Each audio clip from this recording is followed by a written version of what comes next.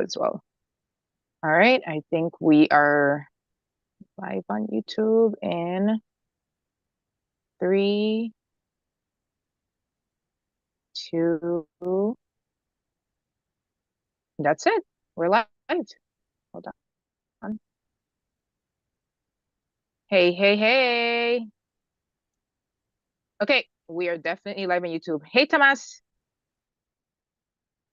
Hello. All right, give me a second here. Let us rock and roll. All right. Hey, everybody. Okay, so we are live on YouTube, which is great. Again, I'll give it a few minutes for people to file in. Hey, Sudhakara. Hi. If you are just joining, please join us on video. We definitely want this event to be action-filled. As you guys know, our first session today is getting started with DataHub, and Tomas is from our team is joining us for this session. Say hi, Tomas. Hello, hello. Okay, Hey. so let us go. Hey, okay, good. All right, so I'm gonna go ahead and spotlight us for everyone, Tomas. And then we are gonna go ahead and get started. Okay, so good morning, everyone. As I stated, we are also good morning to everybody who joins us on YouTube or watches this after the fact. I'm excited to have everybody here. So why don't we start off a little bit to break the ice in chat? My favorite question is, where is everybody from? Let's get the chat going. So where's everybody kind of joining from? I'd love to see. Tomas, you are in Europe. Hey, London, Budapest. Yay. All right, where's everybody from? Get the morning icebreaker question going. India, Finland, I love it. Okay. West Virginia, hey, Mike. You're up with me early.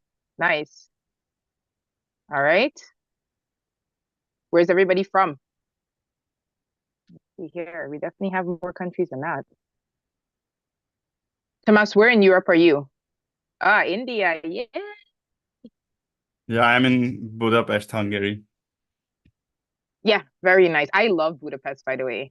I stayed on the Pest side and crossed the bridge over to, I think it's the Buda side, right? Am I right? I stayed I'm in the Pest side side, actually. Yeah, there is a Pest on the Buda side. Yeah. There's a Pest on the Buddha side. Yes, I stayed in the Marriott on the Pest side for a Oh, client, nice. and then we'd walk over the bridge to the other side, which is nice. And then we took the train to Vienna. Oh, that's nice. That's nice. Very nice. Yeah, it's very, very nice. Okay, so let's go ahead and get started. I think that we will have people join us throughout the day. Welcome everybody to our first ever DataHub Proof of Concept Marathon. So as you guys know, we are going to be going all day. If you guys have not met me as yet, though I think you've seen my emails and my posts, my name is 𝗏𝗂𝗢. I, in collaboration with Maggie and Miss Hagen, I'm the new community manager. Maggie works with me very closely as well, though she's focused more on product. And then we have Hagen, who you guys know, that is constantly in there. She's one of our DevRel engineers. And if you have ever pushed a support ticket, you probably met Hamas. So Tomas, how do I say Hamas? Tomas, do me a quick favor and do a quick intro for you for just those people who maybe have not encountered a ticket response from you. Yeah, hi, I'm Tomas. I'm working on the ingestion team at 𝗟𝗏𝗃. I'm here for now 2 years. So yeah, you can meet me on Slack if you have various questions on troubleshoot or like ingestion and in various groups or channels. Awesome. Okay. Well, welcome. Thank you. All right. So as everybody comes in here, like I said, I'm encouraging everybody to get on video. We definitely do not want to make this, we want to make sure that people are here. What I'd like to do to get started is, first of all, every hour, we're going to be giving away a swag box, and we're going to be giving away an Amazon gift card. Okay. This will be done randomly for the most part, but you do have to be present to receive it. So we'll be doing that by the hour.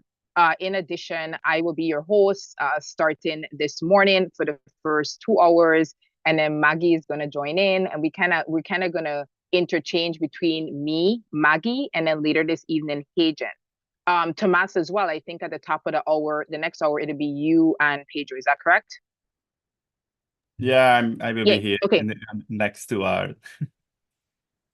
Okay, awesome. All right, so to keep this very simple, the way that we're going to run this, if you've ever been to our office hours, let's do a little bit of checks here because to keep this simple, does everybody see the raise the hand? Can we just go ahead and test the raise the hand here? Is that working? Because that's how I'm going to be able to bring you guys on.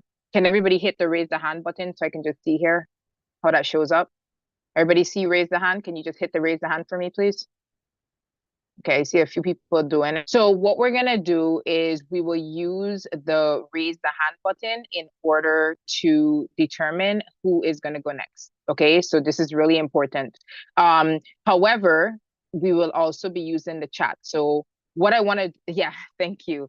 All right, so what I wanna do to get started is to kick this off is let's see, take down the hands, please. And everybody knows to take your hands down. Let's take the hands down, down, down, down, down. Yay! Take them down. Thank you. 3 more, take them down. Lower, lower, lower. Lower, lower. Lower, lower. All right, I'll take them down. I think I took it down.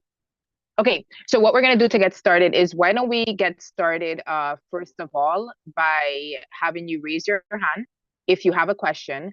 And I also want you to put it in chat because as we begin to ramp up for the day, if we can't get to your questions, we're going to also put them in chat. The topic for this first hour, depending on what time zone you're on, is focused on getting started with DataHub. So if you have a question that is not related to that, I will post the agenda in the chat. Again, we did send it out via email. We do want to kind of stay focused on the topic because there are people here that cannot join, obviously, for the entire day or entire session focused on that. So I want to kick things off. Oh, and by the way, please be on camera when you ask your question. We are here, we're on camera, so we definitely don't want to talk to like a emoji or like a still picture. Okay, so let's go ahead and get started. So who wants to go first? And why don't we also start in the chat with our questions? Please raise your hand if you have a question for Tomas. Who's first? Wait, nobody has a question? Are we just here to hear everybody's questions? What are we doing here? Hello, hello? Are we shy? I hope not, because Tomas is in here to teach. He's here to help. Okay, Ren, yeah. All right, let's go ahead and bring Ren on. Love to hear. Oh my Lord, what's gonna do? Hey, Ren, how are you? Good morning. Hey, good morning. I have a quick question. My team is using the open source DataHub as a solution. We know we have Snowflake lineage and classification. What are other data sources that offer data lineage or data classification as a data source option from out of the box? Yeah, so data classification, I think currently only available for Snowflake. But data lineage, there are a couple of sources which support data lineage. So our main sources like Redshift, BigQuery, supports for sure, but there are others actually. You can see the capabilities on the various source page. So there you should be able to see which are the sources which supports lineage. But since we introduced our new SQL parser, for most of the sources which are like SQL Alchemy based, for views, we support lineage out of the box with SQL parsing based on the view definitions. That's helpful. Thank you again. Yeah, you're welcome. And actually, I'm just working on updating our capabilities, so it can happen. Then maybe it's someplace you are not seeing, but hopefully, like end of today, you will see the current state of these capabilities.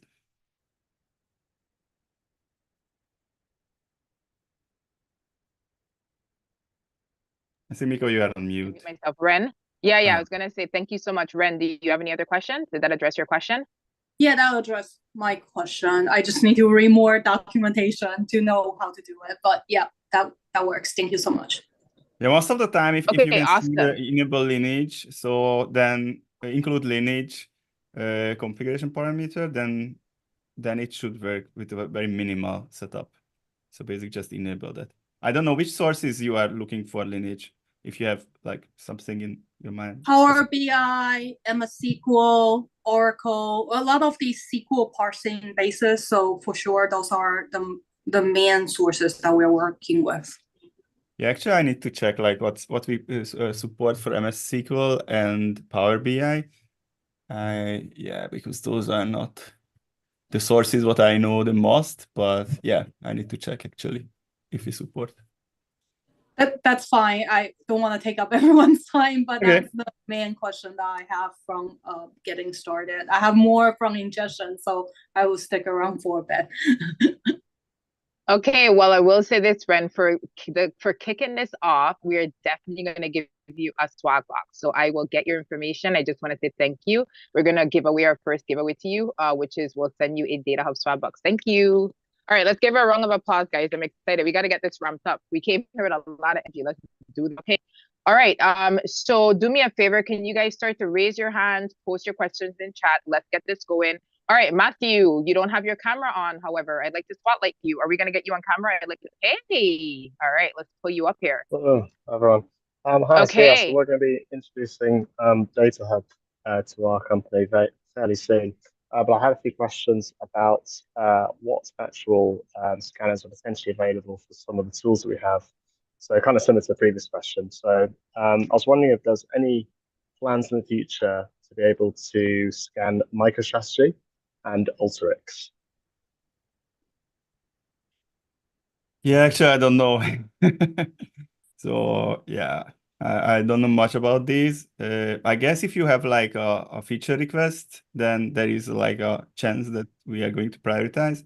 I don't know much about Alteryx and I don't know what was the other one, but these two sources. Do me a favor, if you can type the question in chat, when some of our other engineers come in, I'm going to circle back that question even if you're not here. So put it in chat. Perfect. Okay, no worries, we'll do. Thanks for that. Did you have any other questions? No, not for now. It's all good. Thank you. Okay, thank you. All right, let's give him a round of applause. Thank you very much. Okay, and then I saw Emmanuel, you put a question in here. So Emmanuel, I'm gonna go ahead and the question for Tomas and we'll get it addressed. Let's see here. Okay, you said, sorry, phony post and I have a lot of noise. That's perfectly fine. In my org, we are using Keycloak as the authorization provider. I was wondering if there's a way of importing the groups and users using ingestion like there is with Okra. Yeah, I guess it's wanted to be Tomas? Okta, but yeah, I don't know much about the authentication, so I think we should call like Okra. this and Okta. So I think it's Okta. Okta. All right. Okay, so should I put that in a later slot? We'll come back to that. Yeah. Miko.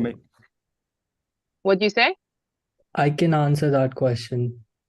Yay, community help. All right, let's give Asim a hand. Thank you. Go ahead, Asim. Yeah, so we do not have any ingestion connector for Keycloak. We only have ingestion connector for Azure AD and Okta. We do not have any connector for Keycloak, so currently that is not possible. Okay, thank you. Emmanuel, does that answer your question? I figure it was Okta. Does that answer your question? Just want to make sure. Thank you so much, Asim. Yay, okay, great. All right, let us rock and roll here. Okay, so any other questions? Let's get this kind of going. And Tomas, we did promise to close some PRs live. I just need to add that. So maybe I should open a door. Does anybody have PRs that we want to talk about? A bit quiet, guys. Let's go. All right. Any questions or any PRs that we want to talk about here? Or Tomas, for getting started, is there anything that we should be? Oh, there we go. All right, so I cannot. I'm Chinese as well, right? All right, you're gonna have to tell me your name.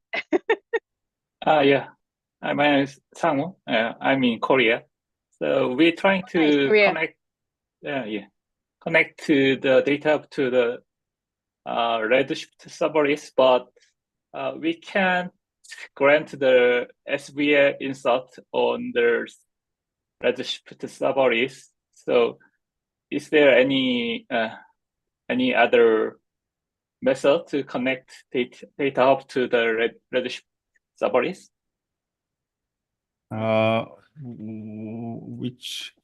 What do you want to connect with it? With what was the name of the AWS Redshift. Redis, right? No. Redshift. Oh, Redshift. Yeah.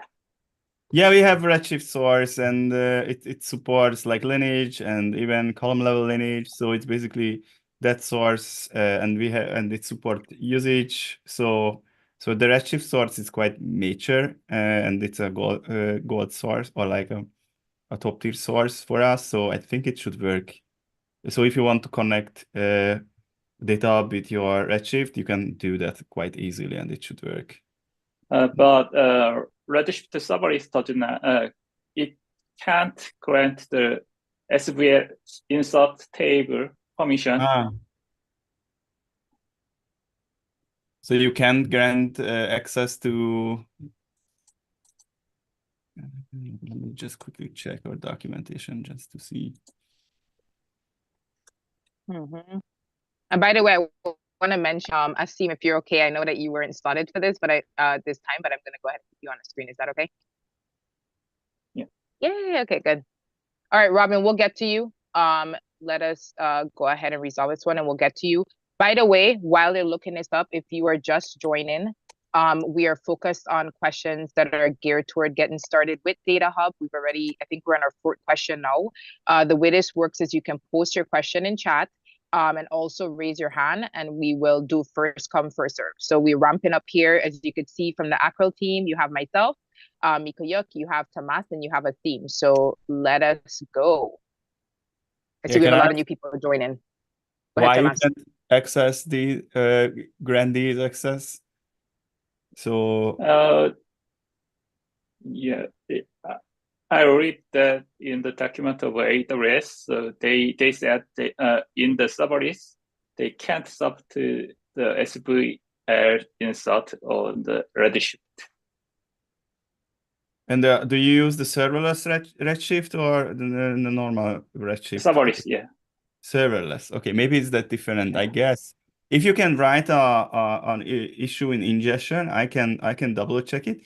But I can check. Maybe that can happen then in Redshift serverless. There are things I know for sure, like from getting a lineage, or there are some information schema tables which are not in Redshift serverless. So metadata ingestion should work with Redshift serverless as well. Maybe lineage extraction, maybe not, or usage extraction. I need to test, but if you just create just write a summary of your issue on ingestion, then I can double check it on our side with our connector.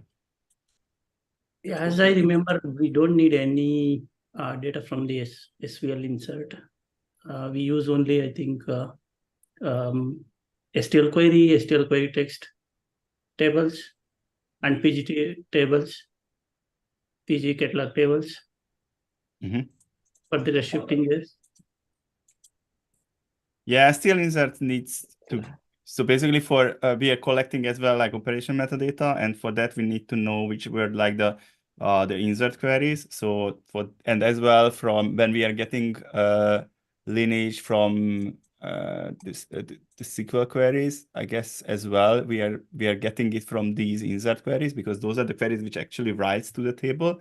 So that's why we collect these queries when we are parsing or getting lineage information based on that. So that's why we need. I can imagine this is not available in serverless, but I need to double check it actually.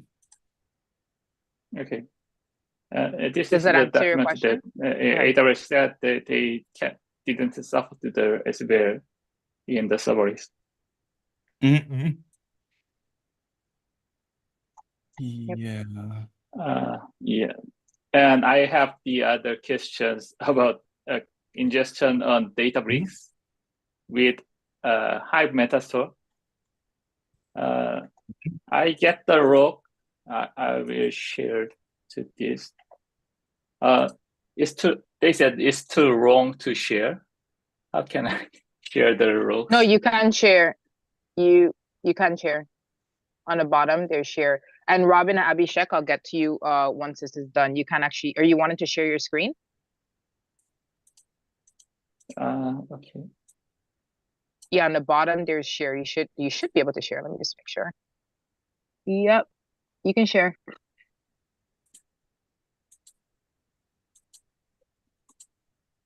All right, keep the questions coming in chat. We're gonna keep queuing them up, so please keep the questions coming. Thank you.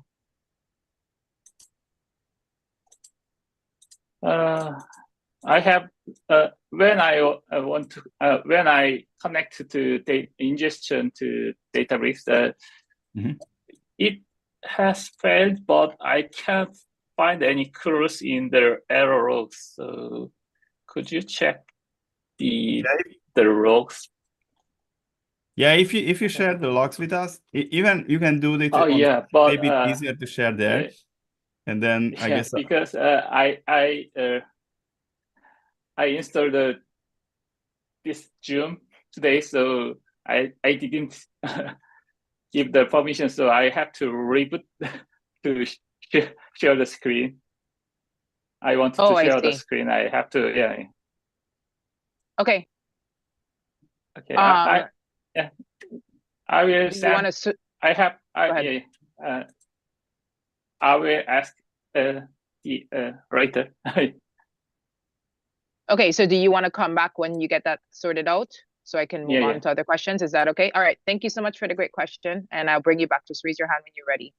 Okay, next in line, we have a few people lined up. Robin, could you raise your hand so I could see you again? It's just so when you raise your hand, I could see you at the top of the screen, and the same thing for Abhishek. Just keep your hands up, guys. It just makes my life a little bit easier, so I don't have to find you. Where is Robin? All right, Robin, so I can spotlight you. Are you able to come on camera? So I can put you on a spotlight here. I can't spotlight you without camera. Let's see here. Can you hear me, Robin? Yeah. Hey, Robin. Hey, hey. Okay, you asked quite a few questions in the chat, and I know Aasim has been helping, but why don't we go ahead and just ask both of them and get them addressed live? Yeah, so my first question was like, we have some .sql files, and we don't want to use any database and directly import that .sql file as a metadata. Is there any way, or we have to connect to some database only, and then we can import that .sql files? I don't think there is a way. There is a SQL query source, but I'm not sure how much tested it is. Tomasz, are you aware? SQL query source is more for it's basically just to ingest lineage by your SQL queries. So yeah, it's not very well documented, but I think we should. But we can help you just with the format if you want to use that. Basically, there you just pass in a bunch of SQL queries, and we run the SQL parser on that, and then based on that, we are generating lineage edges. But that assumes that you already have metadata in your DataHub instance, which the table is already there. Okay, so like if we have a .sql file, we directly cannot, right? We have to write queries inside that, then we can do, right? So with what is in your .sql file? If in your .sql file you are these are like audit queries, for example, from MySQL, and you already ingested metadata from MySQL, then you can use this source to extract lineage based on your SQL audit logs, or like the SQLs, but you pass in. Okay, and one more thing, like for business glossary, like we ingested some business glossary using the UI, okay? And as I asked, like I want to output that all the business glossary as a YML file, or any format I want to download it. So is it a way that we can do through the UI?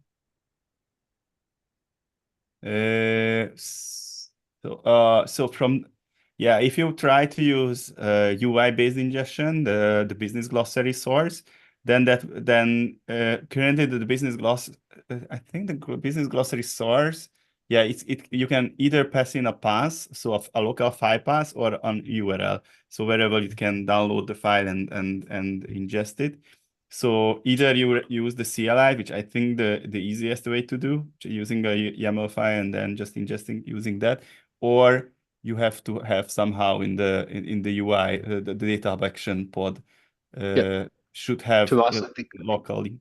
I think he's asking, can I export my business Export, glossary from the app. already I created the glossary in the DataHub. Now I want to export that as a YML file. Is it possible through UI? We have like the DataHub get --earn, and then you can pass any earn to download that, and you'll get the whole metadata as a JSON. So you can use GraphQL to list down your all of the glossary nodes and glossary term groups and glossary terms, and then just use like get glossary. There is definitely a GraphQL there, and there is a CLI also to like search and just get it in a JSON format. And converting from JSON to YAML should be quite simple. Okay.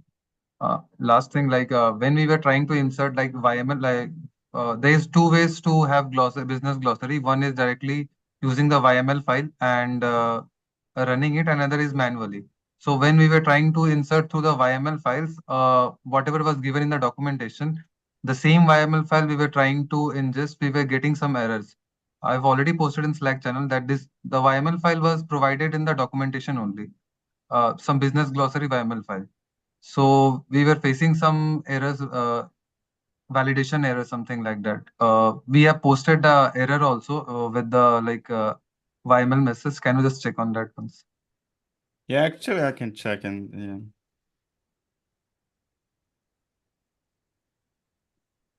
While we're doing an Acro team, I just did to Matt.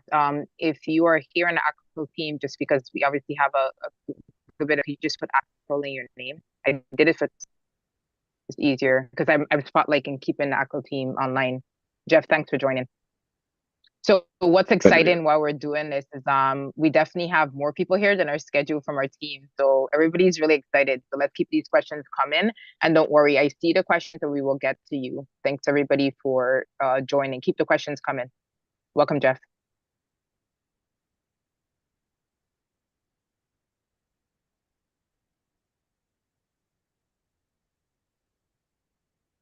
All right.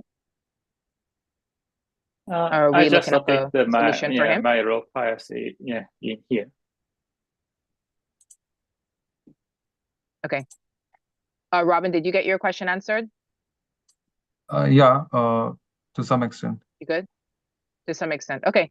All right. Thank you so much. All right. Abhishek, you have been waiting for a while. Your question, let me add you in here. Thank you for joining. All right. Let's go ahead and get it asked. Yeah, Abhishek. Yeah. So my question is there, we want like there is a reader actor, right? And for reader actor, we want a privilege to see the lineage, at least to see the lineage and see the lineage runs like logs and everything, if anything like is broken, everything. So is there a way to add, like in the future, we are going to add this particular permission? Because in the metadata permission list, I think there is just a manage or edit lineage permission. It's not a view lineage permission, right? So is there a plan to add that? Because that's kind of a requested from our client that they want to see the lineage runs at least for reader user. And there is no way to create a custom user, right? That is also one more thing. But even though if I'm able to create the custom user, there is no privilege provided by the data API, right? For a view lineage.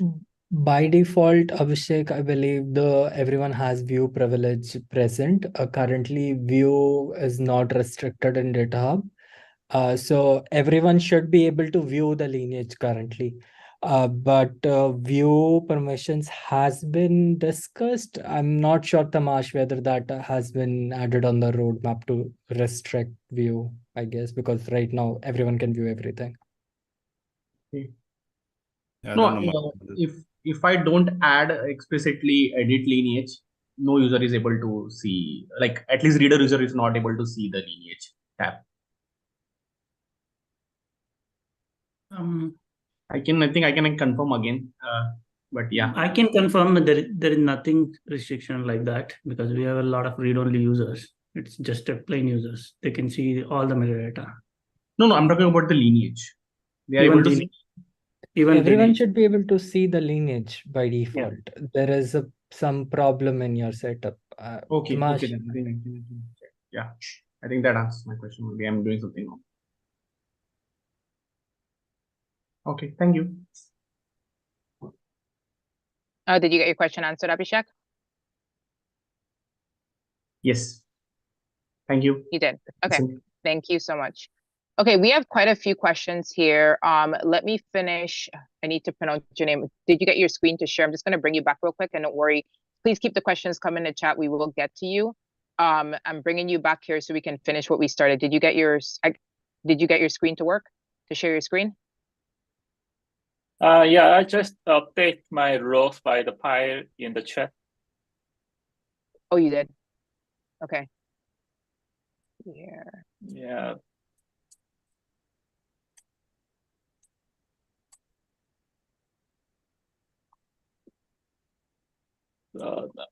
In this row, I can't find any clues why it doesn't work. So could you check the row, please? Yeah, I'm checking that as well.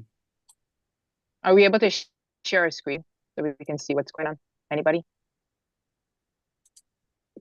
Let me first open it. Okay.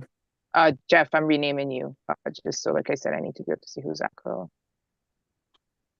Thanks. I gave it a shot, but I didn't seem to change it. No worries. I'm gonna fix that seam zone as well. It just because I'm scrolling through, I need to be able to see. It's on here exactly. All right, keep the questions coming. Let us go.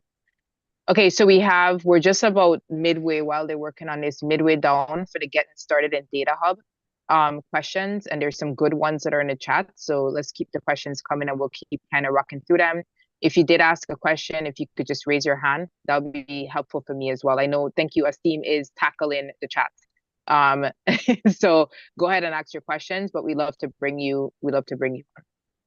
I think the multi-tenancy question in chat would maybe be a good one to discuss verbally. Yeah, I'm going to try to get to all of them because we have people that are kind of waiting here. But this gentleman, he had asked earlier, Jeff, and he's back on. He couldn't get his screen to show here. So he's trying to get this fixed in real time. But we have a lot of good questions. Keep the questions coming. I am keeping track of them to make sure we get first. Yay! Actually, I can't see much in these logs, unfortunately. And let's. Sangwoo, do you want to share your screen? Yeah, but I didn't read with my PC, so I can't see. Yeah, I cannot. Okay. I can share the screen. I can now. share. Yeah. Yeah, so we can all see. Make sure we're all seeing the same thing. Oh, great. Okay, yeah. cool. So these are the I'm logs. gonna get my. Yeah, I can see, but I can't see much here. It seems like the ingestion fails, but here in the logs, there is not too much. So basically, the metadata ingestion starts. It tries to connect to with SQL Alchemy. It seems to Databricks, but then I don't know what happens here because there is not much information why the ingestion too fast. Yeah, what I can do, just adding some more debugging lines and trying to figure out, because based on this it's very hard to figure out what's going on to the Databricks. I just used the UI mode. So is there any did you use the so is this a normal Hive or a Hive metastore what you wanted to ingest metadata? Yeah, because our database didn't enable the Unity catalog, so we have to use the Hive metastore. So I tried to connect by Hive, but it failed. And don't you have like Unity catalog or something like that? Because we have as well the Unity catalog source, so maybe that can be another. Yeah, but our previous data had migrate, so we didn't use the Unity catalog until now. Okay, what I can do here, let me take some notes to add some more debug logs, and if we can figure out what's going on, because based on these logs, I can't see much actually about the actual failure. Yeah, I don't know how to make the debugging role in here. I just edit the UI only. So how can I enter insert the debugging roles in data? Yeah, so So if I should add to the source actually more debugging. So otherwise you won't be able to get, because as I can see, you run the ingestion in debug mode. So we won't be able to get more information out from this source if I don't instrument it a bit more. Okay. Okay.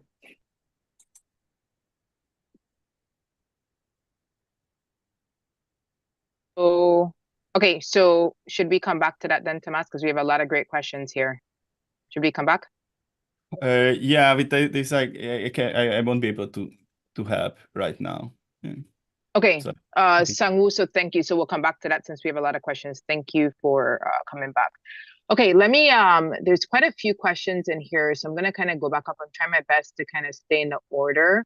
There is a really good question here from Emmanuel, and I think it's great because we have 3 people from our team on here. By the way, if anybody else from 𝗏𝗏𝘃 has joined, please make sure that you put 𝗏𝗏𝘃 in your title so I can pull you up here. And I even want to maybe pull 𝗏𝗏𝘃𝗏. Are you there as well? Because I think this would be a great, 𝗏𝗏𝘃𝗏 is one of our DataHub champions. Are you there? Could you raise your hand for me? Yes, I'm here. Any chance I can get you on camera? Because I think you can also help with this question. Where are you? Hey, all right, wait, where'd you go? All right, so I'm gonna kind of put you here with our team. And the reason why is Emmanuel asked a question that I think is so great for this session. He said, how would you suggest starting a DataHub implementation inside your organization? I get a lot of pushback from developers who need to add implementation on their side. Is it usual flow, or do you recommend a different flow, like make it more developer friendly? The reason I brought on 𝗏𝗏𝘃𝗏 is because he's not only one of our DataHub champions, but his case study from Zynga, they're a gaming company in Canada, was featured in our town hall. And I think you guys did a great job of launching this. So do you want to maybe weigh in there a little bit? Like, what did you guys do? And our team, feel free to weigh in as well, by the way. I think this is just a generic question about getting started with DataHub.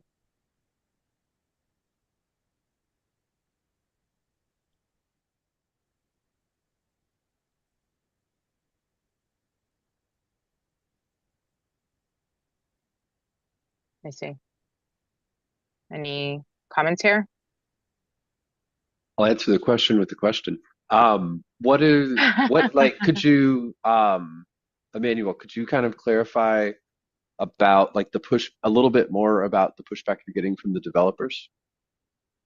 Emmanuel, are you there? Can you talk? I know you told me it's a bit, I know it's late over there in the Middle East. Are you able to do audio? Where are you? Could you raise your hand? Did he go? By chat is fine. See the thread. Okay. In a thread. Okay. We'll see if he's still here. He may have dropped off, but I just thought because he wrote me, DM me and said it was kind of late over there. But I thought that this question was a good generic question just because people trying to get started, it's very there. Are we able to give him any advice? Yeah, I'm curious if the developers are concerned with maybe running remote execution of metadata scraping, or it's the Kubernetes deployment, or is it they need to customize DataHub for their edge cases? Those kinds of things would be helpful to know. Yeah, okay. I will. Go ahead. Yeah, normally developers of the data infrastructure for different projects, if they wanted to push the metadata, we provide like a plugin kind of script to embed to their system, like the same how we follow the plugin based, because we have a lot of custom applications. So all they need to do is collect the metadata about their data infra. So we have a system to write that to the DataHub. We can follow that same model, or maybe you can enables the team to develop those plugins. You have to provide it like a standard template to come up with the metadata. So whatever the data system they are working on, once they have that metadata, it's ingesting to the data will be in easy part. So are you saying you built at Zynga, you built a kind of a framework to use the Python SDK to make it simpler when there was like custom data sources in your organization? Yeah, I won't call it as a framework, but I can call it as a like in scripts or plugins. Yeah. It kind of like the first one was the hardest, and then gets progressively easier. Yeah. So we want to move towards the framework side. It's a long way to go. Yeah. Okay, thank you for that, Sudhakar. Thank you, I appreciate that. Anybody else in chat want to weigh in? Because like I said before, I'm going to get to your, there's a good question from Sarat a bit earlier. Anybody want to weigh in on how they got around that problem? Because obviously if you're in here, you have hopefully have gotten started with DataHub. Does anybody want to weigh into that before I move to the next question? Just raise your hand for me, please. And if not, I'm going to move to Sarat's question. Yeah, actually, I just get back. I just checked the glossary term issue and I replied on Slack as well. So I think the problem was that we have a glossary term YAML file, what you want to load, and it has a format. But when you are ingesting, you need to have a glossary term ingestion recipe. So I can just quickly show. Maybe it can be interesting for the others as well. So sure. Then that's why what I think was the issue. So if we check our documentation, basically it says we have a source called business glossary, and then you need a recipe like this, which actually says this is the DataHub business glossary source, and you want to load the business glossaries from this file, and actually this is the example file what you can find here further down. This is the example glossary file, which you can as well download from GitHub as well. So then if you save it into a file and you just specify in your business glossary recipe, then you should be able to load it. So here you need to specify the file where you have that example business glossary.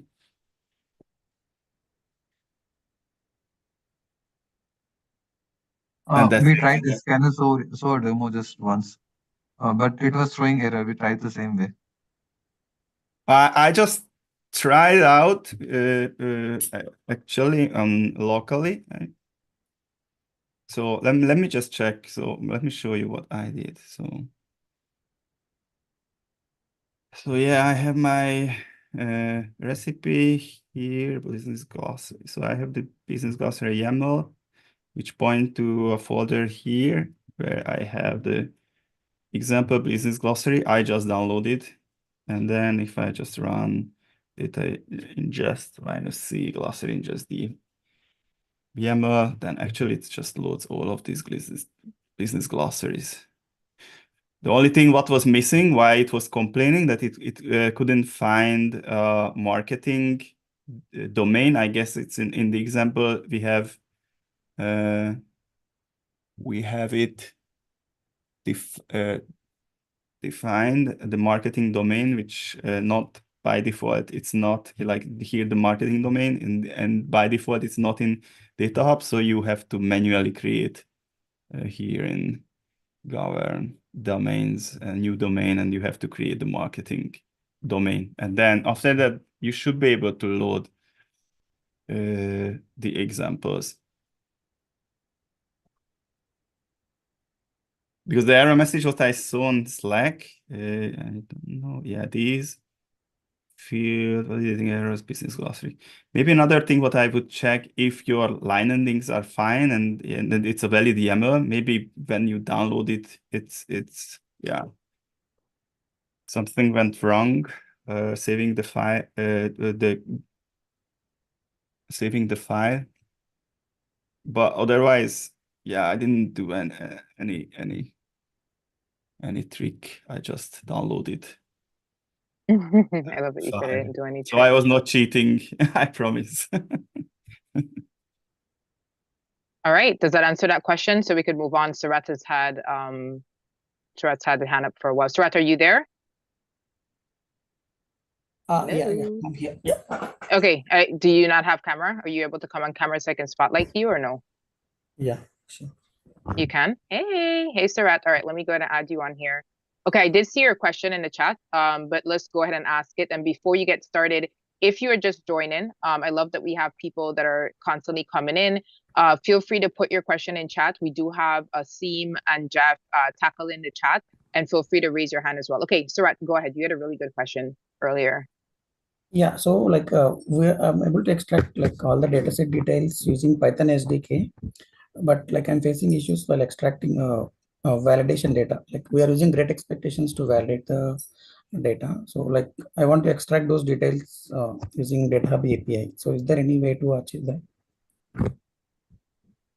that? Have you tried our great expectation source or integration? Yeah, we are using great expectations to validate all, but like I want the API, like I tried all the ones which are there, but I'm not able to extract the validation data related to a particular data set. There is a GraphQL APIs available. You can use those APIs to extract the data checks associated with the assertion associated with the data checks, and its whole history is available. The API name, let me tell you that we are using that API. So it gives you the complete information about the data check status, what is the check, what is the parameter you have added, so the whole history of that assertion. Okay, like can you just find out the API name? Just get in touch with me in the Slack. I will ping you the API. Okay, sorry, but your name is important. My name is Sudhakar. Okay, sure. I think you're not on video. Okay, sure. I'll ping you. Thanks. Thank you. Yeah.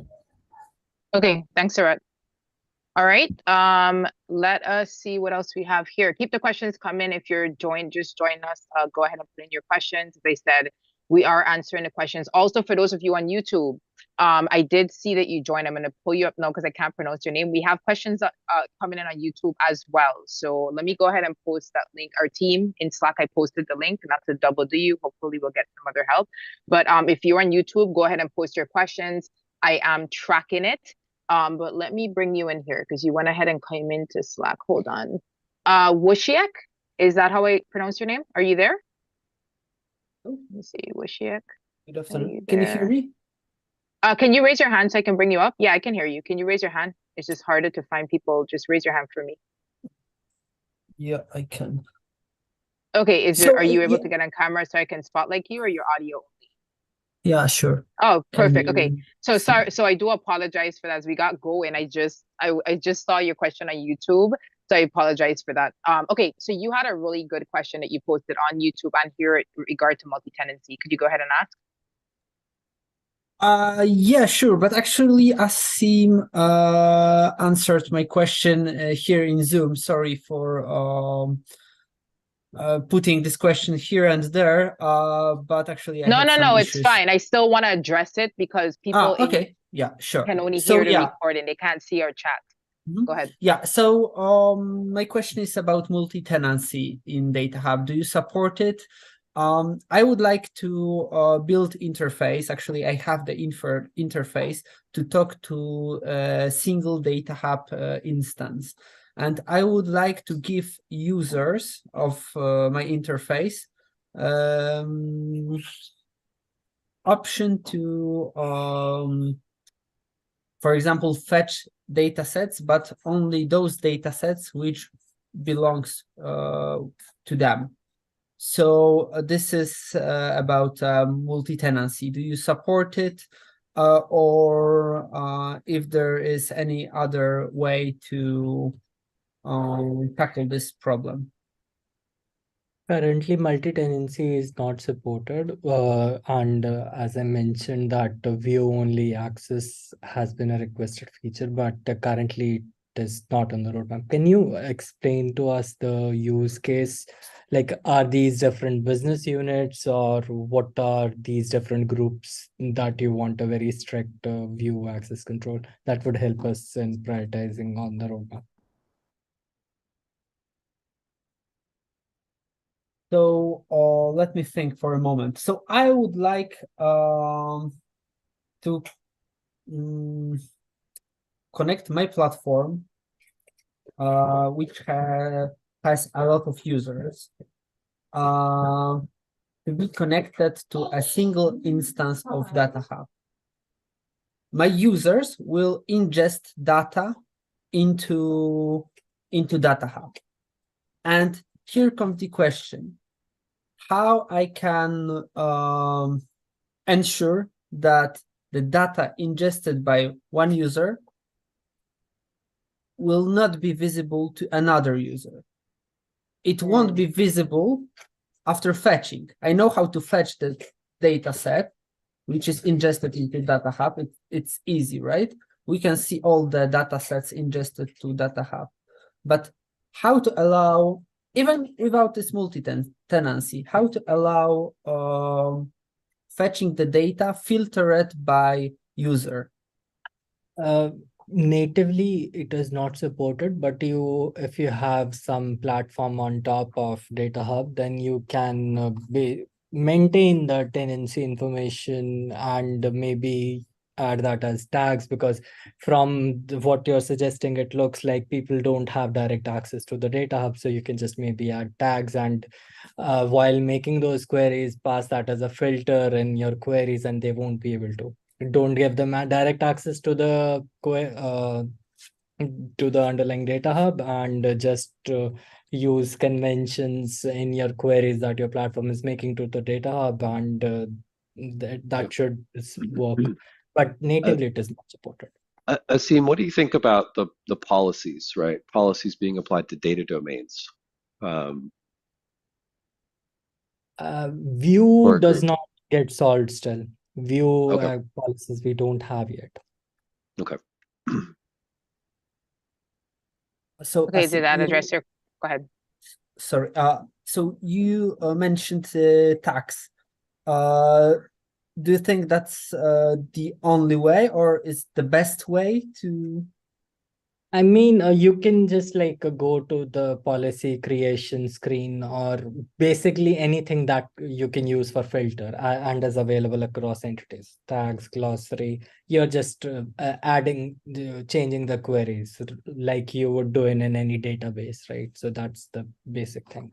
You want something which is present across entities, and then when your platform is making that, just remember that as the tenant ID. Okay, thank you. I was considering this solution, so that's nice that we are in line. Can I can I ask another question, sorry, right now? Sure, we have to wrap up here. We're going to wrap up this segment in 5 minutes, but go ahead, because I want to do a quick giveaway, and I think we had a few more questions. Go ahead. Yeah, so just real quick. So I'm ingesting data with Delta Lake connector. And if something is malformed on my Delta Lake and the ingestion is interrupted, the whole process stopped. So the only way to resume is to rerun the ingestion, but without this malformed data in my Delta Lake. Is it possible to just skip these errors and continue with ingestion? Yeah, I think that needs to be fixed in the source itself, to being able to skip those. But if you create an issue about that, I think, or if you can fix as well, so we are happily accept any kind of contribution. Yeah, so either way works. So if you can just open a GitHub issue ticket, that can help as well.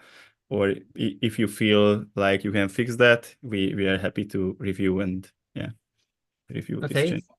Thank you with your reply, and thank you, Thomas, with your help, with your helpful hand, which you are giving me on a daily basis. Okay, and am I pronouncing your name correctly? Is it Wojciech? Did I pronounce that correctly? It's hard to pronounce, but it's like Wojciech. Wojciech. Okay, Wojciech.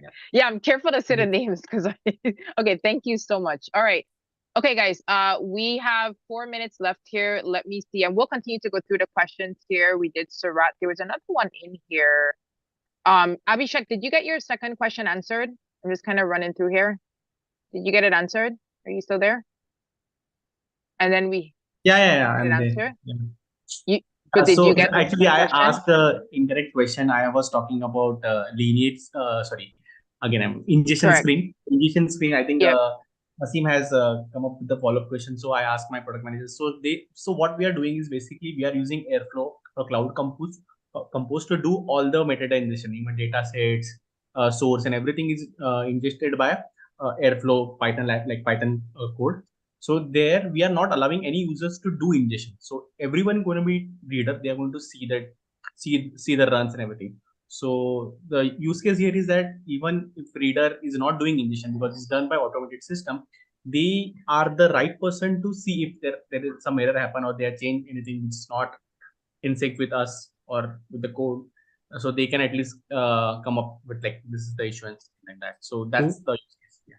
Do they have access to that Airflow where it is running to view the logs? No? No, because So if this is like Google Cloud, so first of all, in some we should be showing the logs for all ingestions in our ingestion page, but it gets truncated at some point because of size limitations. So currently there is no solution for that. But if you're using something like Google Cloud Composer, right, in GCP, the logs get automatically shipped to GCP Cloud Logging. And I believe your administrators can give restricted access to the logs for Google Cloud Composer logs and cloud logging. GCP IAM is very comprehensive. They should be able to give restricted access to those logs. In DataHub, at some point, it will get truncated. No, I got the idea about if I get an error while doing any like DAG run in the Airflow, that's error is there. But I'm talking about ingestion run happens at the schedule, right? We provide a schedule for the ingestion, and that log is going to be there in with DataHub, right? Not with the Cloud Compose, most probably. I'm not sure. I'm asking the correct question. What do you mean the logs won't be present in Airflow? Like if it is running in Airflow, all the logs will Airflow will do. If there is a change in a source, right? In source configuration, if there is a change, but ingestion happens on a source, right? There is a source. A BigQuery is a source, right? Or some and that source is going to get run every schedule. There will be a schedule, right?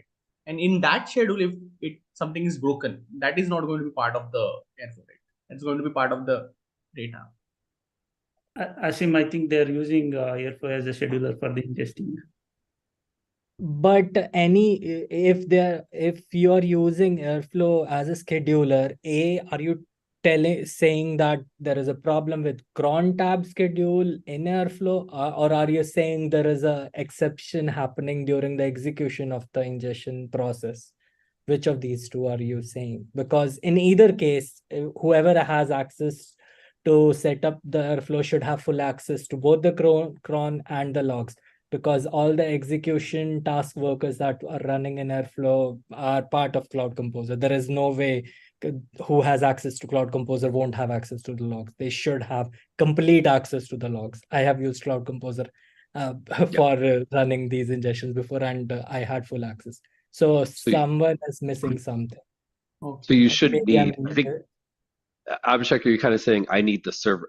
How do I get the server side logs? But I think Asim's saying like the client side logs should be sufficient as you're calling the API from Airflow. You want the server side logs?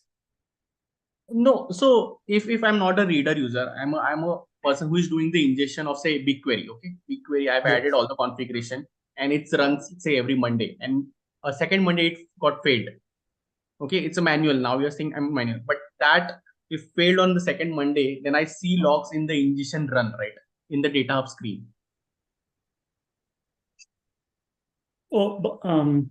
I think the DataHub shows the ingestion runs.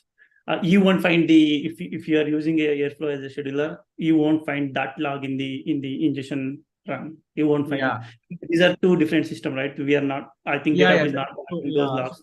So if I have access to like read-only ingestion run like access, so any read user at least can see those logs, right? Ingestion run logs in DataHub itself.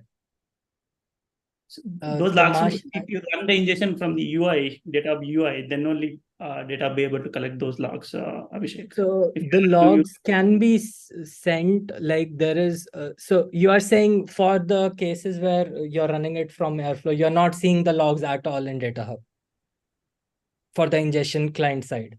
So if user is reader, we can't see the ingestion screen itself, right? If the user is admin, are you able to see the logs? Yes, I'm able to. But we want same to for the reader user. You can create a policy, I think. They should be. Tamash, I'm missing something. Because I believe it should already be working. Like if admin is able to see the logs on the ingestion page, reader should also be able to see the logs. Yeah, I think so. I guess, yes. I can cross check it, but I believe it should be working. But I can cross check. Okay. I can share my screen. I can show you like. Yeah, do you mind? I was going to say, Abhishek, to expedite this. And by the way, for those who are just joining, we're just wrapping up some questions from the Get Started DataHub. Please go ahead and post your questions in the chat. We should be moving over to ingestion, and I'm going to go ahead and award so this is a reader user. I can't see ingestion like tab yet, right? Can you go to the users page and confirm that? You can access token. So you are saying that this user only has access to this much. Okay. And there is no way, like even I try to create a new policy where I can assign this to reader user that view ingestion, but there is no view ingestion privilege present in the list only. Can you change the URL to just add @ingestion hyphen ingestion? No, I tried that. I'm seeing 404. I tried even like I'll have to check. I'm not sure what's happening here. Sorry. I'll have to check. So it's a valid question, right? I mean, if it is not working, then yes, either it's a bug or I'm misunderstanding something. I'll have to check internally whether I can show you all the. Let me go to admin user also. I can show you the permissions I have set up. I don't have like very large number of permissions. I've just added few permission or everything else is default. See now the ingestion screen is there, right? For admin. And if I go to the permissions policies, I just added these two policies which are applicable to all users, and they just have a certain like add-on permissions, which is just view analytics. That's it. Okay. And even if I try to see, there is nothing as view ingestion. It's mostly a manage ingestion somewhere. I think that it's in not in metadata, that's in platform, right? Sorry, that's in metadata, not in platform. So this would be for the entities, not for that. It should be in that only, and these policies are currently inactive, but as you can see, these two are inactive right now as status. No, I made it active. But yes, I understand. I understand what you're saying. So now I'll have to check. I don't know this also and try to log in as the reader.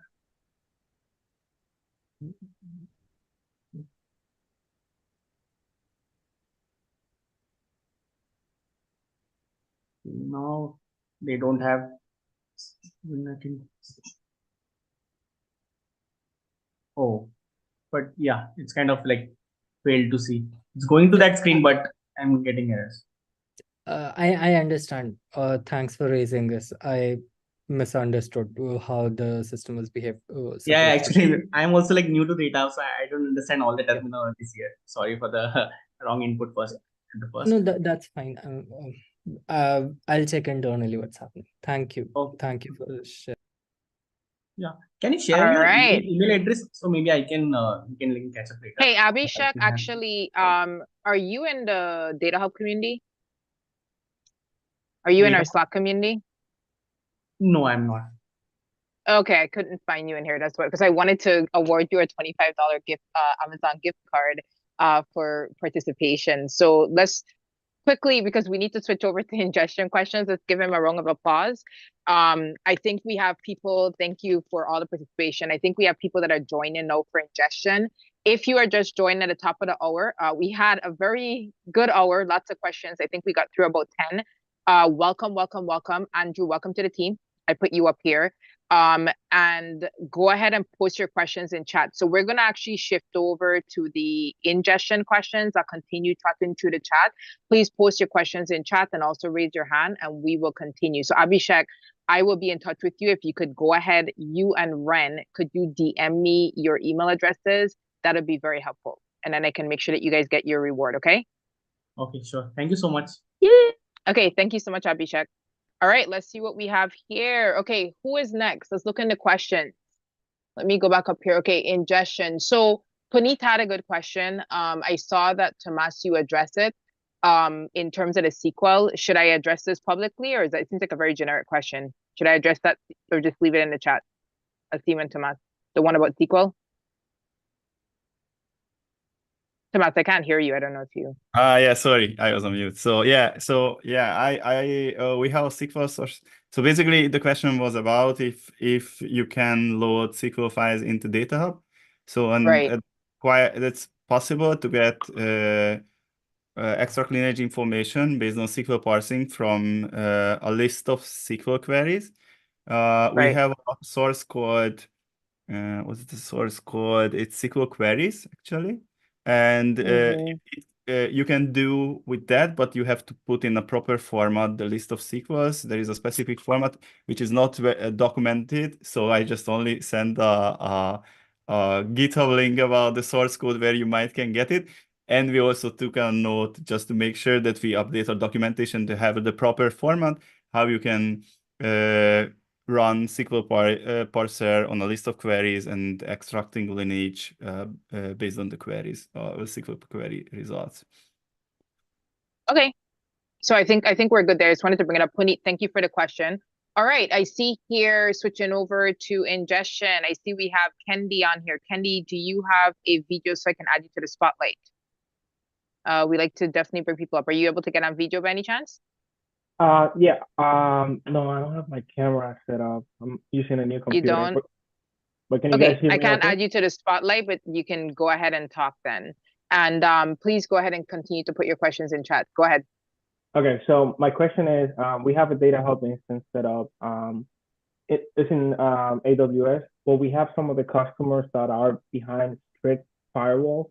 And they have databases that we want to catalog, like they have Postgres, MySQL, but we cannot change the firewall rules for inbound traffic, but they can push to any, they can, like the outbound rules are open. So is there a best practice to get sources behind the firewall? Like, can it be done with the DataHub CLI? I'm just looking for help on that side. There are Docker images that you can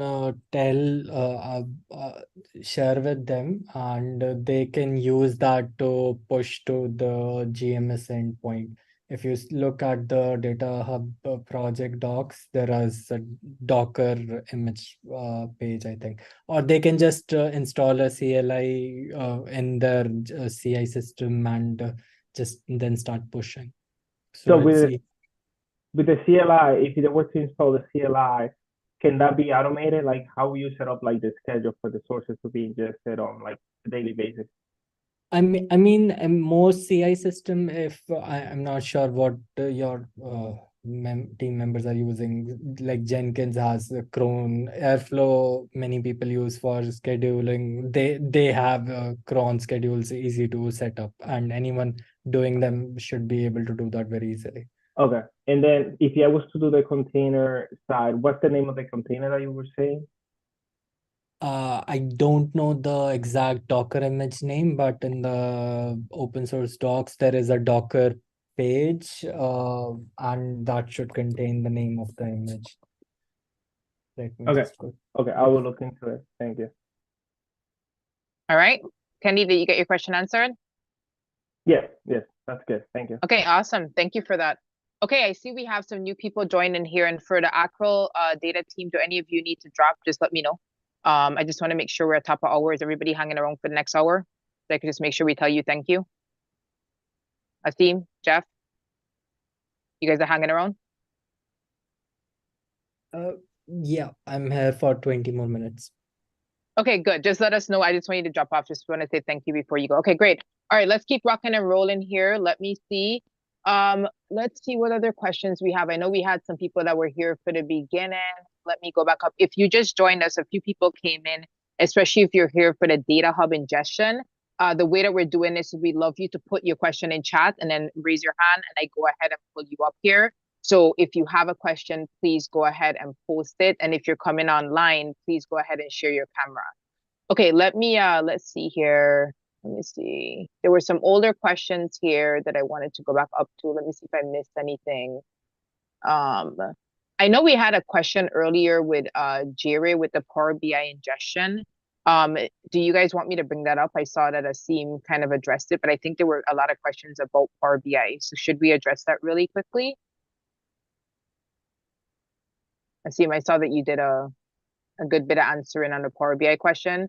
They said they have an issue with ingestion. Go ahead, because I don't know. Is 𝗟𝗓, are you still here?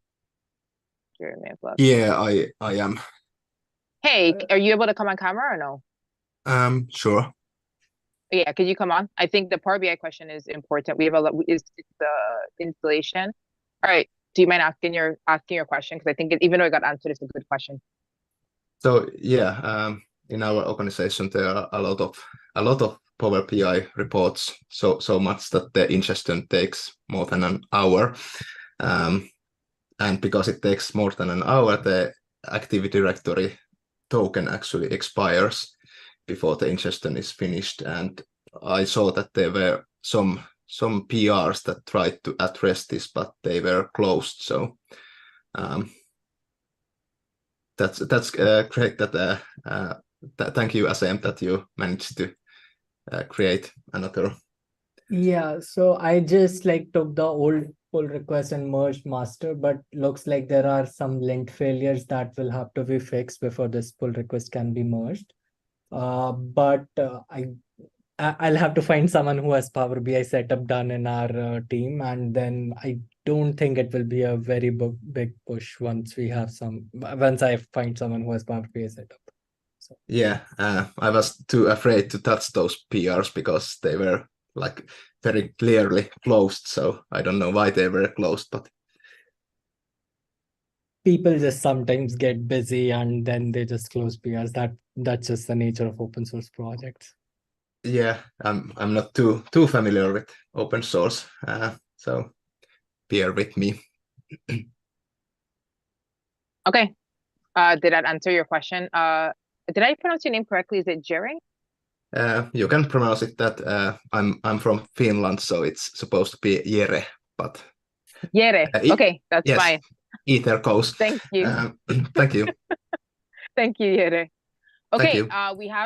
Thank you so much. Okay, so Deepak, we have a great question here. Are you here and are you able to get on camera? Deepak Garg, where are you? Raise your hand for me, please. Where is Deepak? Hey, Deepak. All right, let's get you up on here. All right, so you had a really good question in the chat. Do you mind asking it, and then we'll get that addressed. And then next up, I have Rajesh. Go ahead, Deepak. And Pankaj. Deepak, you're on mute. You're on mute. You're on mute, Deepak. Yeah, sure. So hi team. I'm a part of a Visa data engineering team. I think in the recent town hall, 𝗪𝗓𝗃 also mentioned, we have proposed RFC in DataHub regarding the business attributes. So one of the requirement we have in the business attribute is that so actually we are introducing a new entity, business attribute in DataHub as per that RFC.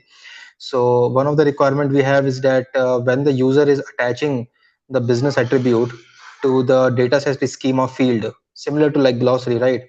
So but business attribute also have its descriptions and tags attached to it. So our core requirement is that when the user is searching the description or a tag for the business attributes, we should able to get the data sets which are attached to that business attribute, right? So for that, we are proposing a new annotation similar to the relationship annotation in the PDF file. We are calling it the searchable ref. So what this annotation will do is that it will only populate the elastic index for the data set with the business attribute properties, right? So now we need your input on this, that if Oh, this is someone has a if lot of this back. Hold on 1 second. Let me kill Yeah. the background noise. Hold on. Okay, engineers, can you unmute yourself? I just need to kill that noise. I don't know if that's Deepak's noise or if it's unmute yourself for me. I just muted the entire everybody. Just unmute, please.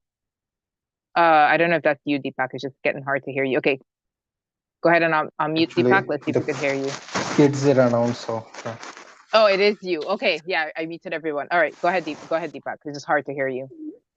Yeah, so basically we need the input for that from the DataHub team for this new annotation. So basically with the what the use case is that, you know, the existing relationship annotation is populating the MySQL also, as well as the DataHub elastic index also. So when we attach the glossary or a tag, that data also goes into the MySQL as well as into the elastic, right? But our requirement is that we just want the properties of the attached entity to only populate the elastic index of the parent entity and not the MySQL, right? How would you handle disaster recovery if that does not go into MySQL? MySQL is supposed to be for the disaster recovery. Why do you not want it in MySQL? Because that data is already present, is already attached with that business attribute entity, right? We don't want again to populate into the MySQL, and because we only want for the searching part, that's it. So does the searchable annotation not solve the problem? Like that's how a lot of other things are searched, right? Tamash, do you know more about this? I think the searchable annotation also populates the MySQL, right? Searchable Sorry, I was mistaken. Relationship, not the relationship. The existing searchable annotation. Okay, I mistakenly rewritten the relationship annotation. No, I meant the searchable annotation. Searchable annotation populates the elastic as well as the MySQL. Okay, can you please post the link of that RFC so that someone could review it? Yeah, sure, definitely.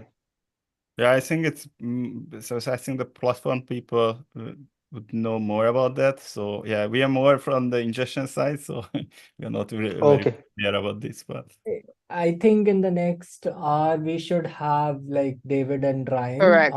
who will be able to answer this question much better. Yeah, so Okay, Deepak, sure. that might be for the next segment. So if you wanna either hang around or come back, we'll readdress the question. If I miss it, just tag me again, okay? Yeah, sure. Thank you. Yeah. Okay. Okay, thank you, Deepak. All right, awesome. Okay, I see that we have two coming up here. If you are just joining us, keep putting the questions in. We are definitely ramping up. You see, we have all team on board. And Andrew, welcome. I forgot to say welcome. Thank you for joining.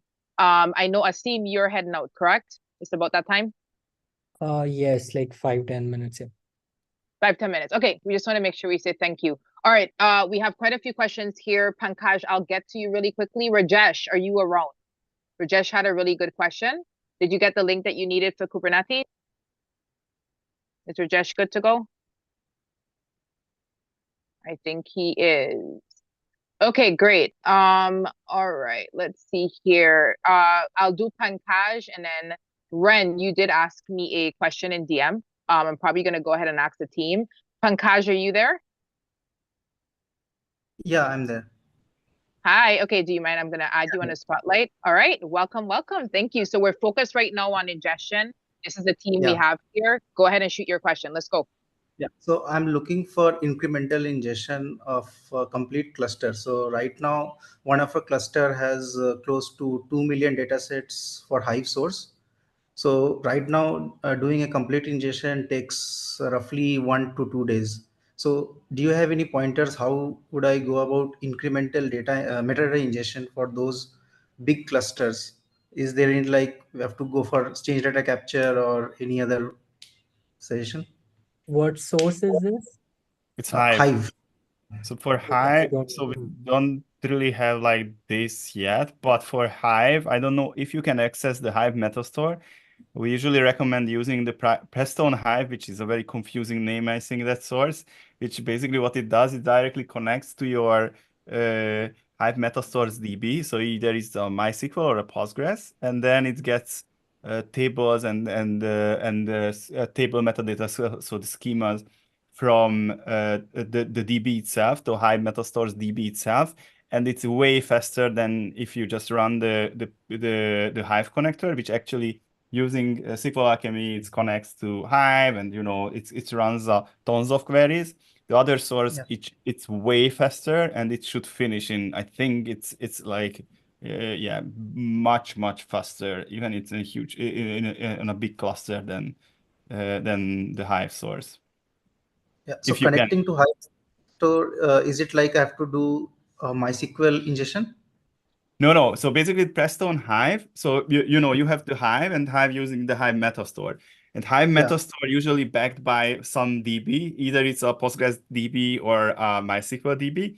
If you can access that, so you can connect to that, then the Prestone Hive source can connect to that DB and just querying directly in the MySQL the Hive Metastore's metadata information, and ingesting tables and databases from there. So if you you can ping me on Slack, and I can help you how to set it up and how it goes.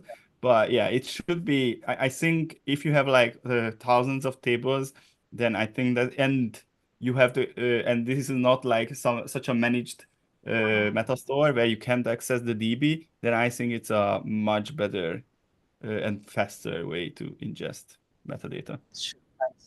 My other question is, I'm looking for partition as well as SARDE information for Hive sources. So is it available out of the box, or do I need, is there any other way to get it if it's not available? What do you mean? So you are interested in the partition columns and to show up in DataHub? Yeah, the partition information from Hive's datasets, and also the SARDE information. SARDE serialization, deserialization. Okay. I need to double check, but I think we ingest the SARDE and maybe even the partition information as well as maybe as a dataset properties in DataHub. I don't fully remember, but I think we should capture, or if we are not capturing, we should be able to capture it. But I can see it is available in the data properties table, serialization and the partition. Okay. Thanks. Yeah. Okay, thank you. Did that answer your question? Yes. Thank you, Pankaj. Okay, awesome. All right. So just really quickly, before I bring up the next person as the questions ramp up here, Pankaj, if you don't mind putting your hand down, I'm gonna go ahead and post a picture of the schedule that's coming up in terms of what that is. Give me a second here. I'm gonna go ahead and post that here. So just a reminder for those of you, this is the schedule. I just took a screenshot from our internal document of the topics that we have coming up. So if you missed one session, it's just that we have engineers assigned. Don't worry, you can come back for a different time for that session if you missed it. Okay, just going through the chat here as we're ramping up. We got, I think, Rajesh, I think you got your question answered. Let's see, Ren. Ren, are you willing to come back on? I see you had a question here on classification and you were addressing an error. How are you? And by the way, Ren is one of our winners from the last hour. Hey, Ren. Hey, thank you. I raised a question in regards of the Kafka config, and I wonder if it's something that we can change in any of the DataHub code base, or is that something we have to change on the Kafka config on our environment? What is the Kafka thing? Oh, so is this about the record to large exception? Yeah, that's correct.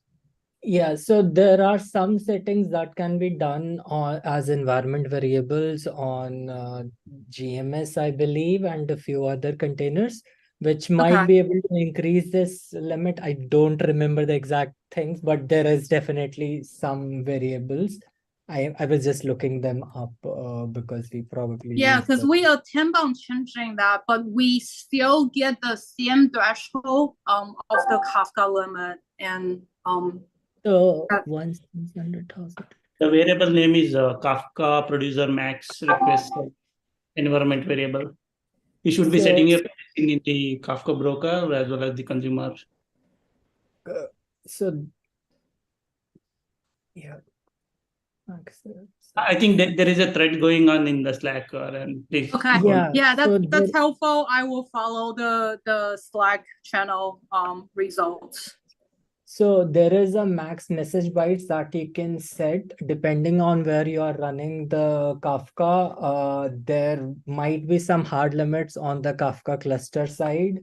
I believe that if you were using Confluent to hold your Kafka, there is a 8 megabytes limit on the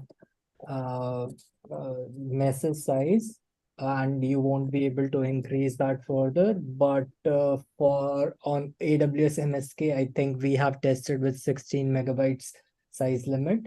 And where are you running your Kafka? Azure environment. Okay, so that's one I don't know about. Yeah. Okay. But we can take a look into that. Thank you. Okay, awesome. Thank you, Ren. Okay, I saw a question here from, and by the way, if you are just joining us, we're focused on the DataHub ingestion. I am going to give away another swag box soon, and then we have another Amazon gift card we're going to give away. I did see here, Craig. Craig, are you around? Can you raise your hand? You had a really good question here about a Docker setup. Where are you? Are you still here? Where is Craig? Hey, Craig. Are you here? I see you on mute. Yes. Yay. All right. So can we go ahead and have you ask your question? And everybody, I'll be right back. I need a quick bio break, but go ahead and shoot your question. Thank you. Yeah, sure. So I was just testing out POC for the DataHub, running it in a Docker container locally, and I was having some connection issues. So essentially, I'm trying to connect to a Tableau server and a Postgres server on-prem, and whenever I job through the UI, I'm getting a connection error to the local host port 9002, which is where the Docker container is running. So I'm not really sure what the next steps are. I'm pretty new to Docker, so I'm learning this stuff as I go. The Postgres that you're running, is that running in a Docker container on AWS? Where is the Postgres running? It's actually just running locally through Homebrew command line. Okay, so Andrew, Tomasz, have we? I have not tested that scenario, but with it from the Docker, yeah. Your host name is like docker.host.docker.something, right? When you're trying to access from any sort of host from inside your host OS from a Docker container, there's a convention that is, I need to look it up real quick, but it's like host.docker something that will give you access there instead of localhost. Okay. Because inside your localhost Docker, that's its own. Docker.internal, I think. Host Docker internal. Host.docker internal, yeah. If you don't need to run ingestion through the UI, and you're just trying to get something working, I would try running from the CLI for now, just outside of any Docker container, and it should have access to both DataHub inside the Docker container and your other data sources.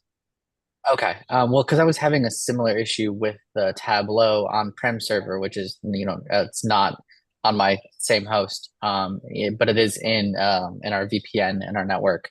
And that was also through the UI. So I guess the first step is just to try it through the CLI and see if I can connect, and then troubleshoot from there. All right. I like the netcat command inside a Docker container. If you just kind of ChatGPT or how do I do a connectivity test inside a Docker container to this host, it'll give you a whole command list of what to do inside that Docker container to check outside. Perfect. Thank you guys. I appreciate it. Okay, Craig, did you get your question answered? Yay, okay, all right. Okay, guys, so we're just about halfway in here, into the hour here for ingestion. Let me remove here. Let's see if you just joined us, because we have people constantly joining. Please go ahead and post your questions in the chat. Asim, thank you. He said he's gonna hang out with us at least for another 30 minutes. I'm super excited about that. All right, let's see here. What else do we have in chat that I missed? I think I did, Pankaj, hold on here. Are there any other questions? Do we have any other questions? I think I addressed everything. Any questions anybody wants to raise their hand for? Is there anybody question that I missed here? Let's see. Hey, Candy. Oh, you're back. Okay, awesome. You gonna get on camera for us so I can add you to Spotlight? Hey, Hey, yeah, Candy. I don't have my camera. Oh, you don't. Yeah, you were on audio. Okay, go ahead. I saw you posted some. So Candy, okay, just a couple of things here so we keep the chat clear. If you have a continuing question, including our team, could you use the thread? It's just that it's easier to track, especially with people coming in. If you don't mind using the thread, because we have continuous chat, it's a lot easier to see kind of the continuous. Okay, so Candy, Yeah, you but posted some. Go ahead, Candy. no, I was gonna say that this is a different question from what I was No, I asking. know. No, I'm just talking in general. Okay, Thank you. thank Go you. ahead, Candy. So my new question is, we have a requirement to ingest metadata from ServiceNow and their API. So I know that we have the open API integration, which is essentially just ingesting the Swagger. But with the ServiceNow, they have an API that returns metadata from for their tables. And I was wondering if we were to develop, if we wanted to catalog this data, do we have to build a brand new ingest pipeline, or is there like a shortcut that we can take? I think you can even use the Python API, but you have to create those aspects, so they like the dataset aspects and things like this, and ingest. But you should be able to do with the Python API itself without having like a proper source. Yeah, but if you want to all the things like the deletion detection and everything else, then you might need to create a custom source. But if this is a one-time issue thing, what you want to just load it, you can use the Python API and write some code to ingest this data based on your JSON list. And when you say the Python API, do you have like a link for the documentation? I guess I'm not quite familiar with that piece. Yeah. I try to look it up if you have like some example how you can create it. Okay, awesome. So you're saying that we can write like a method in Python and then use that to push the metadata? Yeah, here's let me just, now I'm just posting to replying. Where is your question? Okay, here I'm just posting a tutorial how to create a data set. And I think maybe based on that, you can figure out how you can. Awesome, that's perfect. Thank you so much. Your own bits. Sure, you're welcome. Thank you. Okay, awesome. All right, thank you, Candy, for coming back. Okay, let me see here. Are there any further questions or anybody that I missed? I know, Alan, did you have a question a while back? I know you said you couldn't come on camera. Alan, did you have a question? I'm just kind of going through the chat here. If you are just joining us, please post your questions in chat. This is definitely the time to get your questions answered. Let me go back through here and make sure I didn't miss. I know there's some people coming back for our next session. Let's see here. So Alan, you had a question a while back. Are you still there? I know you're not going to get on camera. You were talking about, is there a reason for why one data set can only be assigned to one domain, and there are instances of one data set can be assigned using a different domain? Can someone just address that question real quick? I replied on the thread, and basically this was a decision that was initially taken. On the backend model, I think there is no such restriction. So in the future, we can possibly change this to assign multiple domains to an entity. But currently it was just like a first pass. And we have recently added nested domains feature, which was demoed in a town hall very recently. So that might just solve your problem to use a nested domain instead of multiple domains. Okay, awesome. All right, thank you. Alan, did that answer your question? I assume it did. I saw we did that earlier. Okay, so I want to go ahead and we're kind of we have 20 minutes left for this topic and I'm not seeing any other questions as yet. So let me go ahead and give away another swag box. So I'm giving them away based on a few factors, obviously one being participation. So Kendi, let's give Kendi a hand. I wanted to go ahead and give you a swag box. Thank you for the participation. Can we give him a hand? Thank you. Hey, all right. Could you do me a favor? Go ahead and just DM me your email address and I will be in touch. Are you in the DataHub Slack community? Yes, I am. Kendi? Okay. Yep. You are? Okay, because I'm putting the list of people that won in there. So let's give Kendi a round of applause. And then the top of the hour, which is in about 20 minutes, I'll go ahead and give away our next Amazon gift card. Okay, let me see here. Thank you. So Kendi, if you could just DM me your email, that'd be great. And I will be in touch. Okay, we are still focused on DataHub ingestion. Does anybody have any other questions for our team? So we have a full set here. We even have people that were not scheduled to be on that are on here. So if you have a question, this is the time to do it. Meanwhile, if we don't have any questions, I'll ask our team, do we have any PRs that we might want to open and close in this segment that we could do live so we could get some live action? Any ingestion PRs that we can close live? Me putting our team on the spot. All right, I see Tomas smiling. I see Andrew with a smirk. I see Asim's not looking at me. Is there any ingestion PRs that we can close in real time? I'm working on some documentation, but still have to finish writing it. Okay. Okay. All right. We still have a full house. So are there any other questions, I guess, about anything? Does anybody have any questions at all for our team? I know Asim's going to be here for 20 more minutes with us, and I think Tomas as well. Any other questions that we have? I didn't quite plan for quiet time. I didn't quite plan for quiet time. We have a lot of people on here. Okay, Kendi's back. All right. Well, this is why Kendi won. Hopefully you don't end up winning the gift card too. Hey, Kendi, go ahead. Taking advantage of you guys. So are there any plans to develop the Splunk ingest pipeline?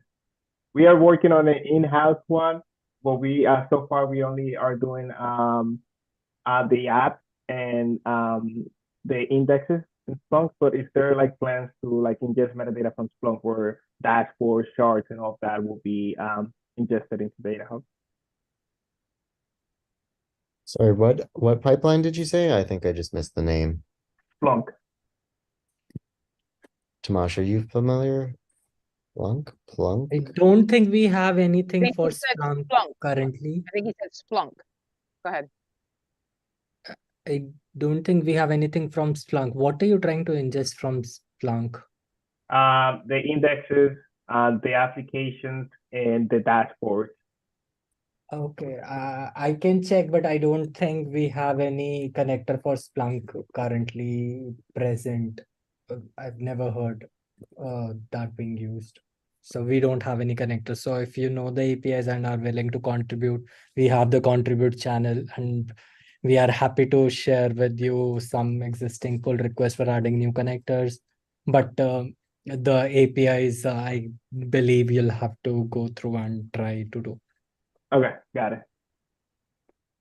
Thank you. And always, if you are working on a new connector, usually it's sounds great to just keep it in-house, but as things keep on changing, the maintenance will become difficult. So I very strongly recommend you to open the pull request to the open source code base, because there would be other organization that will improve it, so you won't have to do it by yourself if you send a pull request. Yeah, sounds like a plan. Thank you so much. Ren, our winners so far is Ren, Abhishek, and Kendi. If you guys could also send me your country. I forgot to ask about that for the gift card. That'd be super awesome as well, please. Please send me your country of origin in DM. You could just DM it. That should work. Okay, do we have any other questions here? As I said, I didn't plan for quiet. we have any other questions? Let me see if there's anything that I missed here. Yeah, Docker. I don't think I missed any of our other questions here. So I'll ask again to our engineers, anything we want to share with regards to ingestion with people that are here for this session? We only have a few minutes left with this session. I think we would be interested as well if any have what's your experience as well. So not just if you have any issue or you like or something what you would love to see and we does not provide yet. So I think this is like a good forum as well. If you are open to share, we are always forward these feedbacks as well. I think that's really great. I see 𝗏𝘅𝑗𝑘, you're willing to share. If you have any requests or any thoughts on DataHub ingestion, it may not be a question. I think that'd be great to either share your experience with here. Oh boy, I want to say it. 𝗏𝘅𝑗𝑘. Oh my boy. Can you? No worries. Yeah, no worries. 𝗏𝘁𝑗𝑘. I think it's 𝗏𝘁𝑗𝑘, right? 𝗏𝘁𝑗𝑘. Yeah, okay, that I'm was so sorry. correct. And I've been to Prague. I've been to that side of the world, but pardon the accent. Do you mind getting on camera so I can add you to the spotlight? You said that you can share your thoughts and any. Sure. And anybody else want to add to the spotlight here since we're doing more of an open forum with sharing thoughts? Anybody else want to join the fun and conversation? Can you raise your hand before he gets started to share their thoughts with regards to ingestion, even feedback for our team? Okay, if not, go ahead. What are your thoughts here? Yep. Yeah. So for me personally, the REST API documentation is really poor. I really like this feature that you can generate it with clicking on UI and it appears as a Swagger. But what was surprising to me is when you are running the clean deployment of DataHub, this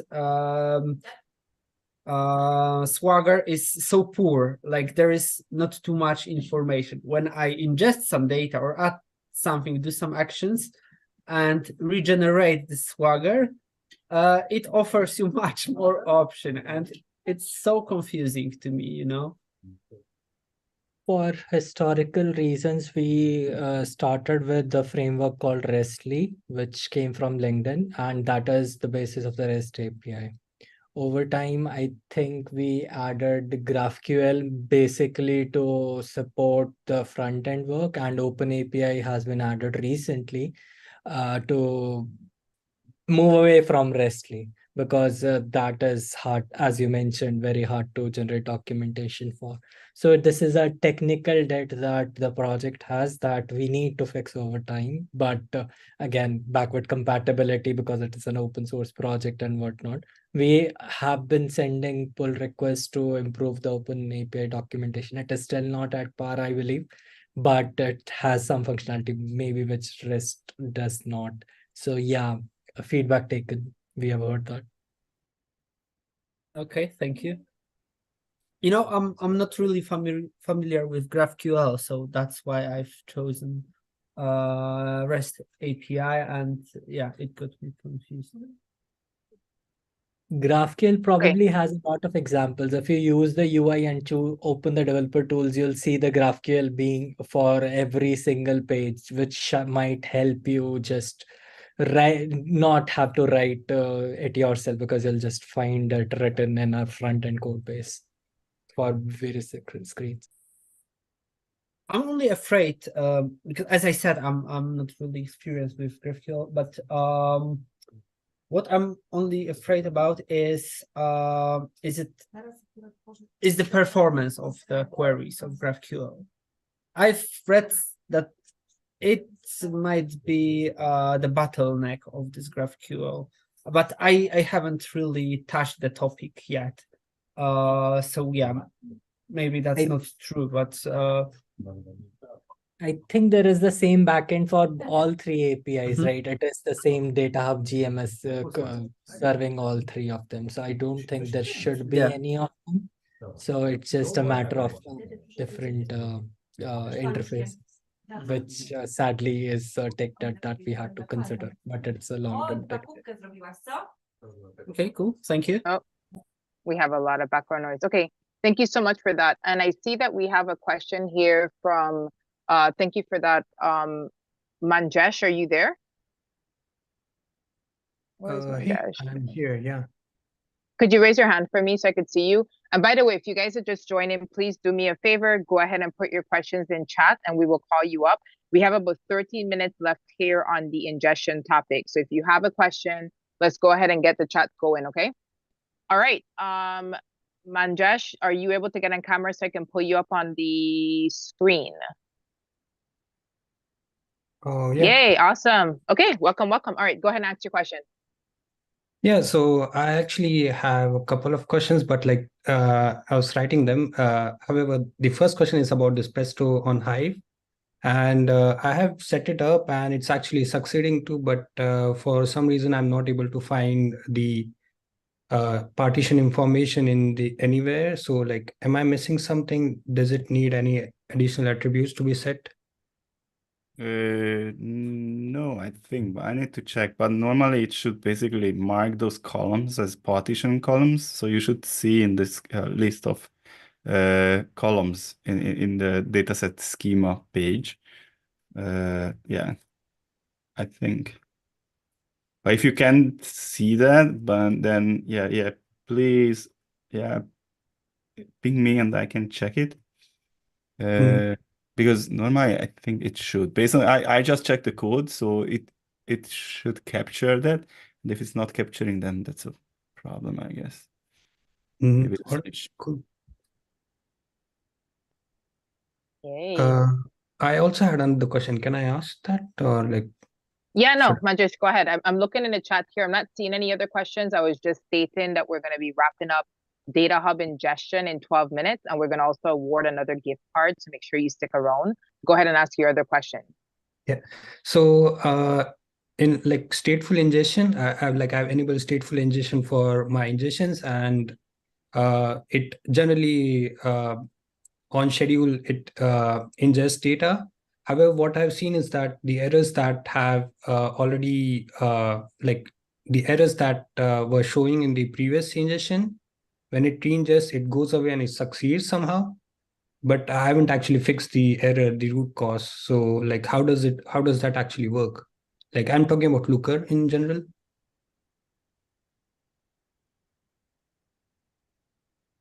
I'm not too familiar with the Looker source, but generally, if you run an ingestion and it's ingesting the same data, it should have the same errors each time. I know some of our sources will like try not to ingest the same data over and over again. I don't think we do that for Looker though. But if that is the case, then we might not try to ingest the same information, and then we won't get those errors. Would have to see the error logs in more detail to be sure though. Yeah, what kind of error do you see in the logs? I can imagine if it's like a transient error, some networking error, then I can imagine that the next time you run, maybe it just succeeds. Yeah. So this was on the Presto side. So there are like a few databases, like few schemas that are actually not properly configured. So I was about to like remove them from the environment, but before doing that, the Presto job succeeded in the next run. So it's like that's the main reason. Like the databases are corrupted, so I had to remove them eventually, but I haven't removed them and the job still succeeds.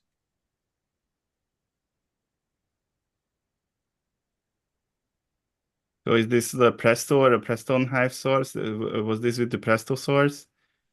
Yeah, it's a Presto connector. And you are saying that first you had some issue, like with some corrupted table, you drop the tables and now the ingestion succeeds, or it doesn't succeed? Oh no, the tables are still there. The corrupted tables are still there. So it's a Presto ingestion from CLI. Yeah, I think it would be good to know what was the error message with the corrupted tables. I think it should be consistently failing or succeeding if either one or the other, except if there is some kind of transient error, like networking issue and things like this. Yeah. So those tables are not of correct format. That's why I was like a bit surprised, like the error just went away in the next ingestion. It's all right. I can ping on the Slack afterwards. Yeah, sure. Thank you. Okay, thank you, Manjesh. All right. So I see here, thank you for the good questions. I see here that we maybe have one more here. That's fine, Abhishek. One more question here from Abhishek, and then Alan asks a question about customization, which we'll be getting started with in a few minutes. So why don't we get this question answered from Abhishek, and then I will award the $25 Amazon gift card, and then we'll move over to customization. And I think we'll be switching out some engineers here on our team. So, all right, go ahead, Abhishek. Yeah, so my question is regarding some of the entity creation, like mutation we use in GraphQL, like data product. There is no way to pass URN, like the ID, because we are like creating an infrastructure as a code system where we want to update if someone goes, and there are like system where we want to users to add their domains or data products as a YAML file, and we want to update if there are some making changes. But for certain entities like data product, there is no way to add our own URN. Why is that? Is there a way for specifically for data product, there is a pull request open right now, which will add ID as an option and add an option in the UI to also specify for business users, but there will be ID added in the GraphQL. There is a pull request open right now. It is going through the review. Okay, awesome. I think that's for others, I think it is just a case-to-case basis. Like if the whole GraphQL has been designed mostly keeping the front end in mind. If there are like specific cases, we are happy to accept pull request or feature request if you are not comfortable with GraphQL. Yeah, but actually, for data product, actually we are building like this infrastructure as a code that all configuration will run through YAML file. So every user, like any team want to onboard, they will put their domain or data product or whatever as a YAML file. Then there will be what I said, there will be a Airflow which will do all the ingestion and it will update if there is some changes. So it's way easy to, if we are like having our own ID, easy to update. Otherwise, I'm using like kind of a hack to use name as ID, which is not a correct way. But that is what I'm doing currently. But yeah, I think that in future, that will be helpful. Completely makes sense. But again, to give you some context, the GraphQL has been designed keeping what the front end is. But if there are cases, we are happy to help. Yeah. I'll share if I find any more example. But data product was one of them. Yeah. Thank you. Okay. Thank you so much, Abhishek. Appreciate it. All right. Okay, so it is time to give away a $25 Amazon gift card again. You guys have been awesome. If you guys are just joining us, we're going to be actually in the next few minutes, about 6 minutes, we're going to be switching hosts. It's Maki should be joining us soon, as well as engineers. So let me go ahead and give away the gift card, see if there's any last questions for DataHub ingestion, and then we're going to move on to customization. Okay, so the winner of our gift card, is he still here? Craig, are you here? Really good questions and participation. Where's Craig? Craig Bosco? Yep, I'm still here. Okay, if you could do me a favor, you are the winner. Let's give him a round of applause. He won a $25 gift card. If you could do me a favor and DM me your full name. I think I found you in Slack already because I'm posting the winners like every half an hour. And then also send me your email address and country. That'd be great. And thank you for the participation. And we will shoot you over a $25 Amazon gift card. Thank you so much. Thanks, guys. Okay. No, thank you. All right. Do we have any other questions? And if not, I want to open back up the floor. We have about 5 more minutes with the DataHub ingestion session. So Tomas had asked for feedback. So if we don't have questions, does anybody want to give us some feedback or thoughts or tell us their experience or what they want to see? I think that'd be a good way to spend our last few minutes here before we move to customization. Does anybody want to take the floor or give us some thoughts? And hopefully not let us suffer from awkward silence. Hello, hello. I mean, we steadily have 28 people on here, so I know we're not, I know that we're on here. Does anybody have any thoughts or questions? Manjesh. Okay, so I guess we'll end this segment, Manjesh, and then Alan, we're gonna open up this segment with you. Priya, everything is recorded and it's on YouTube. Let me go ahead and post the YouTube link for those of you, and I'll put it in here. So it's auto-recorded on YouTube, Priya. Let me go ahead and put that in. I'll put in a link. So if you just keep this link, once it's live on YouTube, and it's also going to be auto-recorded. Okay? Yeah, no worries. So anything that you miss, you can hop in and out. Also keep in mind that we have 4 sessions of each of these, 3 each for the day. So if you miss a session, it basically will come up again in the next 2 hours. Okay, so we do have these sessions that are repeating again. All right, I think we have one more question here from Manjesh. Let's knock this out and then we'll move to customization. Manjesh, where are you? Are you still here? Hey, could you raise your hand for me so I can bring? Oh, there you are. Okay, yeah. Go ahead and then, guys, we're gonna move over to customization. Starting Alan with your question. I gotta see if Deepak is back with his question. Go ahead. Yeah. So my question is like I have owners that are getting fetched from the automatic ingestion of DBT, and these owners are set up in like the email ID format, like first name dot last name at the company name, and I also have the users that is set up and users the username is first name dot last name because of there was some issue where the walkthrough tutorial was getting shown again and again and then when I removed the last part, the suffix part of email ID, then it started working. But after that change, the assets are not getting linked automatically, but the email ID is still part of the user profile. So is it like expected behavior?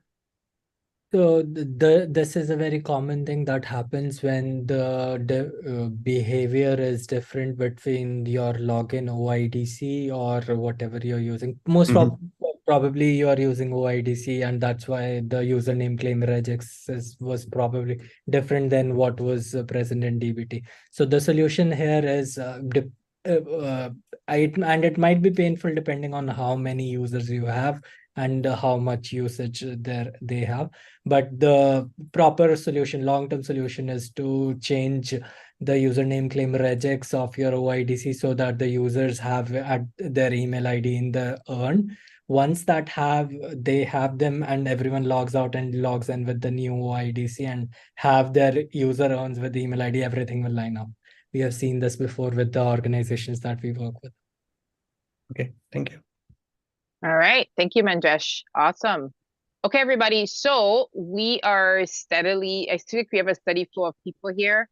From our team, I think we're gonna get ready to transition. I see Chris Martin on here from our team. I'm looking for to see who our team here. We're gonna transition into customization.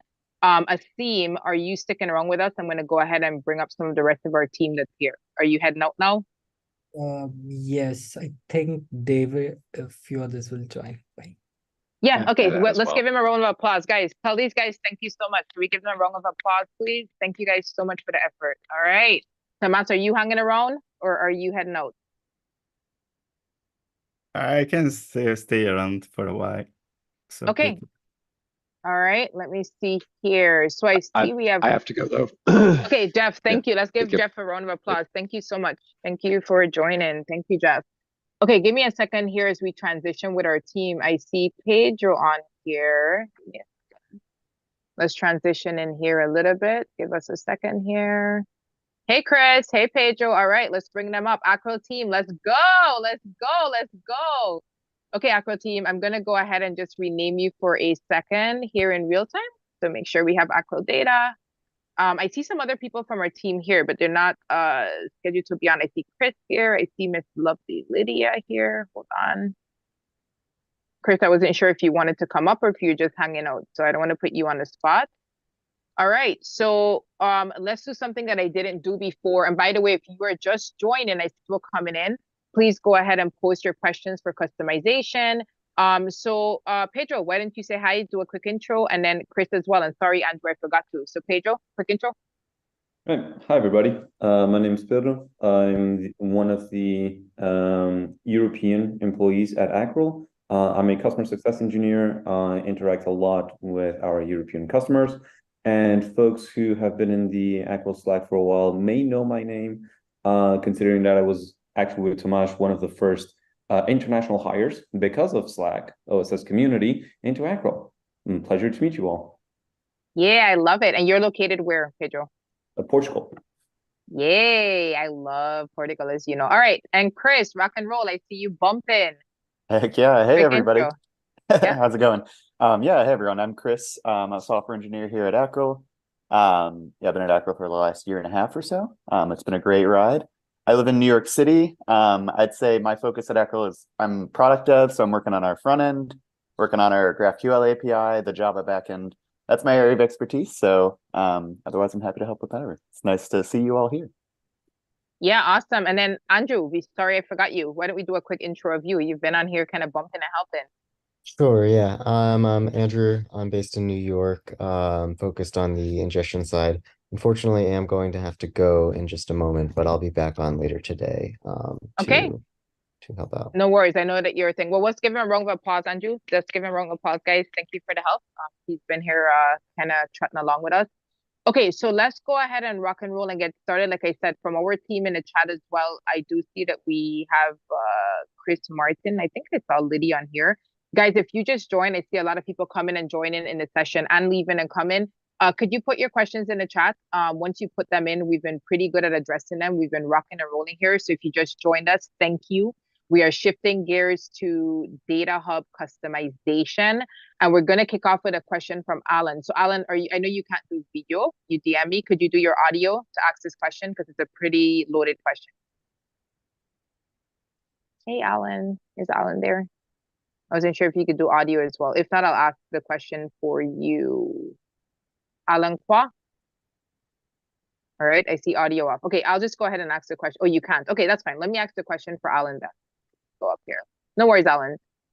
Okay, so Alan had a question on customizing DataHub. Let me tag our new team members that came in here actually. So let me tag Pedro and Chris. I'm gonna tag you here on this question, and I will tag Tomasz as well, who's here. I'm actually gonna tag our entire team just in case people wanna tag team this. Okay, so the question is on customizing DataHub.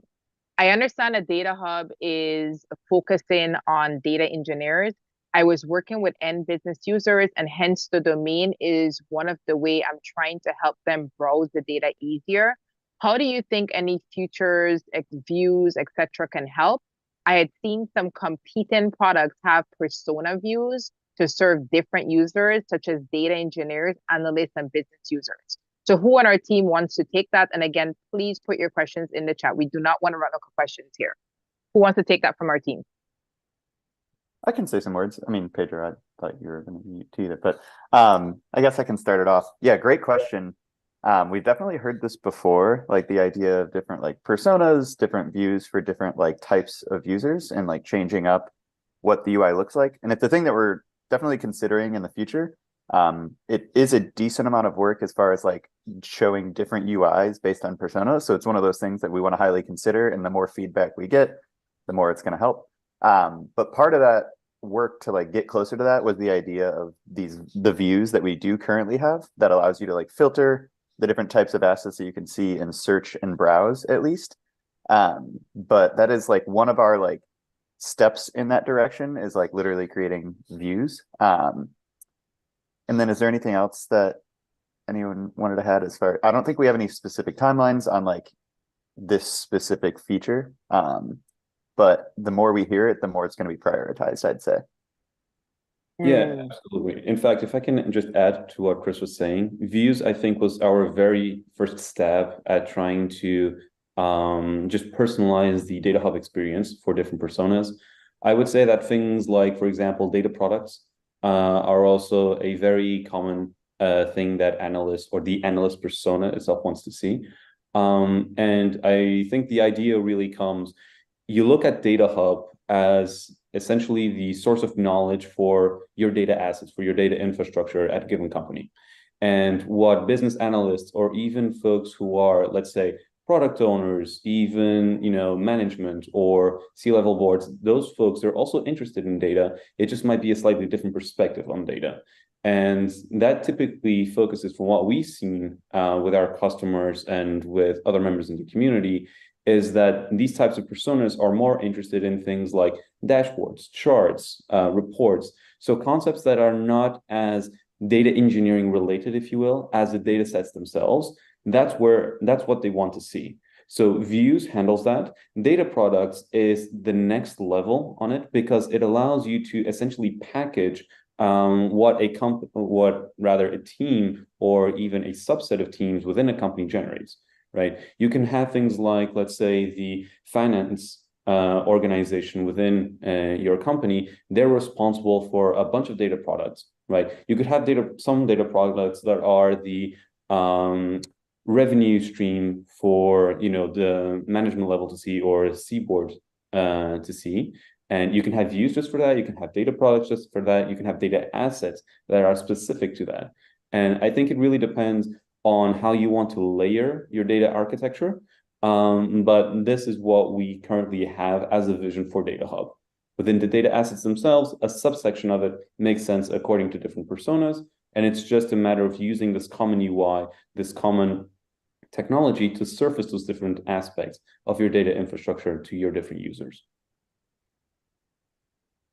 Okay. I hope does that answer the question? Okay.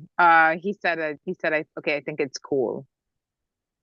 All right. I don't see any other questions here, so I will open the floor for our engineers. Are there any PRs that maybe we want to discuss or that we can close in real time? We did promise we close PRs in real time. Well, here's Matt. Okay. Never mind. I see Matt here with a question. All right, Matt, are you able to raise your hand and come on screen? Where are you? Hey, Matt. And thank you, Alan, for the great question. Hey, all right, let's get you on here. Hey, Matt. Go ahead and ask. And by the way, if you're just joining because you have people coming and going, please post your question in the chat. We are focused on DataHub customization. Go ahead, Matt. Yeah, my question is about the front end and if you've seen any other organizations building their own front ends. In the previous question, you were talking about the customization of the existing front end is a little bit further down the roadmap. Do you know of anyone that's built their own other than the built-in React, or would you have any advice on if we went down that route? Yeah, definitely. That's a great question. So we've seen plenty of companies extend their front end. So I wouldn't say build an entirely new front end, but it would be their own custom components, their own custom tabs that they really wanted to see. But what they do is they fork the DataHub repo and then have their own additional React files that they add. And then obviously they update it and they have to maintain it once you fork it. But it's usually smaller features around customization, because they want some sort of data view in their company or something like that. But we've seen that pretty regularly. And in previous town halls, we have a good amount of examples of a good amount of companies walking through their own custom front end. And some of them are contributing the back and some are just it's pretty branched out, I would say. I'll actually add again on top of what Chris said, but it's a very minute detail. I've actually seen a few folks that have actually created front-end applications from scratch, and they're just powered by our GraphQL layer. So this is not unheard of. It's 100% doable. I think the question really here is, what are you looking to do with your UI that perhaps the DataHub UI doesn't have? And if it's something that you want very tailored, I would say that the entire UI is really powered by GraphQL. I think it's pretty well documented in our open source documentation. If anything, you can just look at the network tab for DataHub when you're actually trying to run some operations to see how things get filled out and go from there. But it should be very trivial to do, or rather, not trivial, but simple. It might take a while. Okay, that's interesting. Yeah, we're interested more in sort of aiming towards the sort of business user persona. That's why we might do this. Yeah. Would you be more interested in having an additional view built on top of the current UI, or just having a totally different front end application powered by the DataHub backend? I'm not sure. I think either could work, to be honest. It's something we would have to think about. Yeah, and both are definitely available to you. Like that's the nice thing about this open source software. You can do whatever you want with it, man. Exactly. Yeah. Awesome. Okay. Thanks. Yeah. Hey. Okay. Hey. Hold on, Maggie. All right. Matt, did you get your question answered? Yeah, that's great. Thanks. I think Okay. Priya was starting to talk though. Yeah. What'd you say? Sorry. I think Priya had a question. She was starting to. Yeah, I was gonna bring up Priya quick, and then Maggie, I'll do your intro. Hey, Priya, are you there? Yeah, I am. Just like I Hey, work along hold on with. 1 second. Could you raise your hand for me? And by the way, we have a question on YouTube. I see your question. I'm gonna get to you in a second. Priya, where are you? There you are. Do you have video or no? I am based in Leeds. I work along with Matthew actually. Do you have video? Can we bring you up? Do you have video that we could bring you up on the spotlight? Or no? Yeah. Okay. Yay! Thank you. Let me see. Where are you? Awesome. Okay, Priya, wait, where are you? Hey, Priya. Good to see you. All right, let me bring you up on the spotlight and then I'll do Maggie's intro. Okay, Priya, what was your question? Go ahead. No, it was very simple. Me and Matt work together. So we have experimented DataHub, like we did an exploration last week, and we wanted to use DataHub as our catalog service for our, organization. And as Matt said, it's more business persona, but also the other reason is we would like to have a government standard GSS front end on top of DataHub, so we can present it to users, and we work for Ministry of Justice, so we wanted to have to explore if that will work as our catalog. Actually, that's one of the reason. But as you guys said, I think it's great to know that a lot of companies have worked on having a custom front end or forking the existing UI and working on it. So that's really great. Actually, great to know. That was one of in our target list to see if that's possible or not. Knowing that that'll be easy, that's great. One thing I would like to know is if you could share some links or like any GitHub repos where we can look into would be really useful actually. Yeah, definitely. I think we can look into that. Yeah, obviously Async will send you some links. I'm not sure of anything off the top of my head that we can send right now, but it's great to hear. Yeah, it's definitely doable. There's a lot of options out there, whether you want to like extend that existing UI or build the whole UI your own, that's totally up to you. The biggest thing is that data model underneath. That is the real tough thing to get going. And I like ours, that's for sure. Yeah, thank you. Yeah. All right, thank you, Priya. Okay, so before we get to the next question, I wanted to go ahead and introduce, she's not a stranger at all. Most of you probably know her, the lovely Miss Maggie Gaze. Hey, quick intro. Hello. Welcome, everybody. It is hopping in here. I'm blown away by how many people showed up. Like, what? Yeah, no, we're actually having a good time here. We're supposed to switch hosts, but I'm kind of not ready to go. I don't want to we're having fun in here. Okay, so welcome. All right, so we do have a question on YouTube, and I am not gonna attempt to pronounce your name. I think it's 𝗟𝗏𝘃𝗏 𝗂𝘃𝗏. Let's go ahead and get this question answered. He is asking, can we pull your current from UI repo and customize with our CSS and government standard? Does anybody? I think it's me again. I think I typed in YouTube, but I wasn't sure whether that's been looked into. So I spoke. Yeah. So yeah, you've answered the question. That's fine. I was like, that sounds very familiar. Very familiar. Okay, good. Yeah, if you're on YouTube, we will get to the questions. We're definitely not missing the questions, but you can feel free to join us in here as well. Okay, Matt, you are welcome. All right, so any other questions with regards to customization? We will be giving away another swag box in about 15 minutes. Does anybody have any questions about customization? Else, I'm going to turn it over to asking about experiences. Does anybody have any other questions regarding customization? No. Okay. So I think for engineers, are there any interesting PRs that we can close while we're here? Hello. Yeah. Or does anyone answering questions live while also reviewing PRs simultaneously? Yeah. Everybody staring at their computer. Probably could be. So what I was starting to do was go into Slack and pull some questions that we had, but I wanted to make sure, does anybody want to share the experience, or is anybody doing customization if they don't have a question or has done it that wants to kind of share their experience with that with regards to DataHub? And kind of save me from the awkward silence. You're doing great, Miko. You're doing great. Kendi's back. All right, one of our winners. Okay, Kendi, thank you. Thank you for saving us from the awkward. We haven't had awkward silence yet, so thank you for saving me. Oh, okay. Kendi, Okay. you might come back on video. Where are you? Where'd you go? Well, Kendi. Oh, you don't have video. Sorry. Yeah, go ahead. Yeah. Go ahead, Kendi. Okay, so my question is about the analytics page. Is there any plans to make that more dynamic and customizable? So like in my team, we were looking at it, like there's some of the charts that we want to move around or replace. Is there any plan to make that more dynamic and easy to customize? Yeah, I will gladly take that one. This is one that I'm very passionate about because, well, actually, fun fact, one of the first projects I did with DataHub before I joined Acroll was leading a hackathon to build out that analytics page. And we haven't given it much love in the 2 years since that. So it's definitely something that I am passionate about, making sure that we have some improvements there.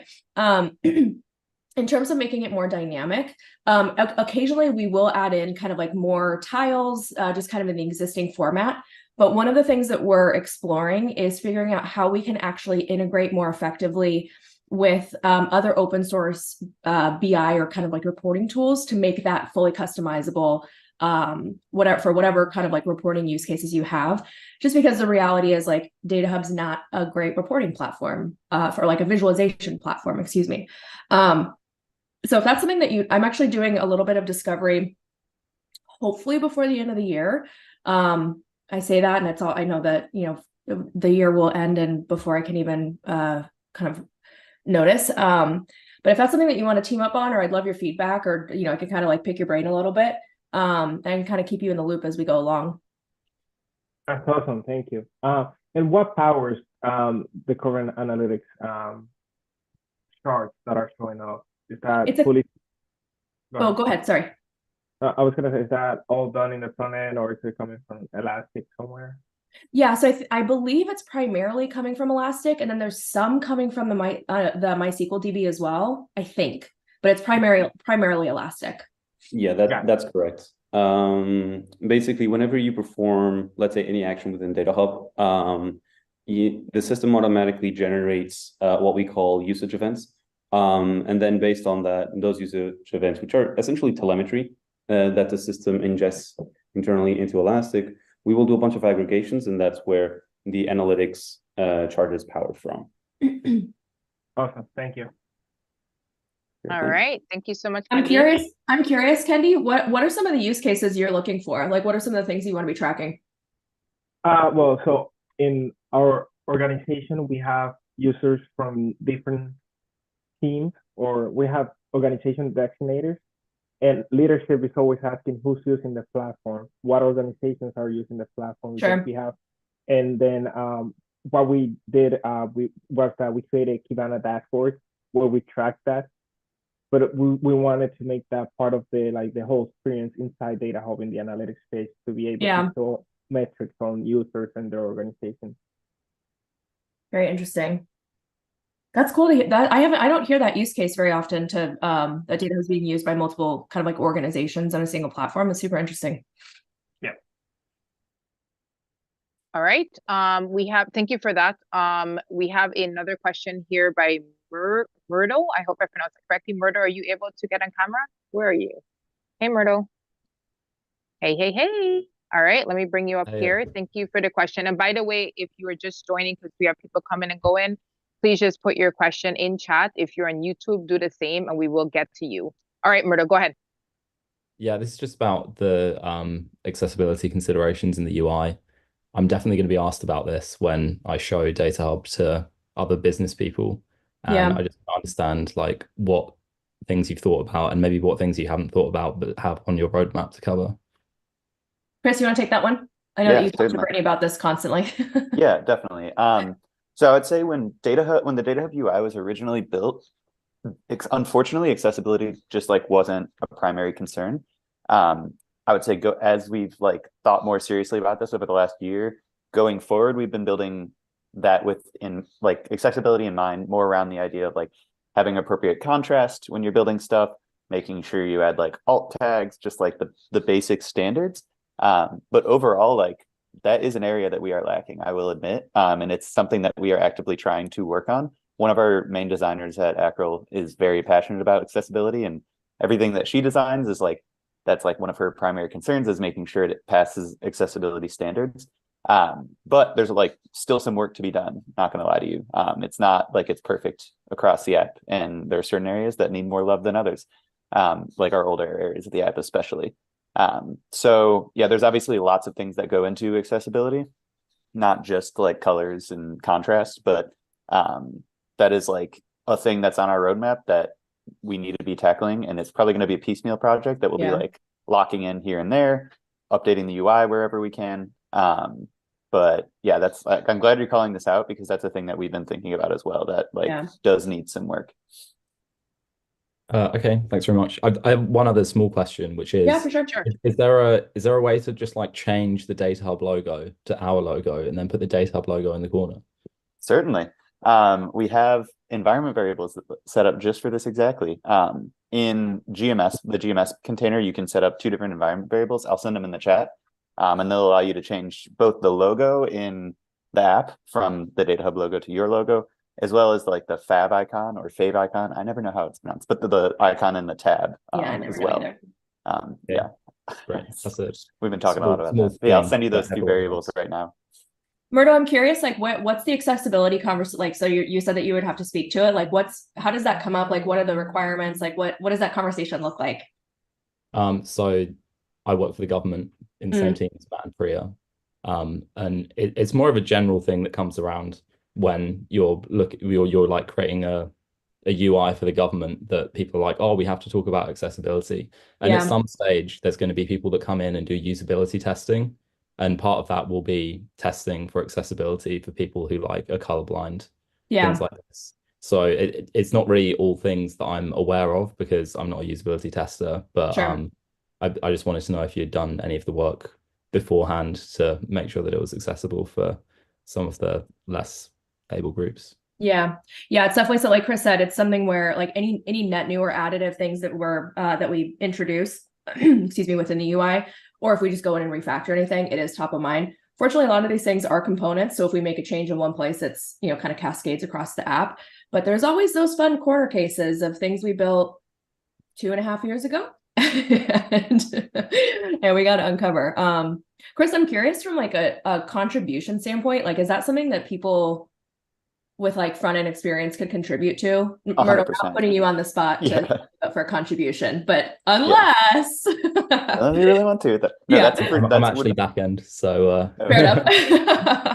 That would actually be a great contribution thing too, just because it's like it can be done piecemeal, like 1 page at a time or something. And there's tools out there that anybody can use for accessibility standards. I know Chrome has something called Lighthouse or something that allows you to scan it for both. We actually just talked about this with Pedro, but it's not just like, it's performance and accessibility scanning, and it'll like point out the specific things in the app that don't pass accessibility standards. So it's like makes it actually relatively simple to edit these things. It's just one of those things that takes time, but that would be a great community contribution, is like helping us get our app up to more accessibility standards. Yeah. The other thing that comes up really frequently, or not really frequently, but it comes up with frequency, is support for other languages too. So internationalization. I know there's a couple of frameworks out there, but that's something that, we've had a handful of folks within the community wanting to kind of like drive that work as well. So, other types of accessibility. I think there's like making sure that it like is compatible with screen readers as well. That's one. Yeah, definitely. Yeah, that's I think in general we're doing a pretty good job with alt text. I think. Yeah, I think that's pretty standard. At least with images, you need alt text. But another thing is you need to be able to be like keyboard compatible. So for those users that want to be able to like tab through the app, that should also be. That's like an accessibility standard, is being able to like interesting. I haven't heard that keyboard and tab through the buttons and be able to get to all the different pieces in the app. Yeah. So like that requires like some restructuring of how things are built. sometimes. Very cool. All right. Go ahead. I know we don't have any questions live. Miko, can you tell that I'm trying to give you a break from hosting? Yeah, I was just gonna, I see Ryan hosting on here. So I I usually acknowledge when our people come on. Yeah, I'm having a little bit too much fun, but I need to take a break, but I'm having too much fun. Anyways, I just want to welcome Ryan. He's from our team. He's on here as well. So thank you for joining. Hello. Yep, good to be here. Thank you. Okay, Maggie, go ahead. I'm gonna try to be quiet. I'm just excited. You don't have to be quiet. I'm just trying to give you a break, girl. You started this early on. I was fast asleep when you kicked things off. So I'm just trying to give you a break. I'm curious for folks who are in the community or just even on the Acroll team, let's talk customization. Who's seen what's the craziest customization you've come across in the community? Pedro, you've been around for a while, so I feel like you probably have some stories. I mean, the very first time that I was actually interested in DataHub, one of the things that caught my attention was the ability to do metadata modeling. Just add your custom, go beyond data sets, go beyond dashboards, create your own things that are custom for companies. And I remember, I don't know who it was. I think it was an automotive company who just took, and this is before we actually had support for metadata modeling or custom, where they basically just rewrote their entire entity registry, the entire metadata concept, and just full-blown deployed GMS. And they just basically created a project outside of DataHub for cataloging. And this was you had concepts like the types of vehicles and the infrastructure that they required. It had nothing to do with DataHub, but it was effectively all powered by GMS, which was kind of wild. That's wild. Yeah, they did a completely 180. You didn't even it was no longer about data practitioners at all. Yeah. It was for, I think, just standard automotive manufacturing for folks to track what their systems were doing. You can do it all. That's crazy. I think folks just don't realize really how flexible our backends can be. Yeah. And fair, we don't either, right? We're very standardized on yeah. data. Well, I mean, we're focused on data practitioners, right? We're focused on exactly. No, that's what I mean. You can go so much further than that if you really want.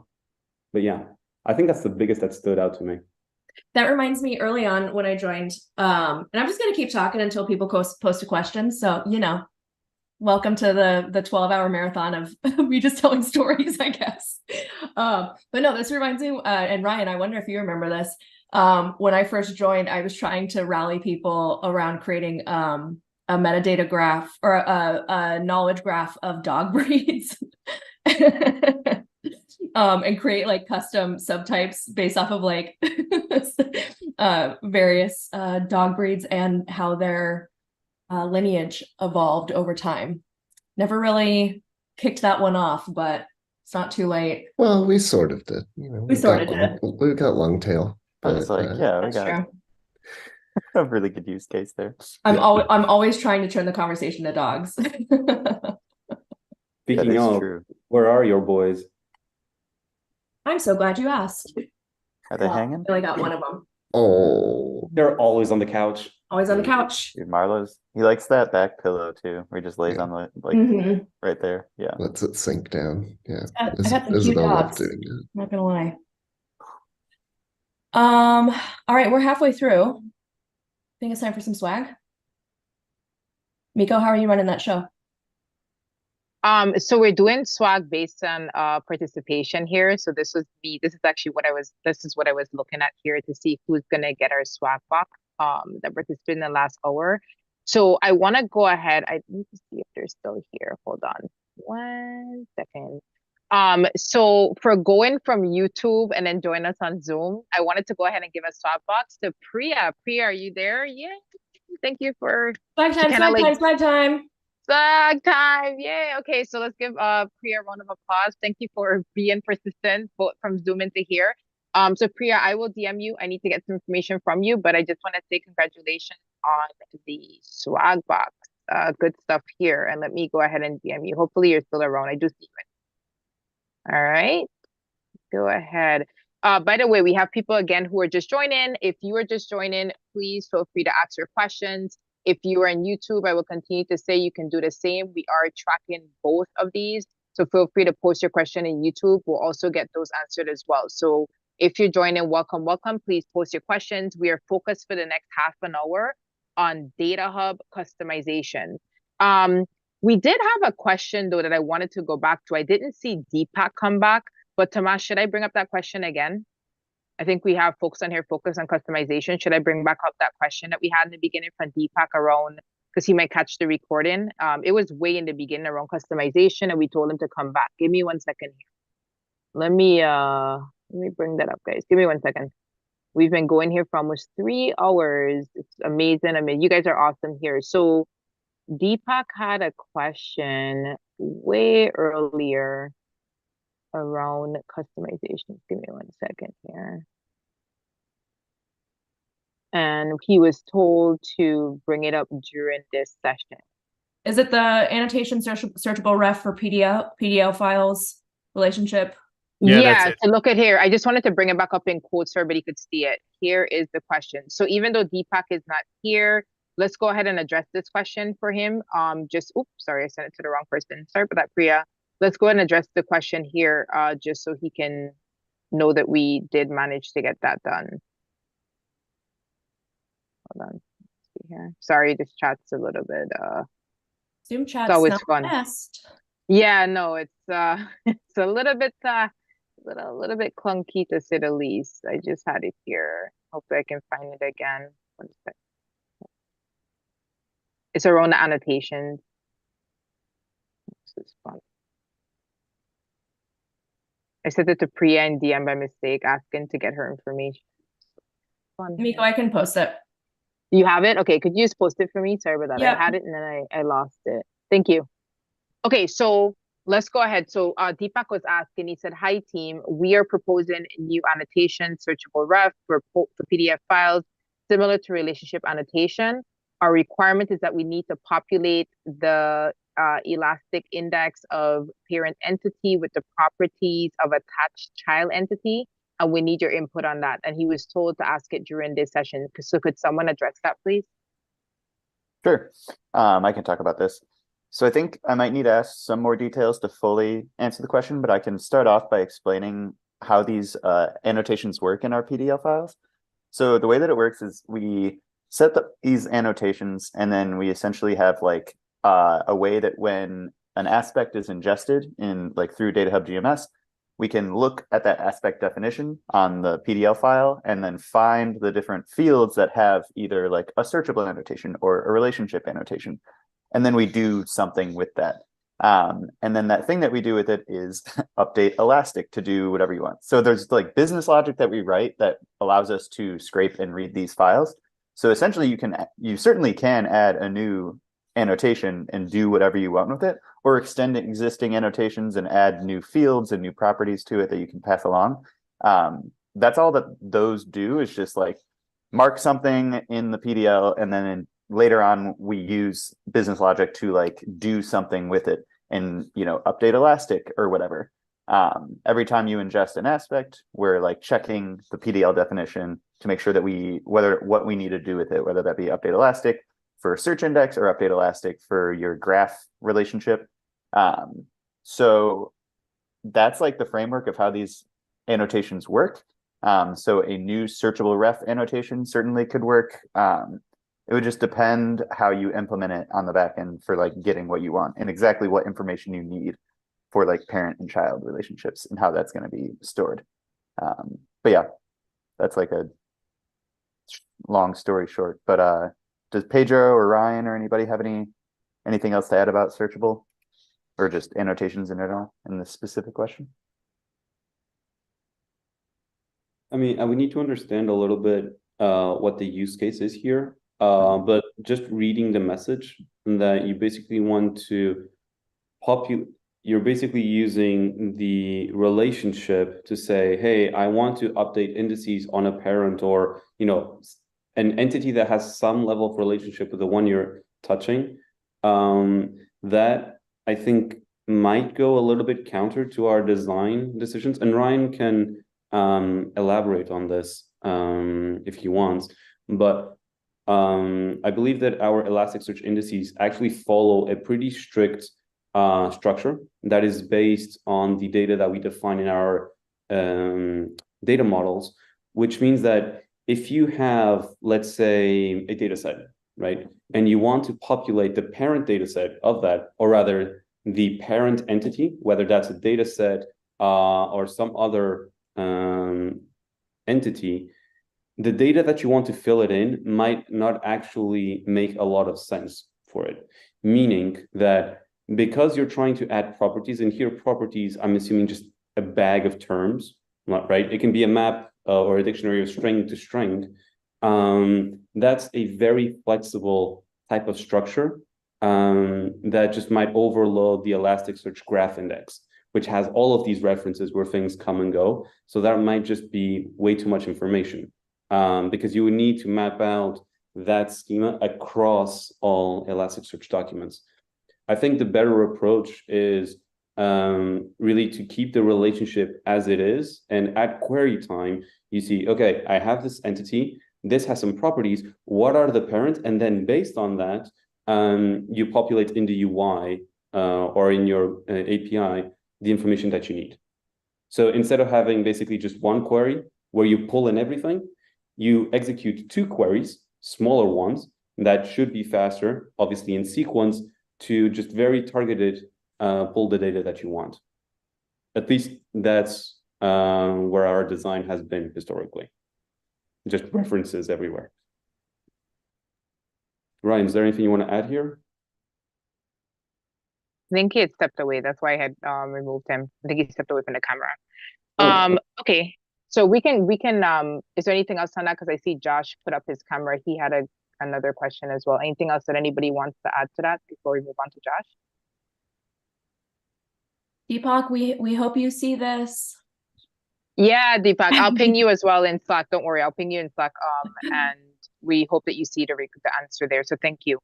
Okay, Josh, hello. And we have 20 more minutes left on customization. Maggie, I promise I'm going to give you back host soon. I'm just having too much fun. I mean, we're just along for the ride. I'm here. Okay, and we have Josh. Give me a big smile. I love it. Okay, hey, Josh. Thank you for joining. Hey, how's it going? We're good. Thank you for the question. So you have a pretty loaded question here. Go ahead, shoot. Sure. So I don't know if necessarily customizations is the right place to talk about it, but we're here. I was looking at privileges and creating the customizations, and there's like 7 of them that are not documented on the site. I can figure out what most of them do, but things like there's a privilege called delete under the common privileges or the metadata privileges. And there's another one for edit embedded content that I can't quite figure out what it does. So like for delete, is it a soft delete? Is it a hard delete? What can they delete? What can they not, etc. Chris? Yeah, I was like, great question. This actually might be something I need to like just double crickets. Check. Yeah. I was actually checking the code. Yeah, that's what I was going to look up too. I was like, that's it's not documented. Look at the code. Yeah, I mean, the code is the documentation. Eventually. Nah, if I hear that one more time, I'm gonna scream. Write your docs, people. Yeah, that's true. So Josh, in answer to your question, on the delete specifically is a set of privileges that we do at our RESTly layer. So this is like the lowest level API layer that we have across our system, and this is for any delete operation. It is not only about soft deletes, but it's about hard deletes. It's a little bit contrary to the privileges that we show in OSS in the documentation, and that is precisely the reason why it wasn't presented, because it is something that we typically only enable when we have REST authorization. And that is, or rather, authentication at the REST layer. This is something that in OSS, I believe, is open, and it is really a level of protection that we have for SaaS. But because policies and privileges are something that is so low level and foundational to DataHub, we contributed that back into OSS. But this is effectively to say, this user has the capability to delete any data from DataHub, regardless of the type of delete that it is. All right. Okay. Perfect. On the embed privilege, that is to, and this is actually quite old, I think. It is to allow to have extra tabs in your entity landing pages. So let's say, for example, your data sets. If you want to have a custom tab where you'll load in something like, let's say, a Tableau chart, like live, a real presentation. And we've seen actually a lot of folks in the OSS community use this very successfully. One that I can recall, I think it was Stripe, that has really awesome embedded information. That's what that privilege is for. But you are right that this one in particular, I think, should have been documented in the docs, and it's not. Yeah, and we don't even expose the embed through the UI right now. That's just a GraphQL API for like updating embedded links on a entity profile. Correct. So the permission is just to update the policy or the embed links? Yes. Correct. The embed aspect. Okay, Like, okay. yeah, like how we show like Looker and Tableau or whatever those Got like it. Okay. embedded views on data sets or BI assets. So Josh, one of the use cases, in addition to what Pedro was saying, so like on a data set, you could have that embed page to just like reference some like live dashboard. The other way that we've seen folks leverage that is if you're ingesting, like if you're using something like Superset or Looker or Power BI, and they have like an embed, they automatically generate embed URLs. Then on the dashboard entity page, you can actually embed that dashboard itself, so it's live. And then you have all of kind of like the enrichment around it of like, who are the owners? What are the glossary terms? What's the domain? So the idea is that we're bringing that BI tool into DataHub. And is that utilizing iframes? Mm-hmm. Okay. Yeah, we were exploring some other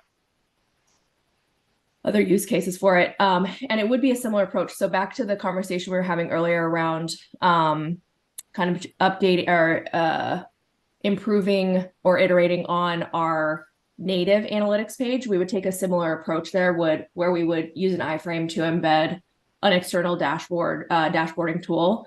So we would have more flexibility around kind of building your metadata reporting within DataHub. So plenty of fun things to do there. Perfect, thanks. I will send you a list of everything that isn't documented, so you can yell at somebody too. Oh, that would be super nice. Heavens, yes. All I do is yell at people. Maggie loves to yell about documentation. I'm never not yelling. Awesome, thank you. Josh, how are things going with DataHub so far? So far so good. Yeah. A lot of testing and trying to figure things out, but yeah. I mean, it's going. It's a learning curve for myself. So yeah, it's a big project. It's a big tech stack. I feel, yeah. The good news is you're in good company. We got a whole community of people who are learning. So, you know. Yeah. All right. We have a question around customization permissions. Are there plans to add permissions for the search result, especially not show results where the person has no access to them? Wait, hold on. We want to see humans. Who is 𝘂𝘗𝘅𝗏? Are you there? We definitely want to see humans here. Yes, hello. I'm there. Hello. But do you have a camera? Yeah, no camera? I'm not at the moment. Sorry for that. Okay, how do you pronounce your first name? What's your first name? 𝘂𝘗𝘅𝗏. 𝘂𝘗𝘅𝗏. Okay, good. All right, 𝘂𝘗𝘅, thank you for the question. All right, Maggie, go ahead. Let's try to get everybody on camera if we can. Go ahead. Yeah, 𝘂𝘗𝘅𝗏, you go ahead and ask. I don't need to read on your behalf. Feel free to jump in. Yeah. So we currently have the problem or the questions from a department if it's possible, or let's start a little bit different. DataHub has a quite elaborated permission system regarding edit rights and regarding showing details like statistics and so on. And on the other hand, in the search results, everything shows up with no consideration if the person has access to the details page, for example. Mm-hmm. And it would be very nice or helpful if results where a person has no access to does not show up in the results. First, to get a better user experience, and on the other hand, of course, even the preview might reveal the beginning of the detailed description and so on, which maybe should not visible. So are there any plans to extend this permission system to the search results? Yeah, so there's a couple of things here. So have you looked at our at the views feature? Kind of like the saved views. Yes, this is an interesting approach, but it's not perfect by any means. Yeah. Just a starting point. But, okay. But what always works is just input a star as a search term, and then everything is shown. Mm-hmm. Even when the views. Okay. Sorry, Chris. Go ahead. I do have a quick question. So when you're thinking about permissions, like if they don't have permissions to view the page, you mean like the view entity details permission or whatever that is? For example, like, yeah, I've definitely heard this, and it would make sense that if somebody doesn't have permissions to view something, they shouldn't be getting that data back anyways, because obviously they can see that data if it's sensitive in the search results. And like views right now, we don't like enforce views for anybody. Anybody can like remove their view. So that's, if we're like purely thinking about like permissions and people, whether or not they should see sensitive data that shouldn't be allowed, like views aren't going to be like, I guess, an acceptable workaround. Yeah. But I think this makes total sense, like as far as like being able to prevent people from seeing things that they shouldn't be seeing. It's just, you know, would make sense. I don't know if we have this in our roadmap specifically, but it like is something that okay, if we do, that'd be great. Yeah, because I definitely think this is something that would make sense to take on, just like purely like table stakes as far as like security and like making sure you can lock things down. I mean, I think security and just even like kind of curation as well, right? Just kind of like helping people focus on what's relevant and you know, relevant again to them. Yeah. So 𝗏𝘂, in terms of actual like plans on execution there, we do have kind of like a vague timeline that is something that we would want to start looking into in early 2024, which is crazy to say that it's already going to be 2024. But it is something that continually comes up both in the community and with our Acroll customers as well. So and I'm just looking at our roadmap here to make sure, or like some of the backlog things that we have. I'm curious, 𝗏𝘂, is there any world in which you would want to be able to surface search results so that someone is kind of aware that it exists, but mask what is available to them? Because from like a discoverability side of things, if we get too restrictive, then maybe we, you know, kind of like inadvertently hiding useful resources from folks. So I'm curious for your thoughts there. So in this concrete use case, this is not relevant, but in principle, for example, for complete database systems or schema tasks, I can imagine that this might be interesting.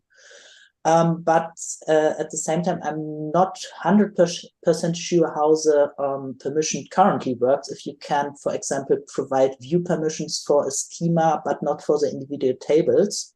Because in this case, the schema would show up in the search result if you just take over the permissions or reuse them, but not the tables. Yeah. So maybe this can be solved just by inheriting or responding to the permissions set on the individual entities. And for example, if you have the view permission on the database, but not on the tables within the database, then of course the database should show up in the search results. Yeah, that's an interesting use case. Huh. Okay. So yeah, I mean, I guess to answer, you know, long answer short or whatever, long story short, we do have that on our kind of near-term roadmap. I don't have a definitive start date or delivery date, unfortunately, for you. Okay, that's nice to know. Thanks. Yeah. All right. Hello. I just added Ryan back on the screen and Chris is back. So if you guys have any questions, please go ahead and put them in chat. I'm here, DM and Maggie going, we need some live action. We need some live action. I've been up way too long. And everybody, by the way, let's thank Hamas for hanging in here with us. He's been with us since early this morning. So I just want to say thank him for hanging around. And we have other people in the audience too, like 𝗂𝘗𝘃's been here since this morning. Who else is here? Alan's been here since this morning. Like seriously, those Love people it. who are just, Ren's been here since this morning. Like, could we give a round of applause? Lydia's been here since this morning. Like, just seriously, Chris has been here, Chris Martin. We have some troopers that are not leaving. So we love you guys. Thank you for hanging around. There's 𝗂𝘗𝘃. He's back. He Hey, won 𝗂𝘗𝘃. earlier today. Hey, 𝗂𝘗𝘃. I was trying to tag you in the DataHub Slack, by the way, and I didn't find you, so I sent you a link in case you wanna Yeah, I just join. joined that community. Oh, you did join. Okay, like the post for me so I can go ahead and tag you. I'm definitely sure. tagging the winners in Slack. Okay, so Maggie, we only have about 8 more minutes. We need to go ahead and give away another Amazon gift card soon. What else should we cover regarding customization? And if not, anybody listening want to share anything again that they're doing or give the team feedback? So as we get ready to wrap this session up for data customization, does anybody want to give feedback to the team or share anything? Because we are moving over to our architecture and APIs in the next 8 minutes. Hello. Let me go check YouTube as well. No, we do have a question on YouTube. Oh, hold on. I was gonna say, you want to go ahead and take that, Maggie? Yeah, While I find our next winner. I will. Okay, cool. Hey, So 𝗏𝘂𝘗. we will. Let me post it in here as well. So I'll go ahead and post it in here, 𝗏𝘏𝘏, and you don't have to come into here. I did post the question for YouTube, but I'll go ahead and post it in the Slack channel. I mean, not Slack, oh Lord. Sorry. I'll go ahead and post it in here, 𝗏𝘏𝘏, and Maggie's gonna address them. So here are the questions just for our entire team. Okay, so when you search for text, currently it shows multiple columns within a data source in the search results. However, when you search a tag, it shows a data set, but not any column with that tag. Can this be changed? We use tags to mark our columns. Chris, I remember us exploring this when we were doing our search results overhaul. Is this similar to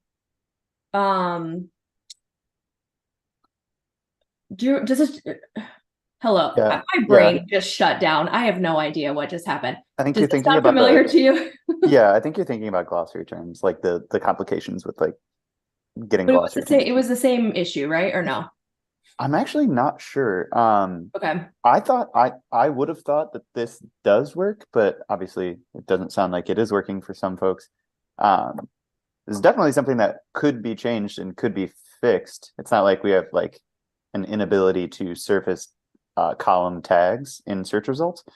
Does anyone else have any like specific details on like shortcomings around this? I don't know. I'd have to look into it more specifically to determine if or why not it's not working right now. But that is something that we definitely should and could support. Yeah. Ryan, do you know anything from like the Elastic side? Any limitations there? Sorry, I missed limitations on which part? So for tags on columns. Tags on columns. I don't think there should be. If it gets really large, the document size can get really large. Yeah. And I think there is a hard limit eventually on Elasticsearch, but it'd have to be pretty big. Mm-hmm. Yeah, I'm looking locally and I'm seeing when I add a tag to a data set and then I search for that tag name, I can see like a matches column tag and then the name of the tag highlight. So it could be working in theory, but there might be something broken in this instance. So yeah, I think I would need more information, or we need to dig in to figure out why this might not be working for this YouTube user that asked the specific question. Okay. But in theory, we should be supporting it. Okay, so there's a little bit of delay with YouTube, but 𝗏𝘏𝘏, if you have any follow-up questions, just go ahead and ask it given the delay, and we will definitely address it. Thank you for the good question. Okay, as we get ready to top off, Deepak, are you back? Where are you? Hey, Deepak, I just want to make sure. I know you came back. Are you there? Hello, hello. I saw Deepak in here. Yes, yes, I am here, but I am waiting for my colleague. So when he will join, then we will both, ask the question. Awesome. Okay, is it the same question that you asked earlier? Yes, yes. So he has a more clarity around that. So yeah. He does. Okay, all right. We'll come back to you. By the way, 𝗲𝘂𝘵 responded and said, when you search not by text but by tag, that we want to, before I give away and we close this segment. Go ahead, Chris. I mean like within filtering the by tag? filter. Okay, that makes sense. Okay. Yeah, I think that was my bad. I just misunderstood it. So yeah, right now columns aren't searchable entities themselves, and the way that search works is when you add a filter, like a column, like a tag filter, we're going to be filtering for any entity that has that tag on it. But since we don't surface columns as like an entity in its own right that we can return back, then we're not going to be like filtering for those, and therefore we're also not applying that filter for like columns on data sets. And that's something that we could support potentially. It might require a little bit more work, but that's not something that we currently support now. But yeah, Ryan, do you have any like path forward on that? I mean, like, I'm sure we could figure out a way to support a filter also applying to columns and then surfacing the data set, but like might be a little messy. Yeah, it's something I have to think about. But I don't think that it's something we couldn't do for sure. It's definitely in the realm of possibility. Yeah, unfortunately, currently not supported, but something that would be interesting to build. We could, but would require some work. All right. I just this was the answer of this was the answer of my question, or I'm missing something. Who's speaking here? Who's speaking? Deepak, yeah. Hey Deepak, no, this is a question I think from 𝗲𝘂𝘵 that we have on YouTube. Your question was addressed earlier, but when your colleague comes, we'll go ahead and address it. Before we get there, two things. One, Pedro has to go, so let's give him a round of applause. Thank you. Yeah. Thank you, Pedro. Pedro, you're coming back, or this is it? Are you back? Yeah, I'll be back later today. Don't worry. Okay, cool. He has to go do that customer work. Bye, Pedro. Pedro, close some PRs while you're out there. I'm trying. Yeah, have a nice one, folks. Yay. Okay, awesome. And then also, it's time to give away a Amazon gift card. So I think that the $25 gift card, because he just came on with such a big smile and so much energy, has to go to Josh. Josh Allen, are you there? Yeah. Is he still there? I just want to make sure. I'll DM you for some information, but yeah, you are there. All right. So Nice. just thank you you came big energy, big smile, big question, lots of good engagement. Thank you. I'm going to DM you some information right now, and thank you so much for being here. Okay, guys. So Josh also had one more question that he posted. Pedro answered it. Pedro answered it. Okay, perfect. Okay.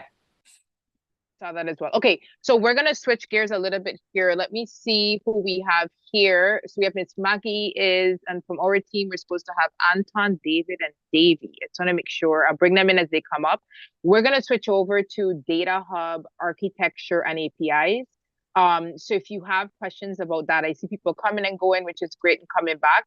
Please go ahead and put them in the chat. We're gonna switch gears here to answer these questions. As you guys know, the lovely Miss Maggie kind of slotted to make sure we had the right engineers at the right time. So if you have questions about architecture APIs, now is the time to get them answered. And by the way, 𝗲𝘂𝘵, you are welcome.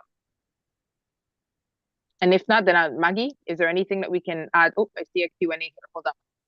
Oh, yeah, Kara. All right, thank you. All right, here they come. Maggie, should I stop being host? Sorry, I'm having too much fun. Take a break. I'm having too much fun. 4 hours. I know. Too much fun. All right. Okay. So Kara asked a question. Hello. It was from earlier. I didn't know if you saw my, so I mean, I guess it can kind of fit into now too. Yeah, So we can. We can keep it moving. That's fine. Okay. We are working on tags and we are running into some issues, but we're still kind of working through it because we're in the middle of an upgrade too. So I don't know if it's can be answered or not, but we're ingesting from Tableau, Looker, DBT, and we actually are limiting we have like one set of tag lists that everyone can use that we're having in DataHub. But we're finding in Tableau that it's kind of a mess, and when we're ingesting it, it's just like jumbled. So we're still working through it, but we didn't know if anyone's done it already, or if you have any suggestions of, is there a way to limit the tag coming in that only match? So like only saying, compare it to saying, if these tags are the ones that DataHub has, bring it in. If not, don't bring it in. If that makes sense. So that we have like a governed list of tags that everyone should be using. It's too bad Tomasz just had it out. I know, like Tomasz would, just I was like, left. Tomasz would definitely be the best guy to answer this So I right can here. totally wait. That's, you know, if that could be a question he could answer later. Yeah, I think in general, or like just looking at the sessions today, if you're able to join one of the ingestion sessions, we'll definitely have someone who can speak to that. I'm actually on Pacific time, so I work at Sharp, so I know Josh and the other team members are probably going to join the later one. So worst case, if I can't, I'll make sure they can, and I'll. Awesome. Okay, is that Josh Garza? Is that right? Yeah. Yes. We love that. Josh. I know Josh. Josh is just the best. He is. That man. I swear, like we have office hours every Tuesday, and when Josh doesn't show up, I'm like kind of worried because he just like he comes with so much like wonderful energy, and like he's just he's so great. Anyway, whether he has a question or not, he's there. I know he just comes to hang out. It's so great. Just wants to learn and help because he also has answers for a lot of stuff for other people. I know he's so awesome. Josh, we love you. I just told him that I went to go ping him to say they started talking about architect right now, just because it's our time it's right now, but later it gets later. So our San Diego members can join the later ones because it's awesome. So okay, thank you. Very cool. Yeah, so feel free to jump back in. Or I just saw Josh post in the YouTube stream. Hi everyone. So Josh is watching our stream. Hey buddy. I think he had just saw him come on. So amazing. Okay, so we will hopefully be able to address that when folks come back or when the team comes back. And then just so to give them feedback, and I apologize, one other question. If we were having some upgrade questions, which I know they've been bringing the last like week or two to y'all, should I ask them to come on and join? Was there any parts that I don't even know? Would it be useful for them to ask those questions today? In terms of upgrading between Yeah. I mean, honestly, like this is a fine session for it, or just kind of like getting started with DataHub. I think that's a good one as well. Okay. Feel free to jump in. I mean, we're at the point where we're just trying to add some structure to the day. It's not rigid, right? Like it's mostly making sure that I'm able to pull in folks from the team a little bit more methodically. But you know, I'm not gonna kick people out of here if they have a off-topic question. If anything, I'm the one over here trying to convince you guys to just like look at my dogs and hang out with me. So, you know, I think we're good. Okay. Appreciate it. Okay, so Deepak, are you still here? You are here. Has your teammate Deepak, has your teammate joined? We can jump into your question whenever you're ready. I'm trying to access him, so he's not able to join. As of now, I'm trying to access him, and then I'll let you know. Yeah. Okay, so we'll just feel free to just like jump off of mute or post in chat whenever you would like. All right, Josh has a question. Allow the person who's importing, or Josh, hold on, Maggie. I think we skipped 𝗏𝗏𝘃𝗀, and she's on video. I just want to make sure we don't skip her. Hey, 𝗏𝗏𝘃𝗀. Oh my gosh. Hi. Hey, Hi. how are you? I'm so sorry. No, it's okay. Yeah. This is so cool what you're doing. I would really say that. Yay! All right, go ahead. By the way, wait, before you start, we need to welcome Ethan. I'm sorry. Or any other engineers on here? Sorry. Hey, Ethan. Hello. Hi. I'm glad we were able to do this today. I'm very excited to support you guys. It's great to meet you guys. Yeah. Quick intro. Hold on, 𝗏𝗏𝘃𝗀, quick intro. Okay. Ethan. Yeah, definitely. So I am an engineer on our customer success team, and I actually am on the East Coast. So I live in Brooklyn, New York. I have experience with data engineering. I used to be an engineer at Capital One, and so definitely have felt the pain of needing metadata catalog to be able to discover and do governance for all the finance data that we had there. So excited to help and answer any questions we can. Yep, awesome. Okay, sorry, go ahead, 𝗏𝗏𝘃𝗀. Yeah, hi. So since this section is about architecture and Docker deployments, I wanted to ask if it's possible to include the jars and binaries that are required in the Docker images. This is for the Helm deployments that we do in air-gapped environments. So it's because specifically we're using the S3 source, and for profiling, there's a requirement of a Spark and Hadoop binary. We've been trying to get that in. I tried to like add it manually to my Docker image, but I ended up breaking the ingestion. So I Oh wanted to no. ask if that's something that could be taken care of in the future. So I guess I can take this one, but so you're talking about like the extended jars like that are for particular ingestion types. Yeah. So the Spark and Hadoop binary is specifically for enabling profiling while using S3 source. It's in the documentation, like down below. Yeah. I want to say that there's a reason why we specifically like don't add in the particular ones, at least from a vulnerability standpoint. Like adding in a bunch of jars puts a bunch of burden on like pulling in vulnerabilities that people are not necessarily like signing up for. But I don't think it's out of the question to like have maybe special published jars for particular types, or like special published Docker images for that use case. It's interesting that adding that jar in broke it though. Yeah, can I share my screen and show you my Docker file? I think that's fine, Maggie and Yeah, Erica, just keep it like we're streaming on YouTube, so yeah, you know, proceed with caution with your anything sensitive.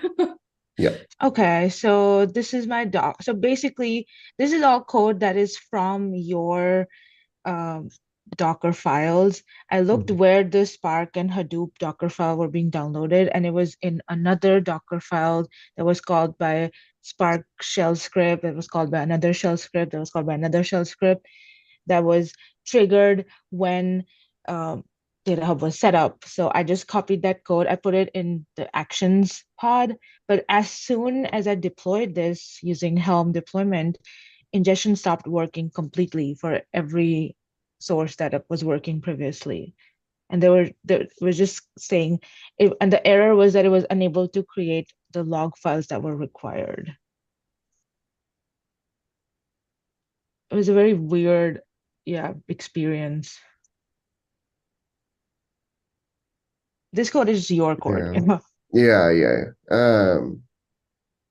Yeah, that is odd. I'm wondering if maybe there's like a log4j dependency or something that they're expecting that we're specifically excluding. But I'm not sure. But you're saying in the future there's a possibility that you could make custom like Docker images for specific scenarios. Like for this S3 one, this binary is required for S3 profiling. Yeah, I'm not sure exactly like if we would cover every single case or if there are like specific cases, but it's certainly something we could look into, especially if like just trying to add the jars in is breaking things. I would definitely like post about that issue, like for sure, like with some more details about like the exact errors that you're seeing, and like see if we can look into like what's going on and why you're getting like unable to log, and that breaks everything. And the other question that I had was, what is the difference between the 𝗟𝗏 data repository and the DataHub -projects repository that has DataHub code in it? Yeah, so I can jump on this one. So the difference between those repositories, the 𝗟𝗏 data repository is going to be our own like private repo for our SaaS deployments. So, you know, like it's built off of DataHub, So everything in DataHub is also in Acryl data, but we also have additional features, like some things that we don't offer in the open source version, but are in our like SaaS version that customers can pay for. But everything that's in the open source version is in there. That's like the power of Acryl data / SaaS is our open source DataHub. The other one that we do have a public repo in the Acryl data project, which is our Helm repo. That's the one I use. Yeah. Yeah. So if I remember correctly, I think it's like a very interesting like open source licensing thing, because DataHub was open source out of LinkedIn.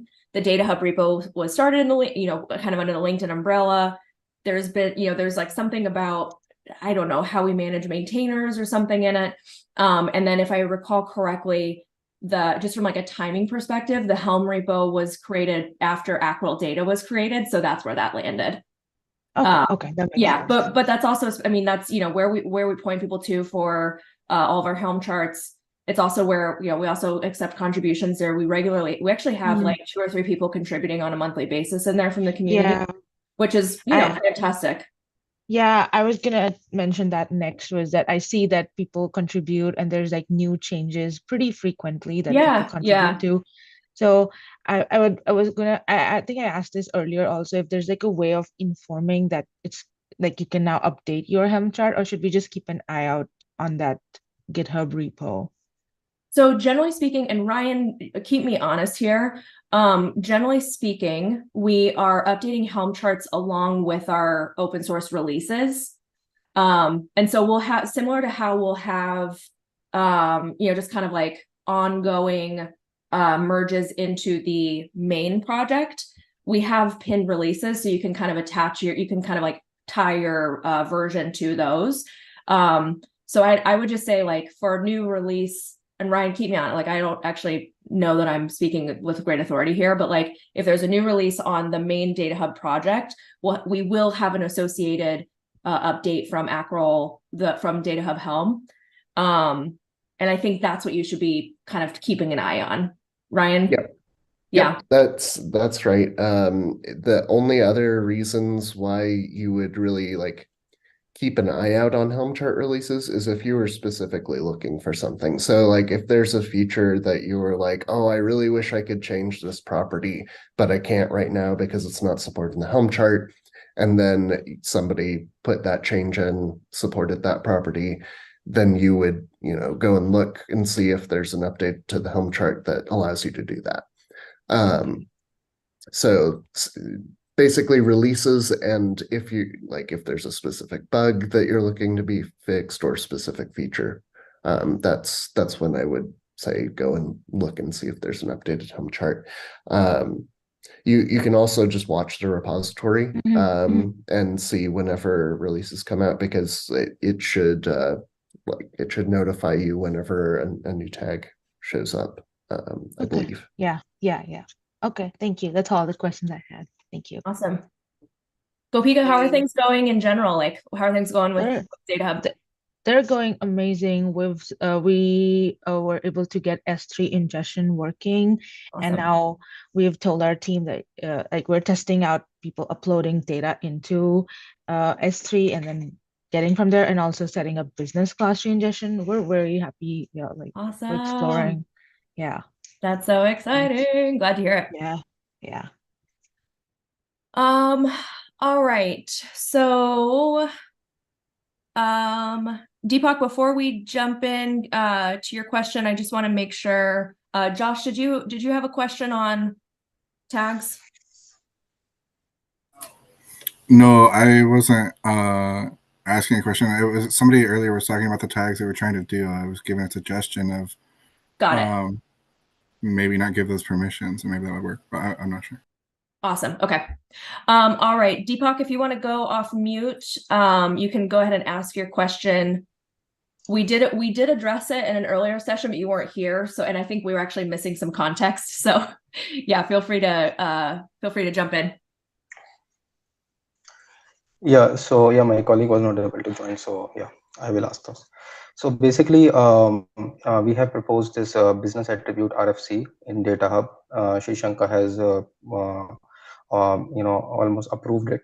So one of the requirement, so let me just set the context first. So business attributes is you can assume it like a logical schema fields which you can attach to the data set schema fields, like, right? So we are going to introduce this as a new entity.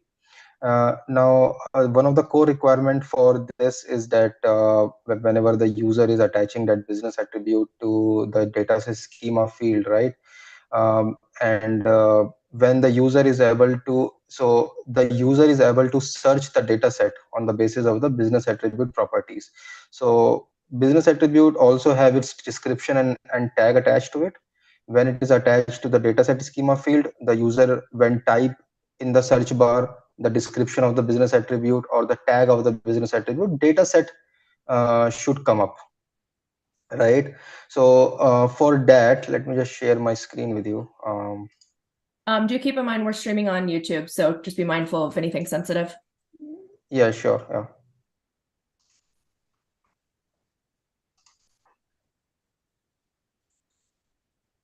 Is my screen visible? Is the RFC is visible to you? GitHub.com? Just your browser. Okay. Just Google. Let me just.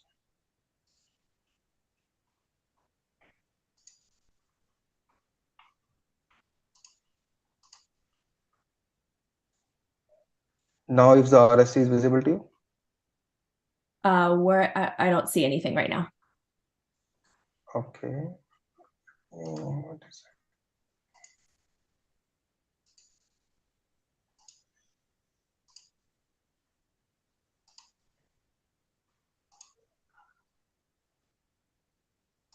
I'm not able to share.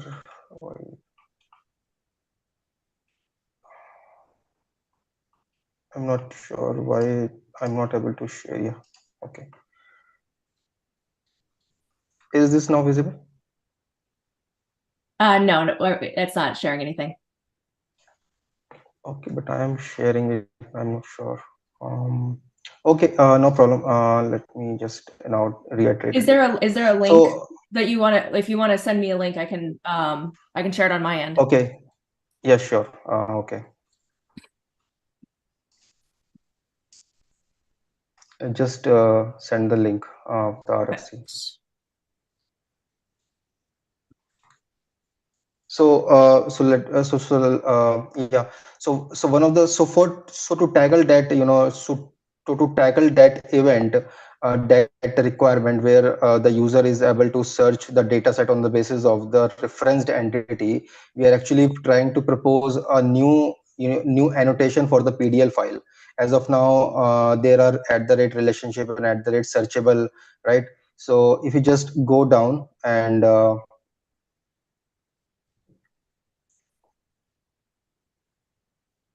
yes, and please go. Yeah, there's some JSON specs there. Yeah, this one. So this is the current structure of the dataset index when it's got populated after the, if there's a relationship annotation or a searchable annotation. But our requirement is that when we try to, with this searchable ref annotation, we are proposing this new annotation, searchable ref. With this annotation, the dataset index will only get populated from the business attribute properties and not the MySQL.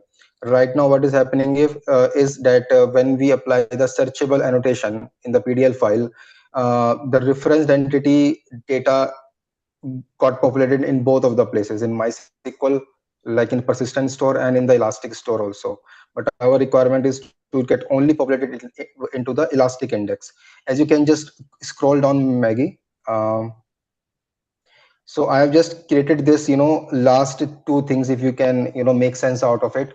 So till business attribute glossary, till that part, it is with the help of searchable, annotation. But with the last thing, business attribute tags and business attribute description, that only comes through the searchable ref. But these things will not be get populated into the MySQL.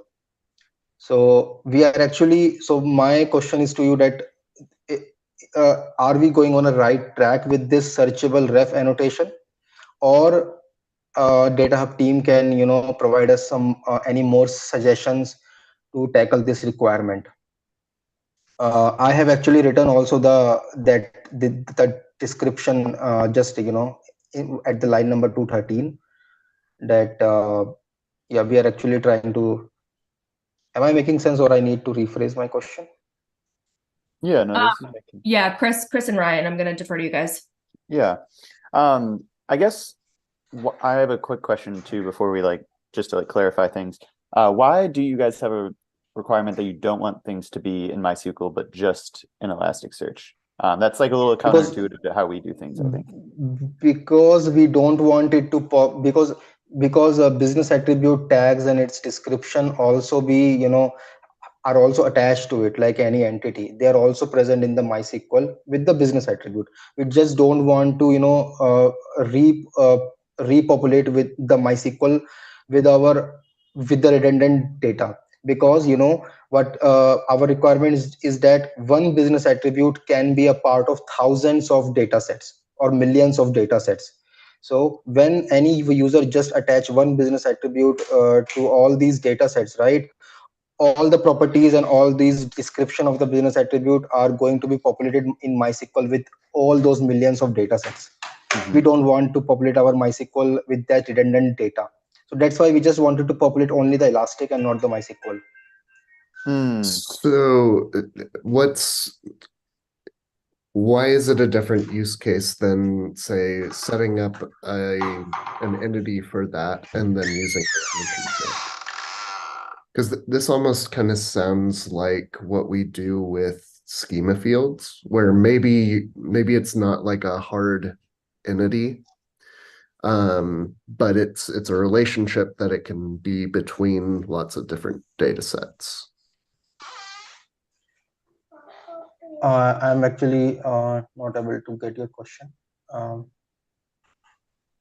So basically, what's the difference between a searchable, and I'm sorry, I haven't read through all of this RFC, and maybe it goes into it there, but what's kind of the key difference between a searchable ref and a relationship? Like why do you need the distinction?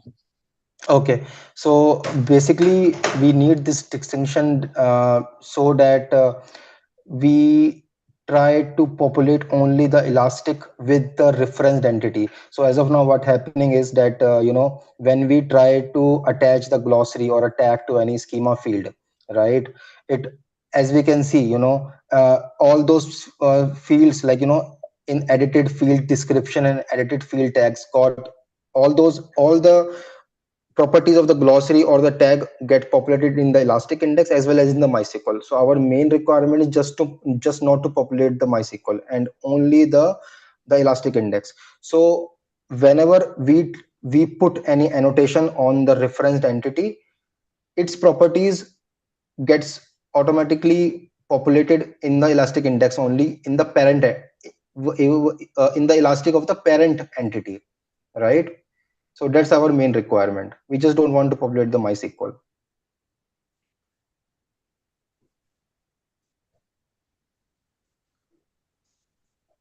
So Deepak, I know that you've been chatting with Shashanka on this.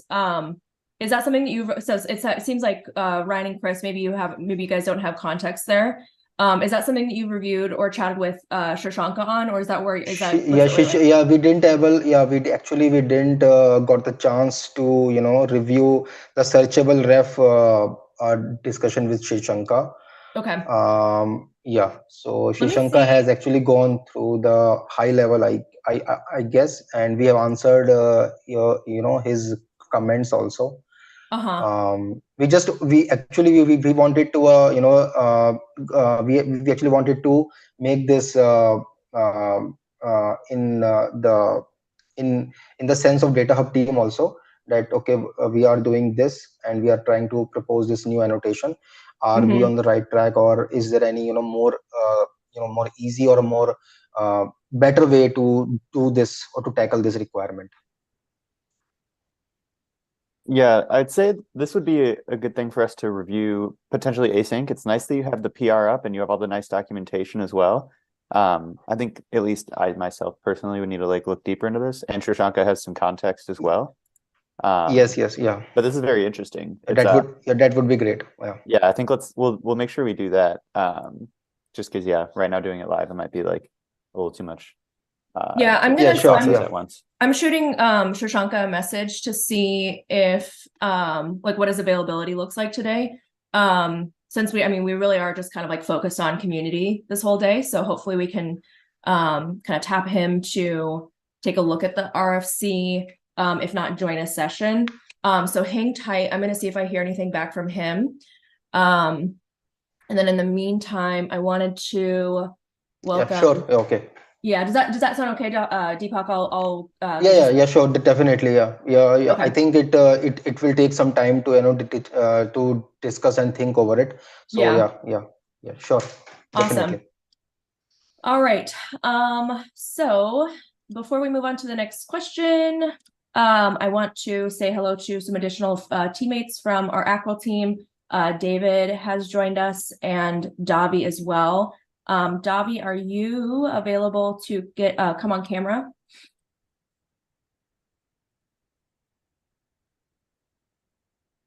So we will hopefully get Davi in there shortly, and then wanted to take a look through our questions in chat. So Uva, are you still around? We can have you go off of mute. Yeah, I'm still here. Welcome back. Yeah, thanks. Yes. So my question is focused on the action spot. So currently we have a DataHub running in an HWS setup, and both the GMS and the front-end pod works nicely. They can publish to Kafka, and we also see as a message with the console consumer. But the actions pod somehow is not able to pick up these messages and shows errors not being able to connect to the Kafka system. We are using roles assigned to the instances, so this IAM roles from HWS, and I was wondering if you can give some insights what's the differences between the GMS and front-end pod and the actions pod is, because I assume the actions pod is more written in Python, while the other ones are more Java focused. And the suspicion on our side is that somehow the configurations for the actions pod don't work, or maybe libraries are missing. So what kind of Kafka client and setup are you using for the actions pod? So it definitely is different. The Python authentication is set up differently than we do on the Java side. As far as like using IAM roles, I don't know that we have an example of using actions pod to connect to a authenticated Kafka with IAM roles.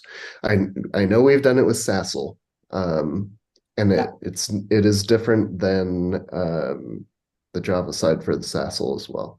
But it's no problem to do a bit of research on our side, but just to understand, so the actions pod, is it complete pure Python, or are there in the background still the Java libraries present and gets called somehow? It's pure Python. So it's not using Java. It's it will submit messages to the Java side, but it's on the actions pod itself, it's pure Python. Okay, thanks. And the other question, more a general architecture topic regarding the SQL and the Elasticsearch database. Just for curiosity, how these two interact, which pod actually runs SQLs for the SQL and for the Elasticsearch, and what happens if I just back up the SQL and misses out the Elasticsearch, or should in all cases both databases be backed up? I can talk a little bit about that. So GMS is going to be hitting both Elasticsearch and SQL. As far as if you're running standalone consumers, the MCE and MAE consumers can both hit, or the MCE consumer primarily talks to SQL. The MAE consumer is going to primarily talk to Elasticsearch, along with Kafka as well. As far as backing up, there's data that is only in Elasticsearch, and that data should be backed up along with SQL. The data specifically is going to be something called time series aspects. So those time series aspects are only stored in Elasticsearch. That would include things like operations on your system, time series events that are happening, the usage of the platform, and things like that. And if the backup has some time discrepancy, for example, if the SQL backup is a few minutes younger or older than the Elasticsearch backup, are there risks that there are inconsistencies and which could, for example, lead that the backup is not useful at all, or do we lose, for example, only things changed between these two backup points? So are there any things to consider? Yeah, so you might want to stop, for example, like not have any active ingestion runs running at that time. That would probably be the safest way to do it. There's also a restore indices process, but that restore indices process is rather slow and is not going to restore time series. So in general, I would stop ingestion, and then I would just take the snapshots relatively at the same time.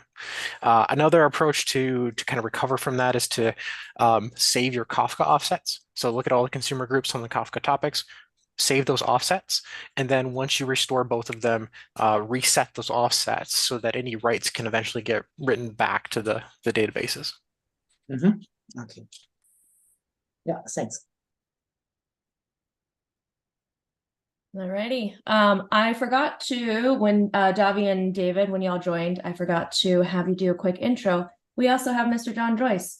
So David, Davi, John, if you guys want to give some kind of quick intros, or as long as you want, we're just here for a while.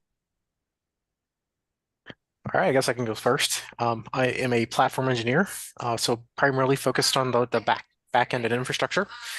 Been with Acro for just over a year. Previously worked for Zendesk and startups and things like that in my past. That's about it. Really downplaying your contributions to the team, David. Davi, intro yourself, my guy. Hi, I'm Davi. I actually recently joined Acro. I have no previous DataHub experience, but I joined to help with infrastructure, Kubernetes, and how we basically run our hosted software. Thank you, sir. Awesome. Mr. John?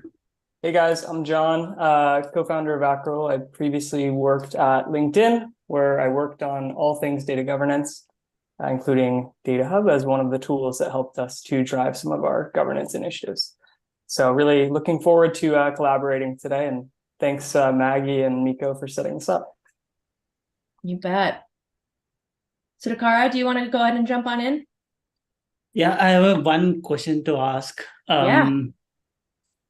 In any case, if our Elasticsearch cluster index is corrupted, or if we wanted to delete, is the restore indices job will restore all the aspects, including the time series aspects? No, the time series aspects are only stored in Elastic. Okay, so in that case, if, for example, if I take a backup for Elastic indices, is there a way to make DataHub inbuilt functionality to restore them? So if you take a snapshot of the indices and then restore them, DataHub is kind of agnostic. I'm not quite sure what you're asking. So, but there will be a mismatch, right? For example, let's say I took a backup today. My index is corrupted next day, and there is a mismatch between the MySQL data I have and the indices snapshot I took. I see. So in that case, I would recommend restoring your Kafka offsets. So take your basically the MAE consumer mostly and reset those Kafka offsets to before the corruption occurred, and it will replay those events. Got it. Thank you so much, David. That's the easiest way to do it. But let's say that doesn't, for whatever reason, Kafka is also corrupted or Kafka is gone. You can't do that. The next best thing is going to be to actually run the restore indices process, which is a very much a long-running process, especially depending on how much data you have. So it could take a while, and it is a big hammer. Another approach might be to just rerun ingestion, right? So a lot of the data is just, again, like every day on some periodic schedule is being put back into the system. Got it. Thank you.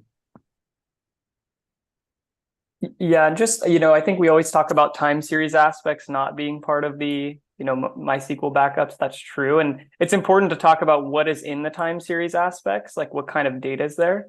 And it's mostly statistics data about your data. So, your data set profiles, your data set update history, that sort of thing. It's not generally going to be, users' writes into the system. So if someone comes and adds documentation to a table or adds ownership or adds a domain or adds tags, none of that is going to be stored in that time series category. So all of that would be captured by the backup. But let's say we are running in data quality checks. That is associated with the operations, or maybe like a flow job, number of run instances, or the status of each task.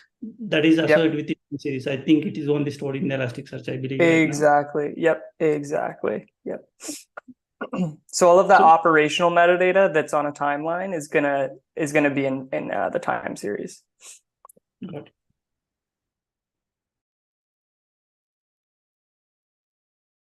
Amazing.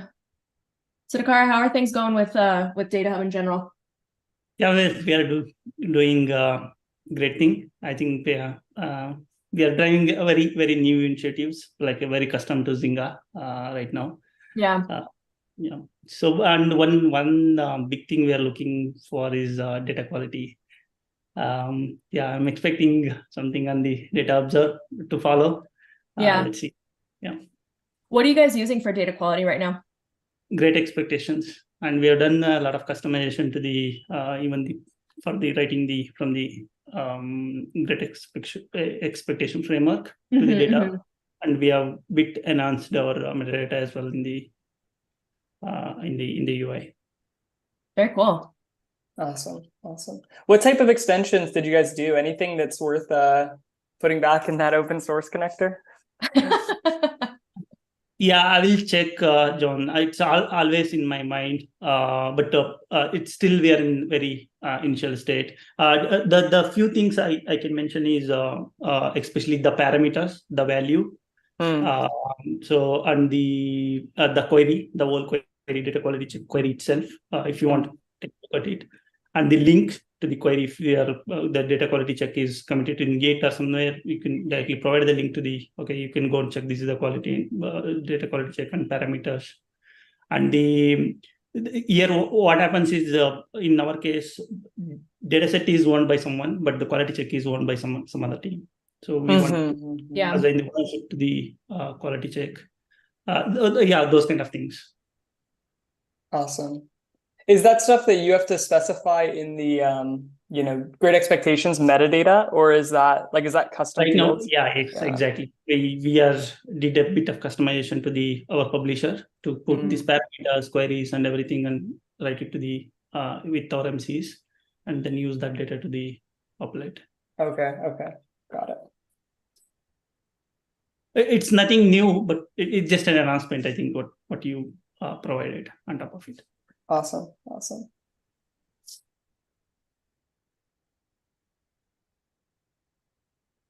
All right, guys, I'm 10 minutes late on announcing a winner for DataHub swag. What's the competition again, Maggie? Can we? I mean, the competition is just engage, and then we choose a winner. So stakes are pretty, our bar to entry is pretty low, fortunately. But But 𝗏𝘂, if you're still around, you are the winner of some DataHub swag. Congratulations, buddy. I also think, 𝗏𝘂, that we did I think we sent you DataHub swag in the past. So I'm going to work with Miko to make sure that we get you something different. Perfect. Thank you. Yeah. Congratulations. I just realized there's not a whole lot of fanfare about it, but congratulations. Amazing work. Amazing work. Everybody, round of applause. Good work, 𝗏𝘂. All right. So, Sudhakar, I just realized that I am still highlighting you. Let me remove that so you don't feel pressure. All right, Mangesh, you have a question. If you are able to, we'd love to see you off camera or on camera. We'd love to see your beautiful face. You can go off mute and ask your question. Hey, I had a simple question. Like, I'm just new to DataHub, and like I was thinking if some platform had to be hard deleted for some reason, but it also had like some manually entered data like owners, tags, or glossaries, or like it was tagged to that particular data set. So is there any explicit way to back up this manually entered data so that if I re-ingest it later on, it will still be connected to it somehow? So Yes. Go ahead, Ryan. There's separate editable aspects that are generally what the UI covers. John, feel free to. I was actually thinking more. more about like soft deleted, right? Like soft deleted is, I think, what you're talking about. So, what we do, so we have a feature in all of our ingestion sources, for example, called stateful ingestion, which means that, if you have a table on Snowflake today and then you delete it, DataHub will automatically kind of compute the diff and will what we call soft delete that table in DataHub. So even if you have additional metadata about that table, like you have documentation and owners and domains and whatever, that will actually be saved in DataHub's backend, exactly how you're saying. If that table comes back now tomorrow for some reason in Snowflake, when you re-ingest it again, all of that metadata will just be restored automatically. So there is this idea, and we call it the soft deleted feature. So, when you hard delete something, you're going to be removing all of that information, to your initial question. By default, all of our CLI is going to be doing soft deletes. So the only way you're going to do a hard delete is if you specify the --hard flag in those CLI commands. Yeah. Just to follow up on that, when should someone do a soft delete versus a hard delete? Yeah, if you really want to like clean up the actual data, so if you're trying to purge data in your system, let's say that your system can't handle, like you've accidentally ingested a bunch of duplicate data, you would generally want to do a hard delete in that kind of case, where you want to clean it up from disk. If you're just looking to sort of,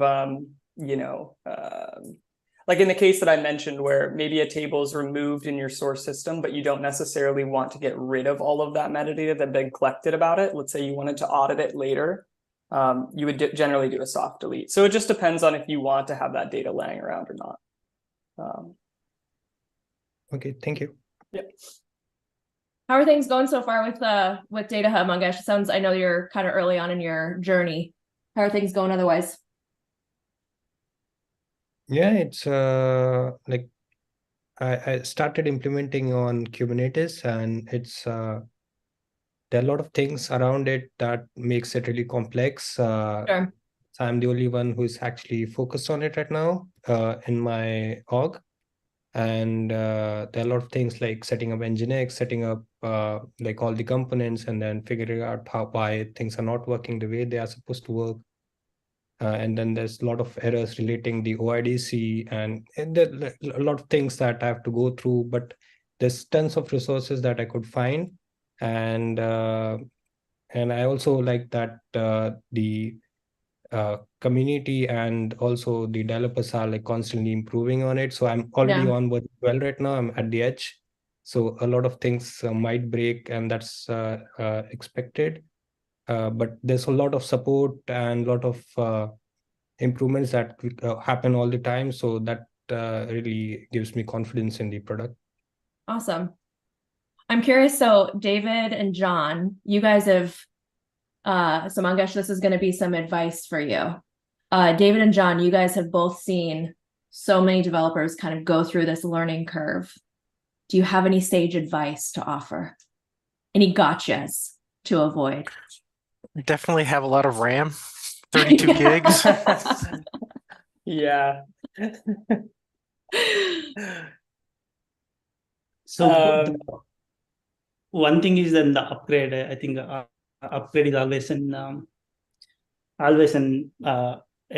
complex task. So I tried 3 upgrades. I think each time I tried like 3-4 times before getting word of it to applying it in a stage or prod. I think we should, maybe any work on improving the upgrade thing. It will be a great benefit for the many people. I'm curious as to the typical failures that you saw. Typical failure is most probably the GSM is not coming up because of some other container failures. Most probably like version is not matching, or the Kafka cluster is not matching, the Kafka cluster ID is not matching. Now I'm very familiar with these issues. I can debug, but for the newcomers, it's really, really tough. So dependent containers. So it sounds like the prerequisites. Yes, prerequisites. Okay, interesting. So what happens is one thing I observed is, I don't know still that is a problem or not in DataHub 10.0.4 or before 10.0.4. Once you apply the deployment, the revision number automatically updates with the LM charts. That won't match the existing version of the current DataHub. So that is really fixing. There is no way how we can fix until you just wipe out all of your system and then bring a new thing. Like that kind of errors. So we should talk about that a little bit. I think it's a key kind of point. So the revisioning, right? So Helm has a revision number, and every time you deploy it, it's going to look for an update job, a system update job that has run with that particular revision.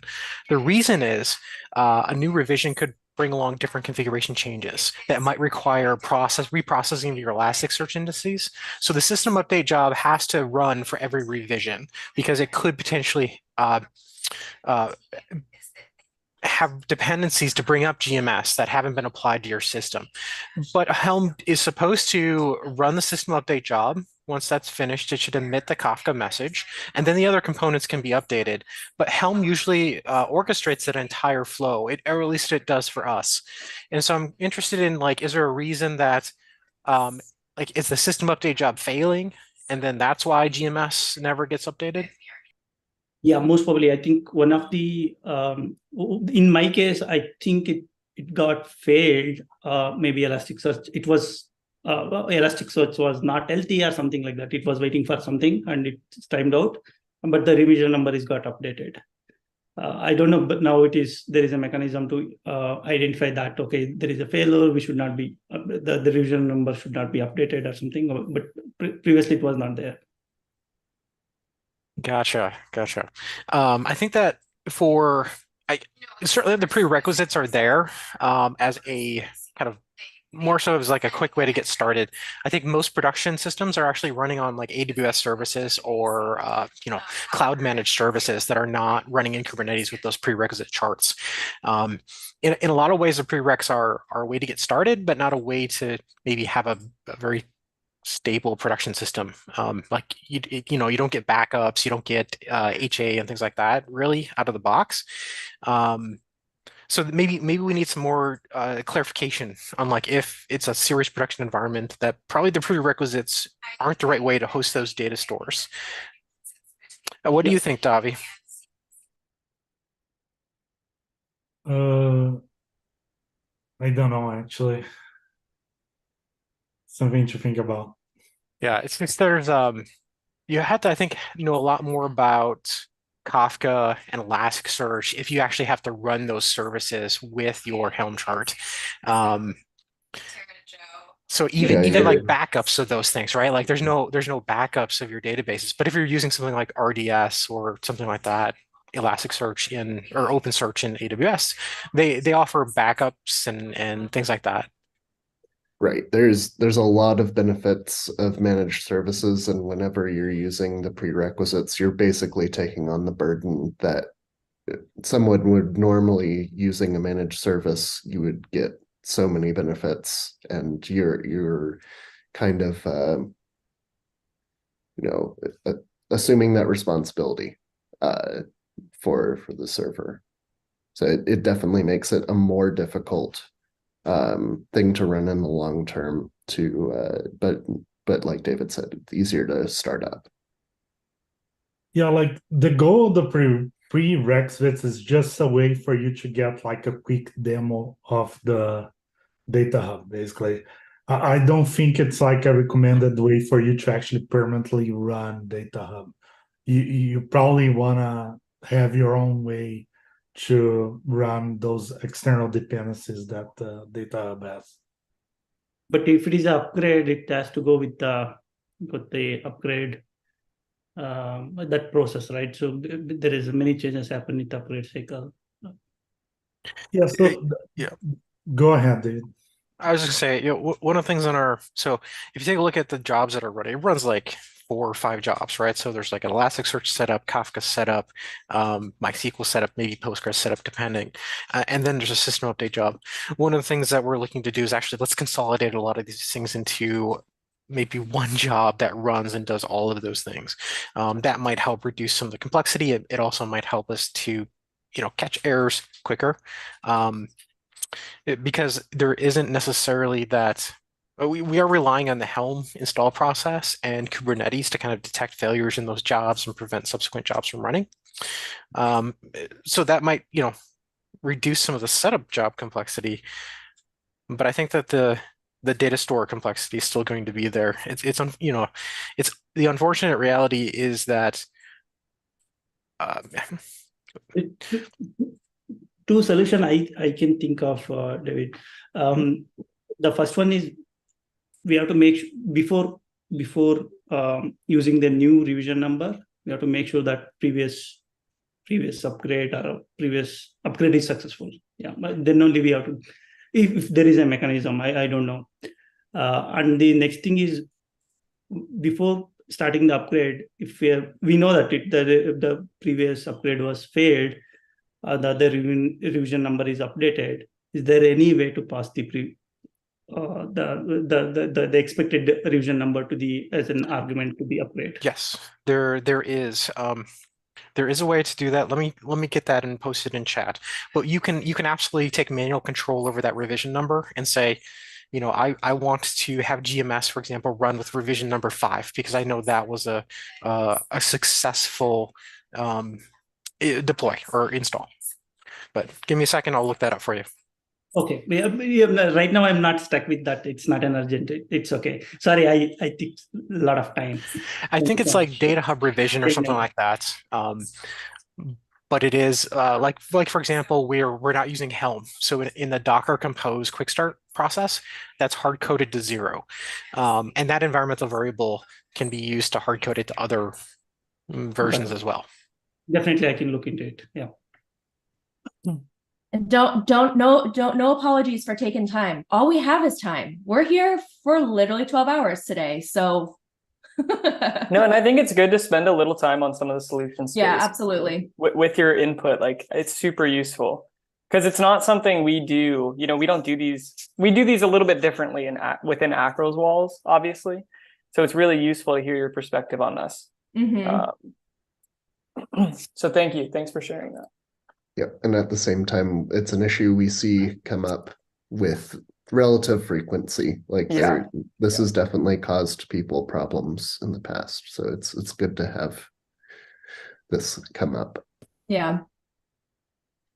Do we have a deployment FAQ anywhere? Like, I think one thing we could just do is add some deployment FAQ on, upgrading and whatnot, because we do seem to get a fair number of questions around this. John, are you volunteering to write some docs today? Maybe. Yeah, I guess maybe I am. Today's the day. Today's the I day. mean, we have a handful of deployment guides. We definitely have like troubleshooting deployment. But I think those are definitely docs that like we should treat, like we should be revisiting frequently, right? Like I think just version to version things seem to pop up, right? So yeah. Absolutely. Yeah. 𝗂𝘃𝗧, I'm curious, one last question for you, like, or just kind of in the space, like what types of resources would be helpful for folks that are kind of like navigating all this, right? Because like John said, like we're not regularly running through the upgrades on an open source version, right? So yeah, I don't know, what would be useful, do you think? I think normally when I see the community chart, in the community chart, I'm generally talking, not just my prospect. People before investigating or before spending time on the document reading, just they post the question. Yeah, sometimes it is a complex, or sometimes it is a critical issue, but sometimes it is a very, very general. It's already available. It's answered in the community. Its documentation is also available. I don't know. We can avoid that by automating. Providing documentation based on keyword or something. I already saw that there is an automated bot which says asking for the version and the what kind of CI you're running. Maybe if you go a little bit further, you can just pull the document. Like if it is upgrade or a troubleshoot document or something, you can just post it that one. Yeah. Will be really helpful. Yeah, we're exploring more ways to kind of automate the basics within Slack, right? We don't want to turn the community just into like a bot hellscape, right? So we've been trialing a few different ones. Yeah, and most of like half of the questions, right, we get in the community mostly with the quick start. That is where I think we can create a dedicated just a quick start channel. Yeah, it's not a bad idea, actually. Yeah, it would help us consolidate sense. a lot of the questions that are coming in there. Okay, I do want to. We're at 2 minutes to the hour. It's time for us to choose a winner of a $25 Amazon gift card. And the winner for this round is Mangesh. Yeah. Oh, hopefully you can hear me. Miko will DM you to get all of that set up. Thank you for coming with your wonderful questions. Always happy to see. I mean, it's awesome to me that we have such a wide range of experiences in a session like this, right? Like 𝗂𝘃𝗧, you've been in the community for so long. Mangesh, you're just getting started. Mangesh, you're also running solo on your team. So hopefully this kind of gives you some support that, you may not be getting internally, but that's the beauty of open source, baby. We are coming up on the change of the hour. So we will start to shift. 1 second. Hold on, Maggie, before you go. Hi, Miko. Welcome back. Welcome back. Yui and Mangesh, I'm DMing you. But I'm trying to put up a social media smile here, so I kind of need a team to smile. I didn't want you to have weird pictures online, so I do need to see you guys smiling. Sorry about that. I'm sorry. I do need to keep people aware of what's happening. So can I get a rated smile? Thank you. And look at the camera. All right, good. Sorry. Thanks, didn't want anybody Miko. to say they had a random picture. Thank you. Lydia went on camera just for that. Back to work. Hey, I've been up since really early here in California. I know, so I'm doing my best. You are a trooper. You are a damn trooper. Okay, so we're at the turn of the hour. Keep your questions coming in. We'll shift our focus over to just kind of like getting started with DataHub. If you have remaining questions around kind of like infrastructure, architecture, we're not going to say no to those questions. But then also later on throughout the day, we will have 2 more sessions focused specifically on infrastructure and architecture. So you can come back there, or anything around our APIs as well. Miko, I need to step away. That's so fine. I'm actually going to turn things back over to you, and Okay. I'll be back in an hour. No worries. Yeah, I think we have some people coming in for this getting started with DataHub. All right, so who on the engineering team? I see Harshil's up here. Yeah, all right, let's get, bye Maggie, we'll see you soon. I'm taking back over as host. All right, so we are welcoming Harshil on here. Let me just do a quick check. Ryan, Ethan, David, Davey, and John, are you guys hanging around for the next hour? Any of you heading out? Are you here? Here. I'm Yeah. staying. You're staying, okay, good. All right, Harshil, I'm gonna go ahead and just update your name real quick, and then why don't you do a quick intro, and then we will rock and roll. If you guys are just joining us, feel free to put in your questions. We're gonna focus on getting started with DataHub. We're back to that session, so feel free to put your questions in chat. Harshil, could you do a quick intro? Yeah, Herschel, I'm a founding engineer here in Acrel. I build primarily on the integrations side of things, but looking forward to this session for all things DataHub. All right, I was like, where is everybody this morning when we were like, oh. This morning was lit. Okay, thank you Abhishek. Bye. Abhishek's in the UK. Okay, so do we have any questions on getting started with DataHub?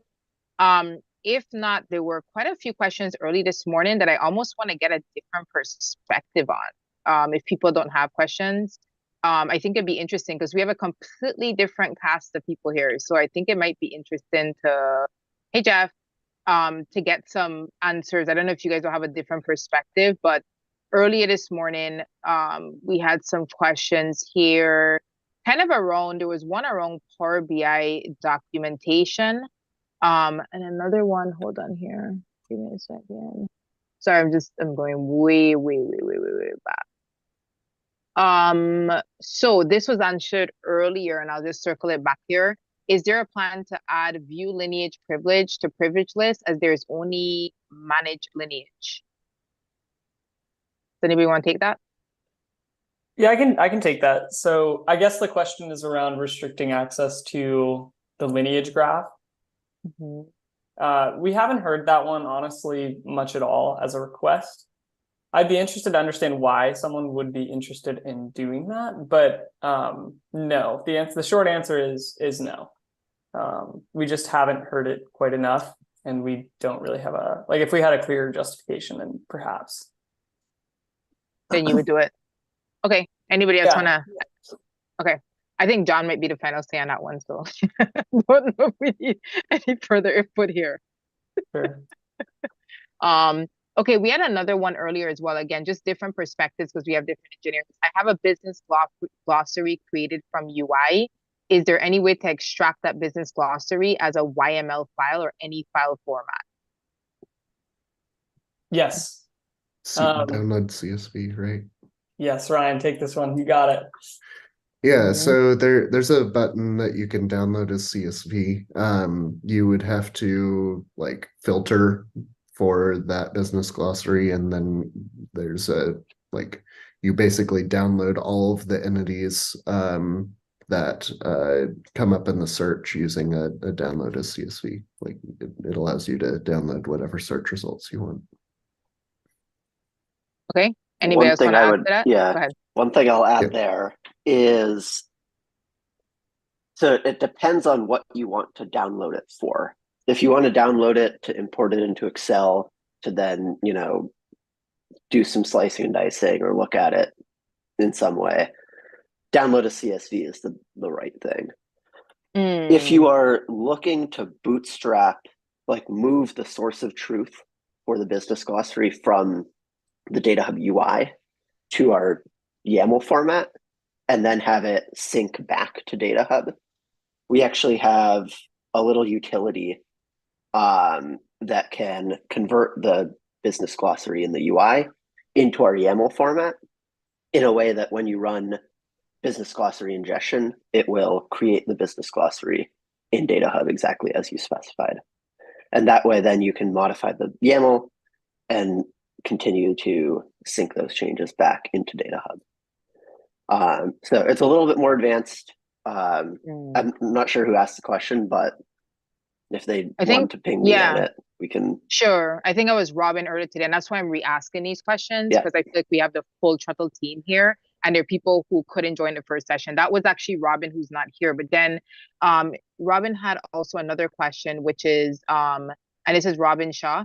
Is there any way to directly ingest SQL files to metadata without connecting to any database? I think that's a common question. Who wants to take that one?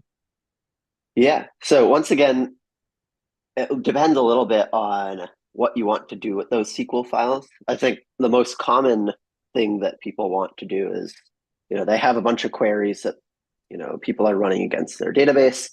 They want to extract lineage, usage, and sample queries and have those show up in the UI.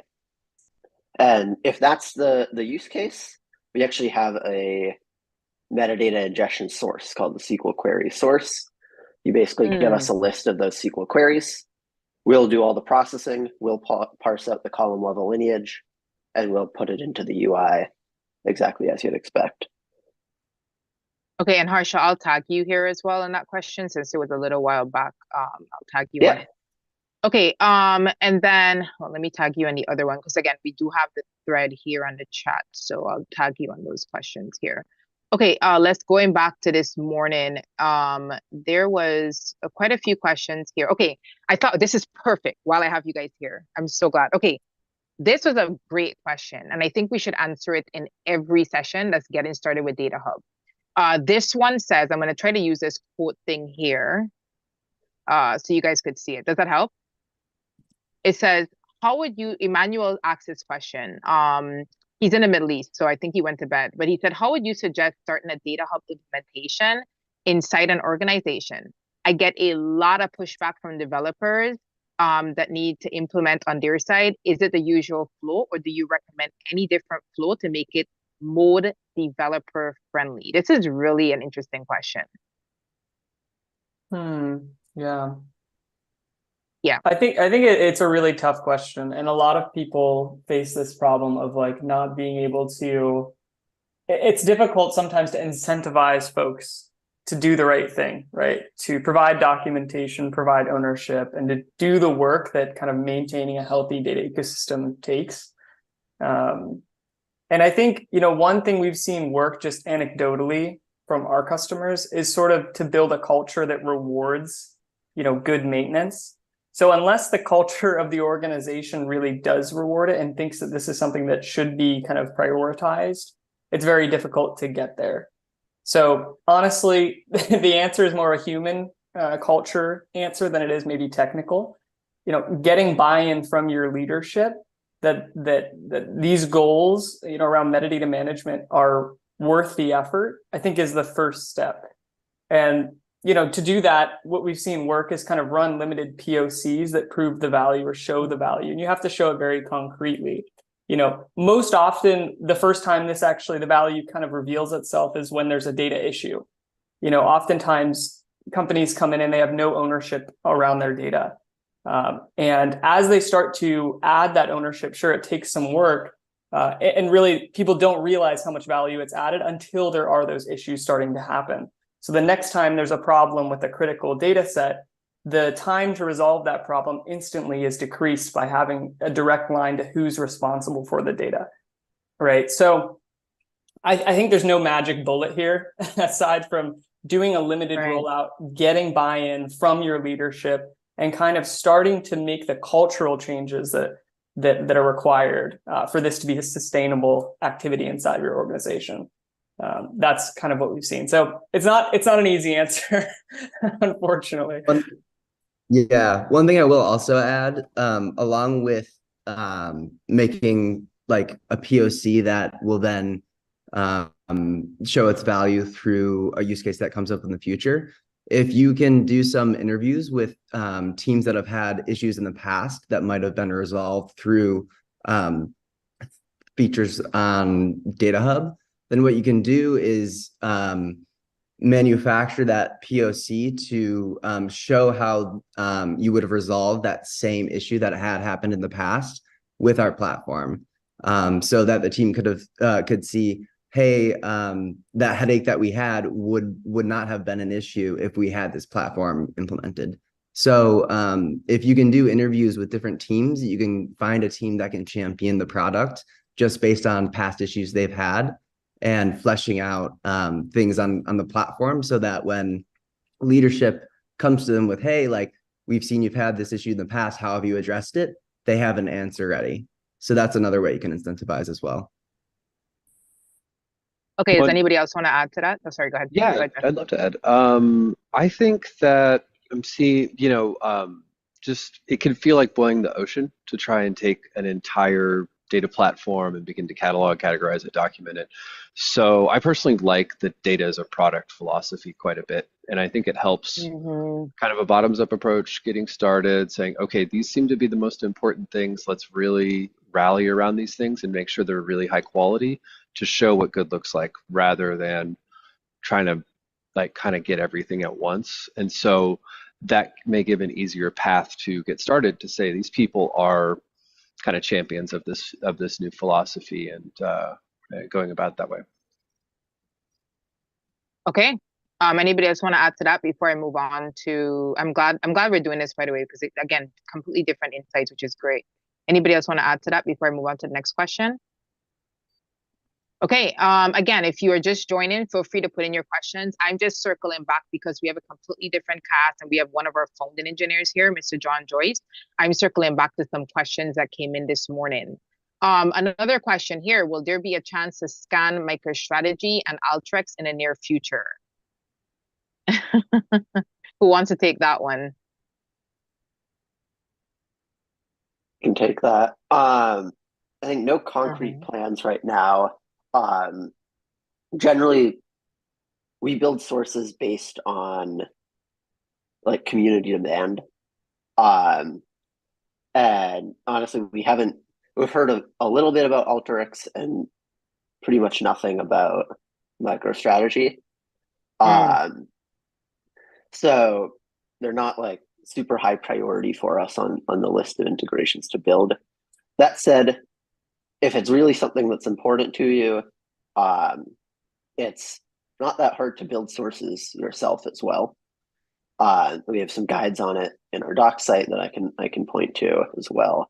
And folks have told us in the past that they were surprised at how easy it was. So definitely opportunity there to kind of build that little gap where you need to kind of make the platform work for you. Okay. Anybody else want to add to that before I move on?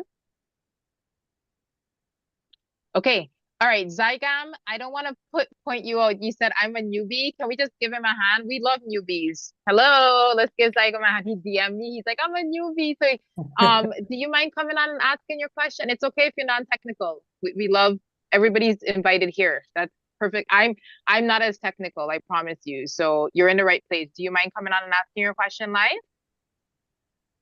Sure there. Can you guys hear me? Okay, hold on. Wait, let me grab you on camera here. Hold on, Zygam. Yeah, please. This is definitely family friendly here, and we love all the different perspectives. Where are you? Let me grab you. Where are you, Zygam? Raise your hand. Are you able to get on camera by any chance? I can spotlight you or no? Just give me, actually, I can't right now. Just in the middle of like multitasking here. My camera's being a little weird connecting. But okay. Go ahead and ask your question, because you DM'd it to me, and if you could put it in chat, that'd be great. Go ahead. Yeah. So we're very new to building out a data catalog, and we definitely see the need for building one in our organization. The question that I have really is, because of competing priorities and taking engineering time away from a project like this, instead of focusing on a product, how would someone like myself, who would be an advocate for building this data catalog outside of a data governance team or a BI team, for instance, could spearhead this initiative in DataHub? How difficult would it be for someone like myself to work and start something up and see how far we can get before we need technical support to actually move forward from there? That's a great question. So did everybody hear the question? I know his microphone's a little off. He was saying, how far can someone like him, who is not technical, not in BI, he's after my own heart here, how far can he get with DataHub before he has to involve people like you? There's no good way to put it. So who wants to take that question? Yeah, I can give it a shot. I think there's a few questions in there. One's around the motivations and kind of what we just discussed around motivating a product like DataHub inside of a broader organization. I think just to quickly address that one, going back to what we just kind of touched on, running limited POCs that are very targeted towards the most important pieces of your data infrastructure, I think is the best way to get larger buy-in from your organization. So can you run that limited POC without technical, experience? I think you can largely. I think you can get as far as running our quick start, getting the UI up locally, and then kind of ingesting your data sources through our UI. Beyond that, I would say is where you really need to think about engaging someone more technical for a full-scale deployment, which requires you hosting this in a place that other folks inside your organization can access. But to just get that kind of initial POC and start to go around your organization and champion sort of what you have, I would say you could definitely do that. Does anyone else want to add any color there? Maybe I missed something. One thought that I had, and it's something that we're currently building, so I'm not quite sure if this is fully publicly available yet or not, is we do have or are working on a trial instance for our SaaS platform. And that might be, it's usually time limited. And again, I'm not sure if we've actually gotten this all the way out there yet, but that might be a way to avoid even running Quick Start locally. It's just to set up a trial account. The other thing I will say too is while you're getting started, you can always reach out to the community and lean on the community for support. And up to the point of involving your own technical team after that UI ingestion, the communities, I'm sure, been through a number of instances themselves of this, and we're here to support you. So feel free to reach out to the community as well. Yeah, we actually have we obviously have a lot of different channels. We actually have a getting started as well. So maybe a good place in a getting started channel to post your questions in there. I think it's super helpful. Did that answer your question, or do you have any? And I hope I'm not butchering your name. 𝗟𝗏. Am I saying that correctly? It's 𝗟𝗏, but yeah, definitely. I think that answers my question quite a bit. I do want to have a quick follow-up, if that's okay. Yeah, go ahead. Say that someone like myself is able to deploy onto infrastructure, even if it's not, say, in like an account held by an organization, something else that we wanted to do. How difficult is it to migrate between different infrastructure hosting providers once you have something spun up? Great question. I think maybe Ryan or David would be a good person to kind of chime in on that one. So migrating data from one instance to another, if we're not talking about a lot of data, it should be relatively easy to use the CLI to basically save and then restore. There's a DataHub sync and source. So you would save it to a file and then emit it back to the new instance. That process is not the fastest if you have a lot of data, but it does work for small data volumes. As far as a large scale lift and shift, that's a bit trickier. At that point, it would mostly be migrating like raw data stores, like taking a backup or a snapshot of your databases and then restoring them in the other cloud environment, which, depending on the technology you choose, may be easier, in one place than another. And the processes might vary as well, quite a bit. Got it. Awesome. Thank you. Okay, yes. Thank you. Just wanted to add one comment there. So just to summarize there, like DataHub provides a tool that allows you to easily export all your data into a file and then re-upload that data into another instance. But it can take a long time if you have a ton of data in there. So as long as you're not planning to live with that instance for a long time, like 6 months, if you just want to have it for a month or two, get it out to your organization, like you should be fine. You should be fine. Mm-hmm. Yeah, makes sense. Okay. 𝗟𝗏, did you get your question answered? Yes, I did. Thank you. Okay, awesome. Okay, so I'm gonna continue to circle back here. As I said, I myself am really enjoying the insight as someone who is a bit new to the team. Well, I guess I'm almost 6 months. I'm not as new anymore. I did have a few questions I want to circle back with here.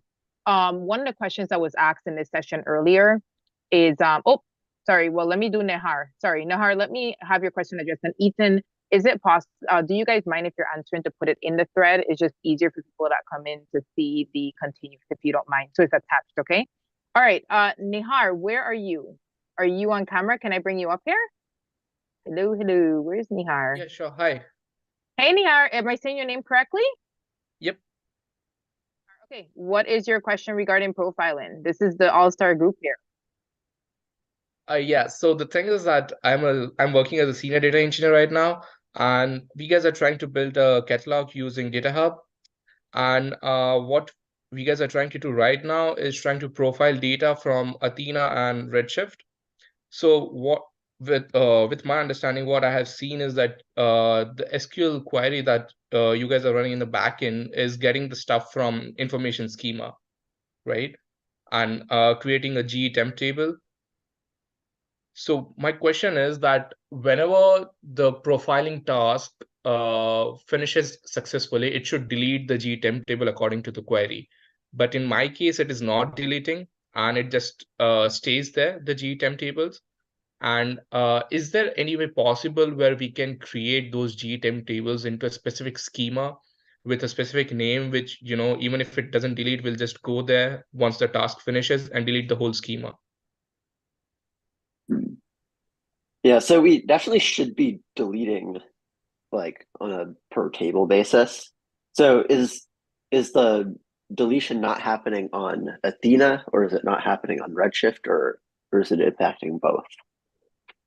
Yeah, so on Redshift, I have seen it happening a few times, but on Athena, it never happens. Interesting. Yeah, I think probably the next step would be if you have like logs from that Redshift ingestion run, would love to take a look at those. There are some, you know, options we have to tweak the behavior of the profiler and like where it creates the temp tables and things like that.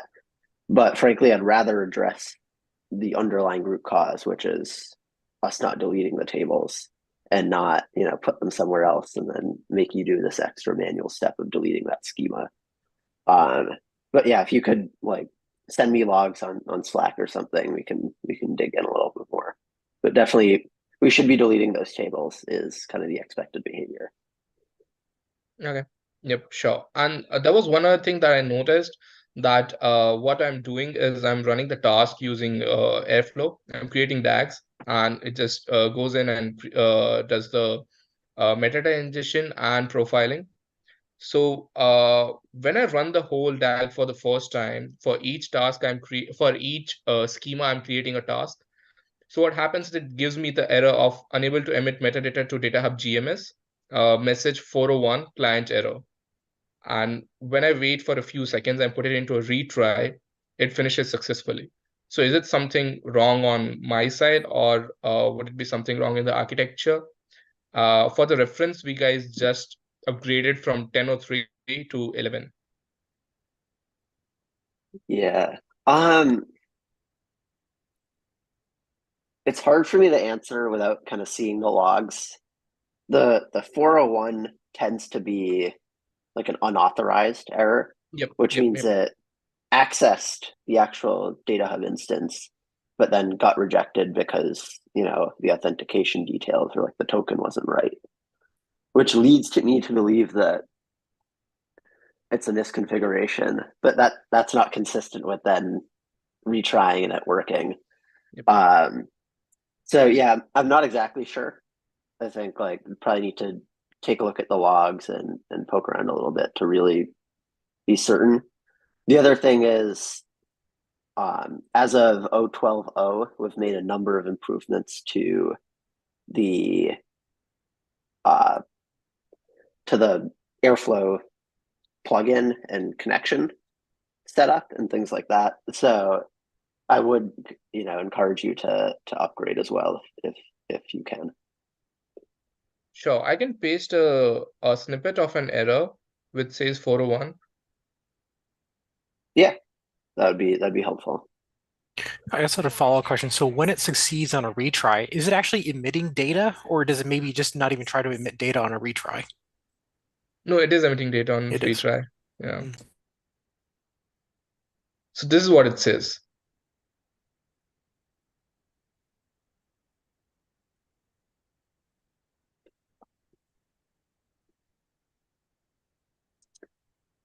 Huh.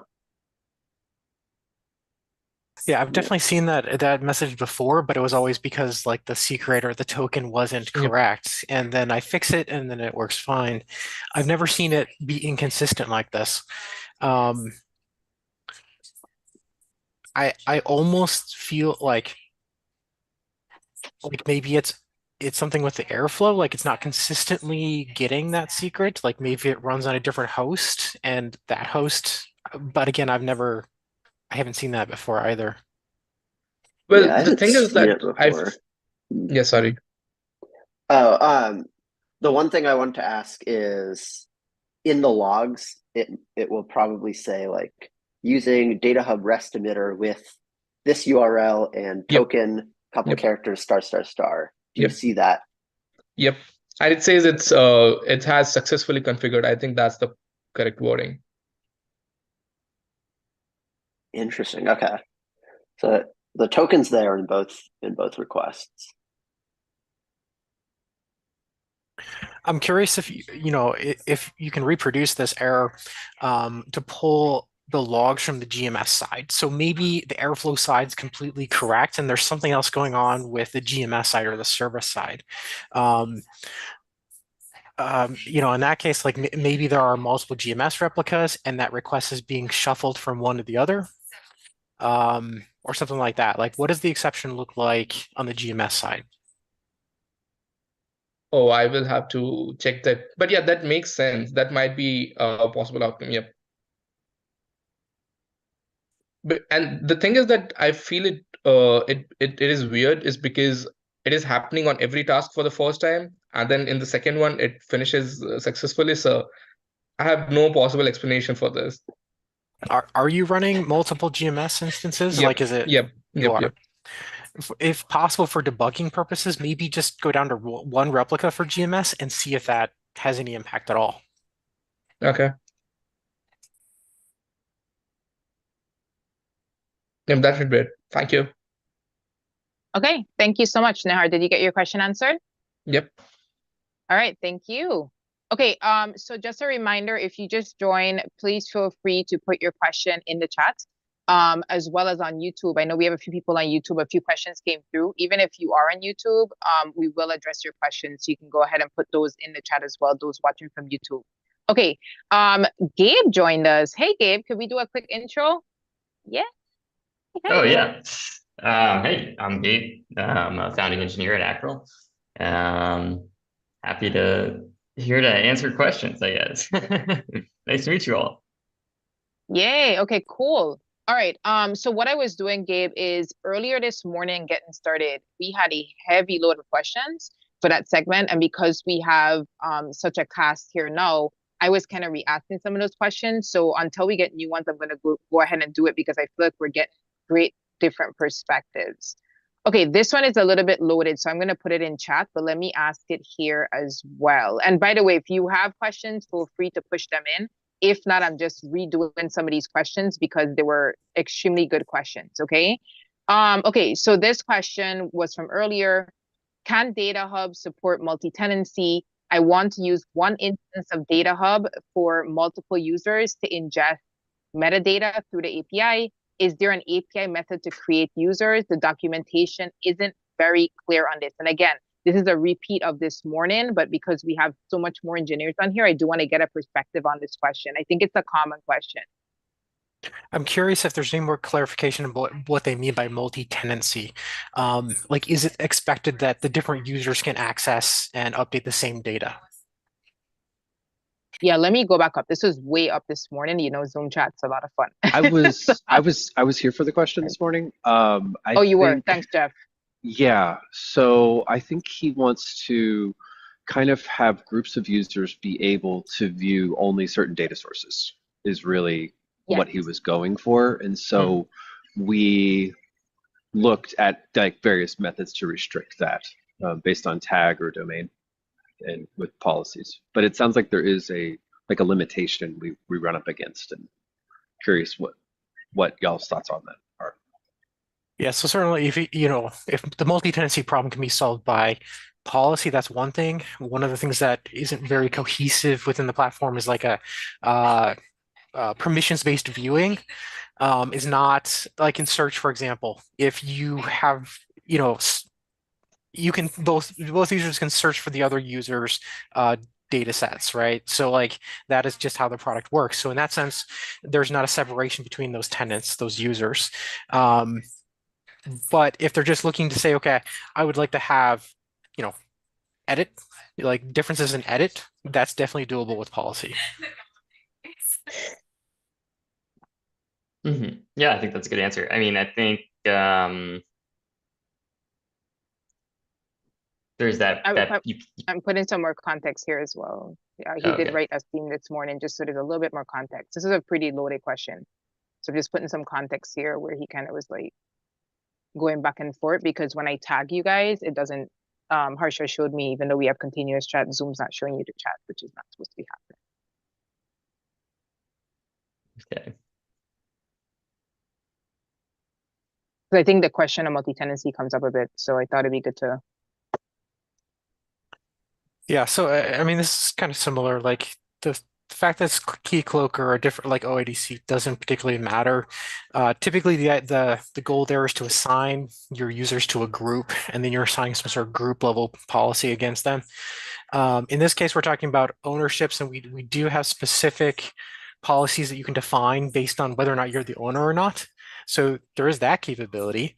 But again, like the restrictions on view are limited. It is not 100% comprehensive.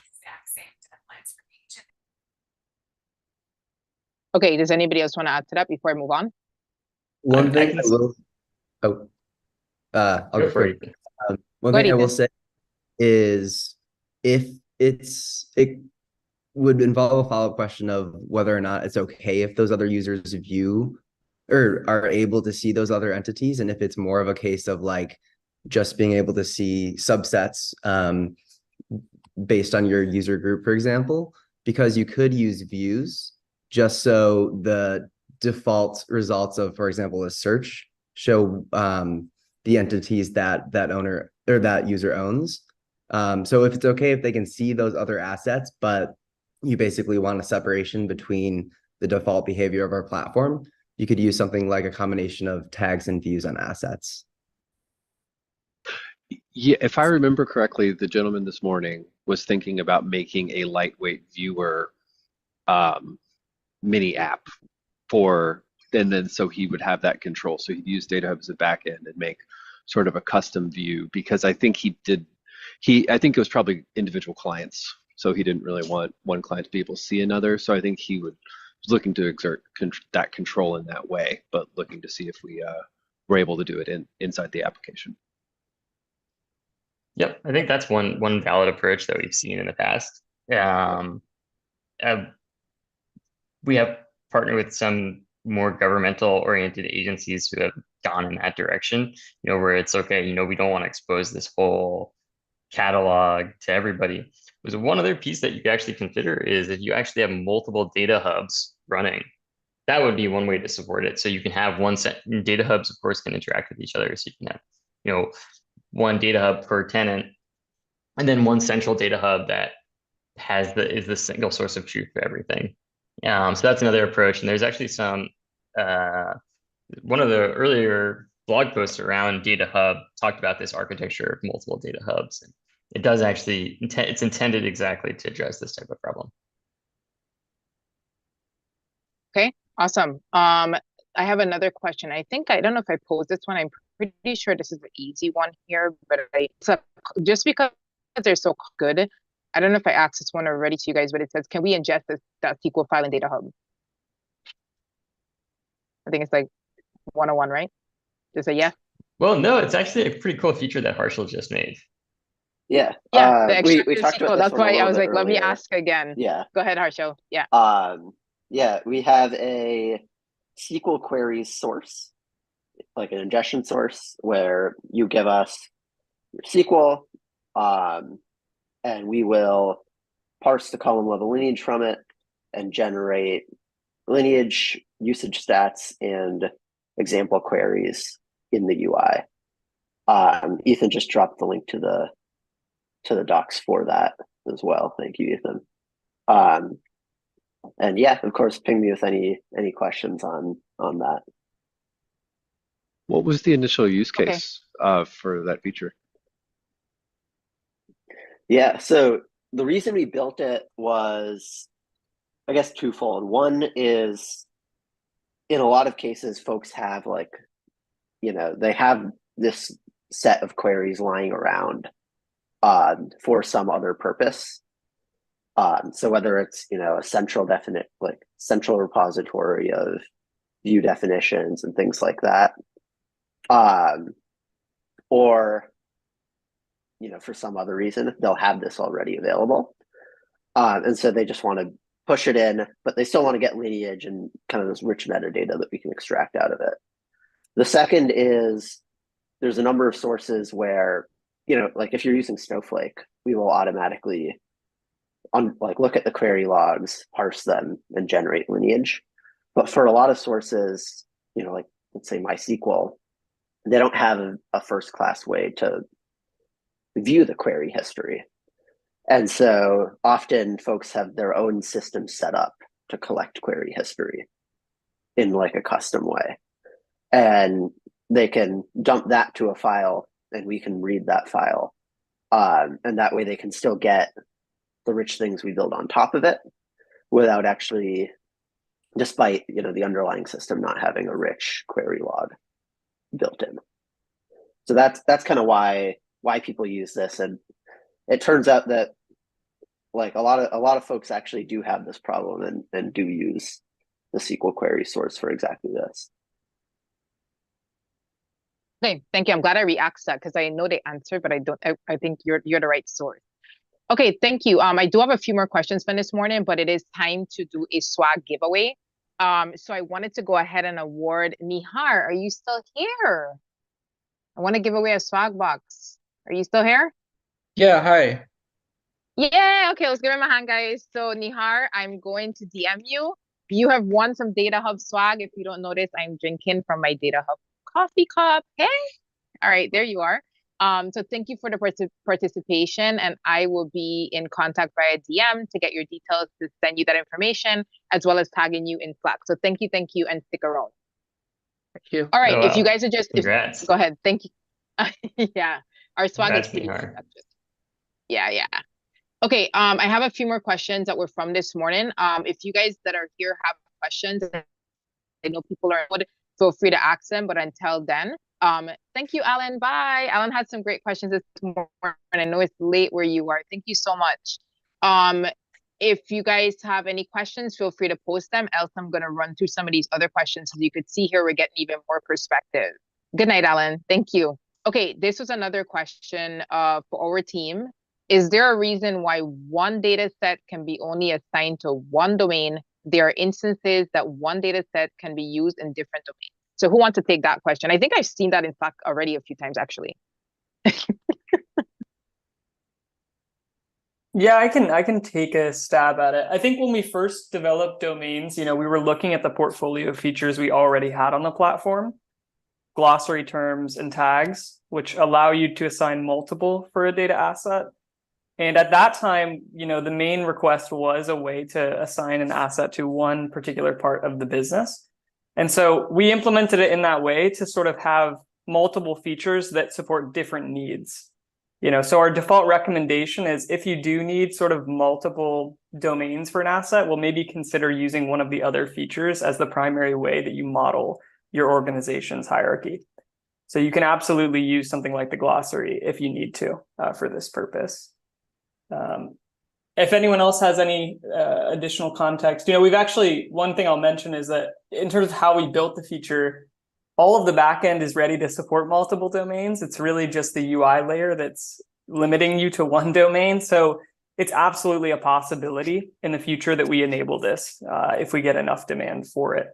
But up to this point, we've wanted to keep that constraint of having one, because we feel like it offers some differentiation between the domains feature and the business glossary feature, which is very similar. All right, does anybody want to add to that? Or I think that kind of answers that question. Yeah, that's solid. Okay, we had another one here, a little bit more specific that came in as well. Hi, can we add Proto as a source in DataHub? Do you have any existing recipe available? David might be able to speak to, I think they're talking about protobuf here, right? Yeah, it sounds like it. So there is no integration with the Python ingestion CLI for protobuf, but as a source within DataHub, I'm not quite sure what I think they're talking about the ingestion CLI source. It would be my guess. Maybe, but David, I think that your protobuf feature is pretty cool. So it is. I also know that there is a bug in it right now too, so then we need to fix.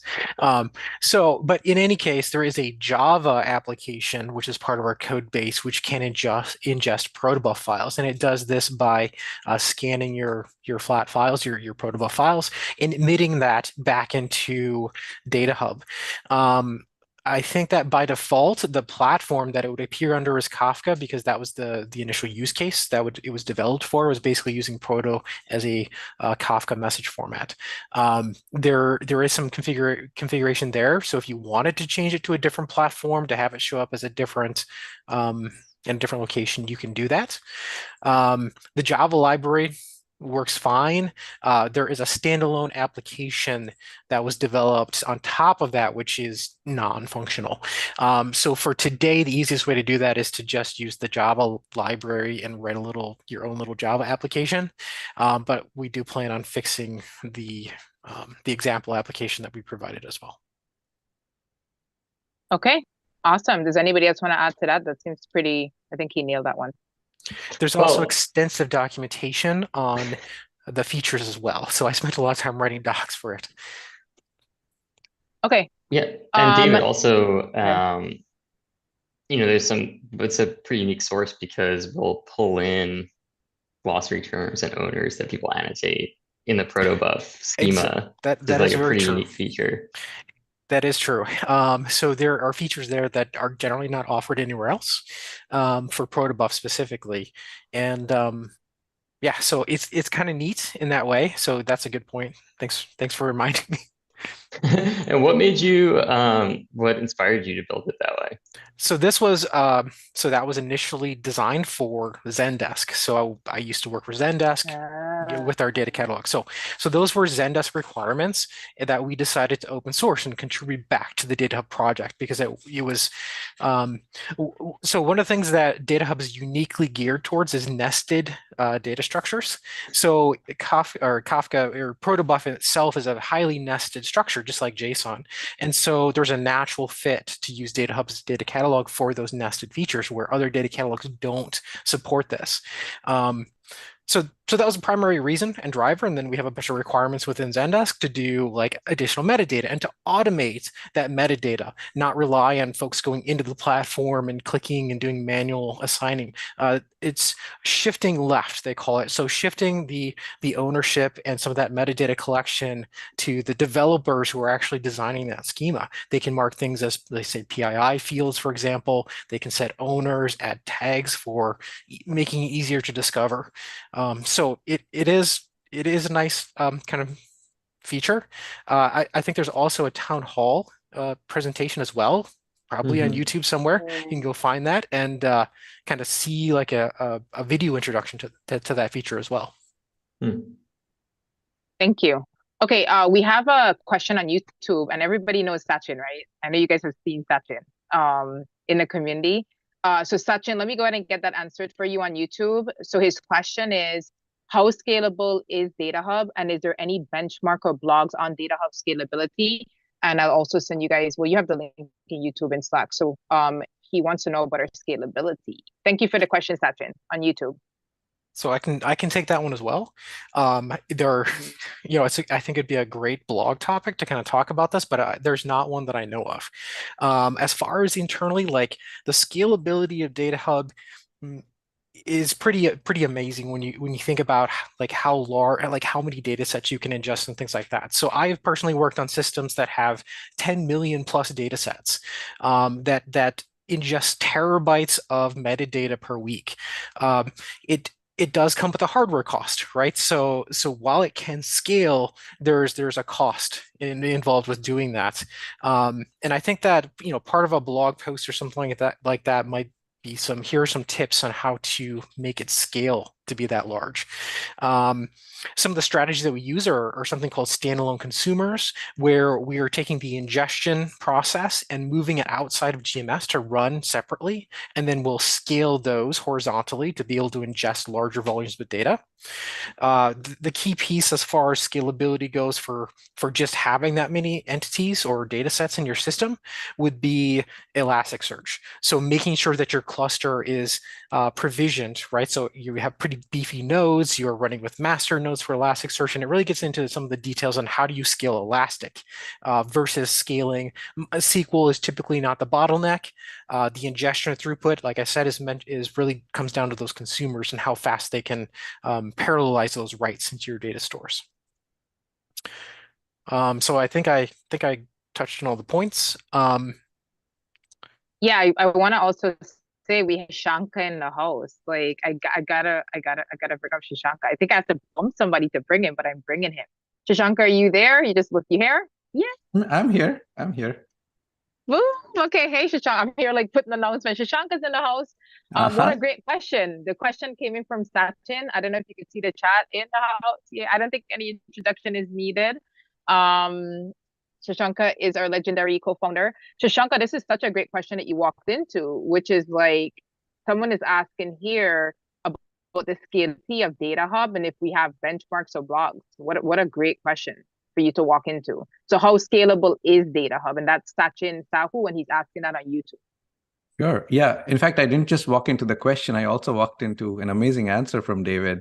So I'm not quite sure how I can better his answer, other than the fact that DataHub was actually designed over multiple years to actually evolve to this kind of a scalability where, you know, when you look at its design in the abstract and you it's the first time you encounter the project, you might be like, why the hell did they design this way? I mean, who uses MySQL like this? Why are they putting in all of these documents in there? And then they've got this Kafka stream coming out on the other side. And then they've got Elasticsearch and all these other systems. Like, why wouldn't I just do, you know, classic relational tables and schemas and indexing? And like, it should just work, right? And I think that I know everyone, a lot of people, when they encounter this, think about it that way. And funnily enough, that's how DataHub originally started. The original version of DataHub, which was a project called Warehouse, actually had built it exactly that way, how you would build it the first time you build something like this, right? Use a database for what it's meant for. But then what happened was, as we scaled to larger and larger number of entities or assets, and as we scaled to larger and larger number of relationships, as well as fast-moving metadata, not just once in a while updated metadata, we realized that we had to take certain constraints in terms of how we use these systems. And so instead of using MySQL in its full relational glory, we ended up using it more or less like a document store. Instead of kind of doing secondary indexing in there, we said, well, since we anyway need Elasticsearch for search use cases, and since we also have other kind of filter and lookup use cases, why not use the same technology for both? And that means it's one less, you know, index alter to manage, you know, from a relational database perspective. So a lot of the decisions that you see right now that might seem awkward at first glance, it's actually because it has evolved to this point to support that kind of high scale needs that we saw, you know, over the many years at LinkedIn, where it was kind of evolved and updated. And now, as David is saying, in kind of our customer base, as well as from the community, we hear reports of how this is actually helping companies grow to levels of scale that other both open source and commercial systems are not able to keep up with, right? So the ability, like we have ambitious goals internally for next year for what we are calling Platform 1.0, where we want to get to, 100 million plus nodes and 1 billion plus edges indexed. We want to get to be able to support lineage subgraphs of 1 million plus in size. So we have ambitious goals, and our kind of customers and communities driving us towards those.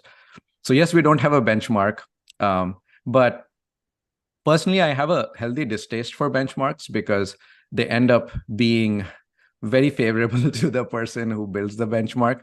But I think it would be a good idea to do a blog post about the scalability designs and perhaps an open source set of benchmarks that anyone could use to at least validate that they've set up DataHub locally the right way.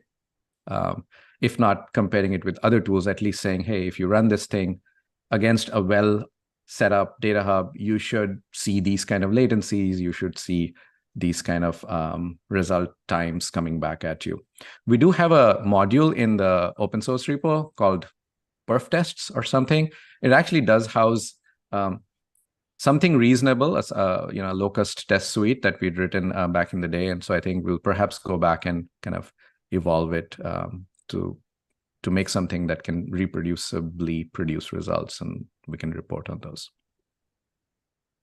Okay, thank you. And Sachin said thank you, by the way, on YouTube. So he said that he appreciates the answer.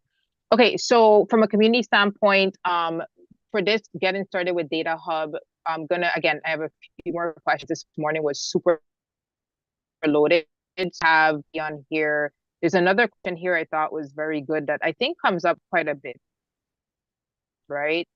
Wei-Tang is in here. If you guys have questions, feel free to post them. I'm just running back through this morning, was super heavy with questions, so I'm just running back through some of them since we have even more engineers on here. So the question this morning was, I'm able to extract all the details of a data set from DataHub using Python SDK. Python is super popular, but not able to extract validation details. We're using great expectations to run validations on DataHub. Can you help me understand how we extract these details using Python SDK? And hopefully it's not too much in the weeds. If it is too much in the weeds, we can just address them offline. Yeah, certainly not too much in the weeds. I think here I would need a clarifying question, which is, for Great Expectations, are they using our Great Expectations integration, or are they using purely the SDK to manually construct data quality, results and annotations and push them into DataHub? I think kind of depending on the answer there, if they're using the integration, we can, kind of take a look at logs and things like that to figure out exactly what's happening. But generally, everything should work out of the box, as in, you have expectations set up, we pull those in with metadata about them and the results over time. In the latter, we've got a couple of code samples that I will drop links to in the Zoom chat of how you can use our SDK to push in data quality rules and results using the Python SDK. And those would work whether you're using Great Expectations or some other tool that we actually don't support. So it would work, regardless of what underlying tool it is. Okay, thank you for answering both. Does anybody want to add anything to that question? I mean, to that, any answers there? I think he answered that pretty thoroughly. Okay, so I want to put this one here. This one is a little bit more detailed as well, but again, I know we had a specific channel for Power BI, so I'm just going to put it here because it's very specific. This question was asked around Power BI, which is, we have a problem with Power BI ingestion at our org. We have over 100 workspaces and over 1,000 reports. And the current Power BI source doesn't know how to refresh the API token. Oops, sorry here. Oops, my question went up. And sorry, and so it expires after an hour and most of the ingestion won't happen. Is there any ideas? And it said they see a few PRs try to fix it. So I think someone's just trying to find out if it's ever going to get fixed, just long story short. Yeah, I think we actually reopened one of the PRs that had kind of gone stale earlier today. And once that's merged in, it should start working. So stay tuned for the next CLI release for this to start working. All right. Thank you.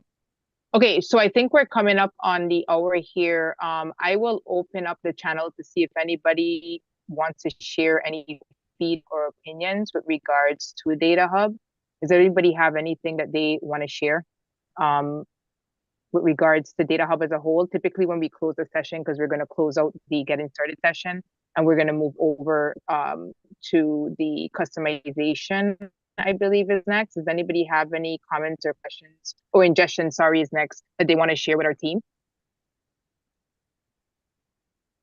Or do we have anything we want to share with them? Our team's all smiling. Nahar clapping his hand. Thank you, Nahar, you're clapping. You have any questions or comments? Yeah, so we guys have been implementing column level lineage lately. And the only thing that I would like to say about it is that it looks beautiful. Okay, thank you. Thank you. That's so kind. Yeah, we'll take that. That's awesome. Thank you, Nahar. All right. Yep. Okay, so if not, I need to do another giveaway, and let me do a check on here. Who's going to be dropping off in our team for the next segment for ingestion? Who's leaving? I know there's a few people heading out. Okay, so thank you, Ethan. Thank you, David. You guys were on here. Anybody else dropping off, let me know. Thank you guys so much. We're going to be switching topics in about like 3 minutes here. So let me go ahead and switch gears on here. Hold on. All right, thanks, Gabe. And again, you guys can feel free to come in and out. Thanks, Jeff. Appreciate you as well. All right. And I believe I'm supposed to be switching host here. Hold on. We're going to switch gears a little bit here. All right. Thank you, Chris. No problem. Thank you. Okay. So I see we have some people that are in here. We are going to switch gears over to ingestion. I know that I need to take a quick break on here. If you have questions regarding ingestion, feel free to put them in the channel, please. And just give me 1 second here. Hold on. 1 second. Sorry, I'm just managing DMs as well.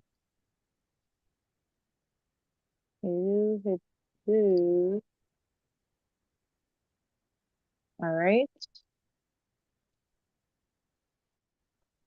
Okay, we do have another question that came in here. It is on YouTube again, so let me go ahead and post it. I think, Priya, that was you from earlier.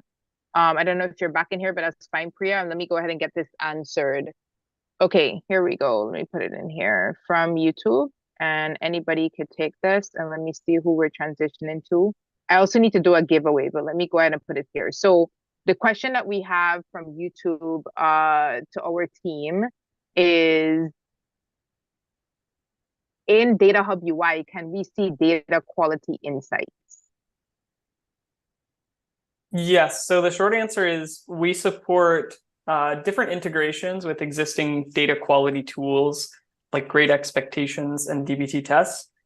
You can also use the Python SDK to report other data quality results if we don't have a tool that you're using supported.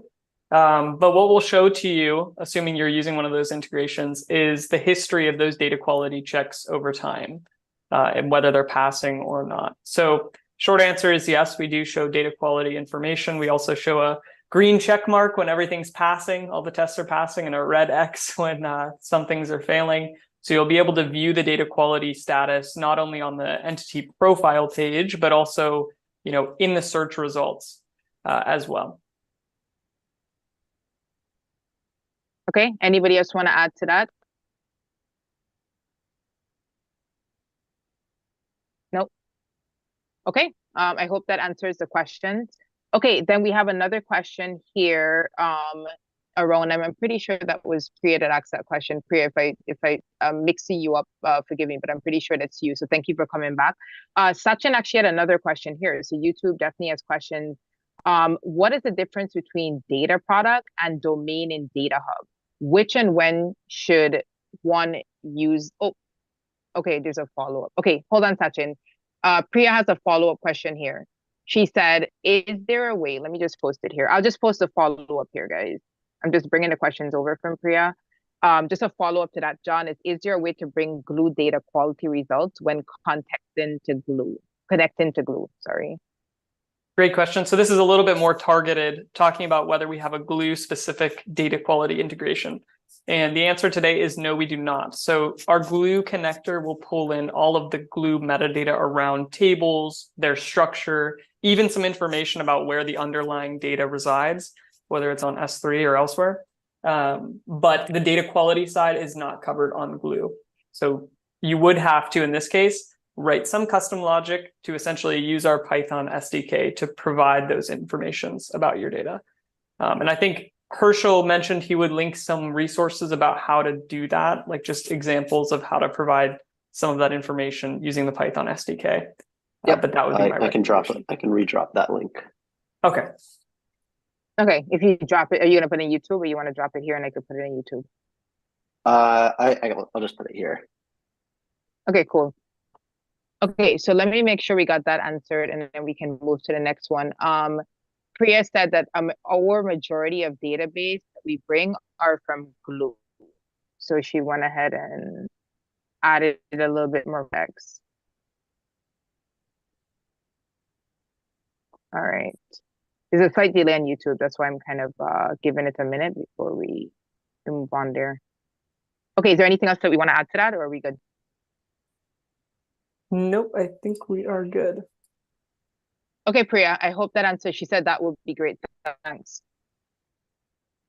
Okay, so what is the difference between data product and domain in DataHub? Which and when should one use them? Who wants to take that question? Thank you, Sachin. I can take that. So sure. So in its current form, the way it has been implemented so far, you are right in saying seems about the same as a domain, because right now it is literally just a bounding box that covers a bunch of assets that are grouped for a particular purpose, right?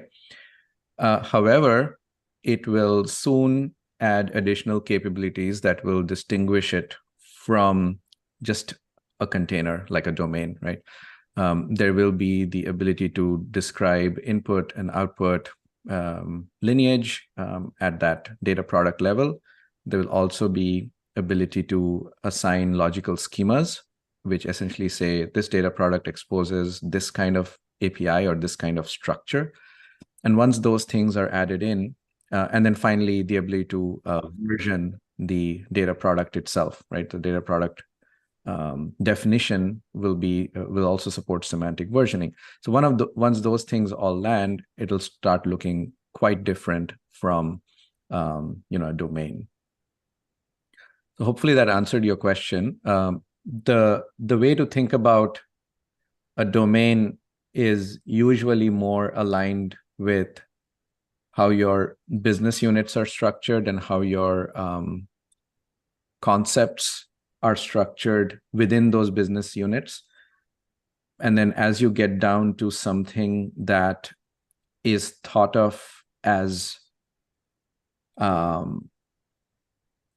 concept that other teams want to depend on, they almost think of it as a data asset, even though there might be one or two different tables which combine to create that data asset. You would want to call that a data product. So from a relational database perspective, in classical data warehouse design, you would normally have a database, then within that you would have a schema, and then within that schema you would have a bunch of tables. And generally the schema concept is associated to a bunch of tables that are grouped together to accomplish a certain purpose and to present a unified unit of consumption for someone who's downstream of you or someone who's processing a certain. So I would say, in the modern day, I think a data product, if you think beyond kind of the relational space, should more or less correspond to either one individual extremely important data asset that you want to share with your downstream teams, or a collection of data assets that together allow you to do a certain thing. Like, generally you would have a click stream and an event and an impression stream. And you might actually combine both of them and say, hey, this is a data product that represents all our activity, right? So there are certain situations where you might want to combine things together. But in the end, it finally still represents an asset or a collection of assets with a very specific purpose. Yeah, I want to add one thing, which is that, the other use case for data products that we've seen is kind of encompassing different manifestations of the same data. So, Shashanka touched on this, but a lot of companies have clickstream data. They have Kafka topics, streaming data. Let's say for, I don't know, at LinkedIn, we had a profiles stream that would record all the changes to a user's profile. At the same time, we had an offline table that had all of the users' profiles as of yesterday. And so one way you could use data products is to group together those two different things, right? The stream of profile changes and the actual profile data in your data warehouse, and say, this is one thing, right? This is profiles data, regardless of where it physically lives. In many cases, it's duplicated not just in those two places, but there's an online store that users are actually changing, right, when they're updating their profile. And maybe that's also indexed inside of DataHub. So just collecting those things that are logically the same and saying this group is all profiles data, even though it lives across many different systems, is one way to think about data products as well. All right, thank you so much. Let me just look on here. Sorry for the delay. I'm looking at YouTube here. So I hope that answered your question, Sachin. There's a short delay on here, and if there's follow-up, I will definitely do follow-up. Okay, so I wanted to go ahead and switch gears a little bit, but I do need to give away a $25 Amazon gift card, and we do it based on engagement. So I haven't awarded one to YouTubers yet, so I wanted to go ahead and give away a $25 gift card to Sachin. Now, if you're in the community, you see in chat Sachin. So I want to say thank you so much to Sachin. I will be in touch with you to give you the gift card. He did make one more comment. He said, okay, thank you. I found a difference between domain and glossary and tags in docs, but this I was confused from the docs. Okay, that's definitely something we can help clear up, hopefully. Yep. Okay, thanks for the feedback. And with that said, Sachin, I will be DMing you in Slack to get your details, and I'm now going to hand it over to Maggie as we switch gears to DataHub ingestion. Oh, there's more questions on YouTube, Maggie, so I'll let you take that over. Okay. Here it comes. YouTube is coming in heavy. Yeah, YouTube. I'm like blown away by the engagement on YouTube. Yeah, we see you guys. Thanks for coming in. Hi everybody. I'm back. Hi Maggie. How's the day going? It's going great. Yeah. We're having a lot of good conversations. Yep. Both philosophical conversations and more tactical. Which is fun. Like as soon as I joined, it was like both you and Shashanka talking like in abstract. It was like, we're back to the good old days. Don't get us started. Together to just talk about metadata principles. Data entity versus data asset. We don't want to. This is a big debate. So on our internal Slack today, we're talking about debating. In fact, not talking, debating. Is it a data entity or a data asset? What shall we name it? Anyway. Hi, everyone. Sorry, I just got back from a little bit of a break. Happy to see you all. So we are going to shift gears over to ingestion, but any and all topics still welcome. We got the whole crew here. Yeah, so if you guys have questions in chat, feel free to throw them in there. You can also just go off of mute if you want. We have a small group right now, so feel free to jump in. Okay, so we do have a follow-up question. Is there a plan in the future? Sorry, this is hard for me to read over here. Is there a plan in the future to link data access for users who subscribe for it? So I'm guessing that means, is there a plan to allow folks to request access? I mean, the question is like, is it subscribing to changes in access, or? So Priya, I think this is Priya from, so Priya, I believe this is you on the YouTube stream chat. I don't know what these terms are. So if you could elaborate just a little bit on that question, I think it'll be useful, because there's a combination of like subscriptions and notifications. You can kind of like subscribe to data sets in Aqrel's version of DataHub and get notifications when something changes. Separately, there's kind of the access question of it all. So we can kind of talk, I mean, we could talk data access really quick. I know, Herschel, you just did a demo on that at Town Hall. Do you want to talk at a high level of what's currently supported around access kind of requests within the open source version? Yeah, so I think on requests right now, the way we think about it is, you know, there's a number of underlying roles that will have access to a given data set, and individual users can be granted those roles. And so we'll do this, you know, 2-hop resolution. So if you're looking at an entity page and you're logged in as, you know, a specific user, you'll be able to see what are all of the roles that would give me access to this data set. And, you know, will it give me read access, write access, whatever. And then in addition, if you don't have one of those roles available, you can configure kind of an access request URL that will show up in the UI as a little button. You click that button, depending on how it's configured, often folks will, you know, point it at an internal form or, you know, a Jira ticket template, something like that. So then you can actually take the next step to request that access to that specific data set. Actually, to add on top of that, just to enrich the conversation, I think a little bit, access management is such a gateway type feature where basically you can see what roles exist and what access exists within DataHub, but the action of requesting it often requires integration with third-party systems. And, you know, as someone in customer success at Aqrel, we've seen a lot of interest in our customers with having the access management feature, so much so that there are actually requests to make the request URL actually have parameters, so that rather than you just getting redirected to a form that gets filled out, you could eventually just generate an HTTP request to some external service and have all of that configured automatically. This is actually something that I've heard from customers several times, and I don't think it's really that hard to develop. Obviously, there needs to be a protocol behind this, but that is a way that we may consider moving access management altogether, just to make it a little bit more autonomous and help folks out, you know, just filling in the data. Hey, this user asked for this type of access for this data set, and you just give that information over, like auto population, that type of thing. And that might be where we also take access management.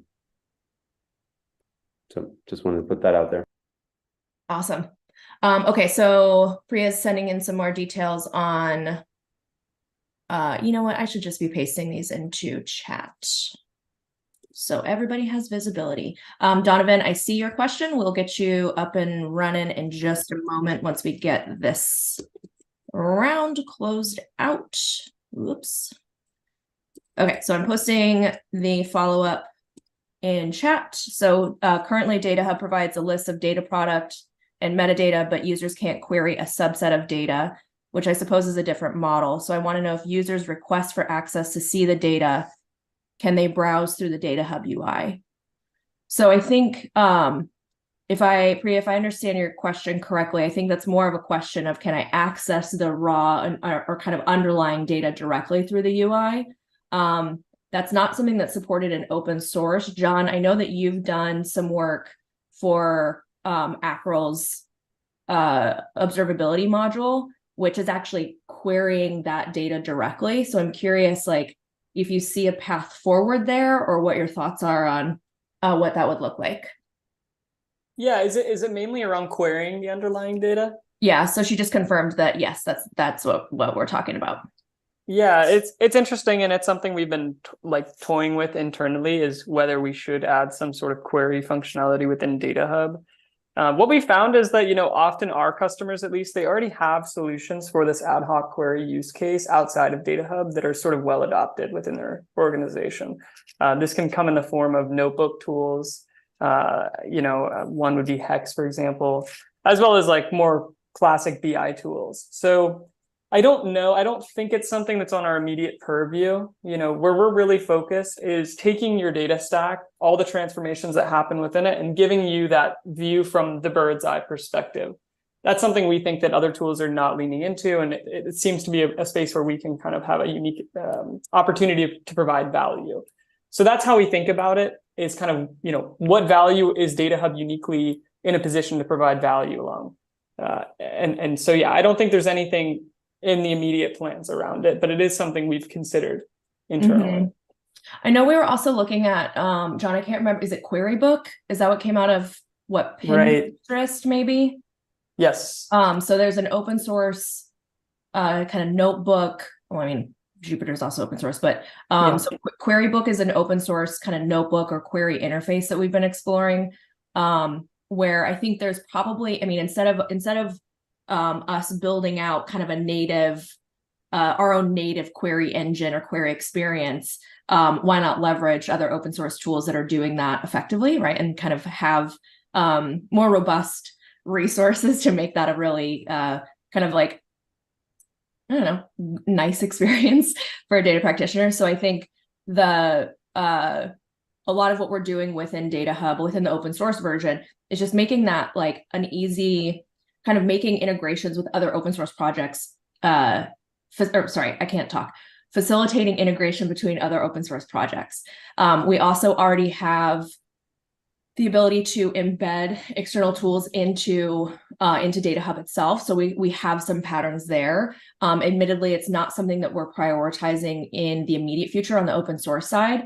But we can always, or we always try to take and incorporate feedback from the community as much as possible to inform what we build, what we ship, based off of how widespread that adoption would look like. So if that's interesting, we can always carry on that conversation for the next 8 hours or in other channels.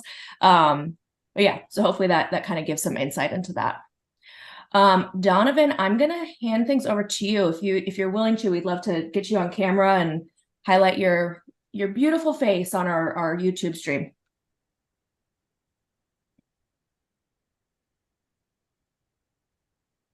Sitting in the dark with coffee. Okay, do you want to at least go off of mute and ask your question? Yeah, for sure. Is the mic picking up? Yep, we can hear you. That's great. Been sitting talking to myself on Discord all day with my mic off. Amazing. My question was that when we ingest no-code builder solutions like the meta-based query builders, SQL queries, they struggle to ingest into DataHub. Those queries can be enormous. And it made me think I wonder if there's a framework in mind for other no-code platforms around query building as they come out, if there's something geared towards handling that. Because I can only imagine with conversational stuff coming out in the future, it's going to be a bit different how things are getting built. And so how does that get standardized? And is that a concern if everyone has their own dialect of solution? Yeah, so this is something we've kind of went through the same realization process that you did, which is these queries are gnarly and are only going to get more complex. To address that, we've gone through the effort of building what we think is probably one of the best SQL parsers for lineage out there, that can, handle some incredibly complex queries, hundreds, thousands of columns sort of things, with tons of subqueries and CTs and all the good stuff.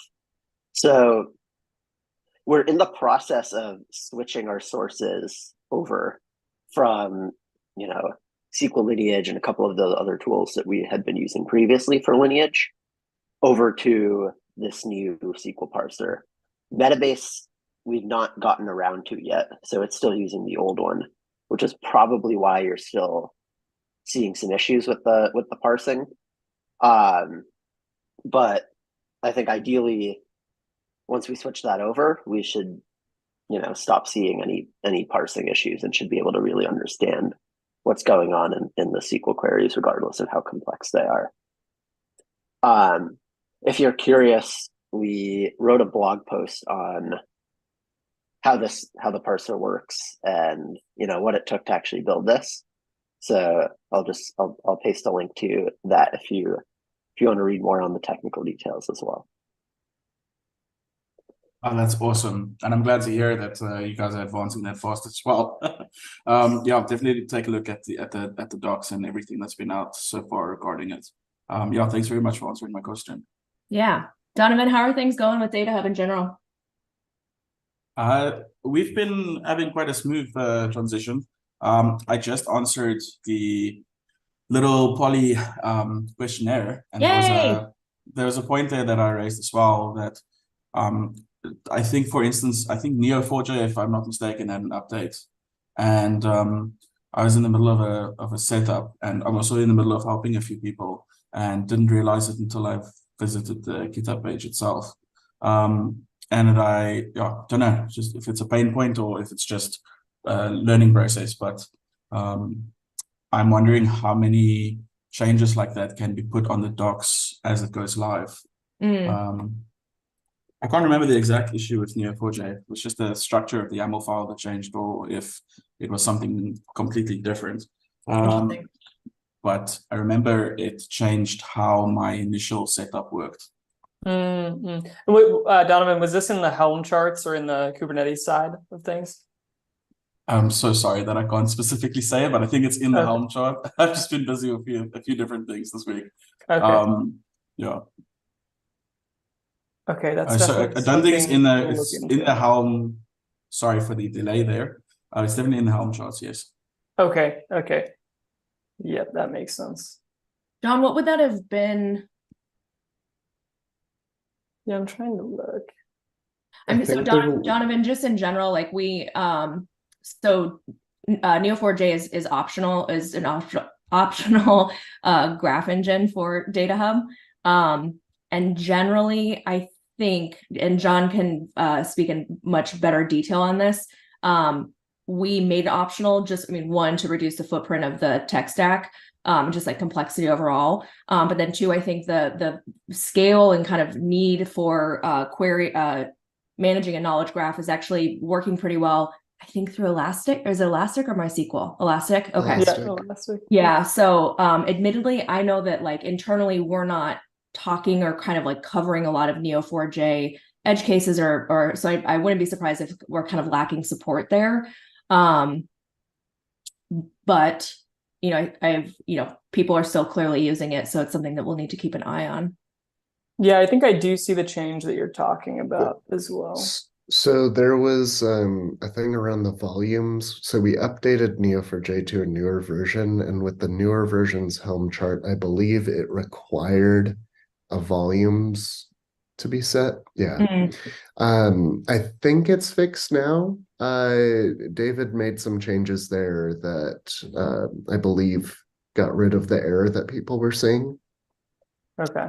In the latest version, but I know that there was like a period of time there where a few people had posted about an issue with the volumes. Okay. Yeah, since 𝘂𝘴𝘵, like Maggie was saying, is not our kind of default recommendation. It's kind of a subset of all of our customer users of open source that are really using it. And so I guess this is probably a case where we just weren't as careful about rolling it out because of that. So I think that's a learning for us for sure. So it's good to know people are still using it. And Donovan, like let us know if you'd like to get some insight into like migrating off of that if you don't feel like you need 𝘂𝘴𝘵, because again, like the best support you're going to get is on Elasticsearch for sure. Cool. Yeah, definitely will reach out if there's anything that I need guidance on. I don't actually specifically remember for that installation if I selected Neo4j, but yeah, there's been a lot of things happening this week. So one of the setups. That I don't have any other questions, guys. That was very good answers. Enjoy Well, thanks for joining enjoy us. your coffee in the dark. You're based out of South Africa, is that correct? Yes, that's actually correct. What time of day is it? Maggie is doxing me here. Sorry. Be careful. Oh God, I'm so sorry. Wait, I'm so sorry. We have your Just joking. IP address. Oh no. I just shared It's- all of your sensitive information. And it's what's funny or not is that we literally just got a question in the live stream on YouTube about PII. So cool. Anyway, what time is it, Donovan? It's 8:30 right now. So Oh, that's not too bad. Okay. yeah. On the PII stuff, that was the biggest selling point for the current org that I work for using DataHub as well, is so that we can track PII. We're building out an EHR in Africa, and it's the first robust one. So it's quite interesting to see how governance is going to play into DataHub itself. But, yeah. So the question on the stream is again from Sachin. So how can DataHub be used for PII handling use cases, or is this capability only present in managed DataHub? Donovan, if you're up for it, I'd be curious for your take on or like your perspective on how, like, why PII management was a selling point for DataHub. Yeah, like if you're willing to kind of share your experience there. Yeah, that's perfectly fine. So for us, we're in healthcare, and engineering is separate from data. So we don't necessarily see all the Postgres stuff as it gets built. We can scope out some of it afterwards and then inform engineering. But in terms of governance, we only see it way down the pipeline. So with this, I have been able to hook up everything to see where it gets ingested from and then where it drops off. And if anything slips past because of the tagging, it kind of alerts us immediately, and we can build our models in a way to handle that. That's just one case of it.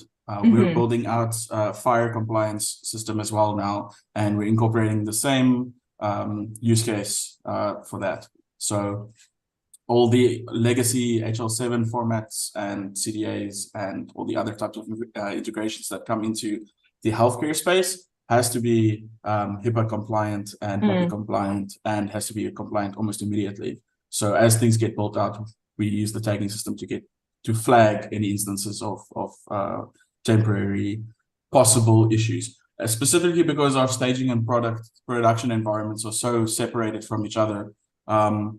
It's difficult to test stuff when it's kind of in production at engineering, but still in staging at data. So this kind of allows us to see what's happening at the engineering side before it even hits our staging side, while they're still planning it out. That's amazing. The tagging of PII, is that, are you managing that through DataHub, or is that like done externally? It's dbt and DataHub, but yes. Oh, amazing. That's fantastic. Yeah, we're still in the infancy of this, just to put that sure. out there. But yeah, that is the plan and the reason. We initially got DataHub in because I wanted to centralize our data docs in one position for everyone in the entire org instead of doing it in multiple places. I had just finished building out everything on Notion, and then I got wind that we're offboarding off Notion back onto Artesian, and then I decided, okay, I'd rather get something that envelops everything. And we had a lot of issues with the business glossary side of what we do.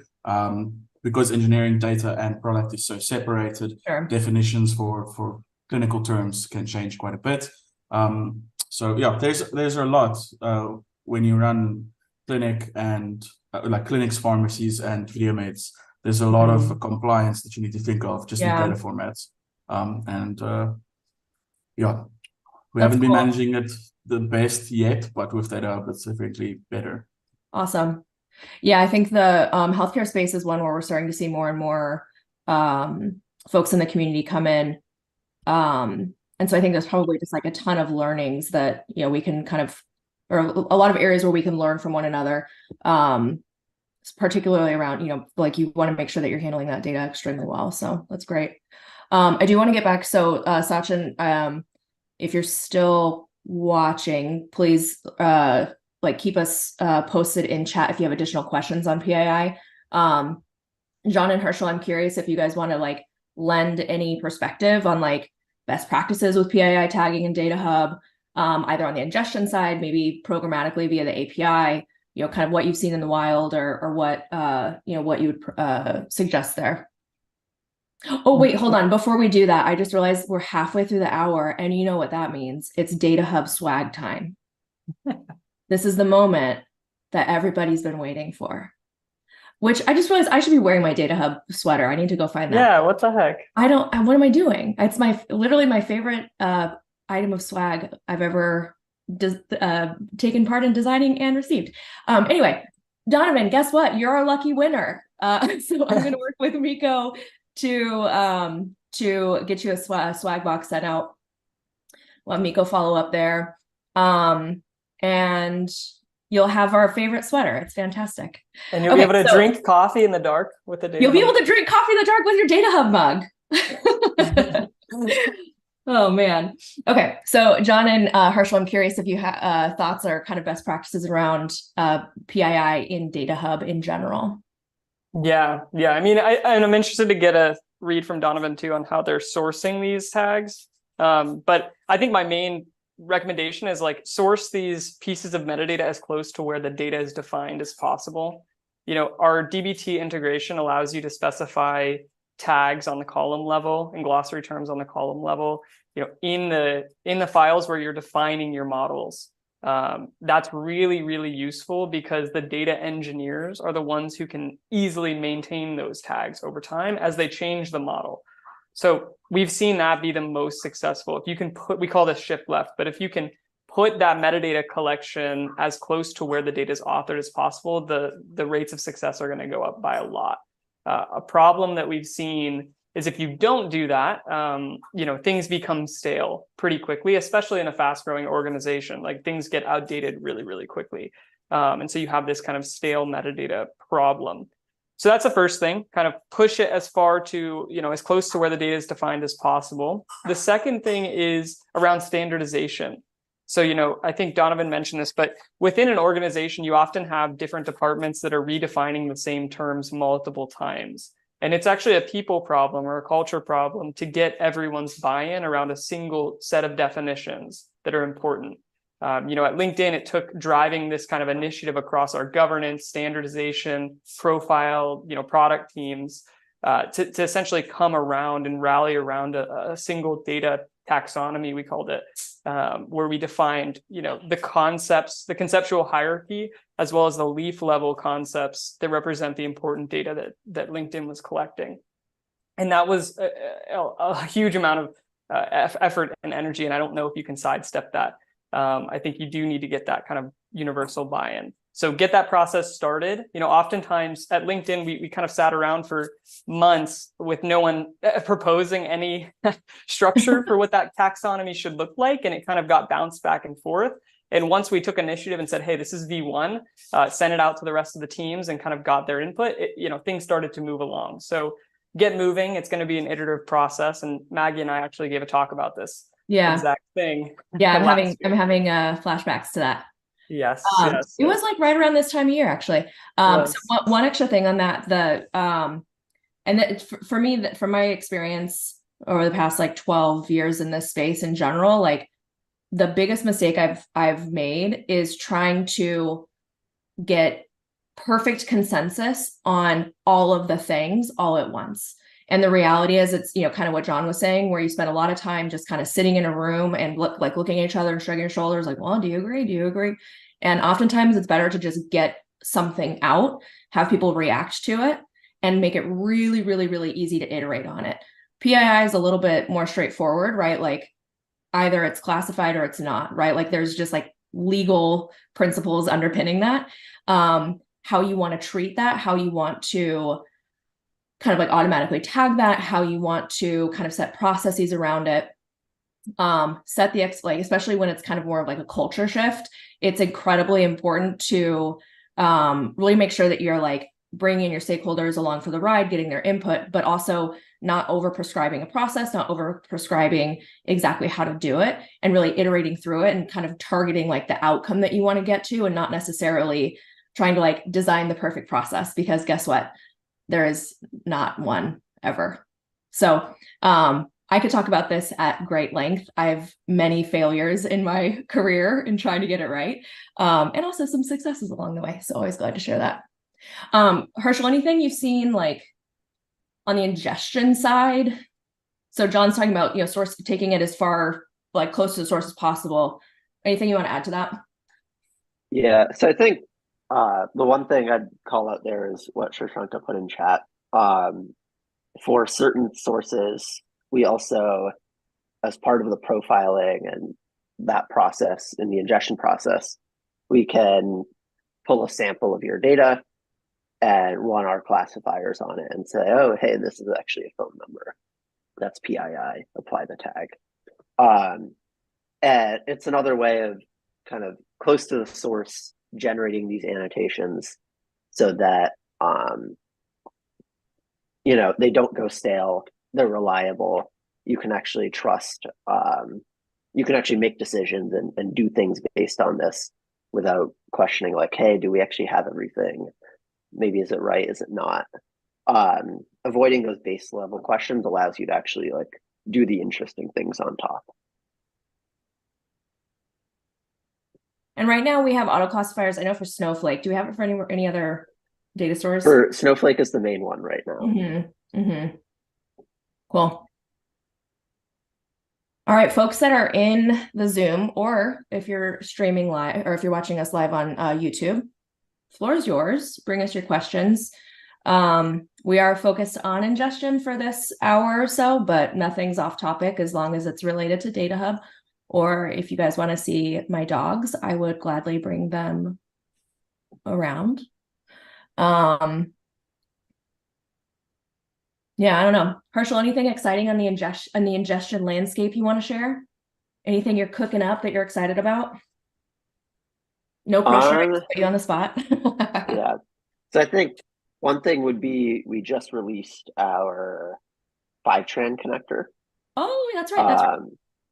So would love to, you know, get some early users on that, see what works, what doesn't. We can iterate if there's issues or anything. But yeah, I would just love to get the word out and, you know, see what people think.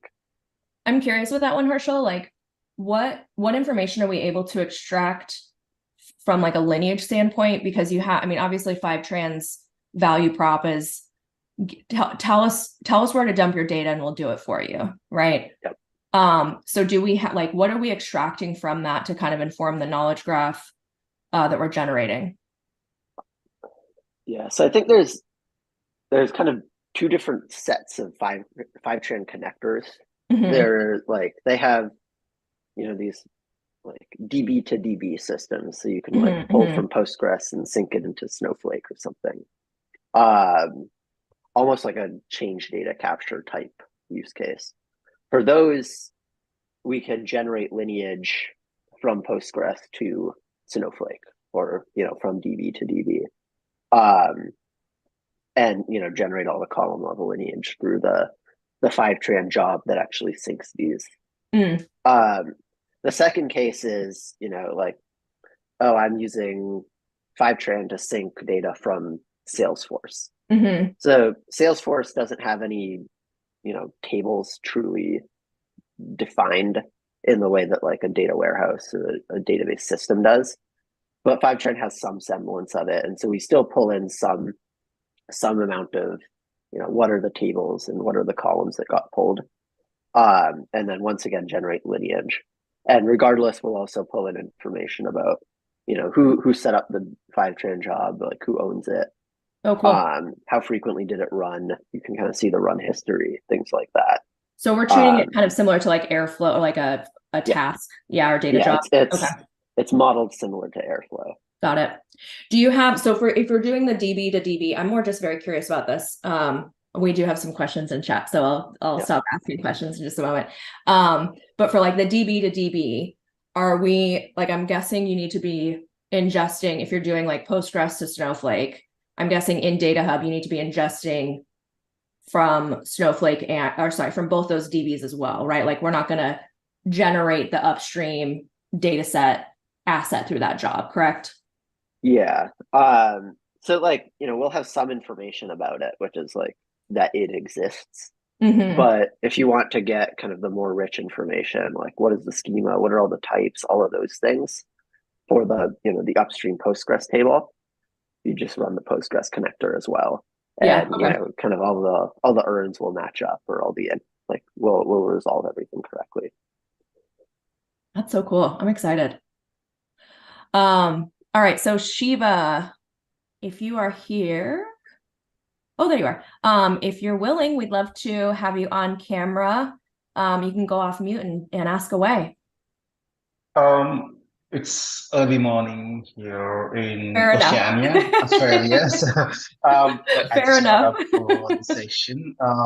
Yeah, but I had a number of questions, and I've been following Harshil and Shashanka around what's happening with DataHub, and pretty much I'm a new starter in the DataHub space, experimenting around the great stuff that DataHub's doing. So I have questions which I posted there, a number of them, starting from hopefully it's right for this particular meeting or later ones coming. Right.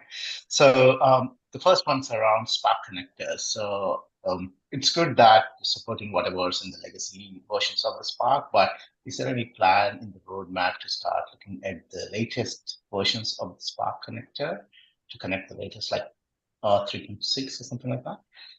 We were experimenting the other day and we had some issues around the logs file or something like that. So I was just checking, is there any plan to support the latest Spark? That's number one.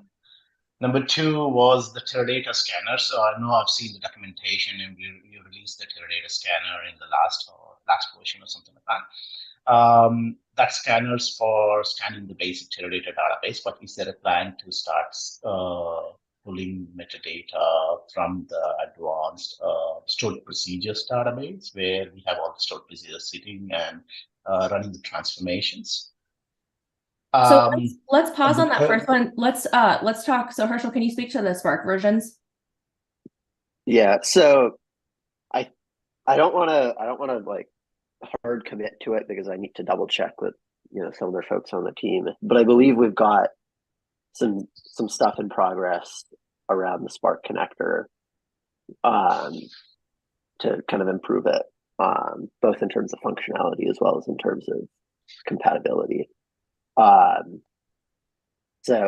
I'll need to, ping some other folks to kind of get the latest there. On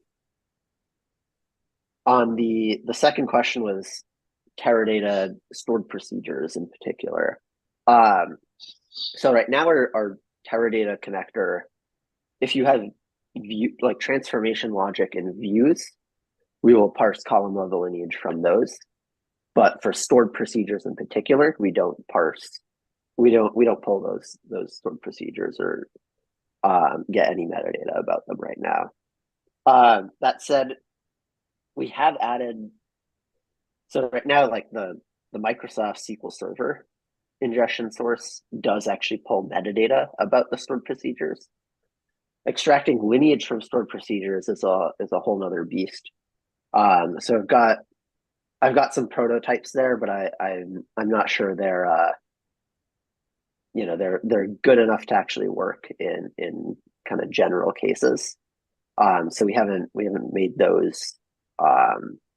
We haven't pushed those into the open source connectors yet. But I think stored procedures is something that we're certainly thinking about, and would be happy to collaborate on that to kind of make sure that whatever we build in the future does kind of meet the use cases that you're thinking about. Okay, cool. And thanks for that response. Around this Spark, it's good to hear something's happening around it. Just kidding. The third question's around there are some organizations who are starting to look this again shift left approach of how to pull metadata. So looking straight away into the logs that are generated by the system. So I was wondering, is there any plan from the DataHub side of the world in the near roadmap to start looking at, okay, should we be scanning the system or should we be scanning the logs and then automatically push that metadata, which gives you more detailed length of what's the metadata is trying to do? When you say logs here, are you referring to like the logs generated by the system? Yeah. Take an example. You have a Teradata database, right? And that database will generate logs on the backend. And churning through the logs, trying to build the metadata. I see. Okay. So I think there's two different types of logs that DB, or a couple different types of logs. There's like, you know, the system logs that you might ingest into, you know, like a Splunk or something to kind of query the logs, and right. So for that, probably not. I think one of the patterns that we have seen though is for some systems, you know, like MySQL or Postgres, for example, they don't have a query log built in. And so there's external tools that you can use to kind of pull a query log of like, what are all the queries run against this database, and dump that into like a file or into some other system. And so we do have mechanisms for pulling from that like query history and generating, you know, usage lineage data from that. So from the SQL query logs, yes. From the actual DB system logs, probably not. Okay, cool. Maggie, is it okay? Can I go for one more final question? Because lately we were seeing some issues, right? Yeah, we're here for the next 6 hours, so ask as many questions as you want. So thanks for that. Business glossary. So other day, me and my team were ingesting metadata into the business glossary and trying to delete some contents. What we have realized is even after hard deleting, it's all the items in the glossary somehow their backend, what do you call the 16 or 256 character, right? String was coming up again, popping up somehow. I think there is an existing bug in the business glossary, but other day when I started to investigate more to understand what's really happening, what I've seen is the backend database, which is MariaDB. We were still able to see the urns sitting in the business glossary. Backend database. So those urns were popping up. So that was one of the gaps that we started to identify. I'm not sure whether you guys have already seen that, but I'm happy to kind of give you in-depth detail around what's really happening, but I thought maybe I'll flag it with you guys. Yeah, that's something we have not seen. We would definitely want to know a little bit more information about it. So you're basically saying you have a business glossary and you're hard deleting it from the CLI and it's not getting deleted. Correct. You're spot on. Maybe they are being referenced at some other places in the domains, or maybe they're tags at some other places. And when the CLI is deleting just the glossary term with the node, glossary node, it's not actually going and deleting its references in the domains or other areas. So that's the gap. Yeah, that's actually a design option that we made on our delete. If you're using a fairly recent DataHub CLI, you will see that there's actually 3 types of delete operations. The default one is the delete by filter, but then you also have one called the delete references, which does exactly what you're describing. Okay. So what you need to do. Perfect. Thanks for that. Yeah. Update the CLI. Yeah. Yeah. Just update the CLI and just interactively in your terminal, check out our delete options. You'll see one of them is delete references. Great. Cool. Just do call. So, for what it's worth, I will actually call out that in the latest versions of the delete CLI, for certain entity types in particular, like tags, terms, users, groups, things like that, we will, if you try to delete, let's say, a term, we will automatically also delete references to that term. So this behavior kind of became the default because folks in the past have gotten caught by the same thing that you've run into here. And so that default behavior kind of matches user expectations a little bit more closely. That's great. That's great, guys. So quick shout out, big thank you for the work that you guys are doing. Because we are looking at some of the proprietary vendors and trying to compare what you guys are doing. You're very advanced in thinking, so big shout out in that way. Awesome. Thanks for stopping by. Yeah. Thank you. Stick around. We're going to be choosing a winner for a $25 Amazon gift card. All right, cool. Thank you. Okay, so taking a look through our chat. Siddharth, I'm curious if Pedro answered your question. You're welcome to come off of mute and turn on your camera if you're up for it.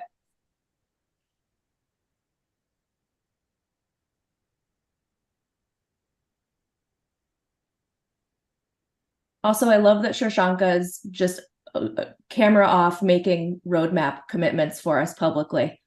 This guy, always. Where are you seeing that? It was on the Spark stuff. That's for you, Herschel. Now you know. Now I know. Yeah. No, it's something that we've been talking about. Yeah. I didn't have a sense of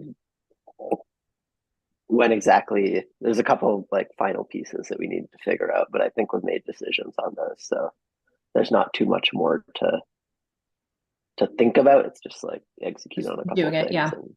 Yeah. Okay. Go. Sorry, Siddharth, if you are, the floor is yours.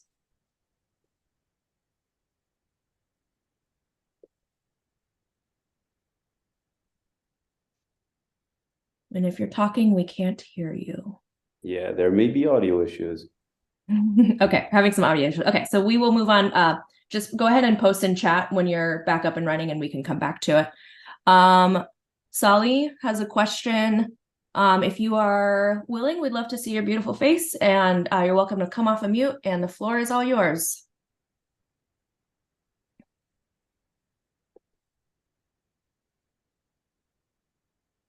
And in the meantime, we will go back to our Zoom, our YouTube, excuse me, chat. So Sachin had a question around our, I'm just going to again post these in chat so everybody can see them.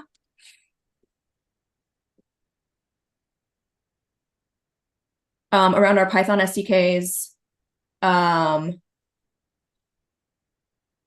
Okay, so Sally, we can just address your question without you turning on your microphone. Just let's do this Python SDK question first.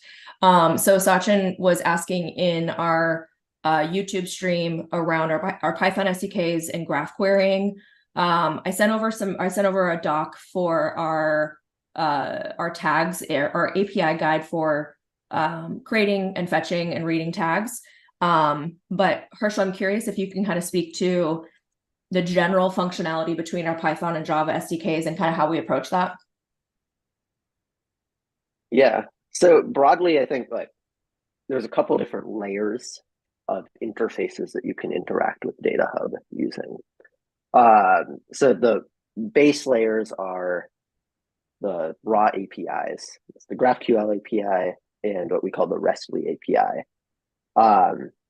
And then the third one is the OpenAPI endpoints.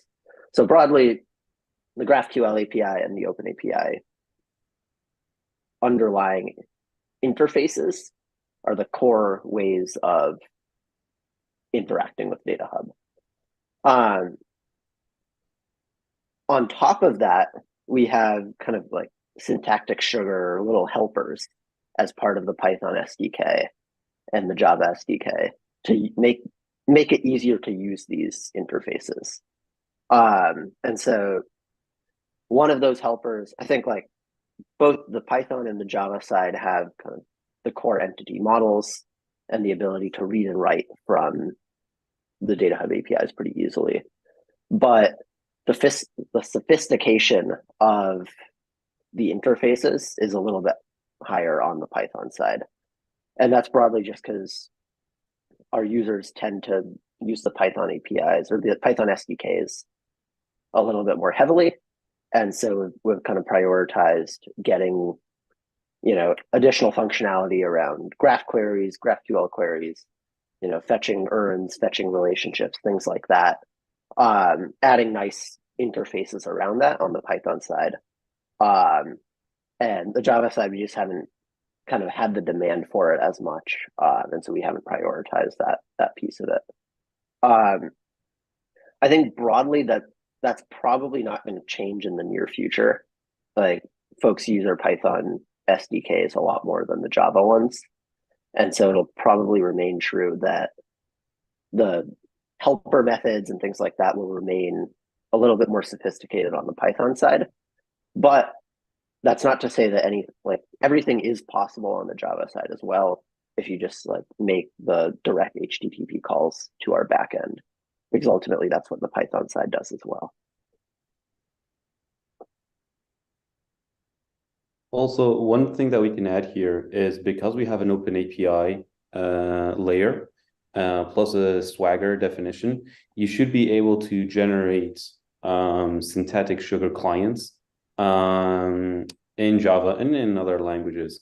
So it may not be as tailored as the Python SDK has been, but it is certainly possible to have that sort of functionality on the Java side fairly easily as well.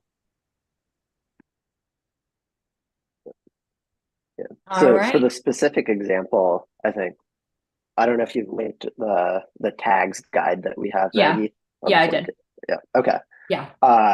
So that has the tabs of here's how you do this with GraphQL. Here's how you do it with a raw curl request. Here's how you do it with the Python. And so you can kind of switch between and kind of use whatever is best suited. All right. Let's keep moving along. So Sally, I hope I'm pronouncing your name correctly. You had a question around ingesting data from REDCap. Have we heard of REDCap? Is there a new data platform that we need to be aware that I'm not aware of? No cap. No cap. Yeah. First time. Not heard of it. Okay, so it's I'm just reading this right now. Oh, interesting. Free, easy to use, secure method of flexible yet robust data collection. So I mean, I think the short answer is we do not have kind of like a roadmap item for REDCap. Herschel, do you want to speak to kind of like our approach to sorry, I just lost my train of thought. Do you want to speak through our approach to kind of like custom ingestion sources, what options we have when we don't have like well-supported ingestion sources? Yeah, absolutely. So I think broadly, the process for deciding to create new ingestion sources is based on kind of the demand that we see from the community. So I think REDCap is one that, this is the first time we're hearing of it. And so in all likelihood, it's not something that's super widely in demand. And so I don't see it being on the roadmap super soon. So that said, there's a couple options for how you can get metadata from REDCap into your system to kind of make this work for you. So the first is our Python SDKs. So we have a bunch of code examples on here's how you can create data sets, here's how you can draw lineage graph lines, here's how you can attach tags and owners and different things to data sets. And so you can kind of use the SDKs to construct the experience that you want in the DataHub UI with the metadata from REDCap. Now, one of the easy ways to do that is to build an ingestion source. And that way we'll take care of some of the details around, making it configurable, giving you a nice, DataHub ingest experience, things like that. So we have guides on building an ingestion source that I'm going to link to in the chat. And broadly, it's an ingestion source is going to make API calls to the external system, in this case, REDCap, translate those into the DataHub metadata model, and then just return them to our framework, and our framework will take care of pushing them into DataHub as you would expect. And so, we've heard from a number of people that they were surprised at how easy and straightforward it was to build a DataHub source. And so it's, it's not something that has a crazy high barrier to entry. And so, yeah, would love and would be happy to kind of support you along the way as you build it out. And then the other thing I'll call out there is, if you build a great source that's well tested and well documented, it's something that we'd be happy to accept contributions on as well. Definitely. Yep. All right. We have a handful of kind of backlog questions but we're at the top of the hour, so it's prize time. You guys excited? $25 Amazon gift card goes to Shiva. Congratulations. We will have Miko reach out to you to get some details on that. And we will I just got distracted. We just got some love in our YouTube chat that Sachin said that the marathon day is awesome. It's thanks a lot for clarification. I'm honestly, guys, I'm having so much fun with this. This is just a total blast. Anyway. This is a vacation for you guys, truthfully. Yes. I mean, honestly, to just hang out and talk shop, like, what a dream, right? What a dream. Okay, so Siddharth, I'm curious if you have resolved audio issues. Am I able to hear me now? Yes, we can. Yes, awesome.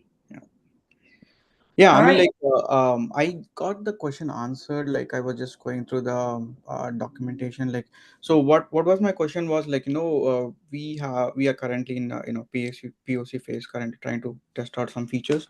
So we were trying to initially ingesting the data to the, I think it was doing to the I think to the REST API. So we wanted to switch it to the Kafka. So we just updated in the ingestion recipe to point it to the Kafka and schema registry, what we are hosting. Okay, so this setup worked in our standalone environment, like, which is hosted in Docker standalone environment. But when it comes to the Kubernetes deployment, like, we were seeing some errors related to the publishing schemas to the schema registry. When we are trying to run some ingestion jobs. So just trying to see whether in any configuration that we need to update at the Helm chart level, so that the recipe will pick up the values, the bootstrap values and the schema registry from there. Yeah, I can take this. Hey, Siddharth. So as mentioned on Zoom chat, if you're talking about ingesting, or rather running a DataHub recipe and then having that populated directly into Kafka, this is something that we basically have indirect support for.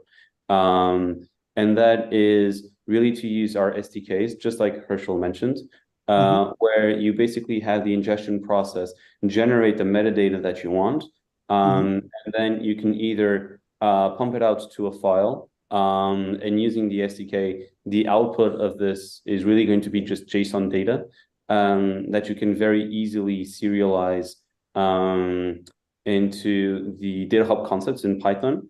And then using the examples that we have is to, in Python, push it out directly into Kafka. And then this would get picked up from DataHub's backend services and just process all of it as you need.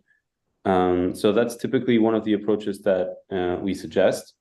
However, I think it should be fairly simple to add support for a Kafka-like source in the ingestion recipe. We just don't do it explicitly because typically there is a level of validation that we do when we accept metadata coming in from sources. And that's a level that we have wanted to maintain thus far. Got it. Okay. Is the question really about like pushing metadata through Kafka to DataHub? So I mean, the main question was like, basically, in general, it will use the DataHub REST, right, to ingest. Yeah. So what I think our team was trying to do some classification runs. So we had some challenges there. So then, we followed some Slack channels, and we updated the it to the Kafka, like publish it to the and to verify whether it will help. So that's what we were trying to do. So the thing was like, for some reason in our standalone environment, it was trying to pick up it worked fine. The schema registry was able to, but in the Kubernetes setup, like in the deployment, it was the schema registry. It was not picking up the ports and everything. But there are like different ways to get the errors, right? Like, there might be issue with the credentials, issue with the whether schema registry is up or not, or so I was trying to drill down, like, what might be the actual potential issue. Then when I verified the logs, even though we mentioned the port in the recipe, for some reason it was not picking up the port. It was just picking up the DNS hostname of the schema registry. So what I'm thinking, maybe the post was not missing. It was it was getting some authentication, like 403 errors, like it was not able to publish schemas. So I'm thinking like, I thought in the Kubernetes setup, we might need to update some config so it will pick up from there rather putting in the recipe. So got it. Okay. Yeah, we'll have to see. So are you running this recipe through the UI? Like you're setting this up in ingestion? Yeah. Okay. Is Herschel still on the call? Yeah. So for the Kafka source on the ingestion or the DataHub Actions container, do you know if we have any of those environment variables that would be required to connect to Kafka? If it's the destination, essentially? You should have all of them in the Kubernetes, all within the same namespace. It's really a matter of doing the correct DNS address, which in this case should be, if you're using the OSS Helm chart, should be something like prerequisites dash Kafka at SVC, and then the Kubernetes SVC subdomain. So DataHub Actions should have those environment variables available because it also reads from Kafka. Yeah, correct. So that whatever you mentioned is absolutely right. So in the environment variable, we are seeing those values, but from the UI, for some reason, it's not picking up the recipe thing. When I see the environment, when I exit into the actions pod, and I see the environment variable, we are seeing everything like the Kafka endpoints and the ports and everything. But from the UI, when we update the recipe, it's not picking the port. I think it's having problem. I don't know whether I tried to change the codes, I don't know whether it was some like the codes issue, or for some reason it is not picking up the port. Interesting. Yeah, it sounds like we might need a deeper analysis of this one, because so you're basically taking the values from the environment variables and you're just putting them into the like YAML, right? You're saying like schema registry, here's who this is. Yeah, that should work. I'm really surprised that wouldn't work. Yeah, it is taking the host name, but it is not appending the port. That's the problem. Yeah. Okay, that sounds like it could be a bug or something like that. It's something we can try to test on our end too, and just replicate, like, and see if we can connect to our own Kafka like that. But I thought, Herschel, I thought there was some way that if you specify the Kafka as the sink, like, will we try to read those configs from the environment variables by default, or do we require that you put all of those in the recipe itself? For the Kafka sink. I thought we had a special syntax on the recipes to read the environment variables from the pod, right, Herschel? I need to double check. I'm not sure if we have that.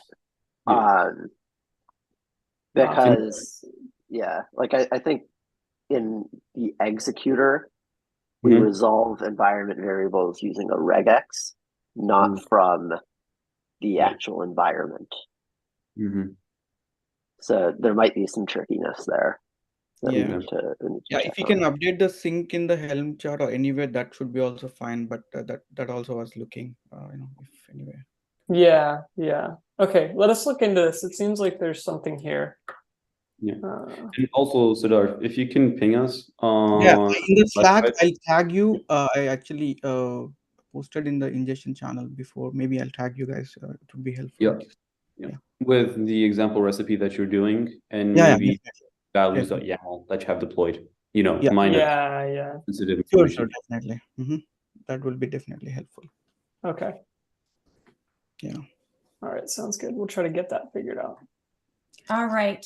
So technically, we have moved into our DataHub customization session. We still have a handful of questions from the last session, so we'll kind of work through those. For folks who have recently joined, you are welcome to add any and all questions in chat.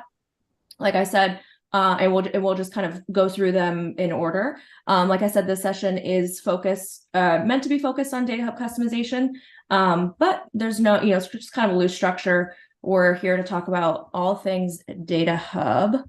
And so then I think if I go back up here, Shiva, you had another question on, make sure that I'm not missing anything. Shiva, you had another question on data contracts. Are you around?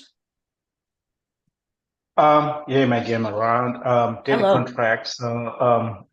It's evolving concept, and the way it's looking.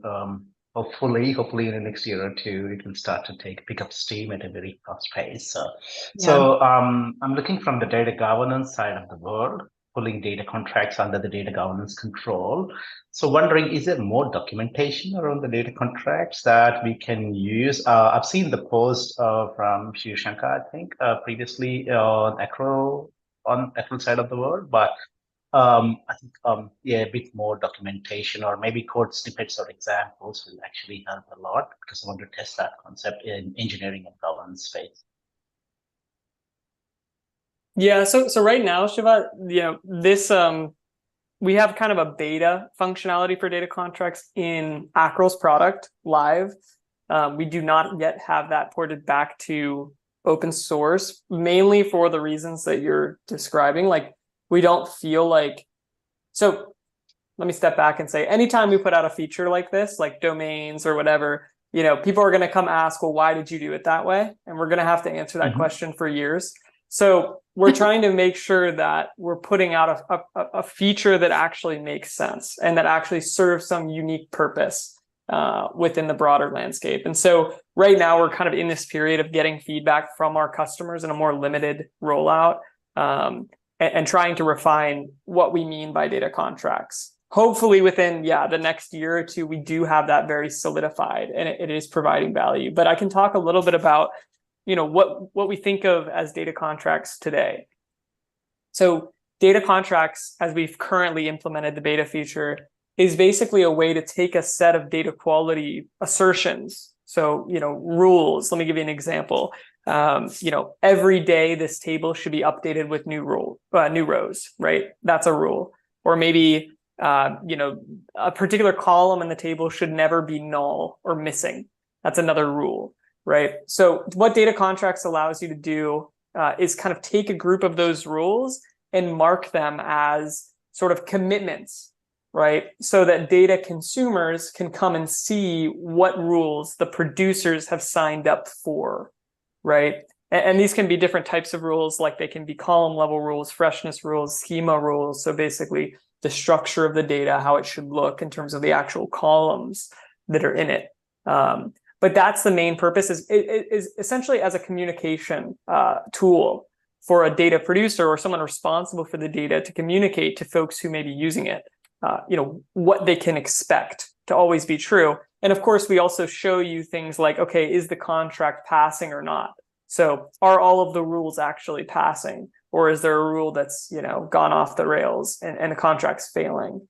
So that's a little bit of context about what the feature is, but I'd love to hear from you guys. One thing I'm always trying to listen for is how people expect data contracts to work and what they want to see and what they need inside their organization. So I'd love to get a little feedback on if that matches your understanding and how you would view it. You're pretty much spot on there with the Pedro, you're pretty much spot on how the data contract should work, but let me expand that to the next level, which I'm thinking, right? And hopefully it will work too. So you talked about assertions and said, okay, a bunch of assertions and it's meeting a lot. Let me lift it up to say those assertions meeting 90% of the whole of the data.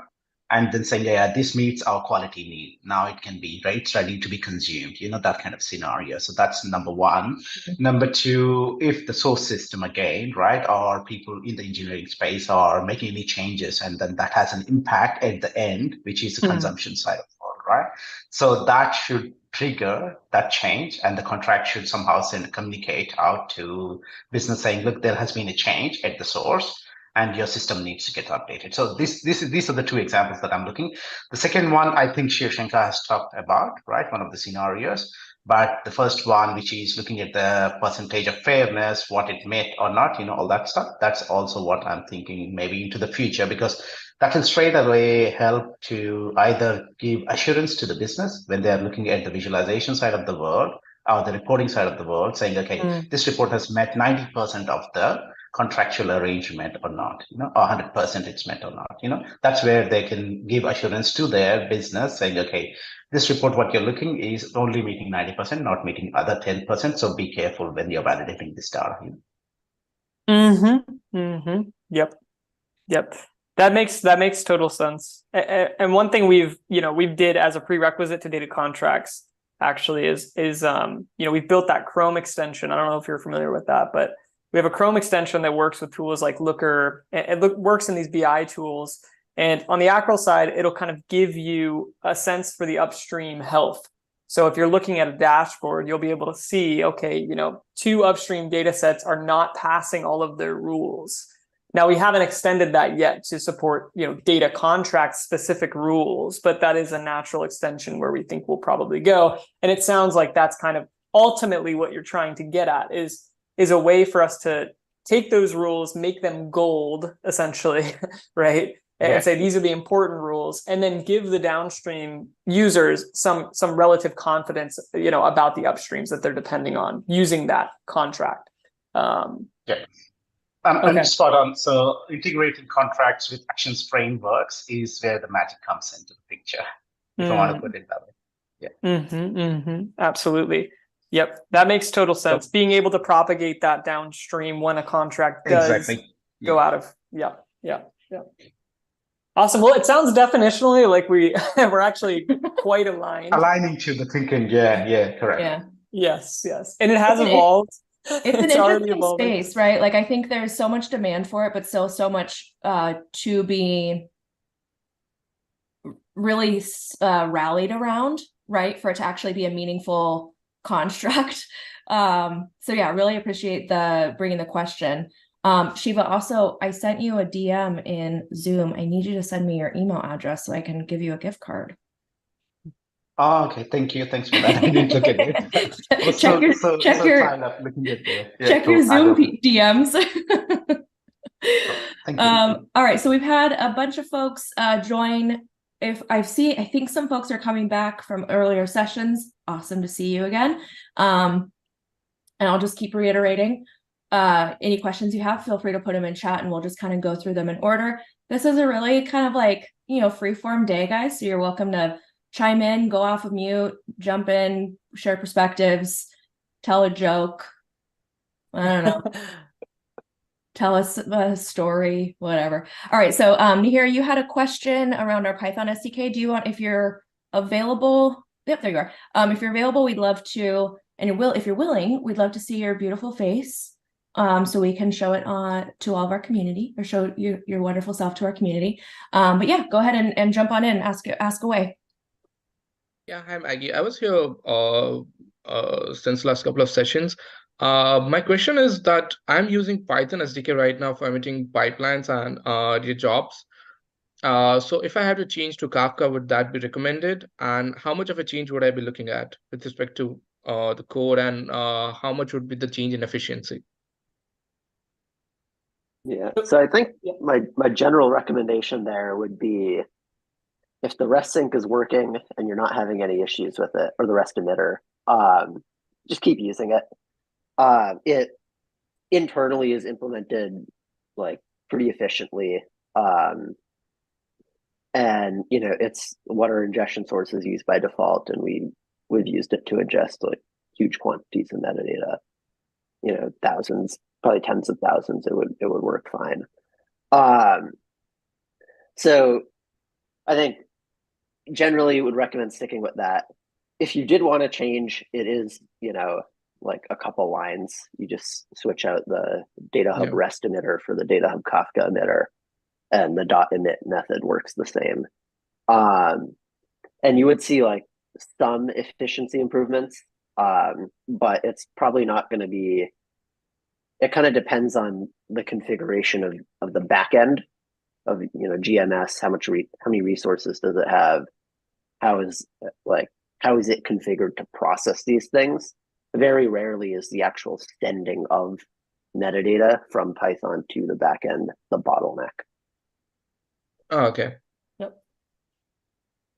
Yeah, the reason that I was posing this issue is because the thing is that I'm processing around 500 pipelines per day, and it is taking me somewhere around 25 minutes or something like that. So that's kind of a bit too much to do it on a daily basis. Okay, yeah. So I think two options there. One is you can switch to the Kafka sync or the Kafka emitter, which will, basically allow you to fire these requests off and then forget about them, and we'll process them async on the back end. The other option is we have a REST sync and then a REST emitter and a REST sync. The REST sync uses the REST emitter internally, but the REST sync also supports multi-threading. Okay. Yep. And so that's what actually our ingestion sources use, is a REST sync with like 15 threads. And so that way you can be sure that the Python side and sending is absolutely not the bottleneck. It will take some time to, for our backend to process 5,000 pipelines and all the metadata associated with it. But I think 25 minutes definitely sounds a little long for that. Yeah. Yeah, that should be it. Thank you. Awesome. I know we have one other optimization on the back end where if you're using the REST sync, we can either write your requests into the database directly, or we can put them on an async queue that kind of makes it even faster and feel even faster when we're accepting writes. I don't know if David or Ryan's still on the call, but there should be a Helm chart configuration you can use on the back end that, if you're still getting long times, would be the final thing you could try before even considering moving to Kafka directly. What's that configuration? Yeah, I think it's called async ingest. Yeah. Like okay. It should be called async ingest. I'll have to find the Helm. You're using the Helm charts, is that right? Yep. Okay, let me try to find. I can try to find it asynchronously here and send it in the chat. Sure, that would be great. Okay, awesome. Alrighty. We are going to keep things moving through. Raj, are you here? Did we lose you? Okay, I know that Raj was trying to connect with Shashanka. Ryan, you're up. It's good to see you. Hey. How you doing? Oh, I'm doing great. I'm Great. just doing great right now. Very convincing. If you're willing, we'd love to see you on camera. It's a lonely I know. world over I here. tried turning it on. My camera's being real weird and funky today. So I just don't think it's gonna work out. Totally I even picked a new background and everything. I was like, wow, what a waste of time. But yeah, my team's been talking about this a little bit this week, so we thought we'd just pop in here and bring it up. One of the things that we were wanting to do is a little bit of a customization on the login page, right? So the DataHub login page, pretty basic. It does what you need it to do. And in our case, it does a little bit more than we need it to do. We'd actually want to simplify it because, right? So you have username and password and sign in, and then there's the sign in with SSO button option. And we were wondering if, based on what we had, kind of the authentication methods we had configured, if we could make only one of those show up. So for instance, right, like we don't have SSO configured on our DataHub instance. But having that button there is actually like a little bit confusing because the term SSO is like colloquially means employee ID within our organization. Interesting. Yeah, because like we have single sign on for within the organization, you use your employee ID or whatever. But people will just call that an SSO. So people will see the button, we're like, oh, sign in with SSO, that's the one I want. And then they click, it's like, oh, this is broken. Okay, I don't know what's going on, and they get confused. So it would be nice if we could like build a customization or a feature to have that kind of be disabled if the SSO actually wasn't a configured option. And then thinking maybe the vice versa as well. If you only do sign-ins via SSO, maybe that's the only thing you want to show up there potentially, and just have the sign-in button just be permanently disabled or something like that. So we wanted to kind of toss that out there and see if anyone, has worked on the application more, has thoughts about like, how you could go about doing that and kind of passing the parameters through to the front end app.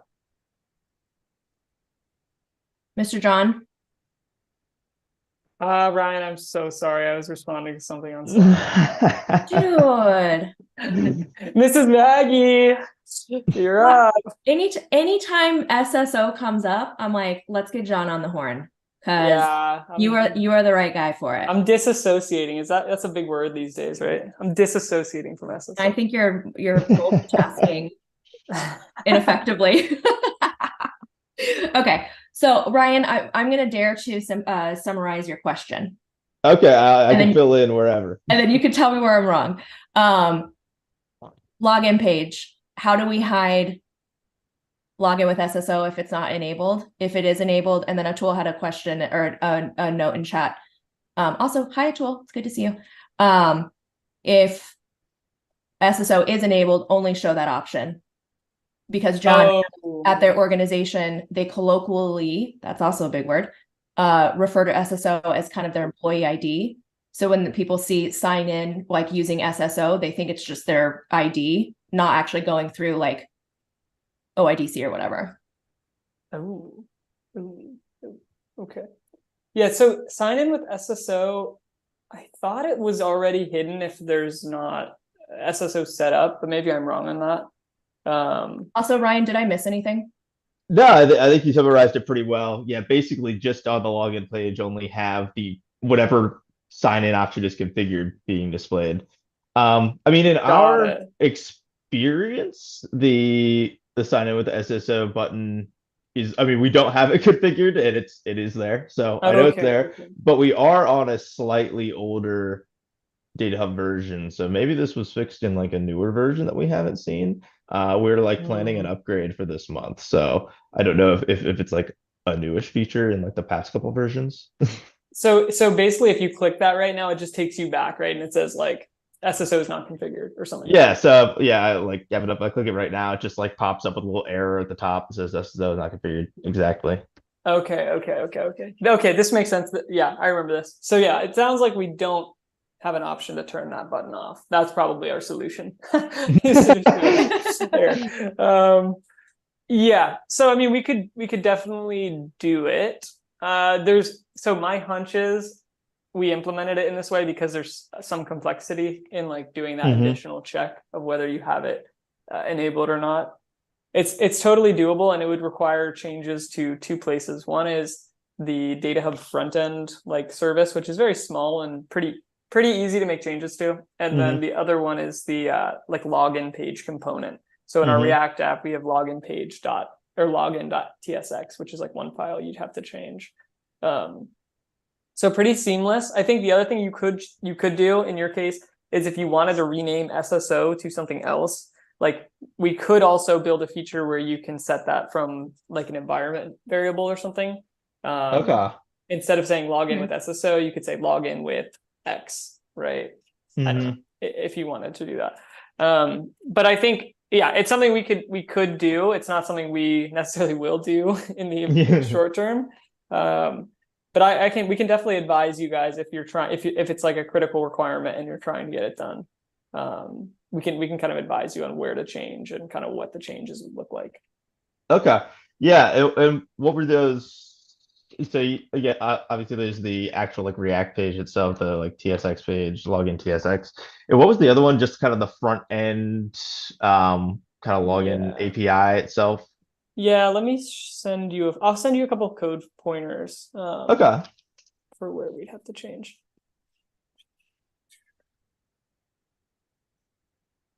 Login.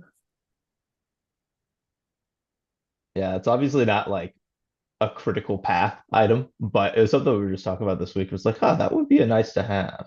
No, that makes sense. So here's like the place. So there's actually a few files, so I can kind of talk through here's like the base directory you would need to change. You would need to add like one route for basically, so a route is basically a new endpoint at that front end layer. So you'd have to add a route for, maybe it's called is SSO enabled, which returns, true if SSO is enabled. And you can change the, let me send the file you can change for that. Server utils application.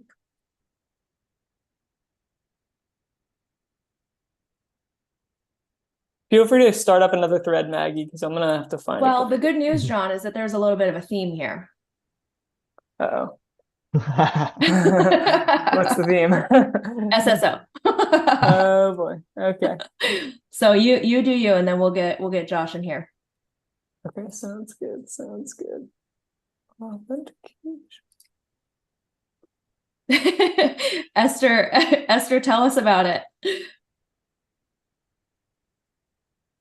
Oh, I'm with Ryan in a tool, so maybe there's a little bit of me in the background being like, ask about this. I can't keep telling people not to do this. Man, I bet that is very confusing for people. Like that would be very frustrating. Yeah, we try to tell them ahead of time, but no one listens, and then they try to log in, and then they are like, we can't get in. And I'm it's like, broken. Of course. I told you this, but okay, it's fine. Thank you. Absolutely. And Ryan, if that is something that you're interested in contributing back, let me know. You're always welcome to reach out to me if you need help connecting with any of the engineers during the development process, or just like not town hall. Office hours on Tuesdays are always a good time to jump in as well. Josh, I can't believe that you posted a joke. I'm not even going to read it out loud because I'm going to humbly request that you tell it to us. And in exchange, I will tell you my SQL joke. I didn't make the joke up. I just asked Bard to make one for me. Well, it's all in the delivery.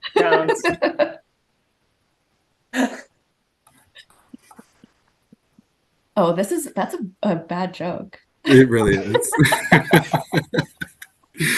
You don't even want to read it. Yeah. Okay. You don't want to read it.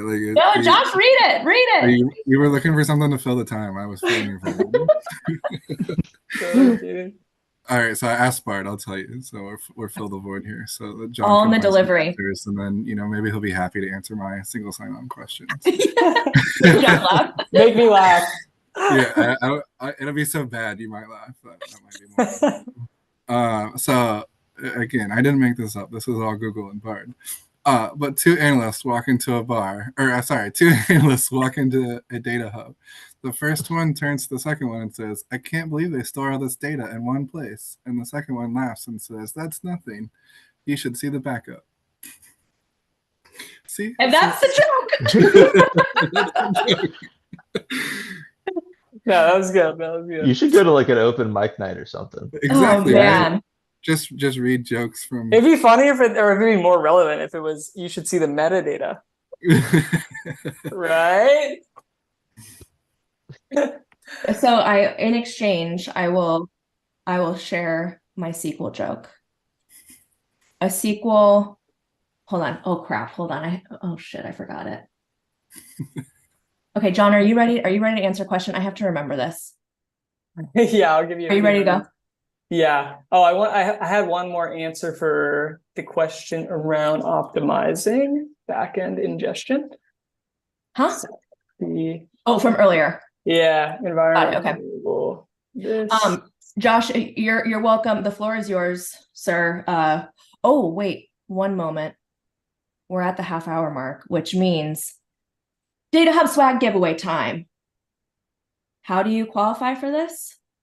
You ask a question and you engage in the conversation. It's actually pretty straightforward.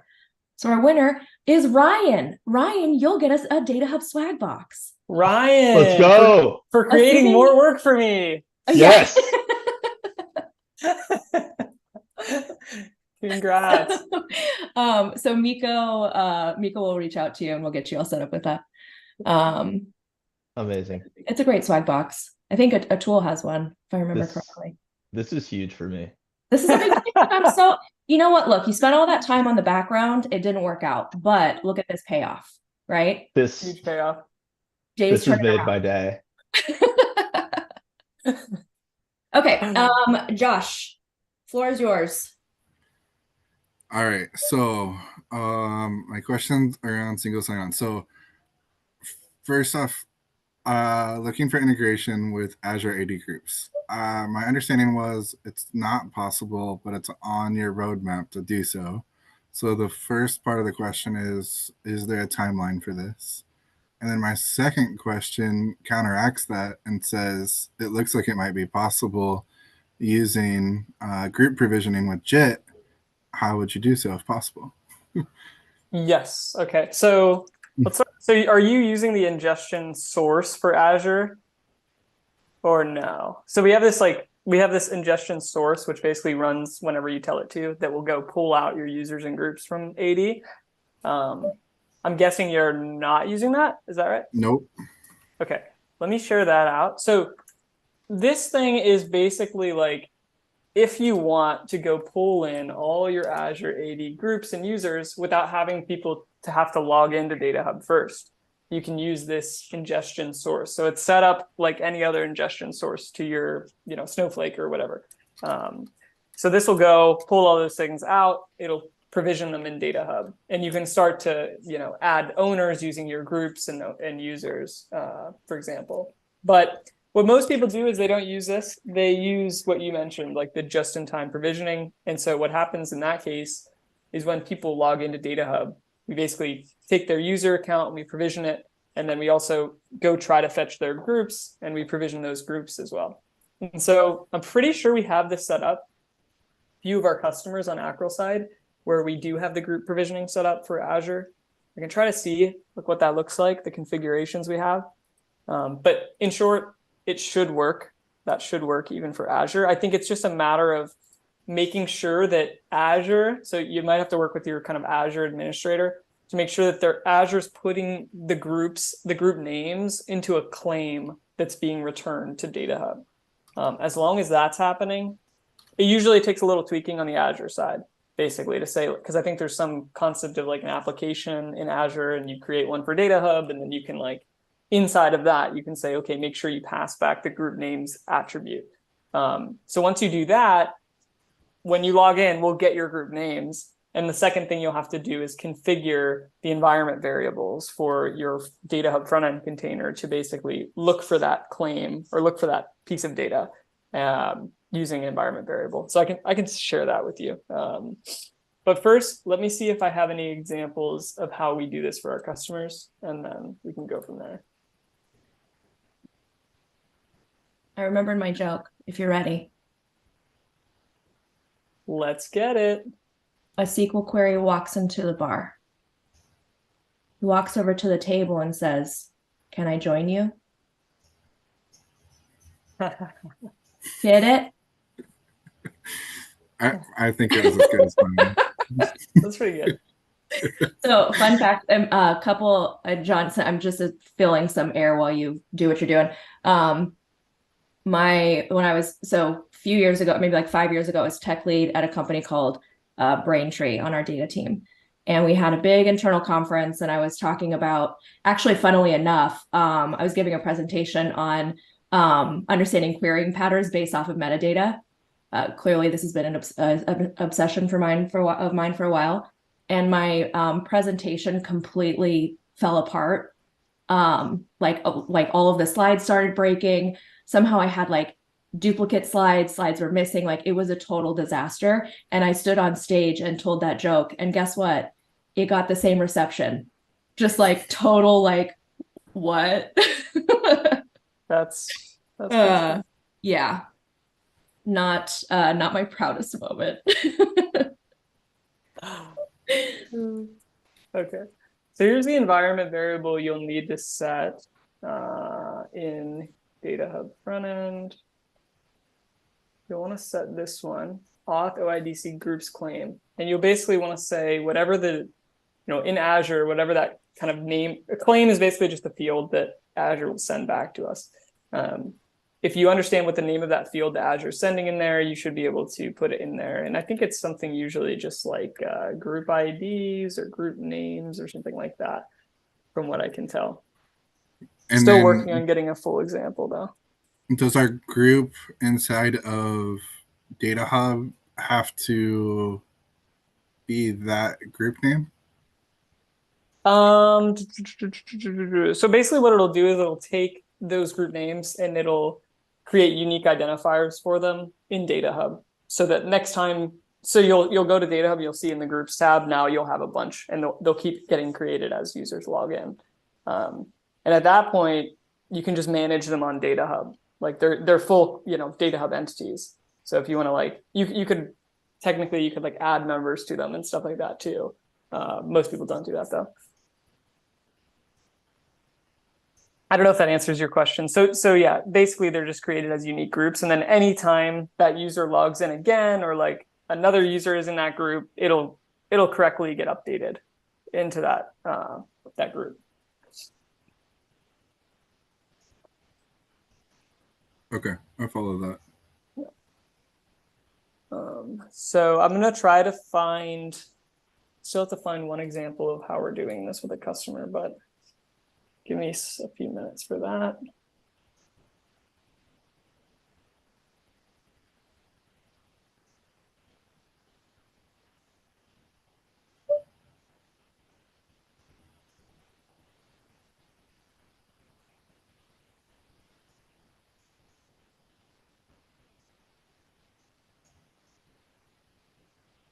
Any other jokes, Maggie? I have one. I have a Maggie Hayes original. Came up with this on my very own. Okay. You ready? Yeah. What did the bodybuilder? I can't believe this is what this day has come to. What did the bodybuilder say when they realized they ran out of protein powder? Oh. No way. Yes. Oh, let's go. Good joke, right? Yeah. Oh, I was like, it has to be something with way, I feel it has to be, right? Yeah.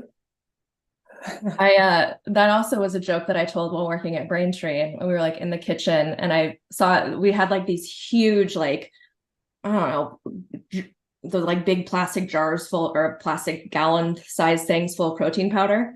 And I saw my coworker like, making a little protein shake, and I thought of the joke, and I like ran over to him and was like, oh my God, told him a joke, and he just looked at me completely like flat stare and just turned around and walked away, like no acknowledgement. So if anything, I'm just really good at telling jokes that fall flat. That was a good one, especially because it was an original. It was original. It was the original. respect level is much And higher. You know what? There's only one direction to go from here, and it's up, right? Like the jokes can only get better. Yeah. I don't think I have any jokes that I've like natively authored. Yeah. Well, there's still time. There's still time for me. Myra, am I pronouncing your name correctly? Well, actually, John, are you digging into anything? Yeah, I'm waiting on my colleagues here, so we can continue. So Myra, I hope I'm saying your name correctly. You're welcome to come off of mute, and we'd love to see you on video if you're up for it. Yep. Hello. Hello. Hey. Hello, everyone. So yeah, it's almost that. Yeah, it's Mayara. Mayara. Oh, that's a beautiful name. Very close. So yeah, my question was not necessarily around customization, but it's more on the like metadata propagation for column level metadata. Do you have like, I'm not sure if you have mentioned already in previous town halls, but yeah, if you have any plans for that, and how does it look like, and what is the availability going to be, if it's going to be self-hosted or just managed? Yeah. So it is something, I mean, propagation, huge demand for it, right? Everybody wants it. One of the challenges that we are navigating is figuring out how we do it at scale, and actually do it in a way that has like high reliability, right? Because if we do it based on kind of a lineage graph, lineage graphs can get really complex really fast. So for one, scaling might become an issue to kind of like set off that dependency chain. But then two, if we rely too heavily on the lineage graph, it's possible that we end up propagating information that's like actually not relevant, right? If it goes like too far upstream or downstream. So it's something that we are kind of continually kind of going through the ideation and discovery process in terms of what would be available in open source versus ACRL, because of the scaling issues, so that we can have kind of like more, what word am I thinking of? Kind of control or customization on kind of the scaling part of it. We will likely lend it towards the managed version. That being said, I know that we've had plenty of folks in the open source community that have used our actions framework to do very similar things. So John, I don't know if you can think of anything, or if you have like examples off the top of your head. Let me pull up a blog post for you from the Notion team. One second. Yeah, I would pretty much echo it. I think, we did a lot of product discovery on this feature with our customers. And one thing that's really hard to nail down is that everyone has different requirements about how things should be propagated.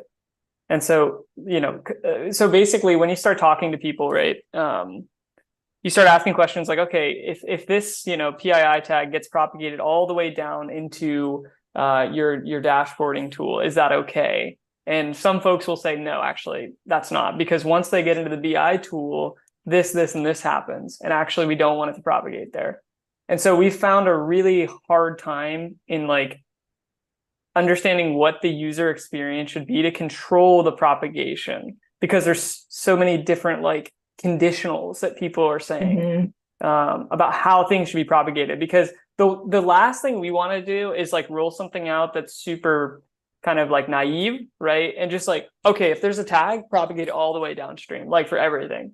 Because if we do that, we're quickly going to get into a situation where we created a big data mess for a lot of people. And if we don't give them a tool to like get out of that or control that, it's also sort of risky. So I would say we're trying to be very deliberate about how we roll this kind of feature out. And we haven't yet come to consensus about what the controls will even look like for propagation. That being said, there is a way to do kind of the big hammer approach. And that's what Maggie's going to share with you using our actions framework. So basically, the actions framework is a little Python library where you can tune into events that happen on DataHub. So you can write code, small segments of code that run when certain things happen on DataHub. In fact, you can write code to run when really anything on DataHub happens. So if a tag is added to a data set, of course, you can write code for that. When a term, anything. So what we found people to be doing is writing those little actions, and those can do other changes to the metadata using our SDK. So you could presumably write something that, takes a tag change and then gets the downstream lineage using DataHub APIs, and then writes tags to all the downstreams. And you can see that could kind of propagate. And that would be kind of the big hammer approach that we're hesitant to implement. But if it works, right? If it works for your organization, then it works. So everyone's kind of requirements are so different on this that's kind of the key thing. It's definitely an option. Oh, yeah, that's nice. Yeah, I'll have a read of the blog post. Because it might be leaning towards maybe doing something like that. Yeah. We also had in a recent town, I can't remember which month it was. It would be on our YouTube channel. Hagen from our DevRel team did a DataHub 201 on the actions framework. So she has some examples, here's what you can do with it, here's why you would do it, all of that, etc. From my perspective, the actions framework is we are sleeping on how actionable, that's a dumb thing to say. I feel like we have not even begun to scratch the surface of how to use it. And also, I think that's an area where, as people are building out actions, I don't know if we have a repo or a space for it yet, but I think that's also a great way to contribute back to the community to say, here's what I built, here's kind of the building blocks of it. One, so just kind of give people a resource to build off of, or kind of a better understanding of what to do with it, or to collaborate on it, etc. So no shortage of opportunity there for sure. Any other questions while we have you on camera? That was all. Yeah, I'll have a read on the blog post. It might come back on Slack. Okay. I think we also had, so this is Ada, her name's Ada. She's from the team at Notion. She also gave a talk at a town hall. It must have been March or April of this year. And that's on our YouTube as well. So we're taking a look there. All right, Mr. O'Toole. Also, hi, Gabe. Gabe, is this your first round today? I can't remember. No, I was here earlier. You were. I actually have to drop off in a few more minutes, but just popped in to say hi and see what's going on. Hi. I think you and I both have to hop off for the same meeting, so that's cool.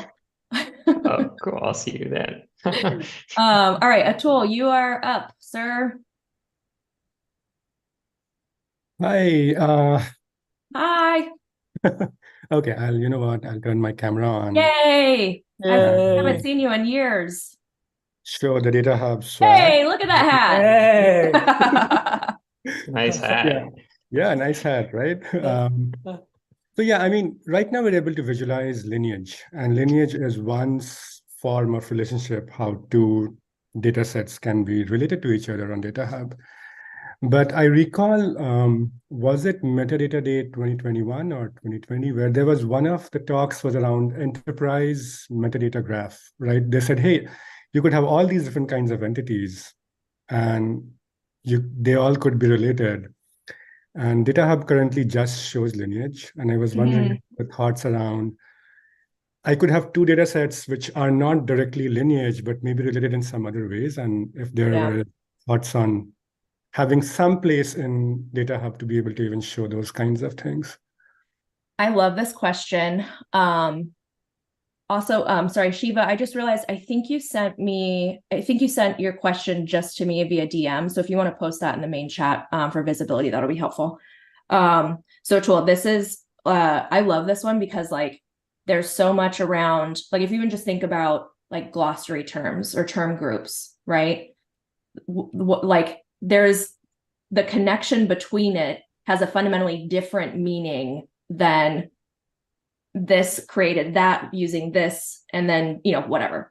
Right. So one tangible or kind of a near-term use case that I've been talking to Shashanka about on and off with, and we haven't fully scoped this out yet, but I think this kind of gets to the spirit of it. Within data products, or a data product entity in DataHub, what we're going to be working towards is introducing the kind of data mesh principles of inlets and outlets, right? So a data product is a combination of these things to create these things, right? And so, and then also the data product is the container of all of those, right? So we've been kind of messing around with some visualization options there. What I don't know is how far we'll extend that, right? If it's beyond just data products, like do we want, I think in general, there's a need for us to visualize kind of logical entities in DataHub, not just the physical entities, right? And so I think that's where, you know, we're going to need to do some like more in-depth like discovery on how do we do that in a way that's meaningful and not just kind of like, what are these blobs you're showing me? This doesn't make any sense. So long story short, it is on our radar. I think we just want to be thoughtful about how we do it and how we roll that out. John, I'm curious, the work that Andrew was doing, is that something that is open source relevant? Yeah, I'm not sure yet, but basically we did have a project ongoing internally that was around kind of adding the ERD model relationships into the entity profile. So I wouldn't be super surprised if that makes its way back into OSS in the next few months. It was a pretty big requirement for one of our customers. We're trying to see if it generalizes really well and like people really want it. I'm guessing yes, because it's actually really, really useful. So yeah, I think there is, I mean, we're aware of it, and I think there is going to be something on the OSS side probably on this front, but nothing committed, I would say. Yeah. I think ERD is just one specialization of that generic case, right? Totally. You implement the generic case, then ERD and all sorts of things become possible from that point. Yeah, absolutely. It's a very generic, you know, what we did is a very generic sort of relationships model where you can have different types of relationships. And the ERD diagram is like built on top of a subset, you know, of relationship types, essentially. But I think it's also interesting, like when we have a UI challenge around like, how do we show relationships that are not ERD relationships, kind of like those custom ones that you're talking about? Yeah. One feedback we've gotten a lot is like, it's not easy for non-technical users to use our UI sometimes. And like, you know, adding relationships tab is something we've gone back and forth on. It's like not clear to me that that's going to, you know, increase the usability. So we want to be tactful about how we do that. Absolutely. Thank you. Tactful. We don't want to insult anyone. Is that what that means? Okay. Tactical? So like, I think so. I don't know, maybe not. Okay, we're at almost the top of the hour. So that means it's time to choose a winner of a $25 Amazon gift card. And this round is going to go to Myra, which I already screwed up pronouncing your name after you told me how to pronounce it correctly. I apologize. I need to duck out of here for a meeting, so I'm going to step out for a little bit. But Miko, I'm going to ask you to follow up with her in chat, get her contact and all that fun stuff. Yeah, Miko, things are going great over here. We're telling jokes. Yeah, I saw Josh hit us with a data joke. I was like, oh my gosh, this is going well. Listen, Having to like come back in quietly when the data joke was happening, I'm like, oh my gosh. Yeah, it's getting we're hitting the halfway mark. It's getting real rowdy. Pretty clearly here. It's getting rowdy. Yeah. We're getting close to happy hour. Yeah. John, it's noon where you live. Yeah. 5 o'clock somewhere. I think it's 5 o'clock where a tool is. Oh my gosh. 5 o'clock where a tool is. Yeah, and I saw we had some good questions as well on the YouTube. Okay, so right, take over. Miss Maggie, thank you. Are you going to be joining us again, or you're done today? I think Hadrian comes on after me, right? Sorry, my dogs are barking a little bit. What was your question? No, I was saying, are you coming on again, or this is it for you? Because I know Hadrian comes on after me. Yeah, I'll jump in. I'll be in and out. Okay, cool. Have fun, everybody. Bye. Yeah. All right. Hello. Okay, so for those people who were not here earlier, My name is 𝗏𝘂𝘅𝗃𝗏𝗃𝗀, and I am the DataHub community manager. I was doing most of the morning, and then I switched out with Maggie. And I see I have John here. Let me see if I have any of the team here as well. We have Ryan in here. Should I bring Ryan back up? I usually bring the team on. I see Chris here quietly. There's some team members here. If any of you want to come up, let me know. Oh, great. Okay, good. So you're a little bit of a cast here. All right. So the segment that we're in right now, let me just circle in. Sorry, I was doing a lot of, thank you guys for all the DMs. I'm getting a lot of DMs, so I appreciate you guys. I'm doing my best to help you via DM. If it's 3 o'clock, we are heading back into the DataHub architecture and APIs. Now, just FYI for those people that join, because we have people going in and out kind of based on topic. We don't have to stick to that topic, but if you guys have questions, definitely let us know. Okay, so if there's questions regarded to there or just other questions. So John, just fill me back here. Did we answer all the questions? I see somewhere in here. Was everything answered? Yeah, I think it was. Okay, just up to Shiva's questions. All right, so yeah, Shiva, I think, had one maybe that we didn't answer around backend container log information. I don't think we answered that one yet. I saw a pretty long one here. Is that this one, this last one here? Ron, can someone tell me this one here? Shiva, are you here by any chance? Yeah, I'm here. This is something that I know SSO was the hot topic in the last 1 hour. So moving back to the legacy world of LDAPs and all those things. So just for the purpose of testing integration with LDAP using jas.config file, we did mount the volume to the jas location on the container, and then we were trying to connect it. Now, it wasn't throwing any errors. No, sorry, I would correct it. The front end, when we are trying to authenticate, it was coming up with some quick error blob saying, I don't remember that on top of my head, but when I was trying to investigate more, I looked at the actions, I looked at the front end container and the logs at both the places. I couldn't find anything about what's happening with the jas.config file or authentication working or not, So that's why I was reaching out saying, is there any other container that we need to be looking at that can give us more details about whether it's at least pinging the LDAP server or not, or whether it's getting any information from the LDAP server?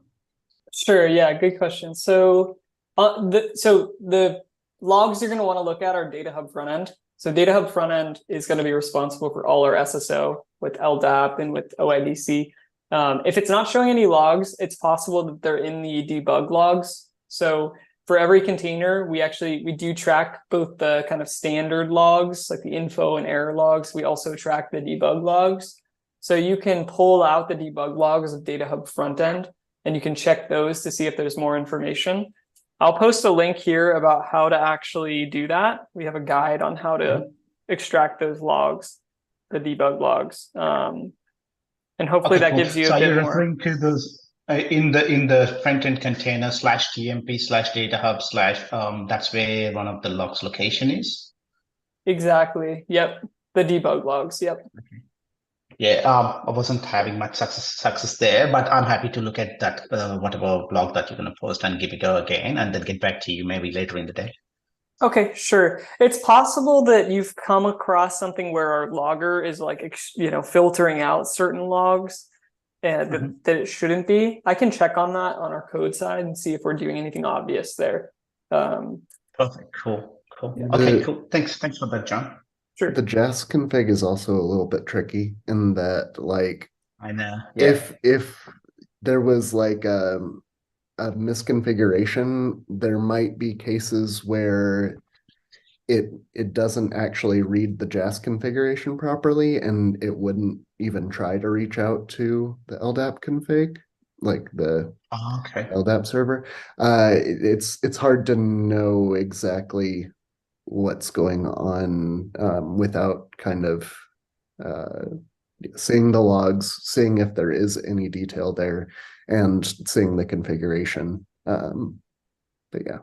Okay, yeah, because I was testing on the LDAP server saying even passing wrong password, but it wasn't even going to LDAP to block my account or anything like that. So yeah. So you have access to the LDAP file issue. Sorry, you have access to the LDAP server itself, and you were checking logs there too? That's right. Okay, yeah. Yeah, if it's not even like reaching out and you have access to that lux, there's probably just some configuration in the JAS file. Okay, cool. Thanks for that. This is notably finicky though, the Yeah. JAS configurations. Yeah, agree. And that's why I said legacy world of JAS, all that stuff compared to SSOs and all that new stuff, what's happening. So cool. Yeah. Thank you. Yeah, sure. Okay. Do we have, sorry, I'm here just making sure we give away our prizes correctly. Do we have any other questions? We have John here, we have Ryan. We kind of have a good bit of our team here, which is super cool. I know people have work to do, but they are in here. Do we have any other questions, whether it's regard to architecture APIs or just anything else at all? Any PRs? I did see Scott in here, but then he left. I think he had a PR that he wanted to get closed, but then he stepped out. He's one of our champions. So I saw him in here. So hopefully it wasn't because he ran out of time. Any other questions in here? Okay, if we don't have additional questions, if it's a little bit quiet, then I always ask if anybody has any feedback or want to share any of their experiences. We are always super interested in feedback on the tools. Does anybody have any feedback that they want to give us? Now would be a really good time on anything in DataHub, anything that you want to see. I'd even go as far as to say with John here, if I were you, I'd give my wish list. No pressure, John. But now you have some ears that normally in our community, we get a lot of incoming requests. You have undivided attention. So if you have some wish list items or things that you think that we could do better, or things that you like, we definitely would love to hear it. That was a good time. Or any jokes. I mean, Josh kind of got the joke off the ground there a little bit. So I thought that was great. Yeah. Good joke. We had a good one. Josh put a good one in he had a data joke at that. Like I said, when we get into I missed it. It's in the chat. When we get into data jokes, we know that we're doing well. Okay, so then maybe, John, what we could do is while we're waiting, maybe we could talk about maybe some of the stuff that we're working on. Maybe that's coming. We could do a little forward. Oh, Atul has one. Yeah, sure. Let's go ahead. This community is for you, but if not, I'm gonna go ahead. As I said, John wasn't on the slate to be here, so I'm like, Yeah, and he's so here with us. let's do it. I do have I have to hop off for a little bit in about 15 minutes. All right, Atul, I advise you go ahead and milk him. Go. Thank you. So currently, DataHub, apart from the administration and all those additional pages, in terms of entities, there are like handful of page layouts, right? There's one for maybe dataset, maybe there's one for containers, I think one for charts, slightly customized, maybe dashboards and so on. Or maybe they are variations of the container page layout itself. And I think that is great because most of what exists out in the world can be represented as one form of any of those 4 pages, right? The extensible metadata, custom metadata framework does allow users to create their own kinds of entities and push them to the graph. So that is good too. But then while it comes to pulling it out back in DataHub,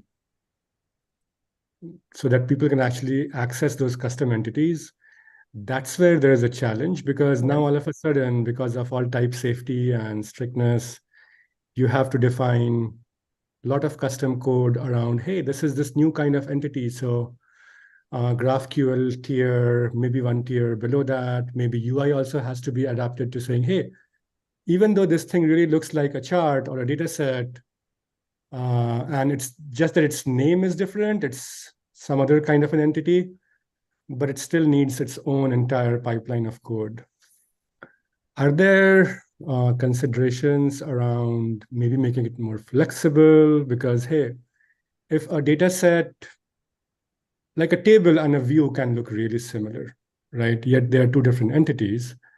And if they are going to share most of the attributes, if the page layout is going to be just the same, or if there's even a possibility to reuse an existing layout, then why should I not be able to reuse all the entire pipeline which pulls in that data and populates that page? Yeah, no, it's a good question. It's something we've thought about. Like, there are the core entities that people want to interact with the APIs being strongly typed, right?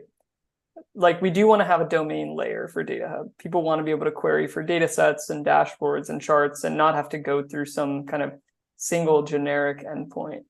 So we have thought about like building that path essentially all the way from the back end to the front end and just doing it via some generic entity, abstraction. Essentially, where at the GraphQL layer, you have a generic entity and it has, a set of standard data models that are associated with our standard aspects like ownership and domains and stuff like that.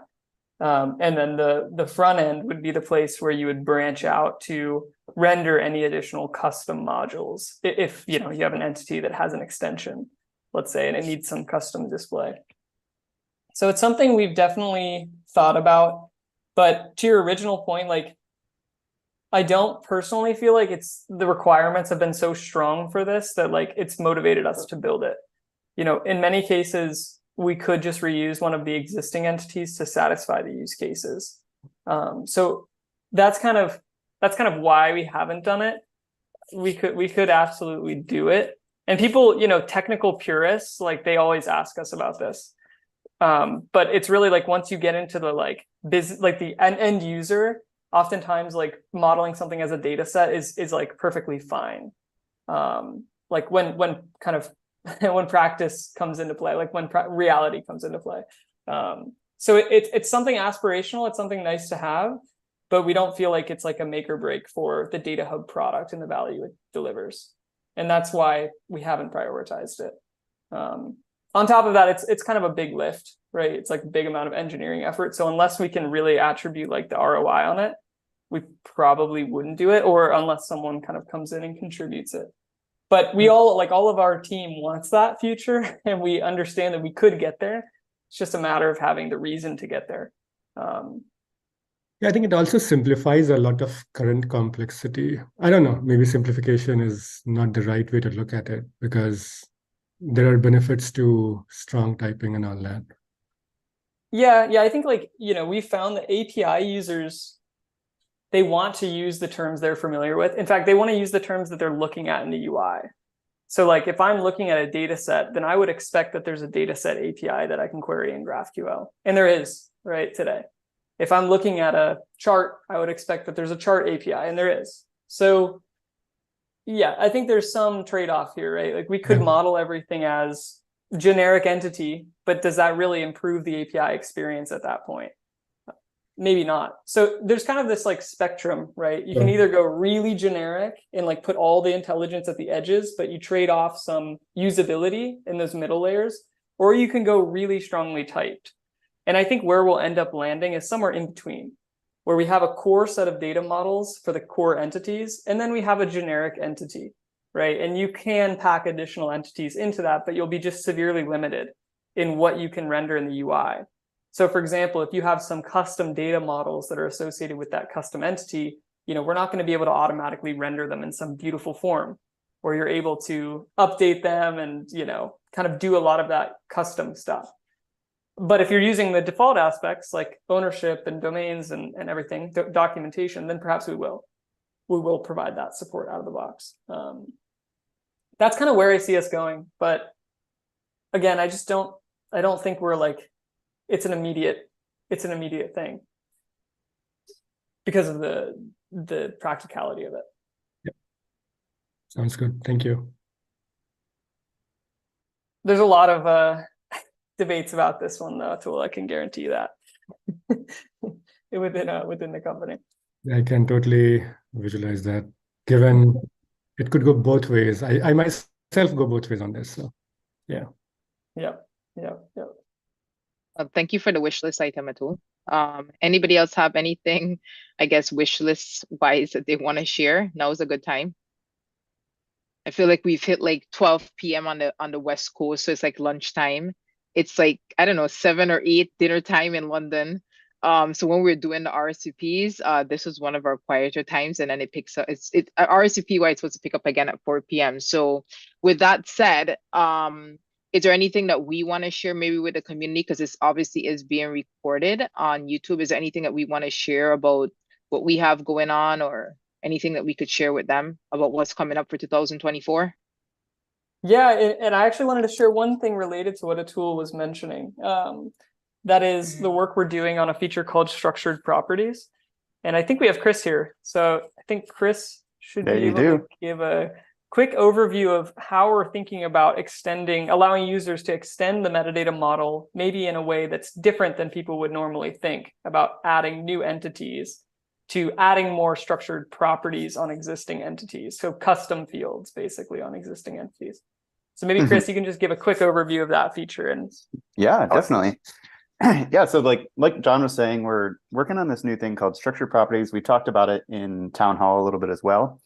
But like basically it's a much more like fleshed out feature compared to our existing custom properties is what we have currently, which is just like a basic key value string pair.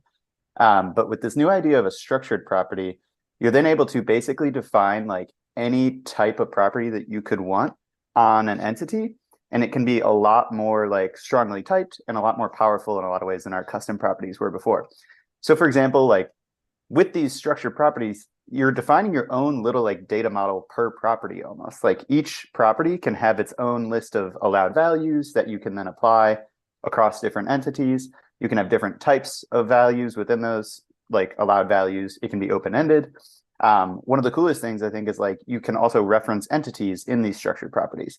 So you can have anything from like, all right, I want to like understand like how long this data set is retained for. So like that could be a basic structured property, that could be like a number, and you could have a set of allowed values like 30 days, 60 days, 90 days, 120 days.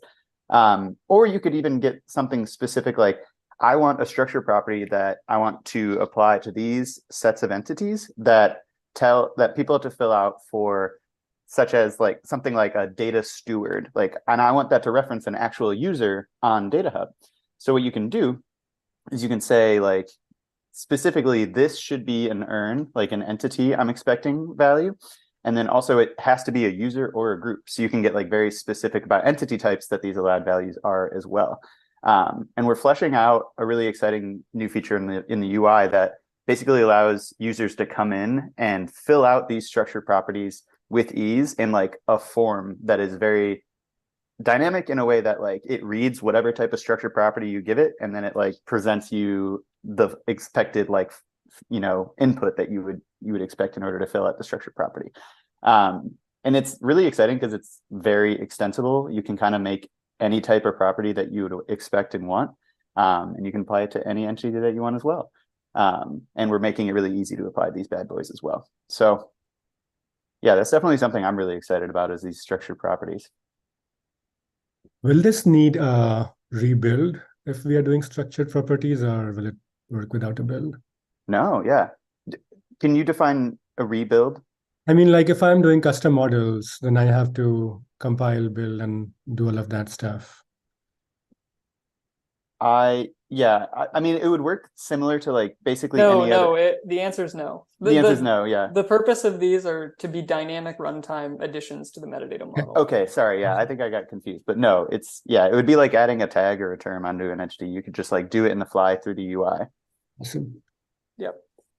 This is kind of the main, Atul, I mentioned like the requirements aren't really there for that level of generic custom entities. What we've heard more so is, how do I add custom strongly typed validated properties to existing entities that are specific for my organization?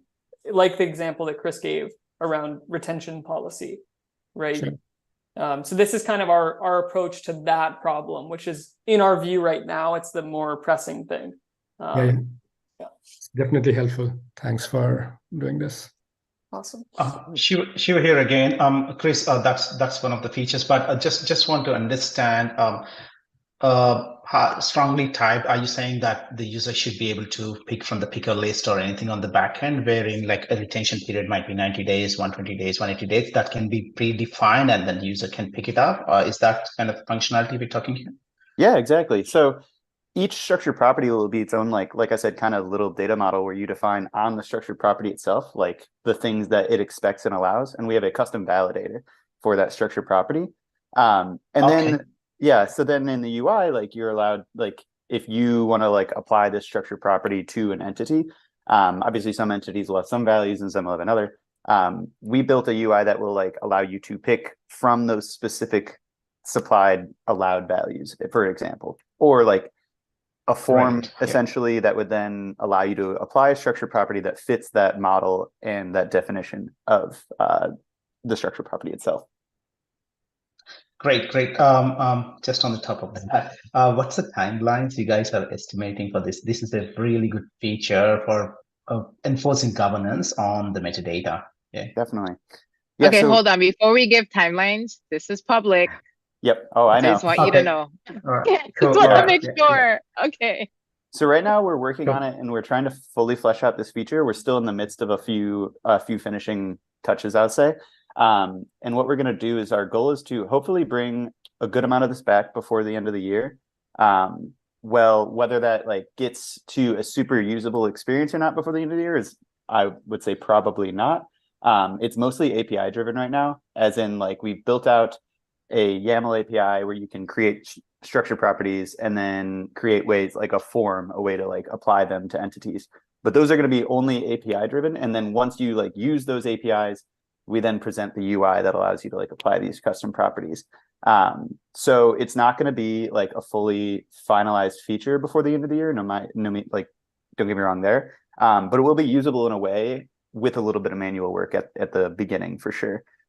So like I said, generally the goal is to get this code merged back by the end of the year. And it'll be like usable with some work, but it'll be some time after that before we fully finish it out, where you can build these structured properties in the UI, create these forms, apply these forms to entities. And these forms, I mean, a form would be a way to like apply structured properties and other metadata to entities.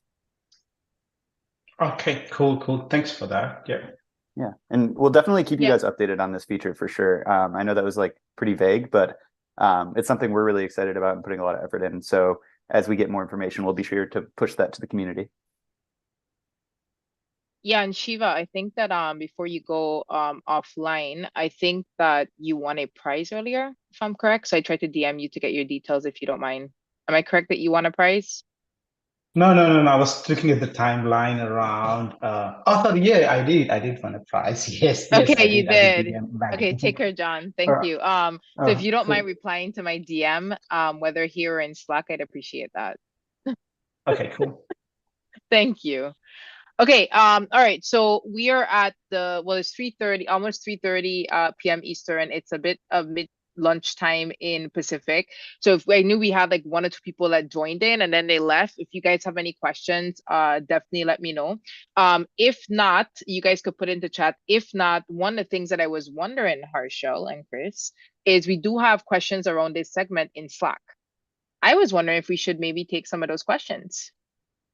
Are there any of them that maybe we could address in real time and tell them go watch the recording? Just joking, but seriously, there is because I had like 2 people also write me about their PRs that said they couldn't join, but they were very specific, so I didn't necessarily want to bring them onto the call. But is there anything that maybe is in our Slack groups or questions that or things that we could address that kind of keeps coming up a little bit with regards to this particular segment? And then this segment that we're in right now is, architecture and the APIs. segment. I was like, what even are we in together? Sorry, yeah, we just blended everything together, but I know that it's a very specific topic, especially with the APIs. Mm-hmm. So is there anything that we've seen maybe in our backend system that is burning that keeps coming up that we could address? I was trying to do it during my break. Yeah. Hey, David. Hi.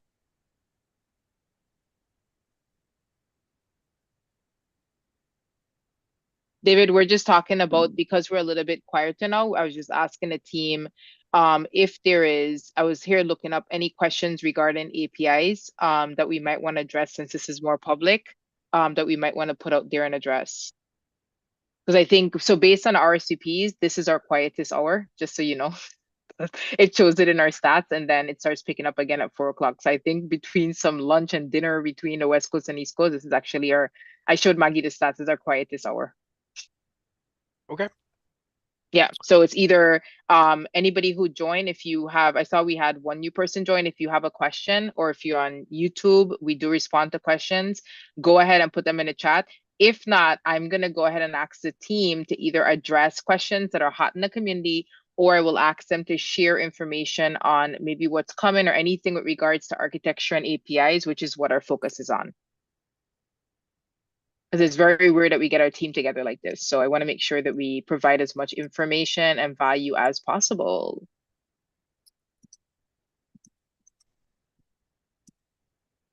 Oh, great. I see Shiva wrote me. It's great. On a second here, I got to make sure people get their prizes. So is there anything that we want to share as a team, or do you want me to start pulling it out of Slack? I would just start pulling questions if there are questions. Okay, hold on a second here. Sorry. I think one thing that I'm curious about is just like, what APIs do people actually end up using? Like when doing programmatic stuff with the Python SDK, are you generally using the .emit method and just pushing metadata? Are you calling GraphQL endpoints that execute GraphQL? Are you making calls to the OpenAPI endpoints? And then in particular, like which endpoints do you use a lot? Do you get annoyed with because they don't support X or Y? Kind of would love to understand, how are people actually using those? Well, what is our most popular APIs right now that are being used, Harsha? So I think what are we seeing?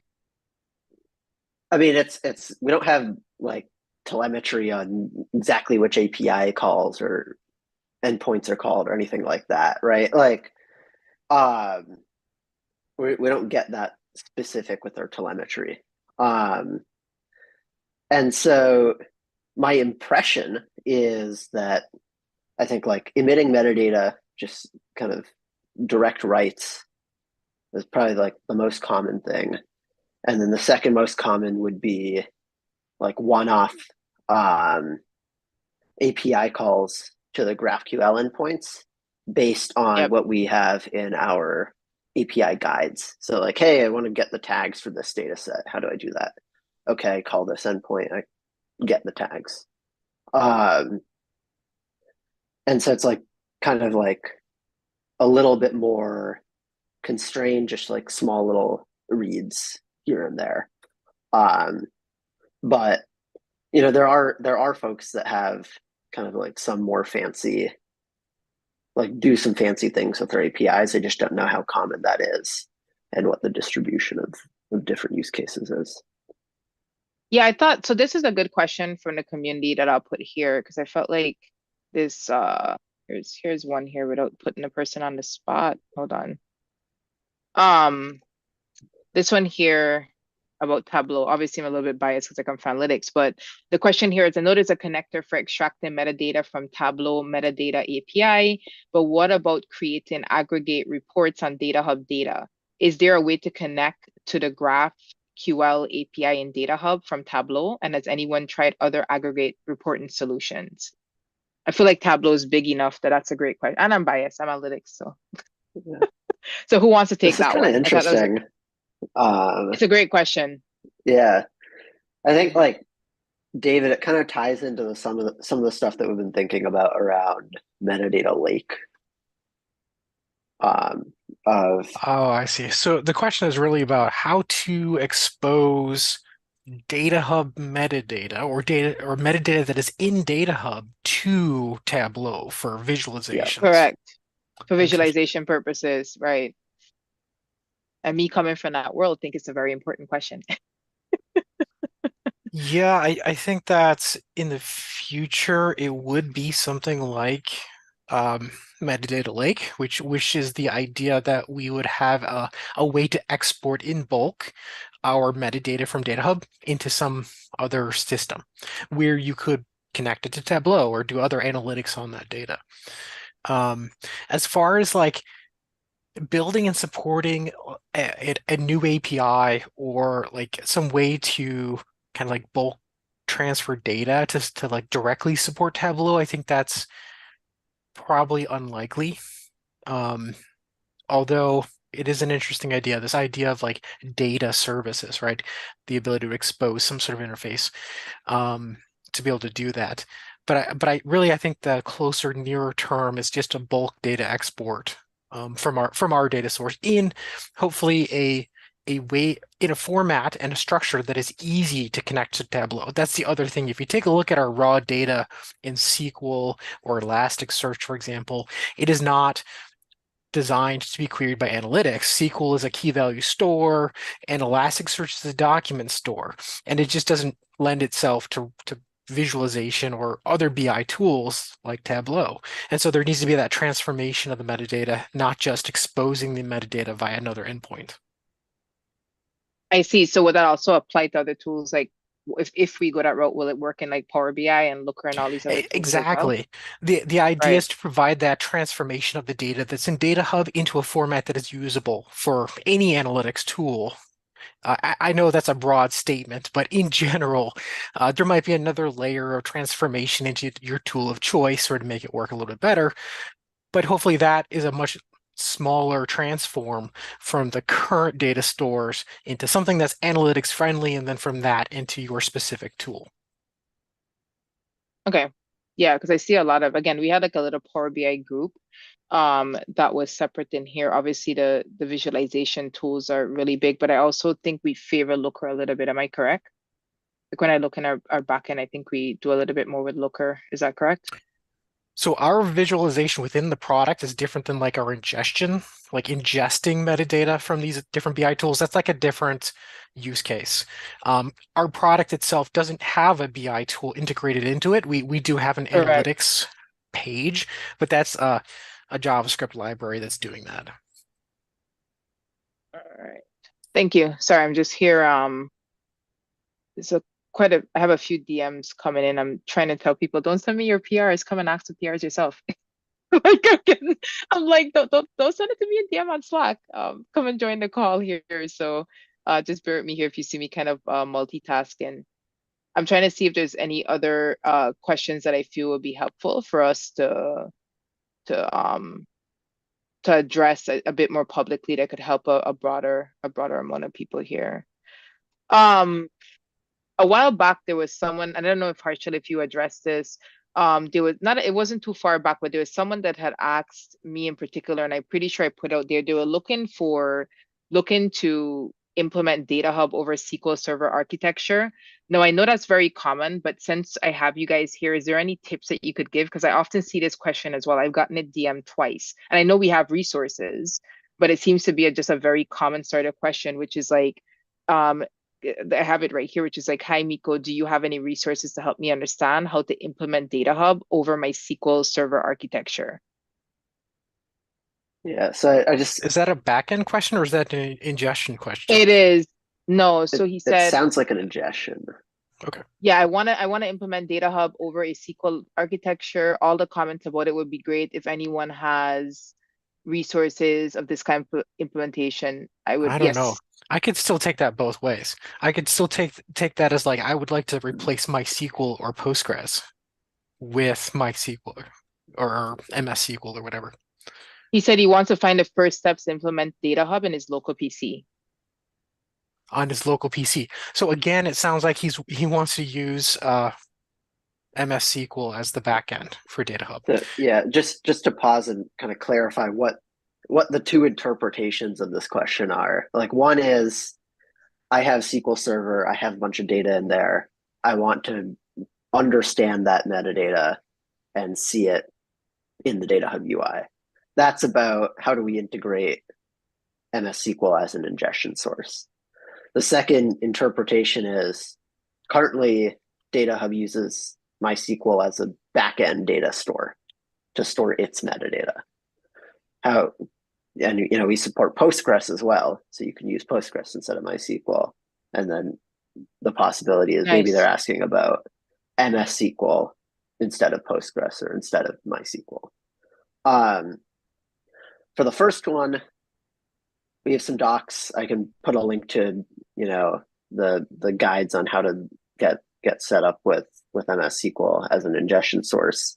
I think for the latter one, yeah, for the latter one, we can, you know, chat, and it's like a little bit more involved, but we can kind of dig in if that's something that they're curious about. Okay, anybody else want to add or take away from that? I think that supporting another database architecture, like in replacing MySQL, is you're going to have to build DataHub. Like you're going to need to add a JDBC driver. Probably our eBean framework supports it, but again, check to see if the generic framework supports it. You'll have to create a custom setup job to actually create the table in that data store. But it's clear it's been done several times. So we actually also support Cassandra. So that was an open source community contribution, if I recall correctly. And so, you know, there is this possibility to add support for that platform. But to be honest, it would probably have to be community driven as well, similar to Cassandra. Okay, thank you. And then I have another one here that I thought was, some of these might be full. I thought this was a great one in terms of like documentation and being able to kind of maintain it over. So we had someone that was asking about how to keep documentation parity between something. It's an example of Docs Builder or Confluence and DataHub. They want to keep the parity between tables and column descriptions across. It's very detailed, but I'm curious to see what the thoughts are on this, because there's a lot of assumptions that this is kind of built in or ready to do, and it doesn't seem to be as straightforward. Does anybody want to take that one?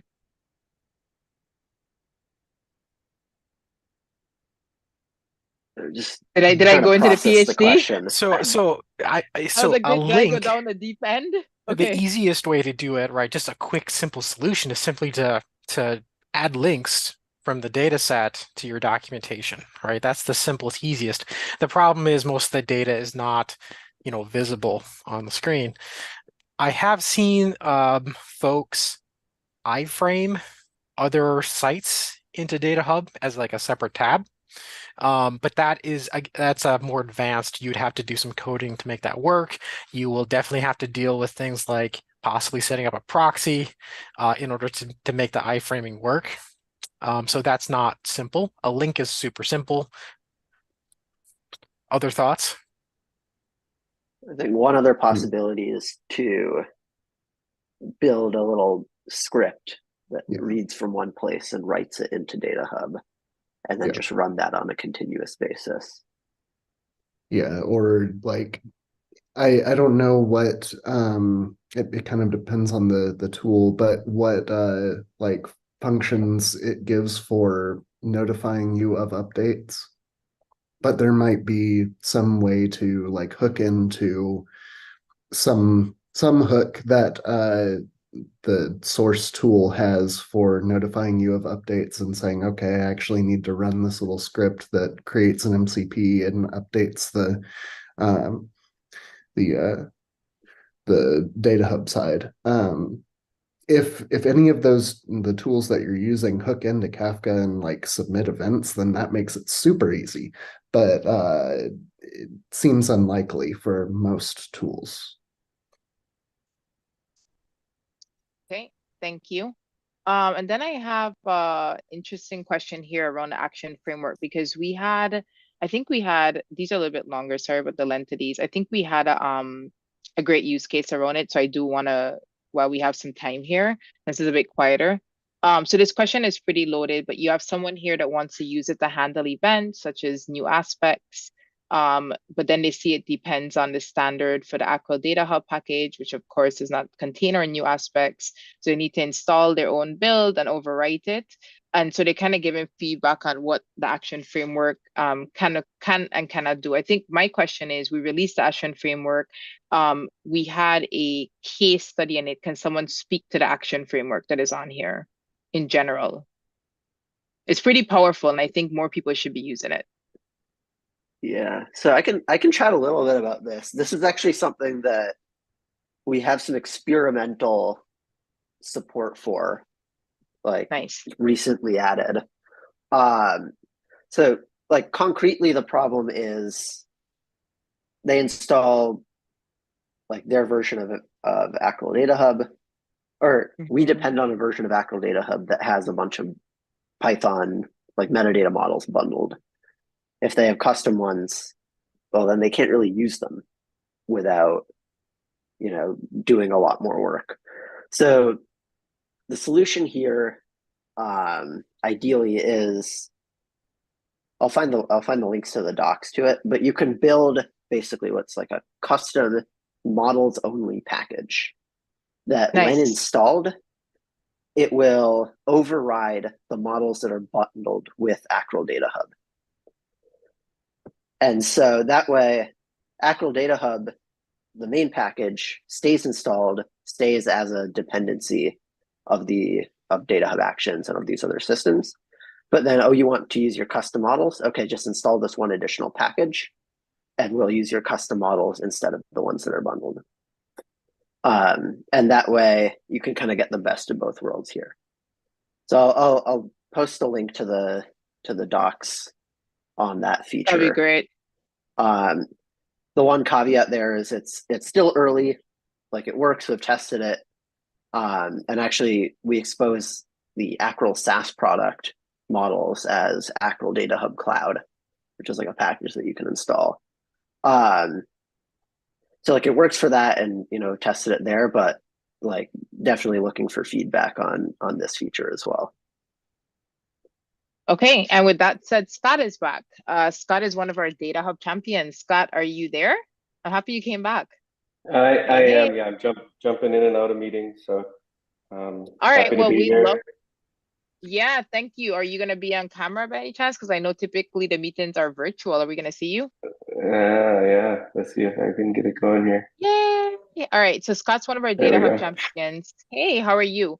All right. So do you have any questions for us? Raj was in here a little bit earlier as well, but he ran off with Shashanka to discuss something. Maybe tell us a little bit either about what you guys are doing, or do you have any questions for us? We're focused right now on architecture and APIs, but we're fairly flexible.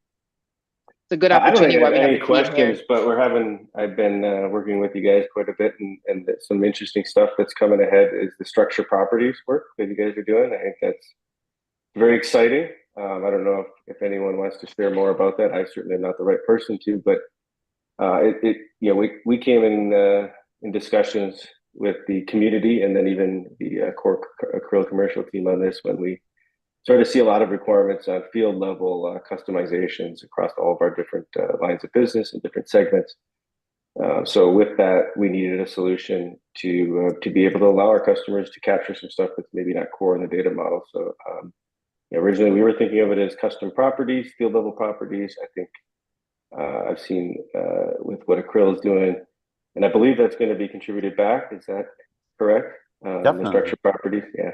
Yeah, no doubt about it. It's going to be pretty slick, and I look forward to seeing that, and I'm sure others will as well. I don't know if there's anything you guys want to share to the broader community on about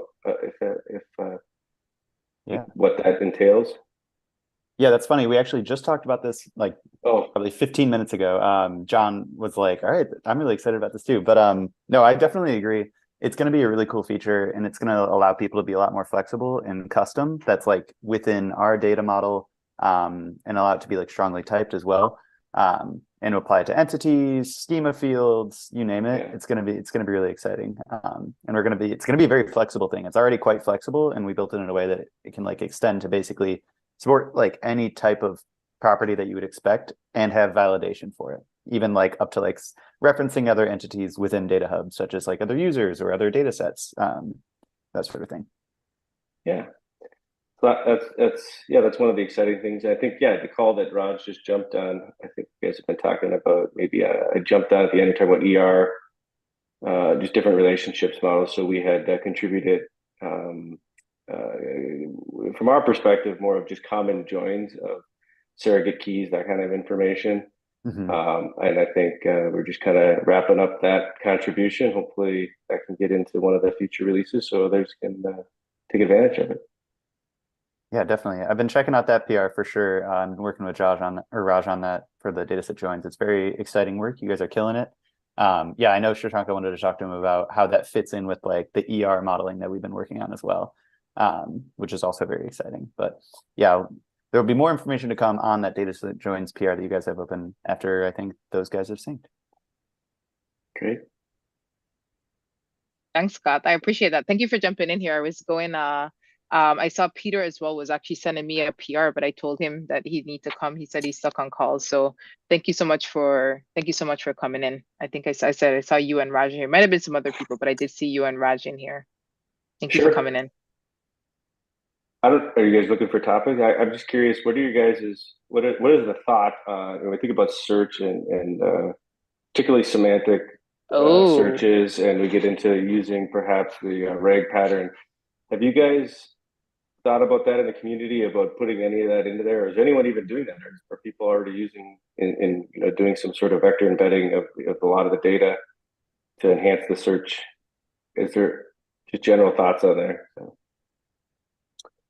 Yeah, I am actively thinking about this. I think like a few thoughts right now, and I'd also love to get your thoughts on a couple of things.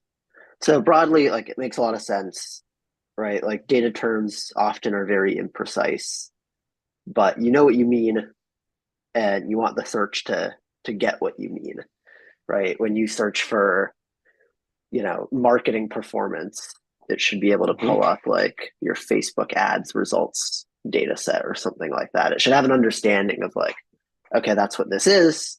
This is what you're looking for. This is actually a relevant result, even though none of the keywords actually match.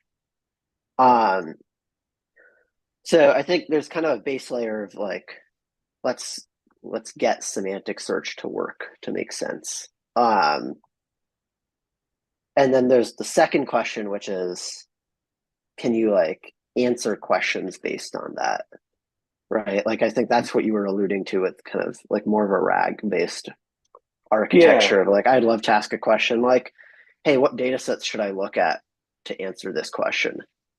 And it, uses our APIs, figures out, okay, these are the candidates. This one's actually not relevant, but these three are. Here's the results. So I think kind of we're thinking about it as like two stages. One is like basically like supercharging our search experience to use embeddings to kind of do more like basic semantic search. And then there's the second piece, which is more around how do we actually like more natural language help you answer questions that you have, right? Not just like do semantic matching. That's kind of some initial thoughts. I think the one thing I would love to hear from you is like, what are the query patterns that you expect to, like, what sorts of queries would you expect to work? What things would you like to be able to do that you can't right now? Kind of around that. I mean, a lot of it for us is coming down to our more business users. They're looking for that very just simple. Hey, what X type of data, right? Pick a business segment or the domain area does our company have, or or more specifically, like I'm trying to figure out member population in state X, things like that. And they want to ask it in a business way, and how do we just make that more conversational? Right? I mean, the request generally comes across as, hey, I just want an NLP type search experience, right? That's the requirement we see in here. But I think the solution that I envision and we're envisioning as a group is more of that RAG pattern where we can bring our data to the table, but use some LLM behind the scenes to maybe make that conversation a little more real. Yeah, I think like where it gets interesting, I think the example that you gave is kind of a good one. Right, like I want membership data by state.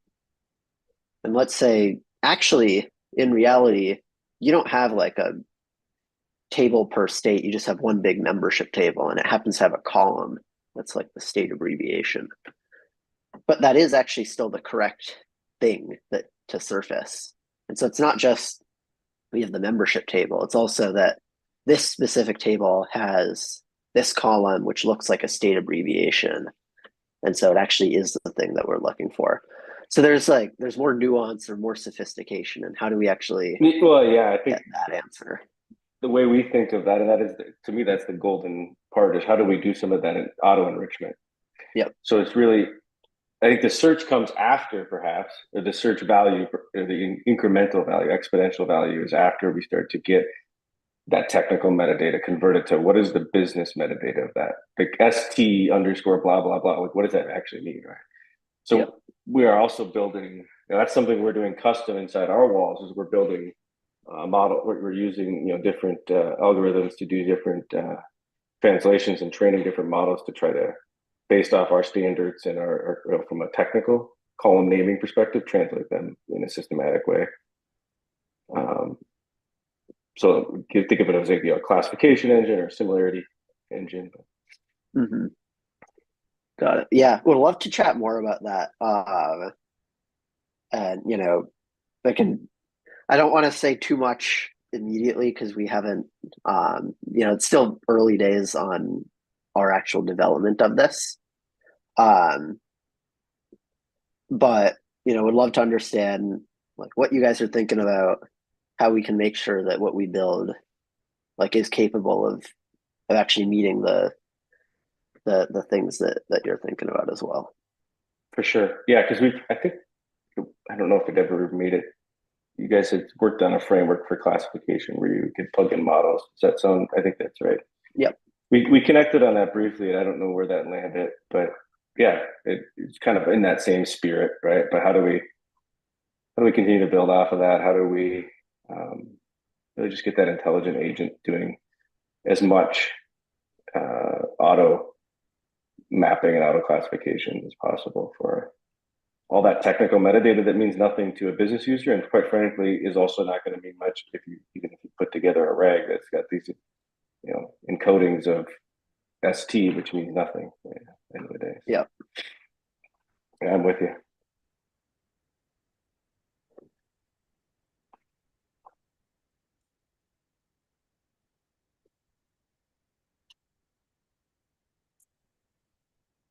Me being on mute. Scott, any more thoughts or questions? And I have to say that I love your background. Oh, thanks. Like sitting right over your head. Is that real? No, it's not real. No. Oh, I was like, who's painting your walls? No. Okay. No, it's good. It's just it was sitting over your head. I'm like, you have a nice wall. Any other questions or thoughts? This is what I call our quiet hour. So before you came in, I thought it was good. When we did the RSVPs, this was like 1% of our RSVPs. So we knew that this hour was going to be our quiet hour.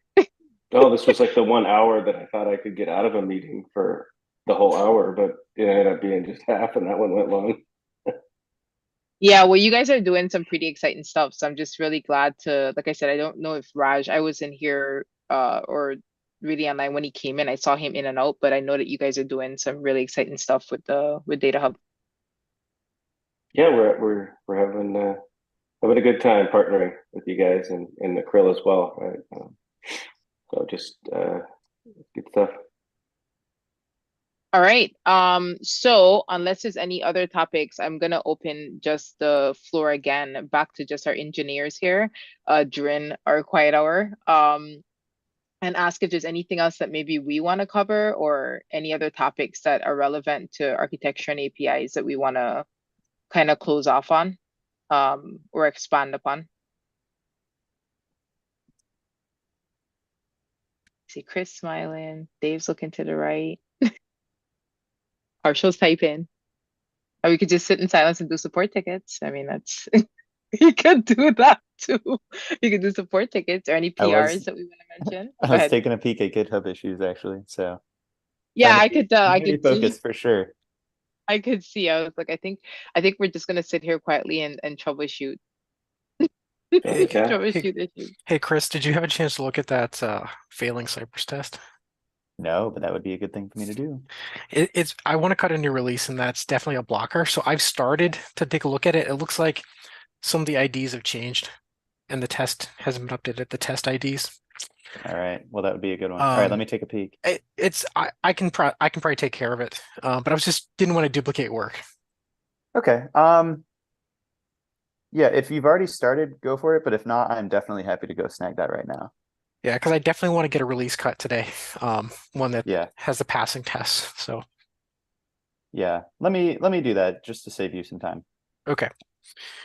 Yeah, because that one, like, it used to be flaky. Now it's just completely just every single time. Yeah. Yeah, every single time. It's the navigation one, right? Yeah. It's like it's like glossary terms. Yeah, glossary navigation.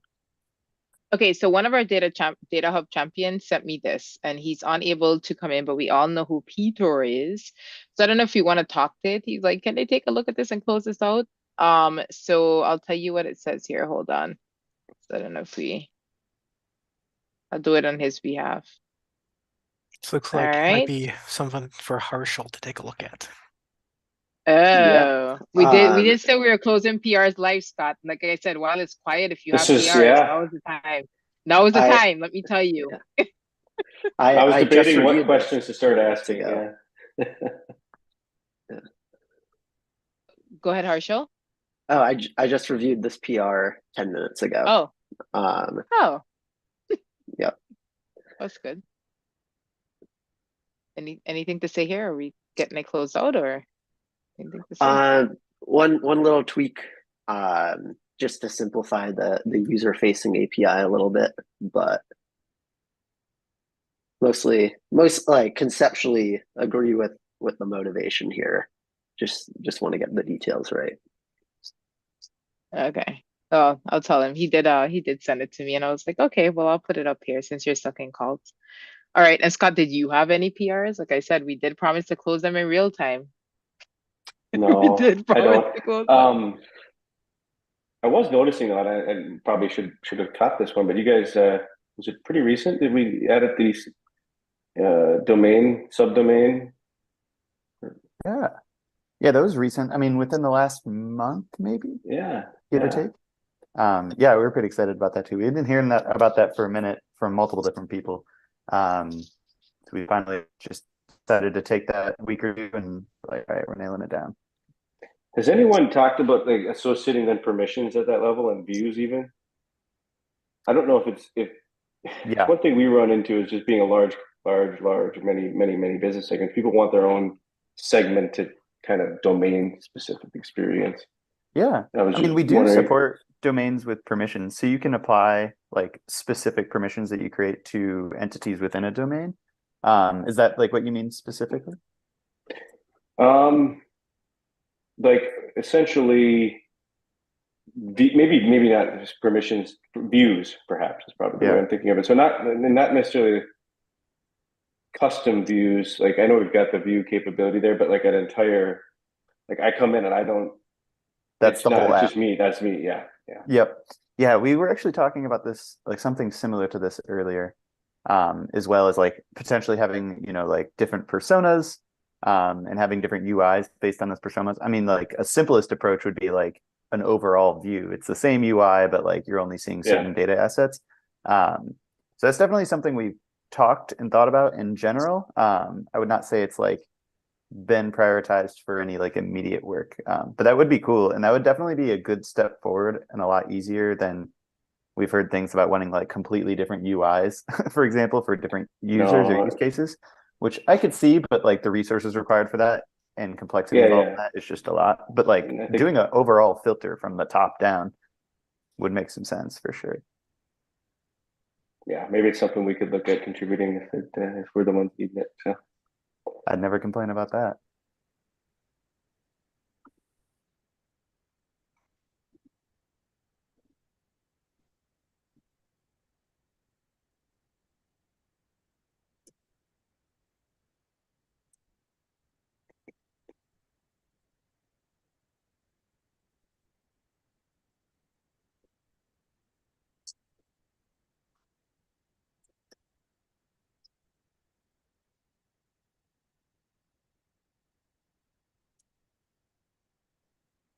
All right.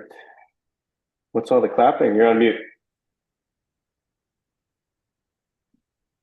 Oh no, we can't hear you, Miko. There you go, Miko.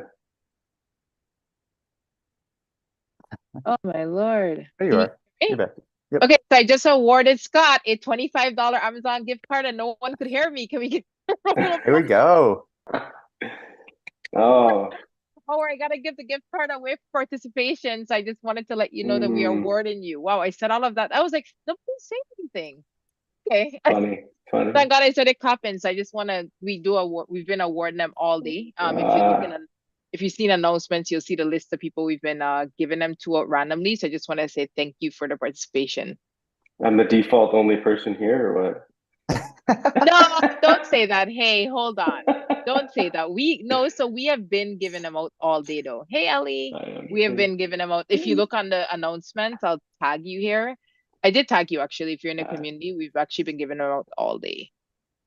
Great. So I'll send you so I will request your information in the community, but I'll send you here where I tagged you. Okay, so we can continue the conversation. Scott, we're not running you off. You can stick around if you want to. So we're scheduled now to switch gears a little bit in terms of topic. Give me a second here. So we are circling back into getting started with DataHub.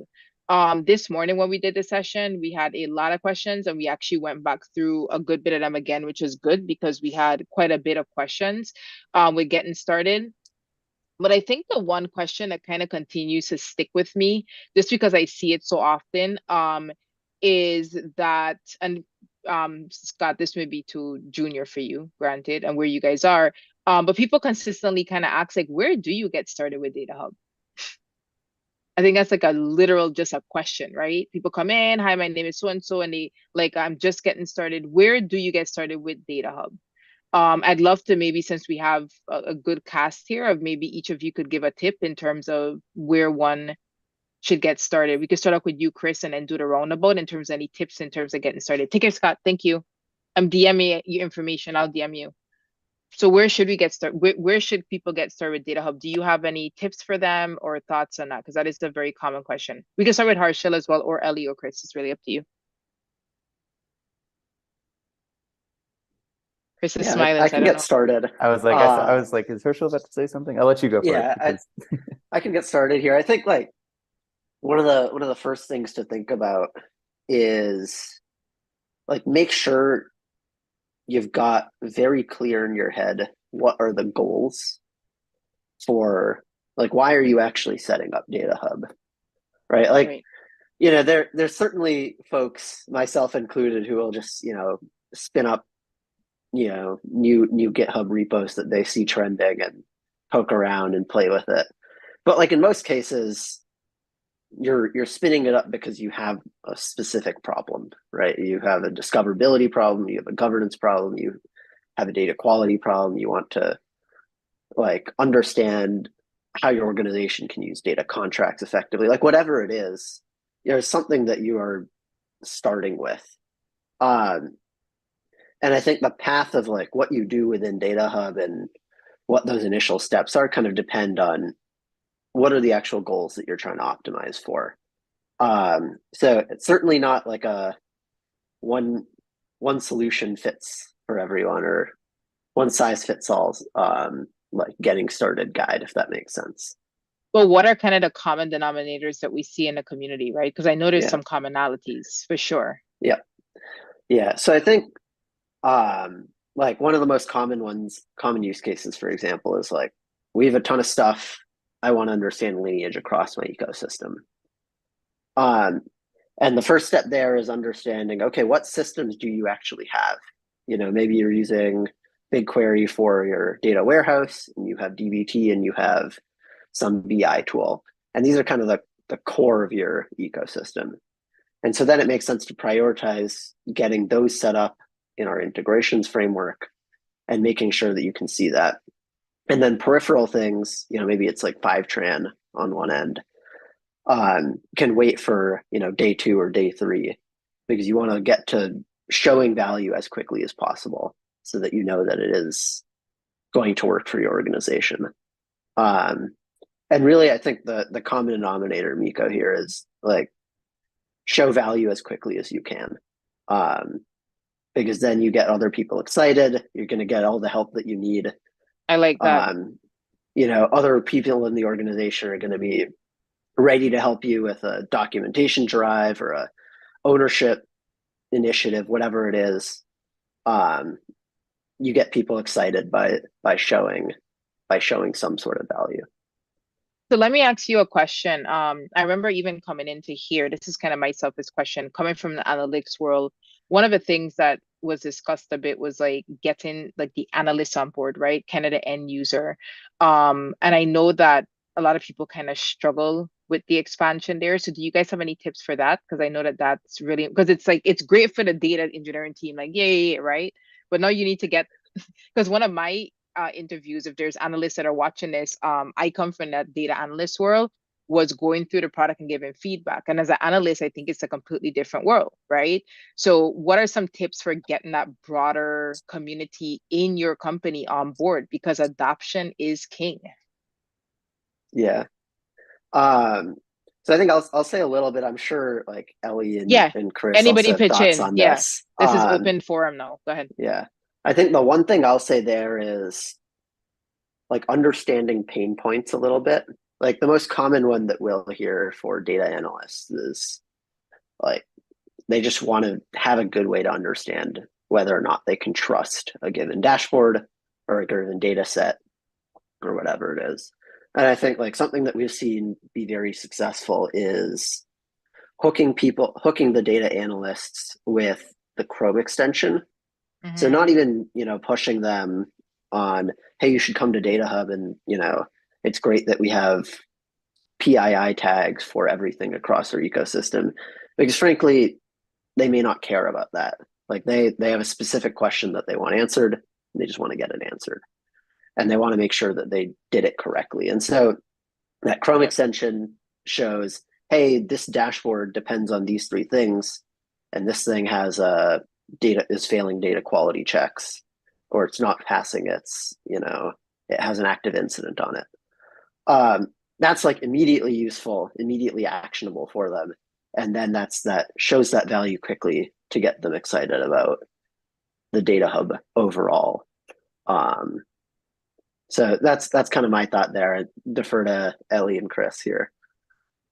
Yeah. So again, the question is just around, we know that data engineers and data engineering teams are super excited about the tool, but we do know that when it comes to getting the analysts on board, as a good example, that persona can be a bit more challenging. Do you have any tips around how to do that, or any suggestions?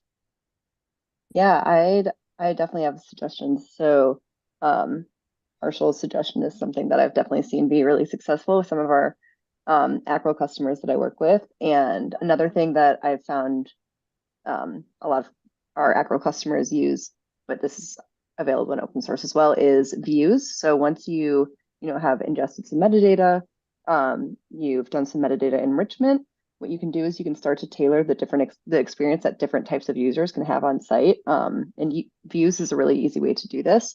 So you can do things like use our tags, use our glossary terms to, I guess, segment different types of data. And then what the view does is you can set these filters to filter down to only, maybe like a platform that data analysts care about, and create a data analyst view. And then every time they're on site, that'll be their default experience, is to only only see that metadata. So personalization, basically. Exactly. Yeah, I like it. That's something that we talk a lot about in analytics. I'm trying not to be too biased to analytics here, but it is something, as I said, in going into the tool and just kind of remember, even like just interviewing, it was some questions for me around, kind of how are we dealing with the analyst community? Are we embracing them? And then I see some of the struggles around kind of getting them on board sometimes. But I think personalization is a great tip. Anybody else want to add to that in terms of how our data engineers that are embracing this, or teams, can bring in that broader community? Does anybody want to give some more tips on that? I could add something if it's all right. Yeah, please go ahead, Chris. Okay, so the three things that I see that primarily people use catalogs for is either self-service and discovery. So in other words, the analyst wins because he finds the answer by himself. The engineer wins because he isn't disturbed 50 times a day. And so he doesn't have to break his train of thought and then try to get back to where he was. That's number one. Number two is governance. So as we're more going to a cloud and mesh and so on and so forth, your data is everywhere. Do you have a possibility that it's going to leak out somewhere or be misused? And then you end up with a fine or some sort of liability. And then the third one I would also bring out is a migration. So let's say, I mean, you're evolving your landscape and you're going from an old architecture to a new one. That's usually chaotic in any situation that I've ever seen. It's just people change things, they break stuff, people forget that stuff has changed, they keep pointing to the wrong thing. So the catalog, what you can do there is you can do that in an orderly fashion. You can start to deprecate the old assets that are being migrated off of and then certify the new ones. And then what you're really doing is what I call guided navigation for your end users. So even though they're always used to running the same old report, the one that's replaced it, which is now correct, is now highlighted, and the one that's deprecated, which they no longer use, is buried. That's kind of, I mean, and then we could go on with things like that. But for the end user, it really comes down to, and Harshal said it perfectly, it's like, do you trust it or don't you? Okay. And am I looking at the right thing or am I not? If I'm not sure, I'm going to ask somebody. And it's probably going to be the data engineer who was like 8 levels deep in his logic and now has to break out of it, start all over again, and try to get back to work. So you can actually put dollar values on that. So now if you're pitching that to a CEO or a CIO, you're saying, if these analysts are spending a day and a half with the emails going back and forth to try to get information, and they can now do it in 5 minutes, how much time have you used? 5 times a day? And it takes them 20 minutes to get back to work, back where they were before they were interrupted. How much money do you save there? If you're doing a migration, what do you prevent from going wrong? So that's kind of the things I would add. That's very nice. Thank you. Very, very kind of specific. All right. Anybody else want to add into that? I know, Chris, you look like you were going to give some thoughts, but then we went to Ellie. Do you want to add anything into there, or David? I was just going to add, or talk a little bit more about that Chrome extension briefly from what Harshal was saying. Well. Yeah. The one specific feature that I think is really cool in the Chrome extension that we don't really offer a great use of it elsewhere in the app right now is this idea of upstream health. And that can be really helpful for data analysts. Did you talk about this already, Herschel? I alluded to it, but didn't really go through the details. Yeah. So I think that can be a really nice thing in the Chrome extension that if you're looking at, a dashboard or you're analyzing some data in Tableau or Looker or something like that. But one of the most important things to know is obviously whether or not that data is trustworthy and whether or not where the source of that data comes from is something that you want to be able to trust to make the decisions that you're making and draw conclusions that you're drawing. And the Chrome extension is going to be absolutely the easiest way to get that upstream health information about whether or not anything upstream of this thing or this thing itself is experiencing issues. And one of the nice little features that I think is just a little delight is that in the tab itself, there's a little floating button on when you download the Chrome extension on pages that we think we can show you data on. We'll surface a little warning icon right there in that button to let you know, hey, there's an issue. So you don't even necessarily have to always even open the drawer to see whether or not there's an issue. And I think that's a pretty quick value add just to you don't even have to change anything about your workflow. Just let that little button guide you as you use the Chrome extension in your BI tools. Yeah, I'm a little bit embarrassed to say that. Why don't I have the Chrome extension? I'm in the audience that we're talking about. I'm like, why don't I have the Chrome extension? And the other day, Shashanka was talking about, shouldn't we be ingesting data? I think it was from our new support tool. And I was like, oh my gosh. So, yeah, fun times over here. Okay. So that's a little bit about best practices. And again, because we are recording this, though it's quiet, I think it's very useful to just go through some best practices. Anything else that you want to add for getting started? I mean, getting started is one of our busiest channels, that ingestion and troubleshooting, right? So is there anything else that you guys see that we might want to talk about? It as a good topic as we get ready to go into 2024. I mean, our product is young, but we have learned a lot. What knowledge bombs can we drop on this audience? Because there are a lot more people that are going to watch this recorded and attend this event, right? We have almost, I think now 150 to 180 people. So let's drop some knowledge bombs because some of them are just going to go through the sessions based on the agenda, right? So what can we add to the getting started conversation? I would just more reiterate, generic. yeah, Yeah, just go ahead. reiterate a little bit of what I've heard from others, but look for low-hanging fruit. Look for something that's going to have a large impact that you can get people excited about it. Once you've done Right. that, they're going to be piling on. And so, and I've tried this when I used to be the BI guy. You go out and you build something really slick and you make it iterative, right? So people can actually suggest how they want to make it better, just like we're doing today. Pretty soon, I had a laundry list that was 100 miles long of things that people wanted because they realized, my gosh, I'm asking, they're delivering. This is lovely. So the same thing in the approach of the catalog. Make sure that what you're doing is going to impact a large enough group amount of people that you get that initial push and everybody gets excited to get on board. I have a very specific question. I guess I'm just focused on avatars selfishly. What about the product managers?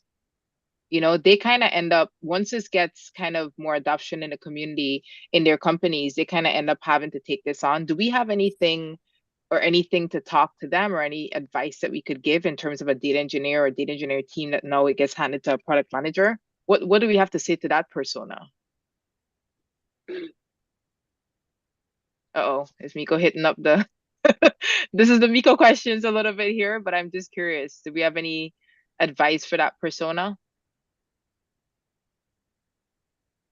Who kind of ends up having to make sure they see our product through the organization. I know they're a persona. They maybe not in our Slack as much, but they're a persona. So do you see that product manager as more of a champion, or do you see him as just the person who makes sure that the catalog keeps running in an operational fashion? So based on kind of what I see, it's the person, not necessarily the champion, but they are kind of tasked with making sure that the product keeps running through the organization. Yeah, so in that case, I guess the only thing that I would suggest is make sure they're real tight with the actual champion and that they're going out and surveying the audience to find out if there's unanswered questions that we can start addressing with the next iteration of whatever we're going to integrate or ingest into the catalog or focus. So in other words, you're kind of building a hit list of everybody's dreams of what they want done first. You're trying to get the highest impact first and then work down. So if you can impact a whole lot of people with a very short effort, you do that virtually immediately. If you're only going to impact one person, it's going to take you 10 years to do it. You probably will never do it. Those are the two extremes. I'm just, just by my experience. Okay, thank you. I'm just throwing things out there. Anybody else want to add to that? I think kind of similar to what Chris was saying, something that I've seen a few companies do is usually led by, like, if they're not the champion, they might be a product manager that's just invested in seeing the product grow, is something like a full day hackathon, like a metadata hackathon, where you encourage different teams and different subject matter experts and owners to, spend some time doing, like on the data catalog, incentivizing it in a way. We've sent some swag boxes out to some hackathon winners, things like that have been really fun for different companies and also been a huge way for them to increase coverage and usage. Yep. By the way, 𝗏𝘅𝗛𝗃, oh my gosh, I don't want to butcher your name. You're back.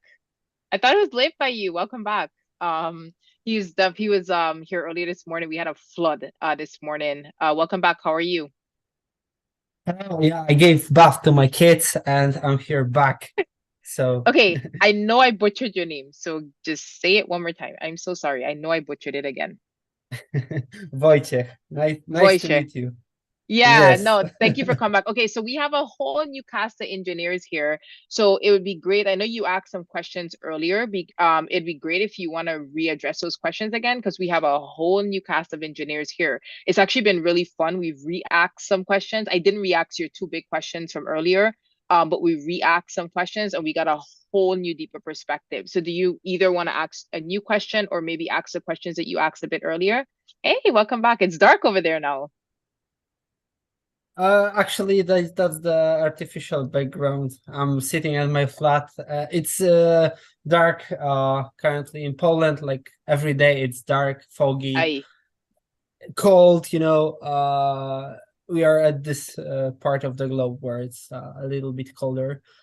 in this period. Yeah, so actually, yeah, it's a little bit late today. I hoped we have some kind of workshop during this you know, this meeting or this what we have right now, because it's called hackathon, right? No, this is not a hackathon. It's a marathon. Marathon, okay. But we did anyway. promise to do some code. We did promise to do some code. All right. So I see Harshal. I gotta look at my engineers' faces here. Make sure nobody's hitting the off button here. I'm just joking. I guess you gotta be specific, right? We did definitely we're gonna just open the code and start going at it. What specifically is there anything that you're addressing? We did promise to close PRs. So is there something specific that you want us to take a look at? Because you have Harshal, Chris, Ellie, you have the A team here, David, you have Chris is here. What specifically is on you want us to take a look at? Yes. So to be honest, you know, I haven't touched it yet, but I'm having it on my list just to do it in this year, maybe this month, or at the beginning of the next year. So we've got a multiple sources. Actually, by sources I mean multiple services which are writing to the database. So each service writes to single database, and once it's wrote to the database, I would like to push some metadata with actually this portion of based on this portion of data which I have written to the database. I would like to write metadata as a data set to DataHub. I think it's possible, right? Just to push some data to one of the, let's say, endpoints. I mean, Kafka sync, REST endpoint, and there is third, but I don't really remember which is it. So actually, this is something what I would like to touch. I think you have this well covered with the documentation. Yeah, so if we would like to touch the code, this is something what I will be interested in. Yeah, so this is something. So do we have any comments or thoughts for him? He's been a trooper. He put the kids to bed and came back. So let's make this good. Yeah. So I just dropped a link in the Zoom chat. We have some API or some docs on how you can use our APIs and SDKs to create data sets, and in particular, you know, attach the schema, the tags, the ownership, kind of whatever metadata you want to attach to these data sets, you can attach that as well. We have a number of other like guides and samples for different use cases. So it kind of, it also depends on, you know, if you just want to kind of provision these, this is the guide for you. If there's something else you want to do as well, we've probably got a guide for that as well. Yeah, I've seen that. Actually, this part is very well covered. You know, yeah, it's done really nice. I'm looking at it right now. So I'm using Rust on a Rust programming language on a daily basis. So I would love to see some examples writing directly to REST endpoints, because I'm not familiar with GraphQL. But anyway, there are some examples, at least with GraphQL. So I think I will manage. Yeah. Or maybe if you can assist me here, because a little bit some time ago I asked you guys about multi-tenancy at the beginning of this event today. I've received a really nice answer from one of your engineers, and the suggestion. We re-answered that question. Harshal, were you here when we re-answered the who was here for the multi-tenancy question? That was one of the questions I re-asked. David, you were, really didn't we? Answer. Yeah, didn't you also ask for a clarification? it was you that said you want a clarification on the multi-tenancy, right? And I think I do remember that question. It was much longer question. So we had a good discussion. I definitely recommend going back and reviewing that to make sure that we're not missing something in the following summarization. Part of the question that we had was, in fact, whether you mean multi-tenancy as in multiple users accessing the same metadata, or each user is completely separate metadata. Option B. Option B, completely separate. So the only real solution, the perfect solution, is going to be running multiple instances of DataHub for each group of metadata. DataHub itself is going to return, so from search results, for example, if you search for something, you can set up views and try to isolate the view layer a little bit, but there's nothing that prevents one user from necessarily viewing a specific piece of metadata from another. In order to do that, you actually have to run multiple instances of DataHub. Okay, David, so maybe I can give you some context. So I would like to build the interface over DataHub. So I will allow my users only a few options which DataHub serves, right? So I can, for example, basing on the information which I've received, I can, for example, give the proper tag to each of the data sets, and then put hard-code a filter at my endpoint, which will return, only this hard-coded, filtered amount of data. How do you find it? I think that it'll be challenging to maintain that code. Our APIs often change. I say, not all the time, but for example, it really comes down to which API calls you're going to be making, whether that it's possible to add a filter with the criteria that you're looking to do. For search, definitely possible. You can definitely say, run this search, but only include data sets or access entities with this tag. Another way to do it, I think somebody mentioned, was domain, to add the different entities to domains and use the domain as a filter. So there's multiple ways to do that. I think it gets a little bit trickier when you start to think about, are you going to allow users to edit or make modifications to these different things? In that case, it comes down to, trying to use our policy, our access policy, to kind of control and separate it, who can do what. It's quite as easy to do the filtering approach that you're talking about, without also getting into the policies and trying to figure out a way to write a policy that's going to separate that the write path or the edit path as well. Other thoughts from folks at Acro? Yeah, okay. Yeah, okay. I see. Thanks. Sorry, guys.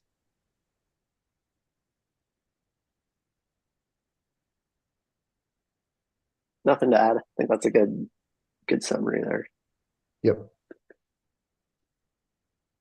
Yeah, because the direct edit API calls, they don't have any sort of like, you're limited to edit only this set of data. You would have to have the logic on your application that you're filtering in. You query in and make sure that this has that particular tag before you allow the edit to actually go through. And then, you're dealing with atomicity of operations from your front end with our back end system, which gets quite complicated. If you were to go down that route, we do have a pluggable interface for an authorizer, where you could basically replace all the policy information with your own implementation, decide who can do what on what entities. So creating your own authorizer might be a way to kind of like implement what you're looking to do besides policy-based approach.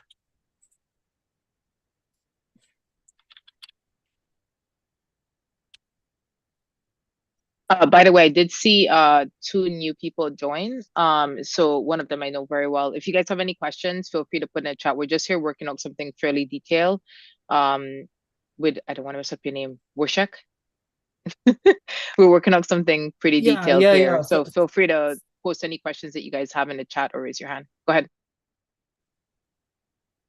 Yeah, thank you for your answer, guys. Yeah, this is actually something what I have to look at. I made some notes. I think this will require some further research. A little bit afraid if this will fit to us. But yeah, this I'm having what I would like to have after this meeting. So just give me some time to think about it and look into details. Thank you. So, do you plan to support multi-tenancy in the future? I don't believe so. So nothing's for certain for sure, but it's certainly not on any roadmap today.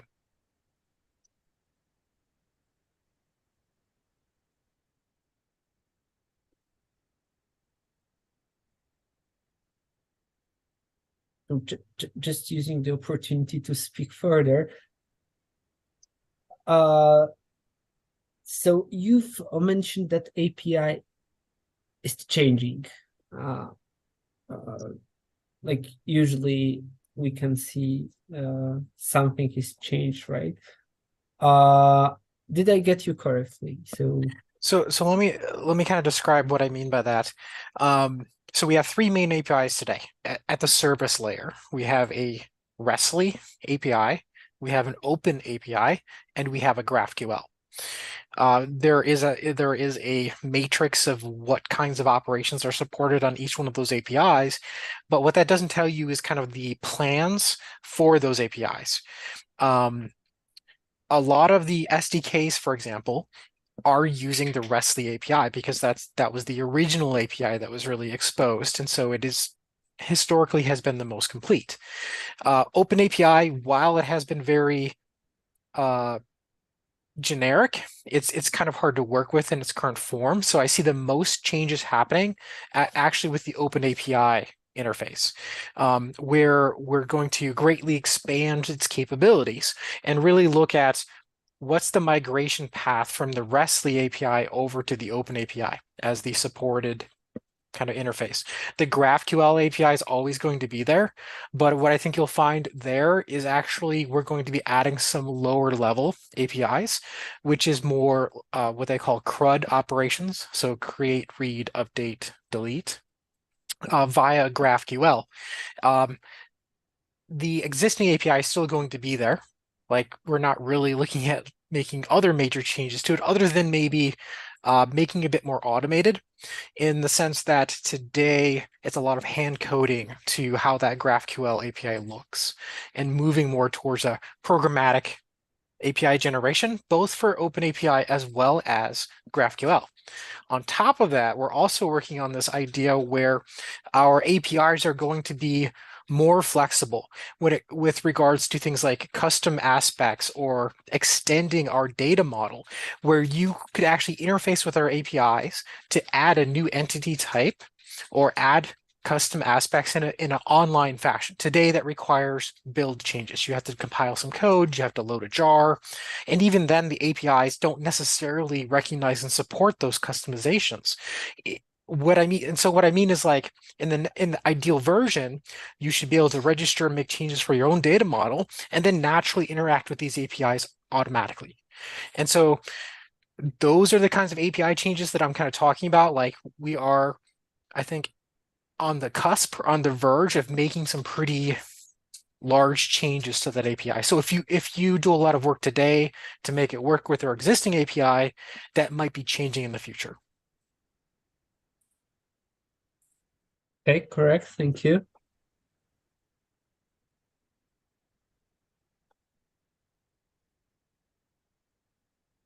Okay, so did that answer your question, or do you still have further questions regarding what you're trying to do with your API? So this is actually all what I had at this moment to my mind. Thank you. Okay, awesome. Thank you so much.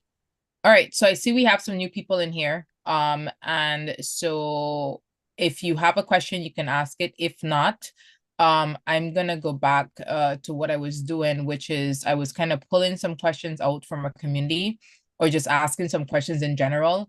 If you don't have a question, this is also a really good time, I want to say again, to give our team any feedback that you have about the tool, or any thoughts on it. This is a really good time. So if you want to talk about your experience as well, feel free to raise your hand and we'll be more than happy to have that discussion.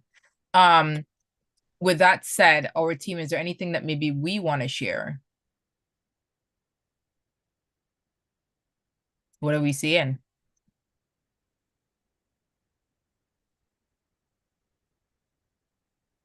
I'm smiling because he came on asking if we were going to do a hackathon. I'm like, if I go, yeah, let's pop open a code and go. The engineers are like, no, what are we doing? That's not what we signed up for. We put marathon, not hackathon.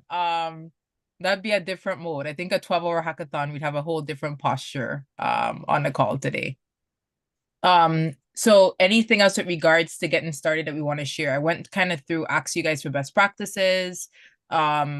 I asked you guys about the different personas with regards to getting started. Is there anything else that we want to share with getting started? I know I know Hadrian's going to join very soon. I know we redid our doc site. Harsha, do you want to talk about that a little bit? Because people coming in, I think we just did a whole revamp. You guys did an awesome job. Could you talk a little bit about that, especially for people getting started? Hey, Doug. Yeah. Are you on? Because you have a question? Hold on one second. No, I'm just coming on. Hi, how are you? We like seeing you. Okay, good. Okay, that's fine. Okay, go ahead. Sorry, Harsha, go ahead. Talk about docs. Yeah, I was just gonna kind of run through what updates we've been making to the docs in the past 2 months or so.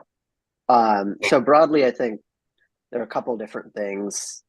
One around information architecture, one around kind of gaps in our content, and some around kind of the aesthetics and the presentation of it. So for information architecture, I think there's been a couple major updates. One is we now have version docs, so you can kind of go back, rewind in time and see what were the docs at 0, 11.0, things like that. And this kind of helps people, diff between the two, helps them upgrade. And so generally we've found that has had pretty good reception. The other thing on information architecture, and if you go to the site today, it's different than what it was yesterday. There's kind of a couple real section headers, getting started, integrations, developers, deployment, things like that, that help you kind of see at a glance what is all of the content that we have, but not get overwhelmed by hey, we have a page on AWS, GCP, Azure, this special guide, this guide on integrating Confluent, this guide on, right?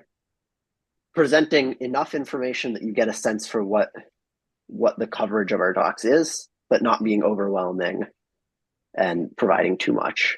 So I think we've struck a good balance there on what we present, but definitely looking for feedback there on the information architecture. I think the second piece is around content. In particular, we had really good reference material and here's exactly every endpoint in our docs, in exactly every environment variable, every option in our APIs, every kind of the reference materials type stuff, but we didn't have use case oriented guides. And so I think that's one of the things that you'll see. We've kind of built out a ton. We're going to continue to do that so that, we've had 3 people ask us, hey, how do I do X with DataHub? All right, we'll write a doc so that, you know, we can kind of answer that question preemptively in the future. So building out a lot of those API and SDK guides. And then the third piece is around just the aesthetics. You know, increasing the spacing a little bit on the sidebar, tweaking some of the margins and padding and font sizes, just so it's a little bit like more of a pleasant experience to read and understand the DataHub docs. So that's kind of overview of the updates that we've been making there. And you know, huge, like Hagen has been the one leading a lot of these actual changes. So definitely want to make sure credit is given where credit is due. Yeah, I think the overhaul was overdue. Thank you for because I think that affects everyone. Do we have anything that we have coming in 2024? Or is that project complete at the end of the year? Yeah, so I mean it's a never-ending project in some ways. I think particularly around new content, there's definitely going to be more in December as well as in the coming year. Yep. Okay, awesome. All right. So I don't have any further questions about getting started, to be frank with you. And so I wanted to maybe go back into some of the other questions that we had. I will ask Doug on here. Doug, did you join for a specific type of question? Because we've had questions all day. Did you join for a specific type of question? You just joined to listen and say hi? Mostly to listen and say hi. I may come in with a question or two, but yeah, so far just here to observe. For can I ask what you guys are doing with DataHub and how's it going? We have asked people like what's going on with DataHub. What are you guys doing? Yeah, we've been recently trying to stand up DataHub as a new data catalog. I'm from Samsara. In the past we've used Amundsen, but we are looking to switch over. I've been very impressed with the capabilities, and we really love what we've been seeing so far. So I'm personally leading like an effort to prototype it and get it running in a test capacity this month, and yeah, really enjoyed it so far. Okay, good.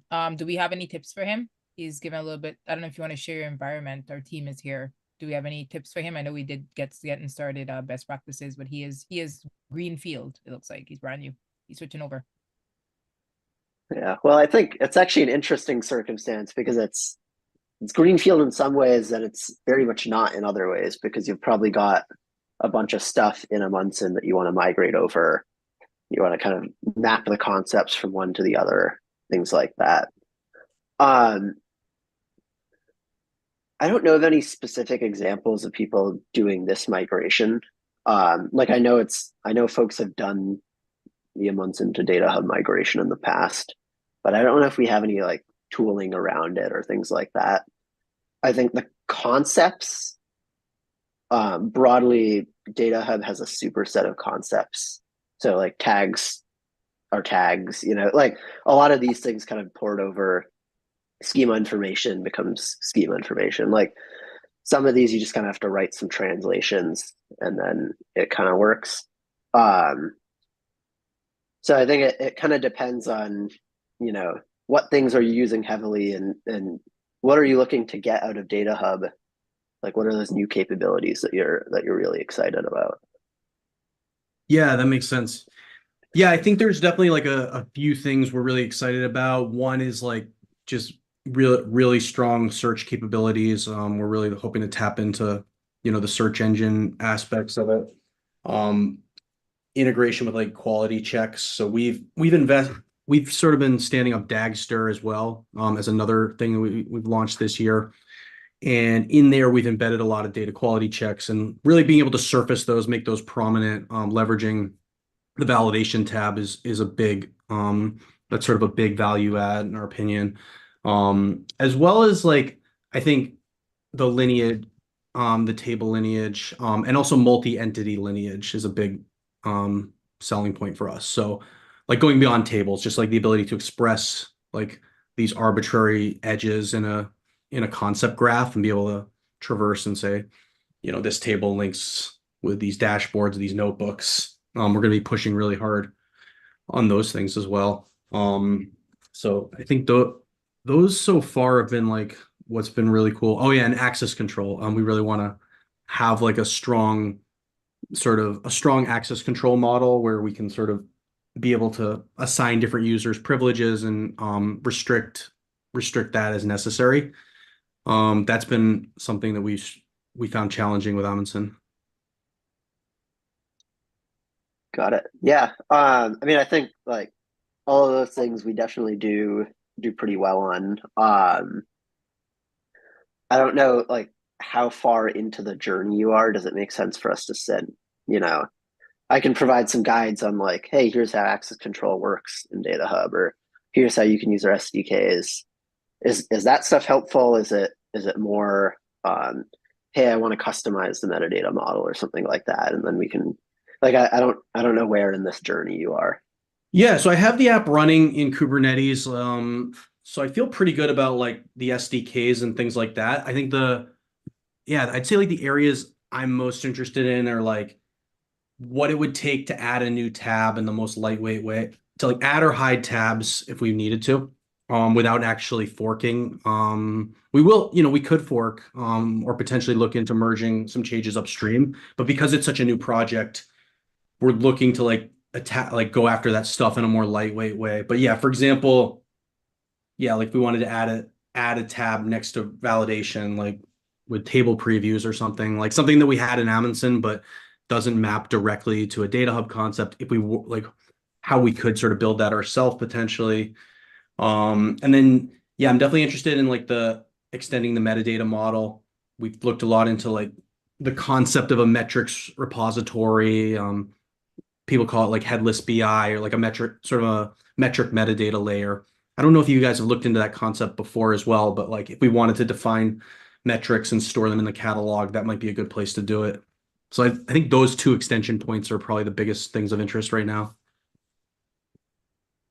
Yeah. Okay, so I'll defer to Chris on the UI customizability piece of it, and then we can talk about metrics, because that's something that I'm like academically kind of very interested in, but I don't think we've done too much concretely yet. And I apologize. I was looking at an issue really quick. Would you mind repeating the UI customizability piece? Oh yeah, sure. I was curious, like sort of what's the most lightweight way if we wanted to like add a tab under, for example, table. Let's say we want concretely, like we might want to add like table previews as a tab, or like partition inventories, just like some tab that doesn't fit cleanly with the current, like there's six, I think the 6 that come, or 7 that come out of the box. Right. I'm curious what's like the minimum like lift way to add or extend that. Definitely. Yeah. So unfortunately, right now, the only way that you would be able to like add custom tabs without having to fork the repo would be using something called like an auto render aspect, which allows you to like add it's very limited right now, where it's just like key value pairs. It just shows a table with key value pairs, and then you can like decide what the tab is called, everything like that. So that's obviously one option if key value pair satisfies your use case. If it doesn't, and you want to have more customizable, like what you want that tab to look like, that would mean you would have to fork the repo and build out that tab, and then write that React JavaScript code. There would be ways to do it where there would be minimal like diff, essentially. Like if it would be like a new tab, a new file, and then it should be like 1 or 2 lines that you have to plop into one of our existing files that says like, all right, on this entity, have this new tab as well, whether it be a dataset entity or a chart entity or whatever. Obviously, forking and maintaining that difference is more annoying than having to just like upgrade properly whenever you want. But right now, that's going to be your best bet if you want something more than basically a key value pair. Got it. It makes sense. So in the case of the key value pairs, is it like you have key value pairs and that gets rendered as a table? Yeah, it just gets rendered as a basic table, like an ant design component table where you have sets of keys on the left and then sets of values. So it's like a list of key values that you Got it. Got it. So we could theoretically, for the partition inventory, that could be possible, right? Like if you just said this partition has this many rows on this date, like definitely. And that would be a solid use case for, it's like an auto render aspect. We have documentation on this as well. So it'd be like a new custom aspect that you register, you say like auto render this in the UI, and then the UI has code to like get these aspects that we know we want to auto render and display a new tab on the entity itself. Cool. And that's just done with like application code. You don't actually need to rebuild anything. So you need to rebuild it once you like create the new aspect. You need to like have that aspect, but otherwise you wouldn't, like, we would automatically render that for you. You wouldn't have to fork anything. And once it's built and that data lives, if you like ingest new data that adheres to that custom aspect, that doesn't require a rebuild or anything like that. Just the rebuild would be like updating them, like the model that have that new aspect. Cool. Oh yeah, I'll definitely look into that first, because that definitely, for the partition stuff, I think that, and then it shows up as a new tab as well, you said. So yeah, just along with documentation, schema, etc. That's awesome. And yeah, for the table preview one, I realized that one might be, I don't know if we could do that with key values, so that would but I'll think more about that one. I saw that one had been discussed a bit in the Slack channels as well. Like I know there's like privacy issues with it, but was curious. The one thing I was curious if it's possible to do, because I saw something from last year where there were like embedded renderings of a chart, like previews. Yeah. Is that possible to use, or is that feature certainly here? Yeah. So right now we don't have an explicit UI for adding those embedded previews. It's just like we do have the UI to show the embedded previews, but we don't have one to like create those previews, etc. But we have a GraphQL API endpoint. I think it's called create embedded. I'd have to look it up, but it has the word embed in it for sure. And I can get that to you in just a few seconds. But it takes in like an entity and then a link, essentially, I'm pretty sure, to allow you to create a new tab, or it would show up as a new tab, like an embedded tab for that entity. And then it would render the link essentially as an iframe. Let me get that endpoint really quick for you. Cool. Yeah, it's just called update embed is the GraphQL API endpoint. And then our doc site will have documentation on the input that it's expecting. And I believe we probably should have docs around that feature in general. If not, if you can always test it out with one of your entities and add a link and then check out that UI, and we should be able to like render an embedded view of that. Obviously, the most common use case would be like a BI tool, like a Looker dashboard. You'd want to be able to like render the actual dashboard in the UI itself. Yeah. Cool. There's no other way. Is there any other way you can think of to like get table previews in without a fork? The other thing is sample data. I think it depends on kind of, do you actually care about like seeing each individual row, or is like sample data for each column enough? Yeah. If the latter is true, then you can enable sampling as part of the profiling during ingestion. Yeah. And we'll pull those in. If you need it to be like row oriented, then the stuff that you were talking about with Chris is probably the best bet. Yeah, it makes sense. Yeah, I definitely think the sampling is like in some ways a lot better and more secure. Yeah, the thing I'm wrestling with is like our current version of Amundsen has these table previews, and I'm trying to figure out like, will people miss it if we just take it away? And is there a way to kind of smooth that migration? But yeah, I personally think the stats profiling is like more helpful. I agree. Could you try to stick it into like the documentation as Markdown or something? It's definitely a hack, but interesting. You like stick the image, like make an image almost. You could maybe embed an image or link to an image. I'm not sure if it renders appropriately, or you could inject just the Markdown representation of a table. That is an interesting idea. Yeah, I like that. Cool. All right, so Doug, I think you got you literally got diverted from Slack. You got like a golden opportunity. You're a smart guy. To have all our engineers here and not end up in the Slack queue. You're a smart, very smart man. To be here discussing your implementation. Thank you. Yeah, really appreciate it. Super, super duper smart. Okay, any other questions on here? And you can continue. I just need to make sure I know Heijun joined on here as well. Any other questions that you have?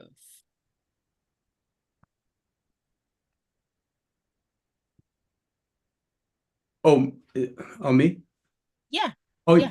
I mean, I don't want to take up too much time, but I do at some point it would be great to talk more about the metrics, sort of the metric concept. But okay, well, give me 1 second. Let me just welcome. I saw we had Krishna join as well. Let me just welcome, and if Krishna does not have any other questions, and I need Heijun to say hi, we can continue. Welcome, Krishna. Are you there? Thank you. I just joined to say hi. Hey, how are you? I'm good, thank you. Where are you? Were you on camera or just saying hi? Where are you? There you are. I'm in New Jersey. Okay, so, yeah, hello. So we're kind of in an evening stretch here. And we are discussing Doug's implementation with him. But if you had specific questions, I want to take a moment to let you ask those questions. Did you come for questions or you came to hang out? I just came to find out what's up. Oh, good. Okay. Still Well, working on getting DataHub to work for me. So you I'll are. get back and listen. Yeah. Okay, well, we can discuss that too. All right. I will ask you a few questions in a minute, but let me take a step back and introduce your next host, Miss Amazing Heijun June. Yeah. Heijun's guys is epic. Like, seriously. Hey. All right. So one Heijun, of my proudest moments. I love it. It reminds me of that game in Oculus, the one we talked about. I freaking love it. Okay, so Heijun, I don't think you need to, but do a semi-quick intro, and then I'm just gonna ask Krishna a little bit about what he's doing, and then we'll circle back to Doug. So go ahead. Yeah. So hey guys, I'm Heijun. I'm from the develop team. I work with Miko and Maggie, and mostly with Harshal. Most of you may see me in the community. I'm doing a lot of support.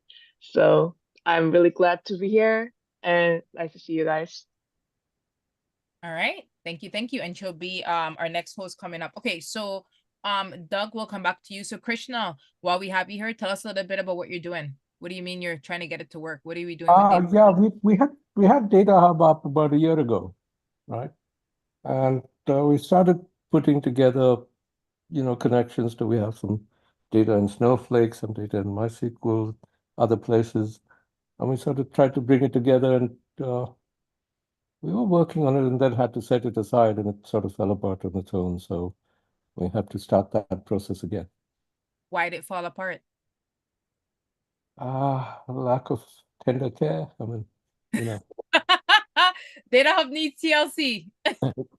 Well, yeah, I think some of the, I guess, plugins and such, they probably not properly configured or something, and it just needed more care than we gave it. So, and we really need some way of discovering our sources and what sits in them. So it would be a good thing to get up at some point. What plugins are you using? May I ask? Give us a little bit more context on the environment. We'll see if we can help you. So it would typically be a single data hub in a single VM or so that's talking out to, resources in Azure, maybe Mongo, Neo4j, things like that. And so you've already reconfigured the plugins, or you're No, I again? I have to start on it again. So I see. I just popped in because the invite popped up in my face. So Yeah. come and say hello. Okay, well, while you're here, we'll make it worth your time. We have the A crew here, our engineers. So we have David, we have Harshal, Chris, Ellie. Ryan, we have a full throttle here. Any advice for him? I mean, he's having to restart from scratch on plugins and detecting data sources. Can we give him some golden nuggets at least? What can we share? How can he accelerate this journey and not let it fail again? He's got the getting started page again. So that's where I'd go, you know.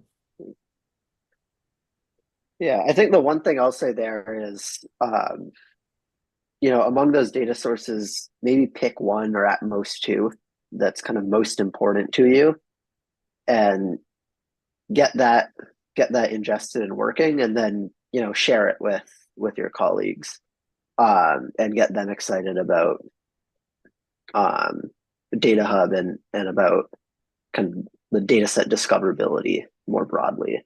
Yeah. And then you'll find that other folks in your organization are ready and willing to help you out and get all those other sources set up and things like that. Right. And where can I pick up a good example of a working, you know, data discovery project? Something I can look at to see what's possible, so I can proceed to set it up and see it's working. Yeah, so I think for seeing what's possible, I'd recommend poking around on our DataHub demo instance. I'll paste a link to that in the Zoom chat. And you can it uses a lot of our basic features and quite a few of our more sophisticated features as well. And so it's kind of a good representation of what is everything that's possible with DataHub. But, you know, with all things, like, you don't want to boil the ocean immediately. Like, it makes sense to do something small, get it working, get people excited about it, and then, you know, iterate from there. Sounds good. Okay, thank you, Krishna. Hopefully the next time we do a marathon, you'll be telling us that you're up and running in full throttle. Thank you. Yeah, I'll try and do that. Yeah, hopefully that helps. And as always, are you in Slack? You know, Yes, I am. Okay, so as always, you can post your questions in there, and you know, Sure. we do our best to help you as well. So, okay, all right, thank you. Okay, so unless there's any further questions, I think Doug, you were heading on a pretty trail there. You had another question about metrics. Was it data quality metrics? What kind of metrics? Oh, in this case, yeah, in this case, we're talking about like business metrics where, like, let's say, you know, you have some business logic to define, so it could be a product metric or any like standardized definition, usually based on some query on a table. But it might have additional attributes, like this query, for example, could be built based on different dimensional parameters or filters. And the idea is, like, this kind of metadata layer sits on top of your physical tables and can be consumed in different places, like in dashboards and experiments. So this concept of, like, you know, of a metrics repository, sometimes called headless BI. Yeah. Another BI person. Yeah. Sorry. All right. Yeah. BI, Are you using anything for metrics right now, like a DBT metrics or Cube or something like that, or are you kind of still exploring? No, we're actually going to be building like our own custom metrics repository. We did explore like some other tools, didn't really find anything that fit particularly well, because it's kind of an unsolved problem out there. And so, yeah, we are just going to like kind of build and iterate something lightweight, and we just want to be able to sort of, you know, make those available and accessible. And the catalog, I think, is a perfect place to do that, especially with the lineage and being able to say, like, these metrics come from these tables and vice versa. Yeah. Yeah, I think so. It's kind of an interesting problem broadly. I think about LookML as kind of the very first iteration on this, and they actually did a pretty good job with it. I think like LookML does not get the credit it deserves on kind of pioneering like what was actually a really good like semantic layer. Yep. I think like the way we represent LookML stuff in DataHub right now is as like these really, really wide tables, right? Like so LookML has these like views, and the views will have tons and tons of other tables and views joined in. And so we'll see like LookML views with, 7,000 columns, something like that, because it just joins in a bunch of different tables. And so we kind of represent them as data sets where like there's a metric, and then it has all of the, the metric and all of its dimensions and things kind of all in one big like schema, basically. But it's not a first class representation of a metric per se. We're reusing the data set model as a representation of the metric. Yep. This is something that we've thought about, like whether or not there should be a dedicated metric type, or if we should be, reusing data sets as this type. So there's been a bunch of discussions around it. I don't think we've landed on anything concrete, but that's kind of where we're at on our thinking here. Yeah, that makes sense. Yeah, it's definitely a really challenging project, especially because like these concepts can have different meanings in different scenarios. So basically, if we did want like I'm trying to think like kind of like that MVP path to like if we wanted to render these, let's say we define them in a repo, we have like different logical definitions of these metrics using some configuration spec. Would it be one of those like first two things we talked about, like auto render aspects?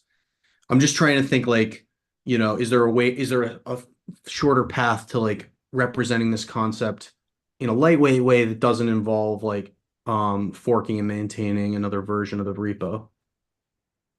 Yeah, I think like the easy path to proving some initial value here is going to be similar to what we've done for LookML, like reuse the data set, represent those dimensions as columns in the schema. And then the critical piece here is not just generate the data set, but generate the lineage, and particularly like the fine-grained lineage or the column lineage, so that it points at all of the upstreams correctly.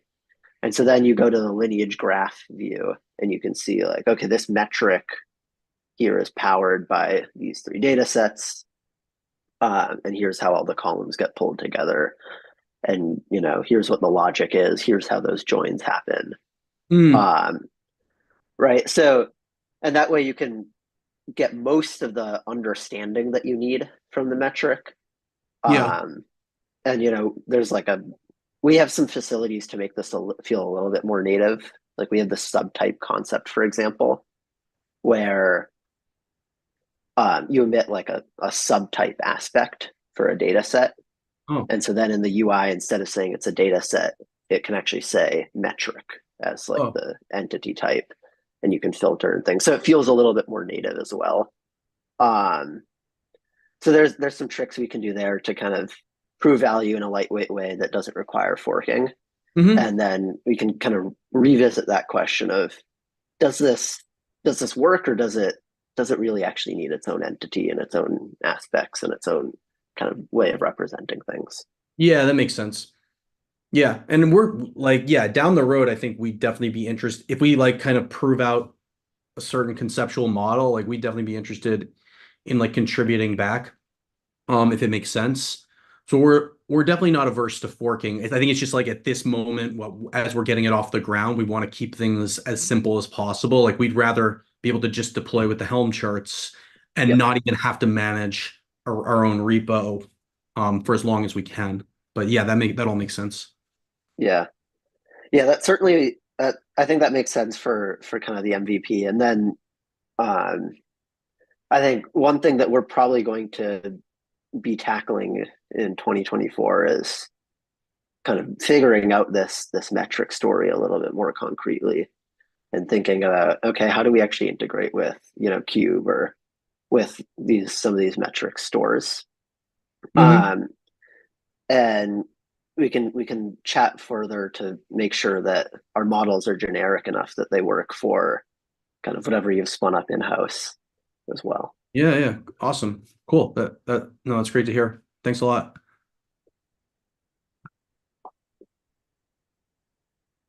Admittedly hear stuff in my face. I wish I could tell you I was doing something else. I'm not.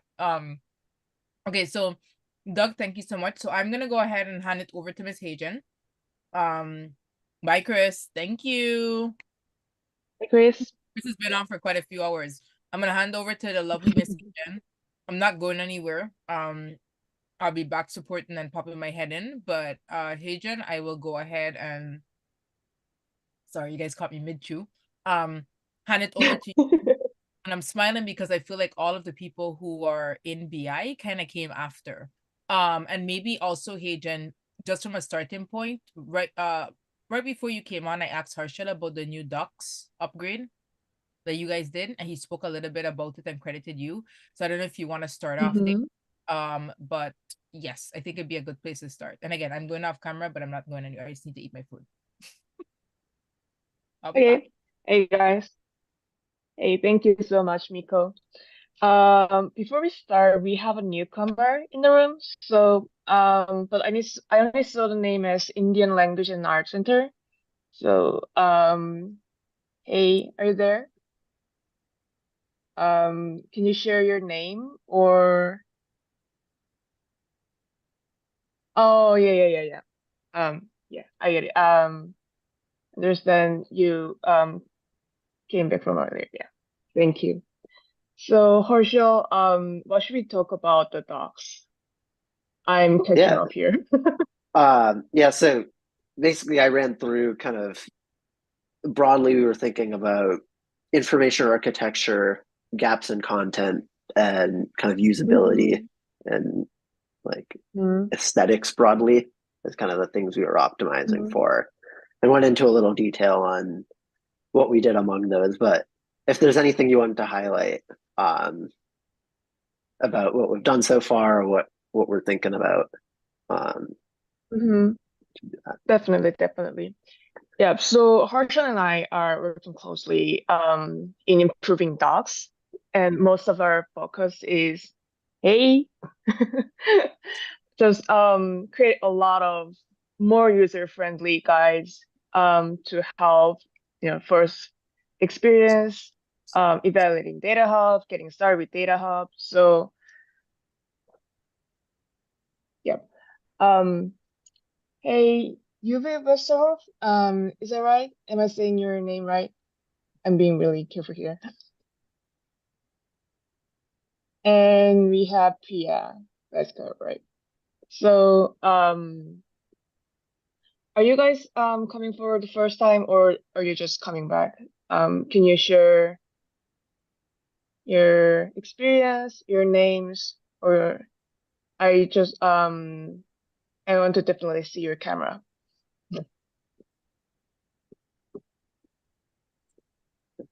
And broadly, would love to hear, like, just kind of, are you here to kind of hang out and just listen to the discussion, or do you have any specific questions that you wanted to kind of chat with the team about? And you can also just drop the questions in chat if you have any. So both UV and the other person from the India culture, you guys were here earlier. UV actually won a prize. And I know it's a little bit late for him, but UV, I don't know if you had gotten all your question answers, so I'm just jumping in, trying to chew. If you'd gotten all your question answers before. We definitely have people like these two people came back. They were here earlier before any of you guys joined. So I think they're oh, go ahead. Hi everyone. Just was curious what's going on and how the discussion is developing. So currently I don't have any question. So just listening a bit, but maybe I will come up with another one in the next minutes. Let's see. Thank you for that, UV, and I got your information for your prize. And then there was there's another person that was there earlier as well. We just have some returns from earlier. People probably are putting kids to bed. Anyways, go ahead. Okay, thank you so much. I'm just catching up here. Okay, back to the docs. Yeah. we're trying to create a lot of user-friendly docs. So one of my favorite recently is our new guide on the general ingestion. So did we already cover that earlier, No. Rachel? Yeah, go for it. Okay, cool. Can I share a screen? Like, do we share a screen here, or am I being? Okay, so I'll just drop the link here. Okay, so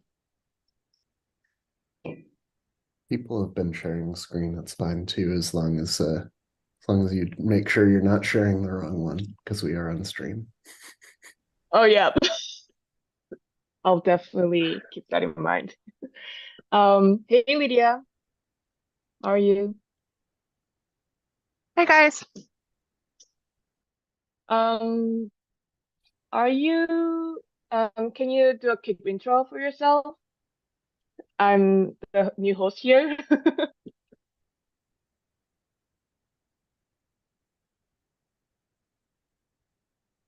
Sorry, you want me to do a new intro?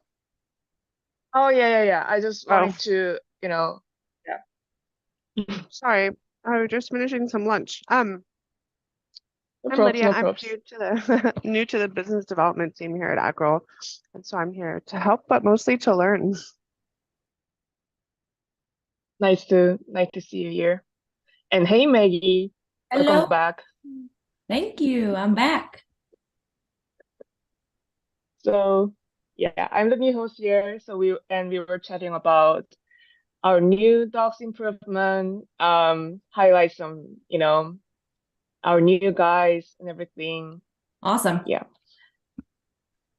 And honestly, I wanted to hear some feedbacks from the guys here about our doc site and general question about the docs, any ideas, anything. Yeah. So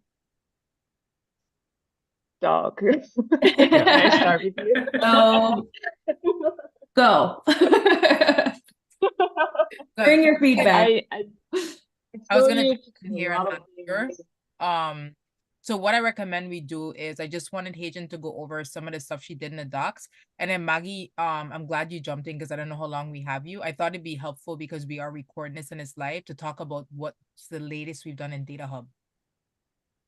Sure. I know we had a release a few weeks ago. So I think if we start there, it'll be great. You want to start with the latest release? Either the latest release or continuing on the docs. And I'm only off camera because I'm trying to eat. What are you eating anything good? It's Cuban food.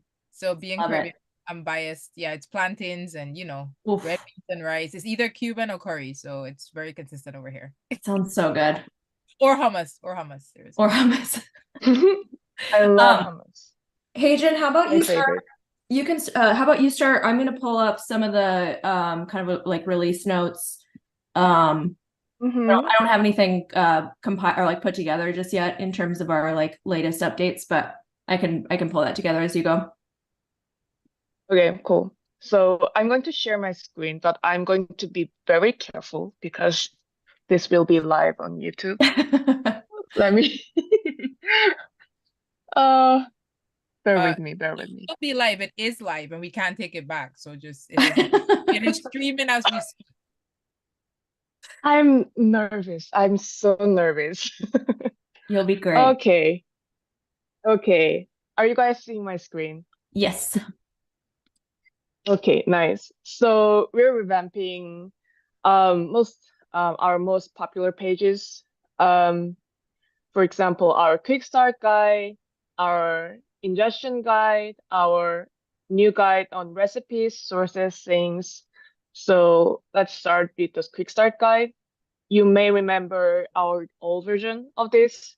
Now we have the version docs. You can go back to the old version, which is this is great, but I just wanted to make it more clear, more concrete, like with more hierarchy. So we have our new table of, which platform, like what application do you need to install, and our new tabs, like you want to install via PIP or poetry, and everything here. And we have our new introduction to metadata ingestion guide. This is my favorite. So we have our new overview of our types of integration, of our methods of integration. So we have 3 methods of integrations: UI, CLI, and if you want to do ingestion programmatically, we have SDK-based ingestion. And we also have a dedicated guide for each ingestion method. So everything you need to know from scratch: install the CI, like configuring the recipe, and all the other fun reference. This is my favorite. And we're trying to produce a lot more content like this. So a very basic concept explaining docs. So for example, recipes, sources, things, these will be the concepts that you'll probably hear like when you encounter DataHub for the first time. So we have, I love it. I love this little diagram. Unbiased.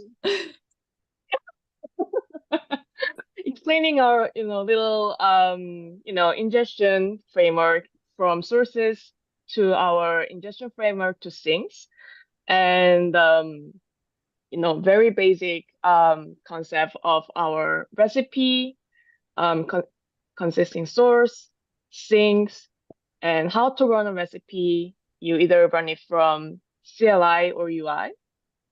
And some advanced configuration. We have a lot of things to do here. Like, for example, transformers,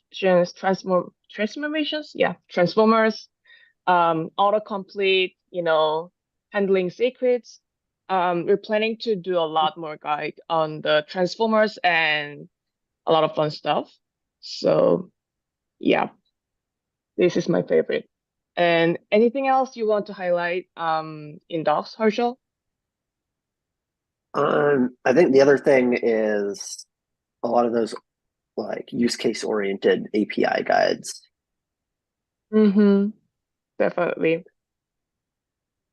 Yeah. So if you notice this is quite I think we have been published this for a month now. So we have very user-friendly use case-based guides. So we have a lot of APIs, Python SDK, Java SDK, GraphQL, curl method, and everything.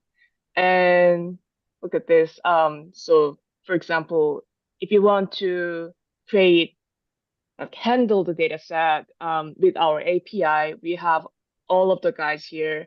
For example, create a data set via GraphQL, Java, Python, and also delete data set via GraphQL, Core, Python. So basically everything with the most popular entities, the guides are here. Yeah. Harshal, anything else? No, I think that's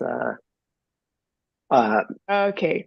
Yeah, I think love to get feedback on this stuff as well.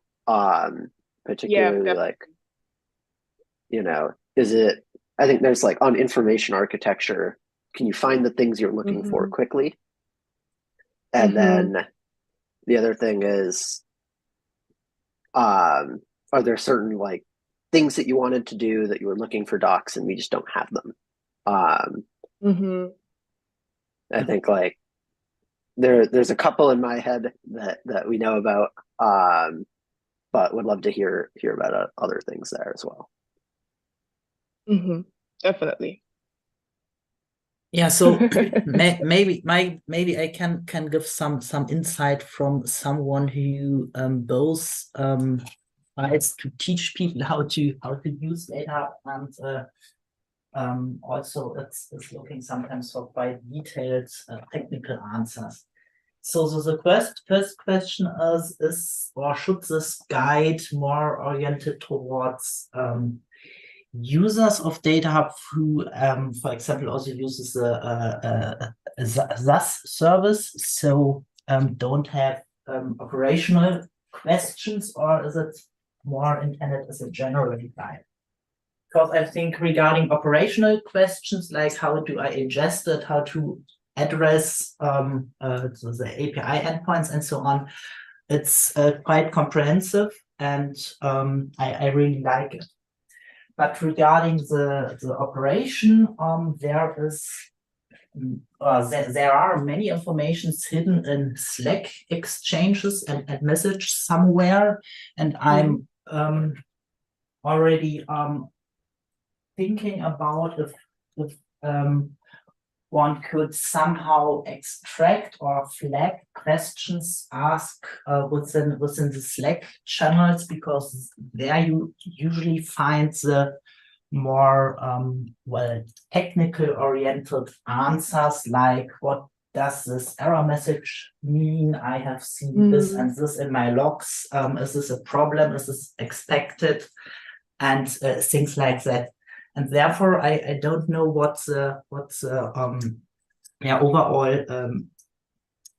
intention and strategy within 𝗂𝘂𝗏 and with the open source the SaaS approach is, but this difference between a good description of how to use it and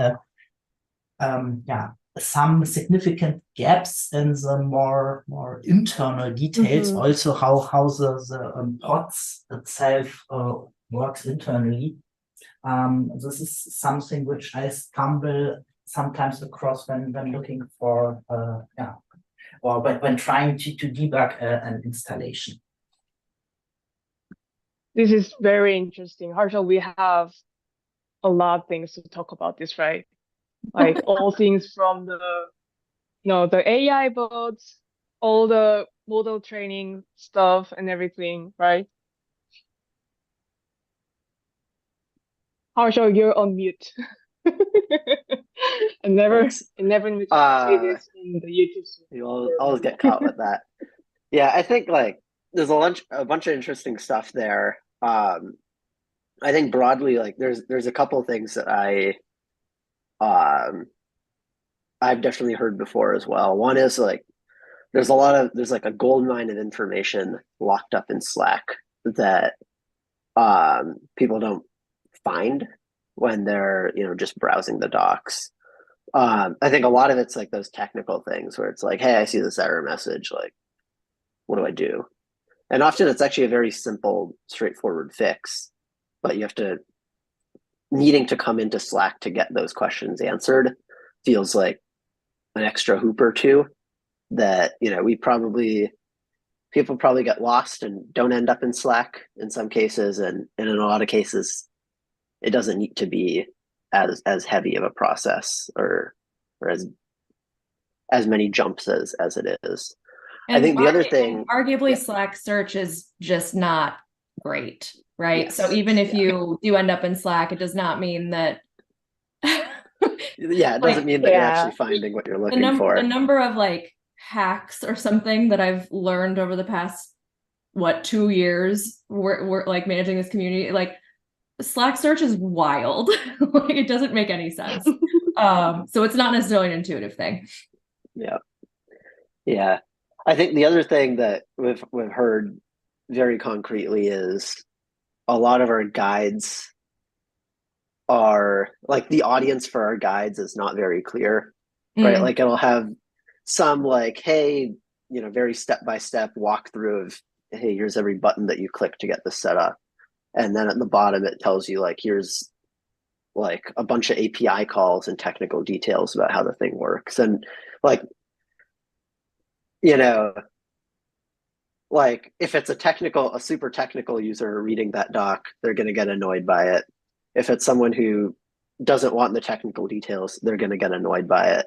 And so the end result is it doesn't really, it just annoys everyone. And so like there's some stuff we can definitely do there to kind of clean that up and make it a little bit more friendly depending on where you're coming from. So yeah, definitely hear you loud and clear. And if there's particular issues that you want in the docs site that you found in Slack instead, or if there's particular docs that annoy you in particular, like definitely ping me and HeyJen and we can work on those. Definitely. You just linked. I already know exactly what this link is going to be. Oh, I'm excited. Like we looked at a lot of docs websites as part of the process. We're not there yet,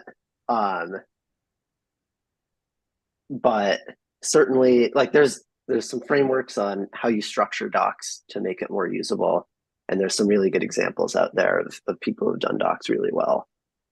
So we've made some improvements and more to come.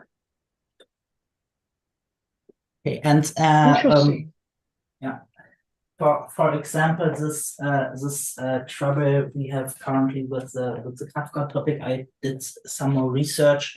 This is a very specific thing, but I'm happy to provide you with the information if we hopefully will finally solve it, because, for example, in this case, it's actually look like that's an issue with the underlying library which Python uses, and some dispute between AWS and the developer of the Kafka C library if this EMI roles should be supported or not. And this is, for example, this is an example for a very specific question you usually don't stumble across. And on the other hand, for example, if the I think it's the GMS pod starts, it spits out pages and pages of warnings or error messages regarding scanning Java libraries double or something like this, if I remember correctly. And if someone starts it the first time and runs into his first error or her first error and looks into the logs, it's very confusing if this is something he should care about or not. And currently, the only chance you have is to look into Slack if someone reported this error. And in addition, if you find a post, for example, 1 year ago or one half year old with version 0.8 point something, then the next question, of course, is it still relevant? Is it solved? Should I look somewhere else? And therefore, especially troubleshooting and also the error message, the individual pods print out are, let's say, not that helpful in many cases to track down or to get an idea where to look to find solutions for it. Cool. Yeah, that's super helpful. We'll look into some of those things. Yeah, and if you're interested, I can provide you both with some of the issues we ran into during the last weeks, what kind of error message we saw and how it was solved finally, so that this can be maybe a starting point to actually document, like, if you see this error message, please check following 3 things. If you see that error message, it's probably this or that one.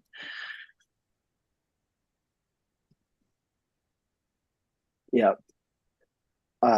Almost like an FAQ type thing of like, yes, or here's like some common like errors. that. Yeah.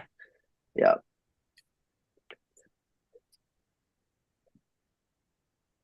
Okay, cool.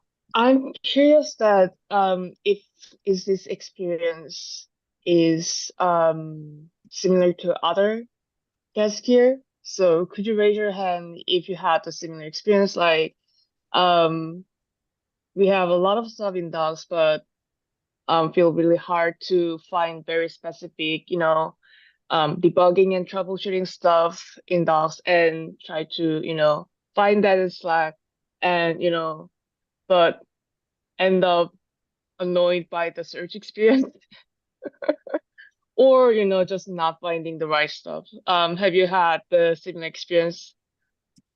If you had it, please raise your hand. Could you raise your hand? I don't know how to raise my hand right here. There's the little reaction button. Oh, yeah. Yeah, you can do that. I have. Oh, yeah. Exactly. Oh, yeah. Thank you. Okay, Krishna, I saw you raise your hand. Could you share your experience of our docs, our Slack searches and everything? This again is from months ago when I was trying to recover from a broken installation. And I mean, Slack is good. It's among the best, but you get information that gets dated, especially for a fast-moving product. And you end up, following much longer processes and perhaps wrong paths before you finally hit upon the message you should have found in the first place. So it's always tricky. I get it. Okay. No, but it's great. Having community help is the best, and it's roughly the best one can do. Yeah. Because maybe the AI will soon help us handle it better. One of these days. We can dream. Yeah. I'm just curious. This is just like a out of curiosity question. How many guys have you had the experience of our AI bots in our docs? Have you noticed that we have our AI bots in our docs? No, I haven't. For information, I'll just share my screen real quick. Yeah. So if you go to our docs here, there's a little widget on the right bottom, and that allows you ask anything about DataHub technically. So I don't know, tell me how to. Krishna, do you have any questions that you want to ask here? Yeah, I want to use the Python, which is called the connector, that's going to load data from a database into DataHub. So, sorry, could you repeat again? Did you call it the Python connector of some sort? The Python. Oh, okay. Yeah. It's too boring. Let's do something more. Harder question. How can I? No, I'm just that's trying probably to. in the startup guide, so that's not going to be hard to find. So How to okay. At a high level, How how do can I lay out the data discovery view for the end users, given, is that too high level? let's How test it about out. like Yeah. I'm so nervous here. So this is high pressure. Sorry, what was the question again? How can I? How should I lay out Hmm. data discovery of Mhm. one Snowflake warehouse? That's a question I'm going to answer in the next Okay. week. Yeah.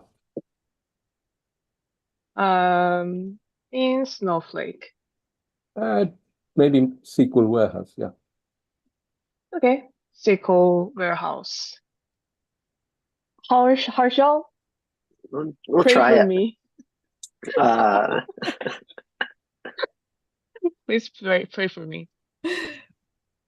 Pressure's on. So yeah, basically what this AI bot will do.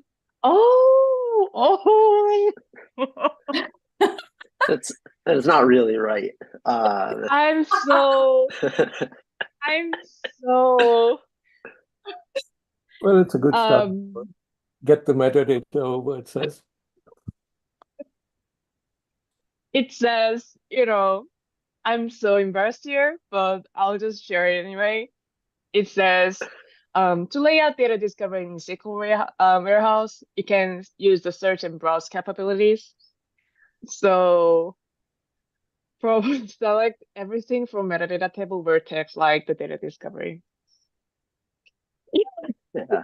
I think it hallucinated a table into existence. Yeah. But so this is the fun part. So this AI bot is only trained based on our doc site. So it answers very well if the question has very related docs in our doc site. If else, it does something like this. So it doesn't cover Slack yet. It wasn't able to extract from Slack yet. Yeah, it doesn't include Slack as part of its corpus. Yeah. It's a great question.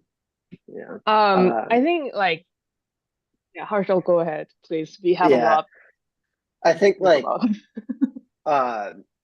Slack is a little bit more tricky because it's like these unstructured conversations, or you have to really follow the conversation, but also understand what is it actually talking about, and pull something out that's more high level. Whereas with our docs, anything that is in our docs is probably okay to surface here. And it's a little bit more straightforward of a problem. So that's kind of why we started with just the pure docs. We also know that the docs are correct, whereas with Slack, it might be outdated or different things like that. Mm-hmm. Yeah. In an ideal world, we would imagine that we have this one very high functioning AI bot that answers everything. So imagine that you encountered with some errors, or you're just troubleshooting while you're deploying, and you just paste your errors and post it here, and it'll extract every related conversation in Slack and probably provide your solution in 3 seconds. But yeah, honestly, yeah, I hope we can do that in somewhere in the future. Yeah, and this is a better example of our docs AI post. So if you ask something about how can I create domain using GraphQL, or how can I create users in Python SDK, something very specific that has related docs in our doc site, it'll answer something like this. So to create a domain using GraphQL, you can use the create domain invitation, something like that. We have our newcomers. Sorry. I'm trying to.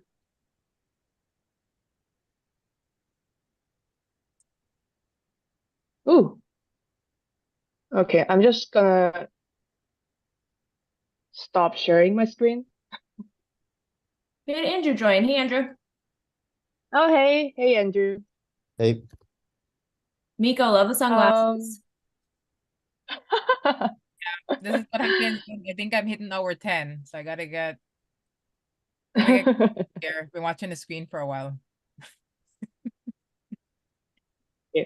Andrew, we were just chatting about our docs, and the search experience in Slack is not very good, and we're probably just a quick intro of our AI bot in docs, and our hope to have a ultimate AI bot that extracts everything and provide a good solution. Nice. Yeah. Marshall, do you have any ideas around that? Yeah, I mean, that's what we were talking about. I think Slack is going to be tricky. Our docs are a good start, but not fully solving it. So, it's good, it helps, but I think there's more needed to really get it to be perfect. Surprise Slack actually hasn't released an AI supported search, something like that. I think they announced it. Okay. So it's I think they have. They have an AI, so they announced back in June the beta, or in May. I was just reading it last week. And they beta it to a few customers, but they have announced it, and they have a private beta going on with ChatGPT as well. So I think when I spoke to them, it's slated for early next year. I'd love to see what it does, because I was using the search this morning, for this, and it's well, Hadrian said we're on a public channel. It's great. Slack's great. The search is wonderful. Yep. We love Slack. Don't change our pricing. Yeah, we love Slack. Let's keep the pricing the same. We love Slack. Guys, this is live stream. If our live stream makes its way to Slack headquarters, we've done something right. Our whole community is built in Slack. I'm curious. So when I joined, Miko, I know that you had asked me to kind of go over some of our recent releases. I'm curious for folks that are like from the community, like what I could talk about DataHub releases all day. It doesn't mean it's kind of meaningful or interesting. So I'm curious, like what areas of kind of like focus would be interesting, like what questions do people have, kind of target that brain dump a little bit more effectively.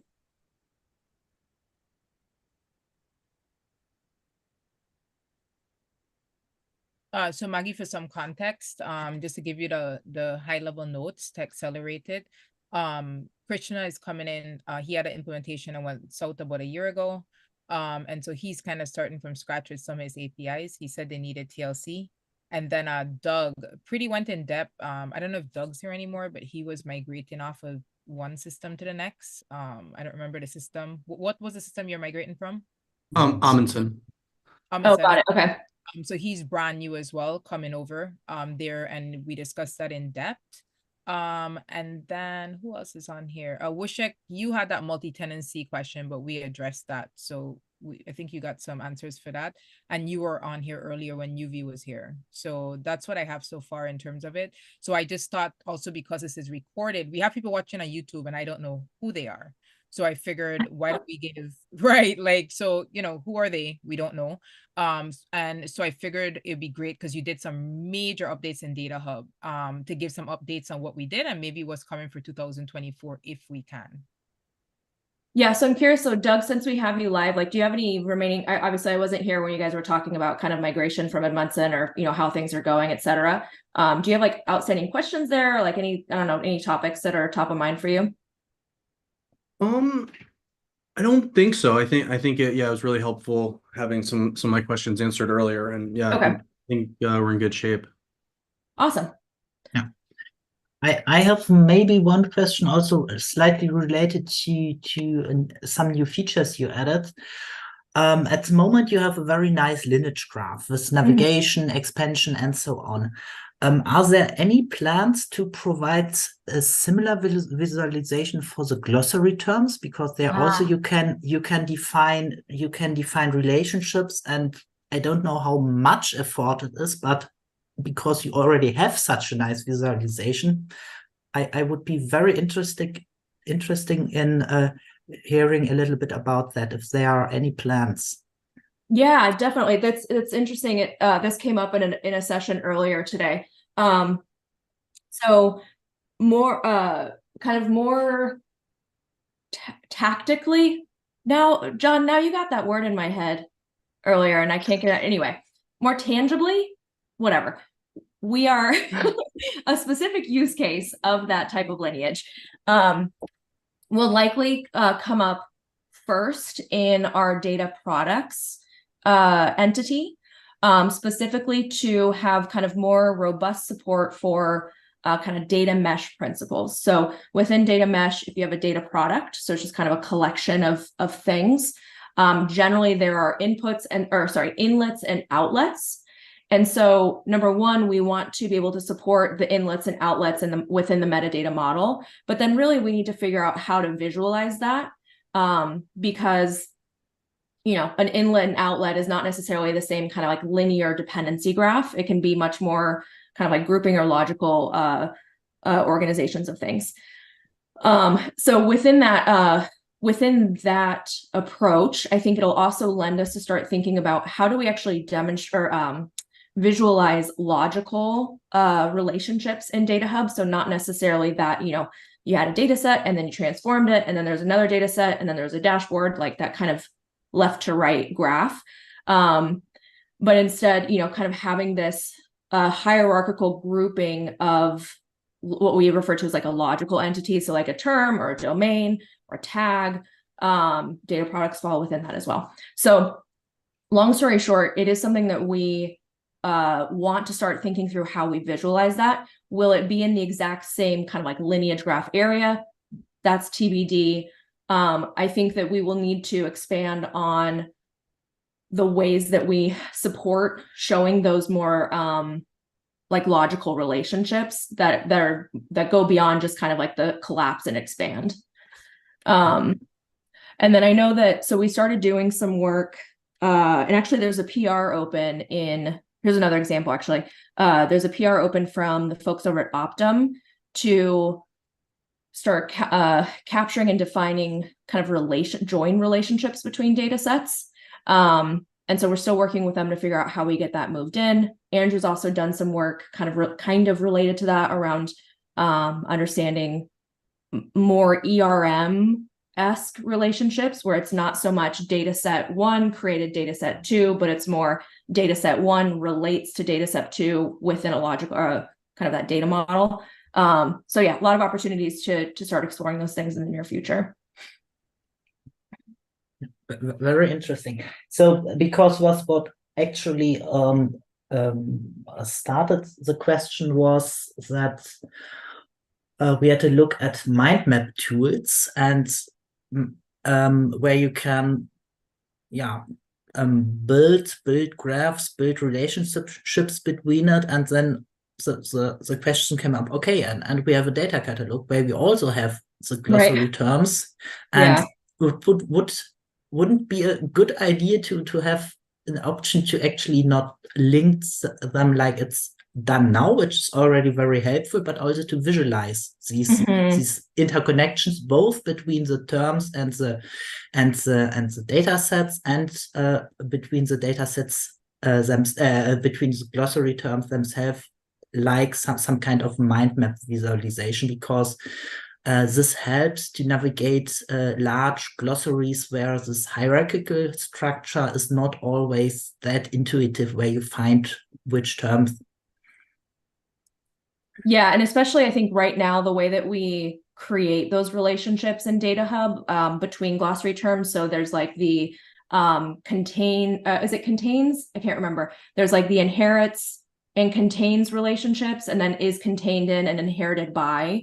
And those are kind of just like abstract terms in general that I think can, it's just kind of like abstract language, I think. And so I think it's actually pretty difficult to understand, well, what's actually like the parent node in that, or like I don't know, parent, if that's the right word, but how do those relationships actually kind of correspond to the organization of things? Sorry, I realize I've been talking for a lot of hours today, so my sentences may not be coming out as effectively.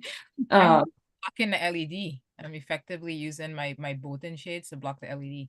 Yeah, that's good. You're living in the future. So yeah. Separately, in terms of, or sorry, ฎeᵉ, any other questions that you had around that? No, thanks for the insights and information. Yeah, I'm excited to get us to a point where, like, we're thinking about all of these relationships beyond just the dependency chain. There's a lot of really interesting stuff in there.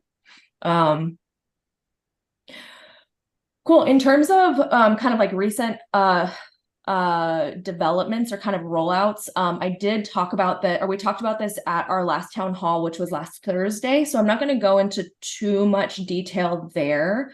because it is available. Like, since we don't have anybody specifically asking for it right now, we do have that kind of recorded. I do want to call out though that we've addressed. I just took a look at it. I think within the past like maybe 2 or 3 weeks. 1, 2, 3, 4, 5, 6, 7, 8, 9, 11, 10, 11, 12, 14, 15. So just in the past 2 weeks, we have addressed 17 vulnerabilities that were reported within the project. So for folks, I know that we've had some folks specifically interested in kind of tracking our how we're addressing vulnerabilities within the open source project. We've just been cranking through those. So really great progress there. Of course, when we're focused on addressing vulnerabilities, it means we're not building as many kind of shiny, pretty features, but it's a cost of doing business. You got to keep your open source project secure, as it were. So yeah. Andrew and maybe John, I know that you guys have been teaming up on some stuff. Is there anything like feature-wise that you know is going into open source in the upcoming weeks that you want to call out? We did a little bit of a call out earlier about structured properties. Oh, cool, okay. Because we were actually having a deep conversation on extending the metadata model in the different ways. So Chris gave a pretty good overview of what's coming there. But basically, you know, one of the main features we're working on here, I'll just recap quickly, is a way to be able to add custom properties to existing, you know, assets. So data sets, dashboards, charts that are specific to your business in kind of a very dynamic way. So what you'll be able to do is sort of, you know, at runtime, when the system's up, you'll be able to extend entities with new properties. So you can say like, hey, this, you know, data set has a retention policy property, and all data sets should have one. And you can even set like valid values for the property. So, you know, maybe your retention policies could be 30 days, 60 days, or something else. You can set those valid values, and then users will be able to essentially complete those properties. So it'll be an editable kind of experience similar to, it's basically an extension on top of what we have in the properties tab right now, which is a very basic sort of key value pairs that we generally just extract from the ingestion sources. So it'll be a little bit more on top of that. That's the one that I'm most excited about in the next, in the near term.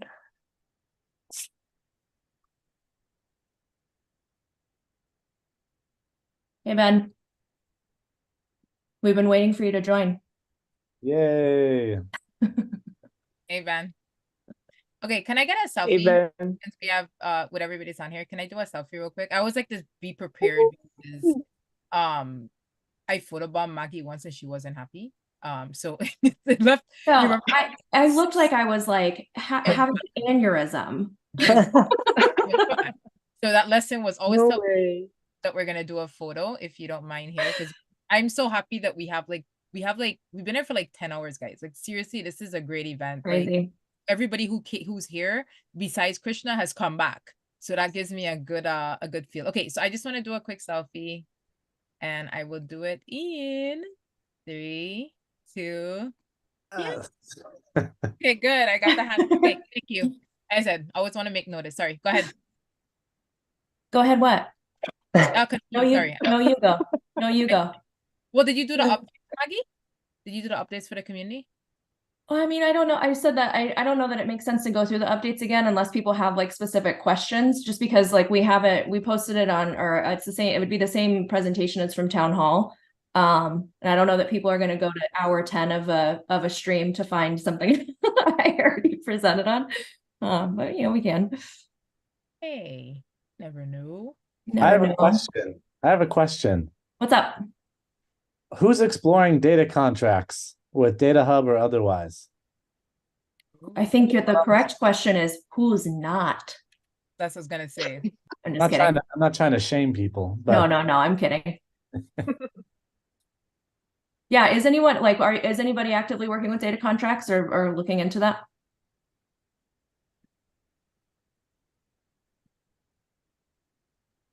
At least not us, because we are still trying to get all the data documented in one place and to get actual documentation for the data. So, because if you have a few thousand or even more tables and you realize, well, maybe 10% are documented, it takes quite a while to get all the people who have the knowledge in their heads to actually write down a short description for each, at least each table, ideally for each column. So this will be maybe a bit in the future, or quite a far bit in the future probably. So no data contracts for us at the moment. Yeah. First things first. Documentation. Yeah, 𝗏𝘂, I'm curious, have you seen, it's totally fine if the answer is no, I won't take it personally. But have you seen any of our recent town halls, probably like 2 months ago? Anyway, looking at the data set verification workflow that I demoed a couple of times. Did you present it 3 months ago? Because the town halls I usually have to watch the recordings because the time is a bit of course. not that good for people living in Europe, which is totally fine, but usually there are other things to do. Private things in the evening. I get it. And therefore, if it fits, then I'm always happy to join to get the latest news when they are released. But usually I watch the recordings a week later also. Yeah, the only reason I mention that is because I know with the structure, so the problem of missing documentation or lacking documentation, that's just the case for very complex or vast data ecosystems.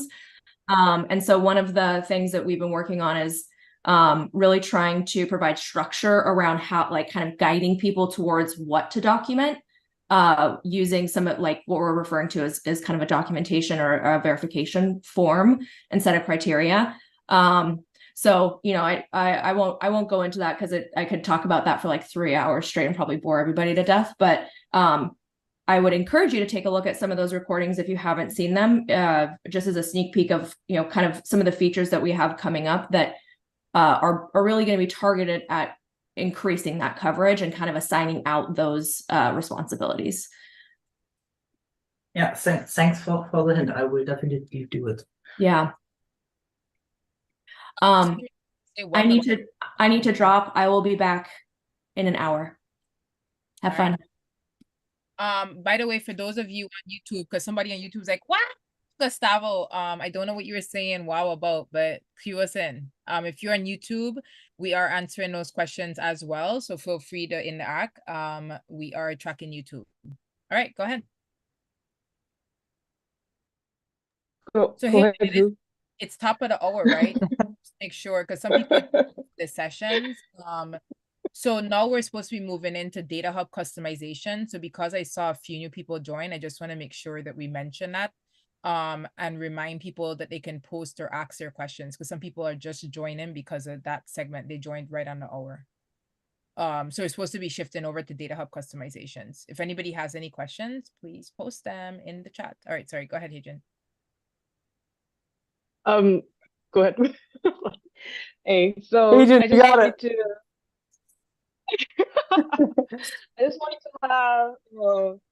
I just wanted to welcome the newcomers.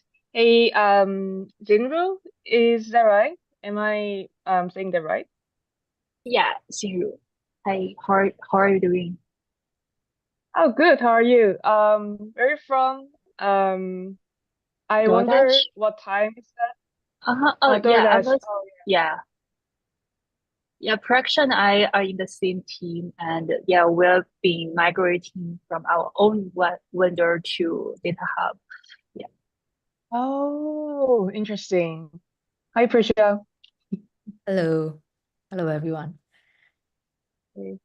So you joined the session of DataHub customization. Are you have a particular question regarding the customization, or we're welcome to, we answer any other random questions here? Yeah. maybe I can go ahead. We do have 2 to 3 specific questions, and I don't know, maybe I can post them in chat or I can just shoot it out here. What works? Whatever you like, whatever you prefer. Okay, great. Then yeah, maybe I'll just go. I'll start with my first question and then post the rest in the chat just to kick us off. Oh yeah. Yeah. So we were just curious to know how to add custom data sources like CRDB or Sigma to DataHub. And then maybe Nice. you might be interested in contributing back as well. So Oh, nice. John, I see you're nodding here. So could you? This is great. Music to my ears. Do we still have Herschel on the call, or did he drop? I think he may have dropped. I think he dropped. Okay, luckily we have Andrew, who's Mr. Ingestion. Yeah, two. so let me look for some docs that we have on contributing sources. I also think we have plans to implement a Sigma source. I don't have any timelines on that, but that may be coming, sometime early next year. Just a heads up. But yeah, just give me a moment. They're here somewhere. Yeah, so quick overview of, the process. So we basically have a Python SDK that exposes a few kind of base classes or interfaces. And really the process of building an ingestion source is kind of simply implementing that interface, that ingestion source interface. And essentially the purpose of the ingestion source is a few fold. The first is to connect to your target system. So to Sigma, for example. The second is to list the objects inside that system. And then the third is to kind of map those objects into DataHub models. And DataHub models are just, basically Python classes. So I think Andrew can also share out some examples of other sources we have that are maybe the simpler sources, I think, that are basically doing that exact process, just listing from some third-party API, doing a basic mapping into the DataHub objects. And then the kind of final step is you just kind of hand back the DataHub objects to the framework, and the framework handles getting it into DataHub's backend and everything.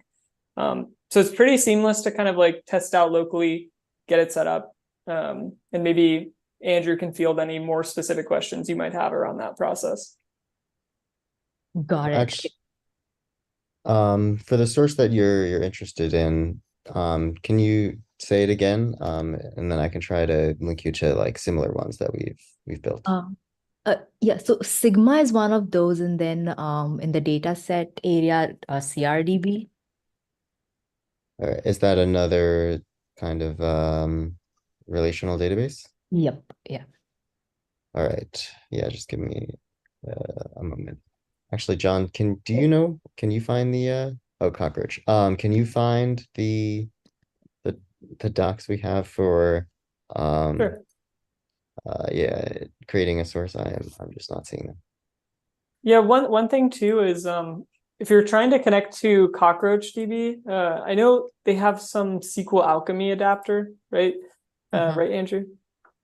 So probably. I have to look. okay, it looks like they do. So what we have is, I can actually share my screen quickly for this.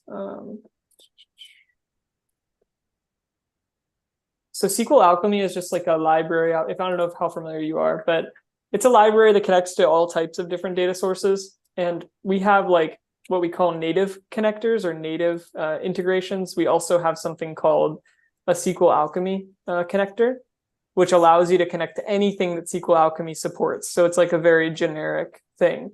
And that's going to be down here. So if you go onto our docs website.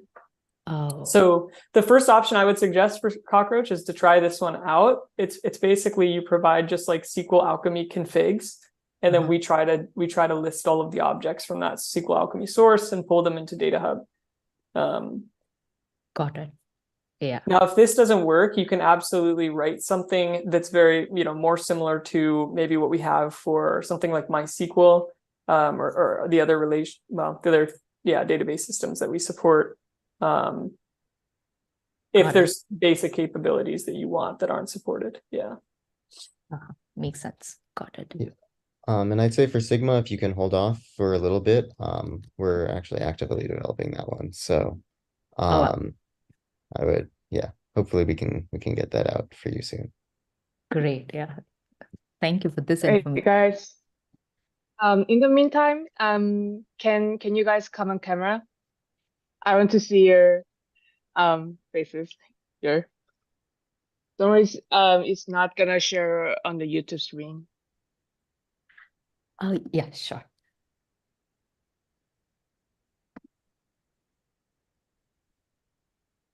Hey, Praksha, where are you? Just a minute. What time is it there? Like, for me, it's around 8 a.m. So I'm just, hey, how are you? Hello. Yeah, for me it's 3 p.m. Yeah, I'm in the Oh, PST nice, time. nice. Oh, yeah, perfect. Nice to see you. And along with that, we have a new question coming in from the YouTube. So, Prisha, you have any question left with this, right? Yeah, I do have 2 more questions, but maybe I can just post them in the chat section and Oh, then yeah. Yeah. Definitely. Hey, Jinru. Nice to meet you. Hey guys, nice to meet you. Yeah, thank you for okay. So we'll just briefly cover our new question from YouTube. I'm coming back to you, Prisha. Okay. So yep. Who's sharing the screen? Sorry. Can you share? Can you That's stop? me. Yeah, I was just trying to find this doc one second. Oh, you found it. That's it. I found it. Yes. Yeah, you have to be careful with live streaming on YouTube. Be careful. You're not sharing anything else. Anyway, so we have a new question from YouTube from Gustavo. He said, I want to become a DataHub professional. Any advice on which areas I should focus on? He said he's transitioning from the Microsoft Power BI world to dedicate 80% of his time to DataHub. Welcome. First welcome. How to become a DataHub expert? I think first thing is Heijin all your docs. To read all your docs. I don't know if everyone knows this, but Heijin is one of our most prolific docs authors at the DataHub website. I love you guys. There's so much love going on here. Love you. Yeah, I agree. But what else? Probably the customizing DataHub experience would be very helpful to become a professional, right?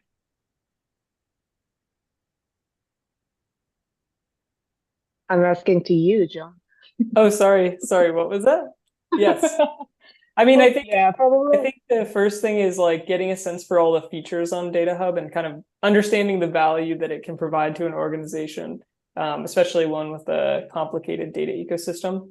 So we have some feature guides that I would definitely recommend you check out. Some of the basics around, tags, the glossary feature, kind of the domains feature, beyond just the search and discovery stuff. That's kind of what you would see when you first kind of ingest into DataHub. I think one other thing we often, see successful teams using is some of the shift left, we call it integration. So if you're using something like dbt, one way to kind of champion DataHub across your organization is to try to get buy-in from your developers who are actually responsible for writing your data models, and actually try to bring the metadata that you're looking to collect to either, enrich your search and discovery or for compliance and governance purposes, kind of into their workflows.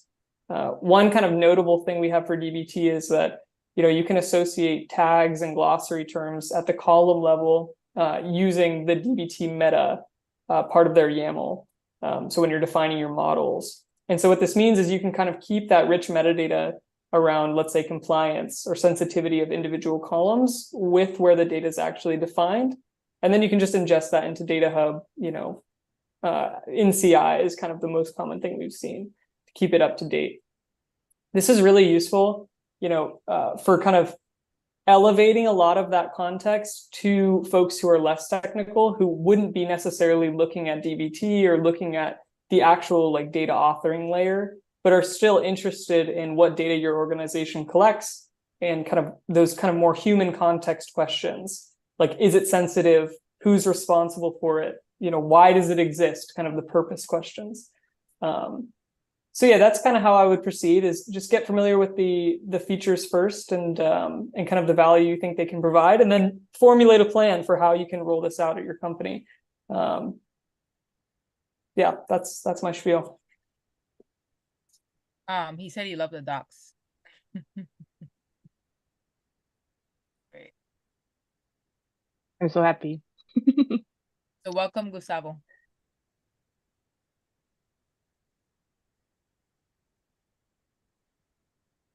Okay, cool. I hope that answered your questions. And if you have any other questions, please feel free to, post another question on YouTube streaming, or you can just join our zoom.datahub.io. We'll be glad to see you here. And yep. And now we should be moving to the next questions for Prisha. So I see Prisha posted some questions in the chat. So first is, how do we add a custom metric sources? And you said you don't want to model them as data sets, rather they are metrics. Yeah, good question. So DataHub doesn't support metrics as a first-class entity today, although that is something we've been asked about. And probably we will support it at some point. We still have a lot of work to do to figure out how metrics are actually sourced from these different platforms. There are metric stores that absolutely we can build integrations with, but oftentimes metrics are just kind of informal, columns that are aggregated across on your data warehouse tables. So being able to have some structure for, ingesting those automatically where we can, and then also maybe authoring those metrics in DataHub on top of your warehouse tables in the cases where we can't extract them automatically. So it is something we're thinking about, but what we recommend for the meantime is to actually leverage our business glossary to essentially create a metrics directory. So like a metrics glossary term groups, where you can define each of the metrics you guys care about and the documentation and accountability around them using glossary terms. And then what you can do is you can assign those glossary terms to the columns that represents those metrics, or that you're aggregating across for those metrics. It's not a perfect solution, but it's kind of a holdover until we have a first-class metric entity. Oh, got it. Thank you so much. Good to know that, yeah, this might come in future. Absolutely, yeah. I think metrics is such an interesting one. Like, I guess it would be interesting for us to understand, like, how would you envision this working? Like, where do you have a place where your metrics are already defined concretely? Or is that a process your company is kind of going through or wants to go through? Definitely we are in the process. We do have some metrics defined. And yeah, as you mentioned, the solution you provided as to how we can use glossary terms. Yeah, we just want people to be able to search that so that it just appears as if any other data set would appear. And definitely in the lineage going forward. Yep. So that's one thing. By using glossary terms, what you are going to get is the search results. So you'll see them in the search, but in the lineage, you will not get that. So that's kind of the limitation right now. It won't be like, okay, you have the end of the, the end of the road is the metric. That just simply won't be in there. So the end of the road will still be a data asset, whether it's a dashboard or a chart or something that consumes or displays that metric, but it wouldn't be the metric itself, if that makes sense. Yeah, got it. But it's something we talk about a lot too, is like this, question between, like, metrics in some ways are like logical things, right? They don't have like an artifact necessarily associated with them. It's often like a query. that's the artifact. And so we all often talk about lineage and debate about whether lineage should be showing, physical artifacts only, like the tables and the dashboards and the charts, or, those logical things as well, which, don't necessarily have like a physical representation in the real world. So this is a point that we talk about as a team quite a bit. It's good to know that you're interested in seeing that in lineage as well. Yeah, I completely understand the debate. I think we and our team, we as well go through the same as to what we want to index and what not to. So yeah, thank you. Thank you, John. Absolutely. One last thing I'll suggest is we have some folks who use that glossary approach to define their metrics. And then there's a feature called views on DataHub, which allows you to create like search filters that are kind of sticky.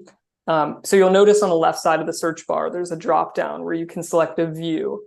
And so people will essentially create a view that's called metrics.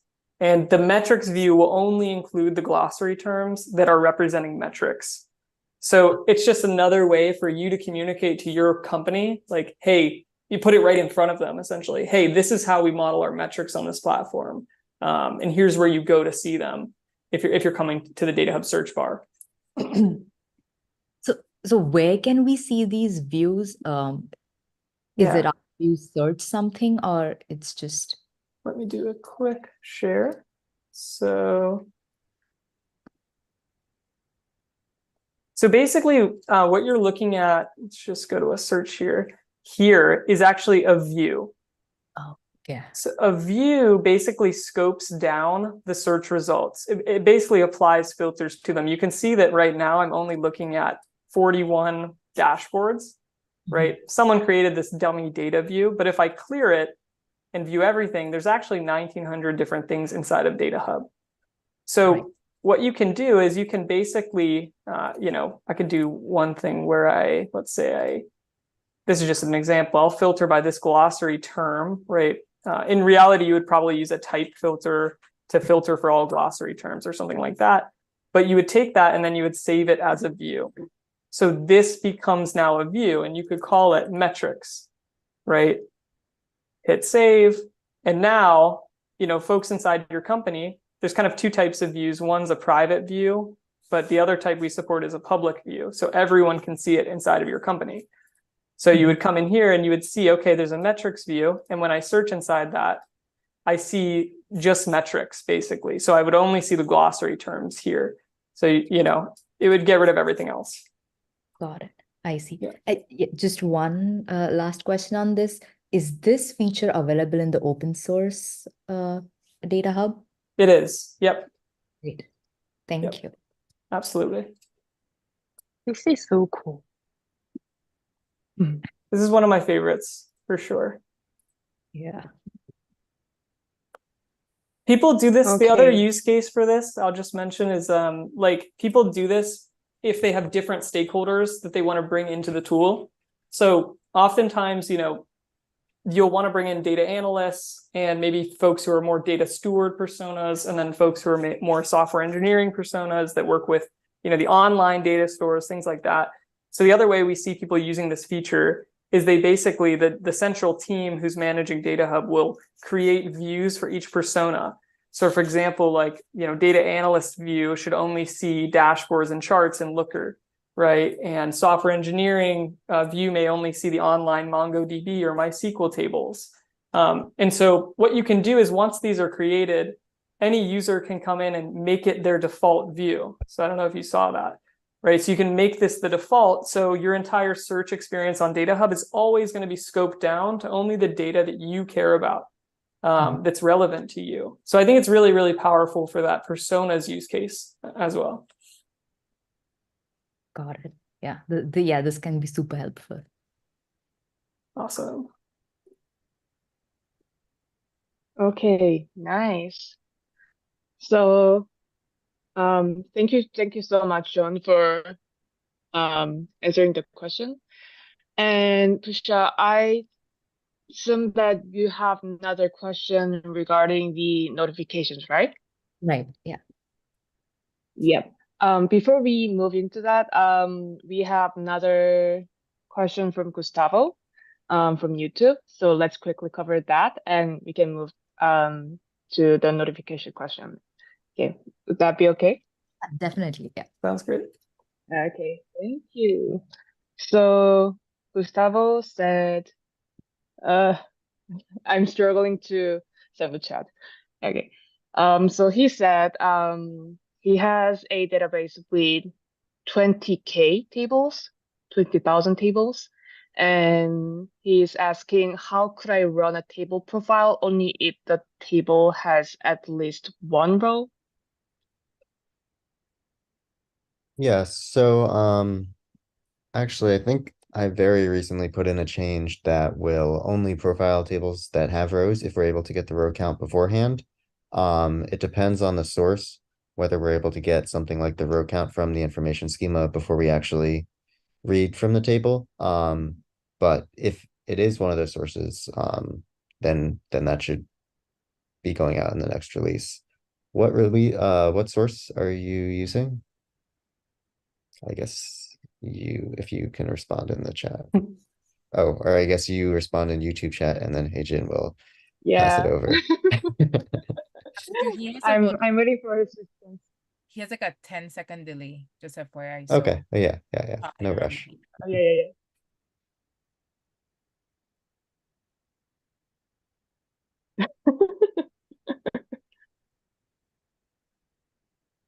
Yeah, I'm waiting for him to also chat. I could also try to respond. Oh wait, no, I can't respond in Zoom. Never mind. That's you. He said Oracle and MS SQL. Okay. Yeah. Let me check if we get those ahead of time.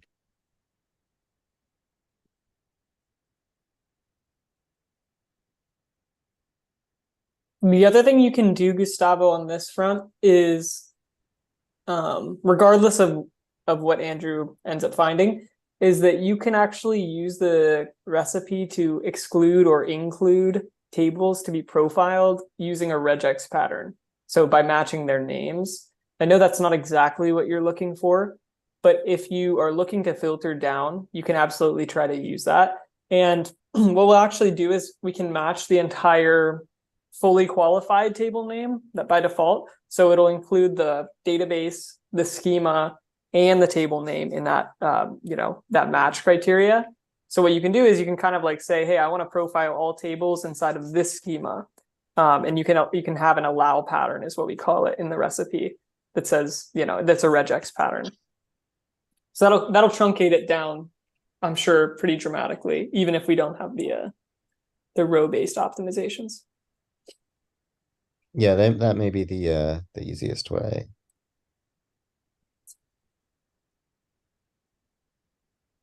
In YouTube, John is still talking. It's so funny. Nice. Yeah. So I hope that answered the question. Let's just wait for a few seconds. Yeah.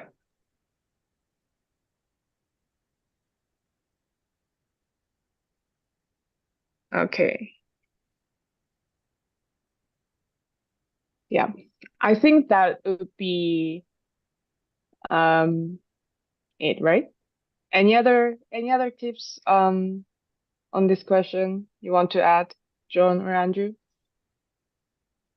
Still trying to look if we get the data for Oracle and MS SQL. Loop back around, I would say. Let's loop back around. Okay, cool. So before we head to that, it's time for winning the prize. Because it's almost like 8:30 by time, and I'd like to give the award to Gustavo because he was actively participating to a marathon in YouTube. So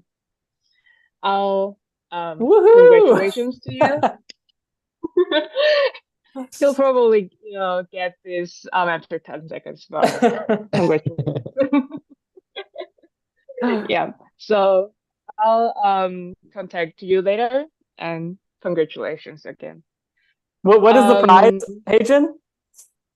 I think it was.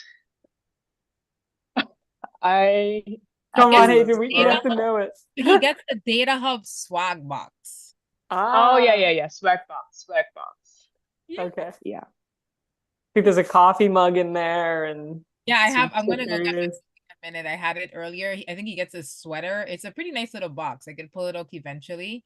It's nice. Okay.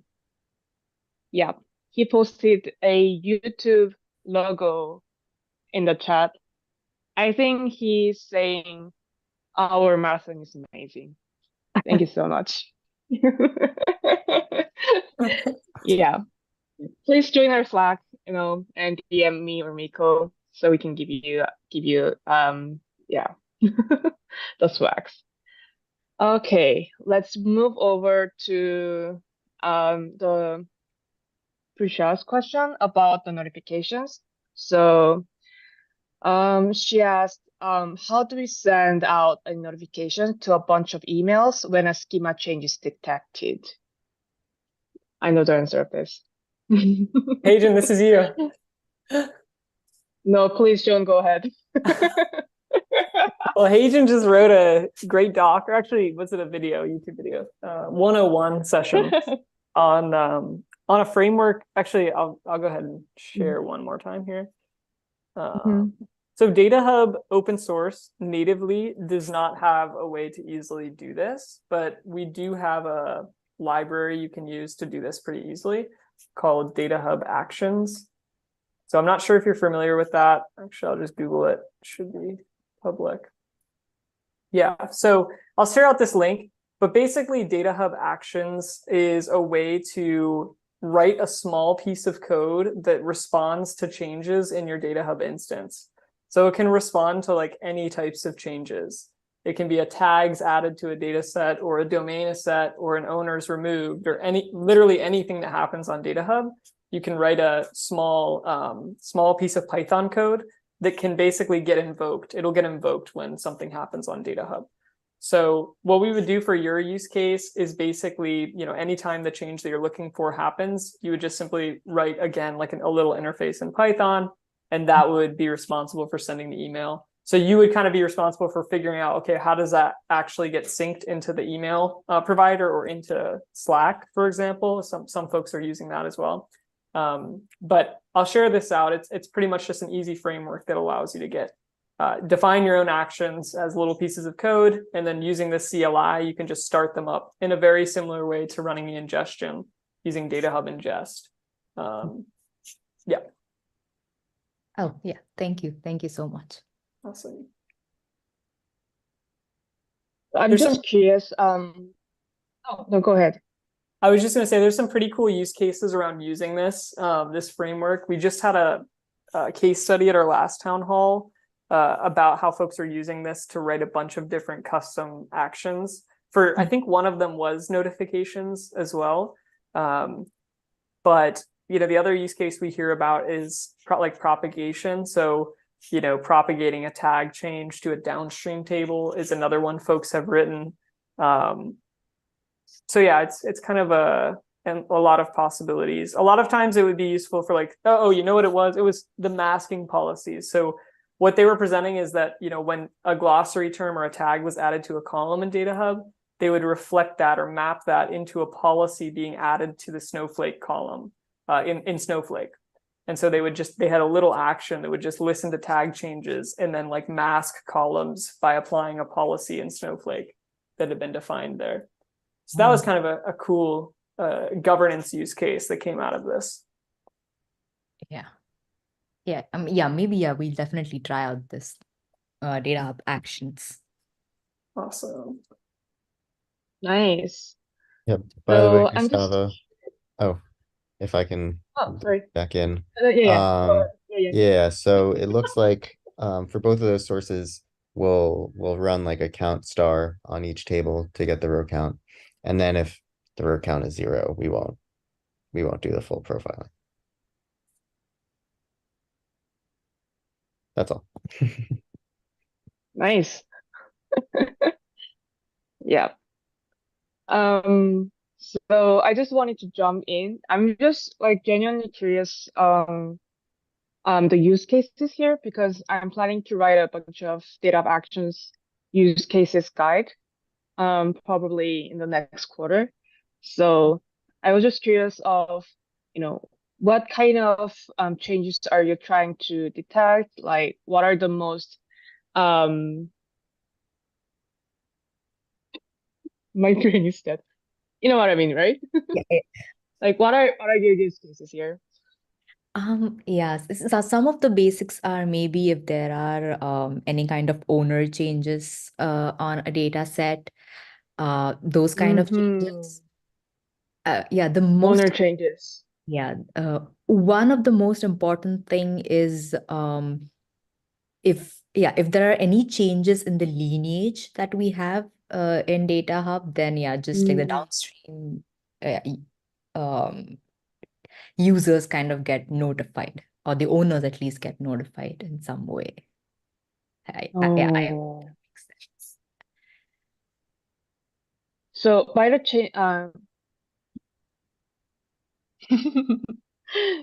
John is sharing a lot of useful links in the chat, so feel free to check in.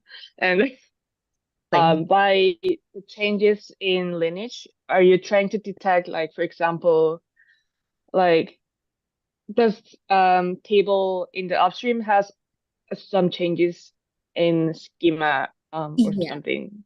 Yeah. Oh, yeah. There can be any kind of if there's some schema change, then that can be notified as well. Yeah. Okay. So the overall use case would be, let's say, like, there's a schema, like there's a table A, there's this table with the downstream B, C, D, E, and let's say there's a schema change in A, and all the notification will go to the user or the owners of the B, C, D, E, all the downstreams, right? Yeah. All the like affected. Interesting. Yeah, definitely. I think this is one of the most popular use cases in DataHub Actions, trying to catch the impact of the changes. Yeah. So okay, that's very helpful. I think that'll be the first material that we have to work on. The DataHub Actions guide. Thank you so much for breaking it down. Yeah. I cannot think of any more examples, but I think the one which you provided is definitely one of our use cases. Nice. So John, anything else you want to add on about the DataHub Actions or impact analysis? Maybe just a plug for, like, our managed service this is something that our managed service offers. We have a feature called subscriptions, which basically allows you to subscribe to a table and then receive notifications when things change. So when, like, the schema changes, or when an assertion or a data quality test fails. We also have a concept of incidents, which is like a data issue. And when an incident is raised on a particular table, we actually have this exact feature of, we basically walk the lineage graph, we get all the downstream owners, and then we send one notification that alerts everybody, like, hey, there's something really wrong with this table. So it is like, it's absolutely something we've heard. It's not uncommon. And I think it's providing value to folks already. So I think hopefully it'll provide value if you guys implement it, for sure. Yeah, thank you so much. While we were talking, another use case which popped up is we use assertions, and maybe we have some kind of data quality rules, and what happens if a check fails on one data set, and then you just propagate that to the downstream users, owners, anyone. So maybe, Exactly. So you can do that exact same thing through this framework. It's basically, you just catch, you write a handler that catches the assertions events, and then you basically use the DataHub SDK to resolve the owners or the downstreams. Both of those are pretty easy to fetch using our GraphQL API that we provide. So you would do that fetch, and then you would, have all the owners at that point. as long as your users have email addresses associated with them, which they probably should if you're using like one of our SSO connectors, I think you'll have all the information you pretty much need to kind of complete the path. Yeah, correct. Exactly. Yeah. Thank you, John. Sure thing. John, ironically, on the video link I just shared, I see there's a question that we missed. I keep forgetting we get all these YouTube questions. There's actually a question on the video, the same question. Want to take full control of your sales. Let's see, is it about lineage? No, it's on the same video. You could just tag it later on. I gotta go in and see. We have questions that I realize in here. Okay. Okay. Nice. So- Thank you for all of those questions, Prisha. I think this is helpful for us as well. So thank you so much. Thank you for the answers. And I do have another question. So like there Nice. are columns in Snowflake tables, there are schemas in Kafka topics. So we kind of like surfacing these columns or schemas on our UI. So can we also surface some sample data onto our UI? Yeah, so right now the only sample data we allow you to kind of show on the UI is the results of the profiling feature. So if you're using one of our kind of default ingestion sources, it sounds like you are. I don't think this is supported for Kafka, but it should be supported for your data warehouse. We have a feature called profiling that will basically sample different statistics about your table. So it will get things like the row count. For each column, it can get things like the min and the max and the null count and the null percentage. And then it also will get sample values for each column. So you'll be able to see that under the stats tab when you go to that table in DataHub, but it's not going to be shown on the same tab as the structure, like the schema tab. That is something we've heard as feedback, and we're probably going to try to incorporate that directly into the schema tab coming around the next year. But right now it's under that stats tab. You should be able to see some sample data though for each column. Yes. That's good. Yeah, actually this comes from Kafka's data user. So but we haven't have this feature for Kafka, right? That's right. For Kafka, we do not have a sampling feature. That's correct. Gotcha. Yeah, we'll need to discuss more about that. It would be interesting. I think I think other users would definitely benefit from having that. So it would be something we're open to extending our current Kafka connector code to do, is to basically pull out some sample values. I think it's a little bit tricky with Kafka because the serialization format can be so different for every topic. Some people are using Avro, some people are using JSON schema, some people are using something else. That's really the main problem we've had with, the challenge we've had with that on Kafka so far. I totally agree. Yeah. Thank you for the question. Let me know if you have any others. Do you want to go ahead with the GraphQL question, perhaps?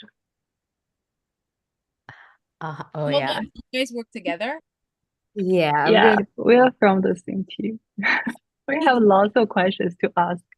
No, that's great. Absolutely, bring them on. You guys didn't tell us that. That's awesome. Where are you guys located? You're on the West Coast?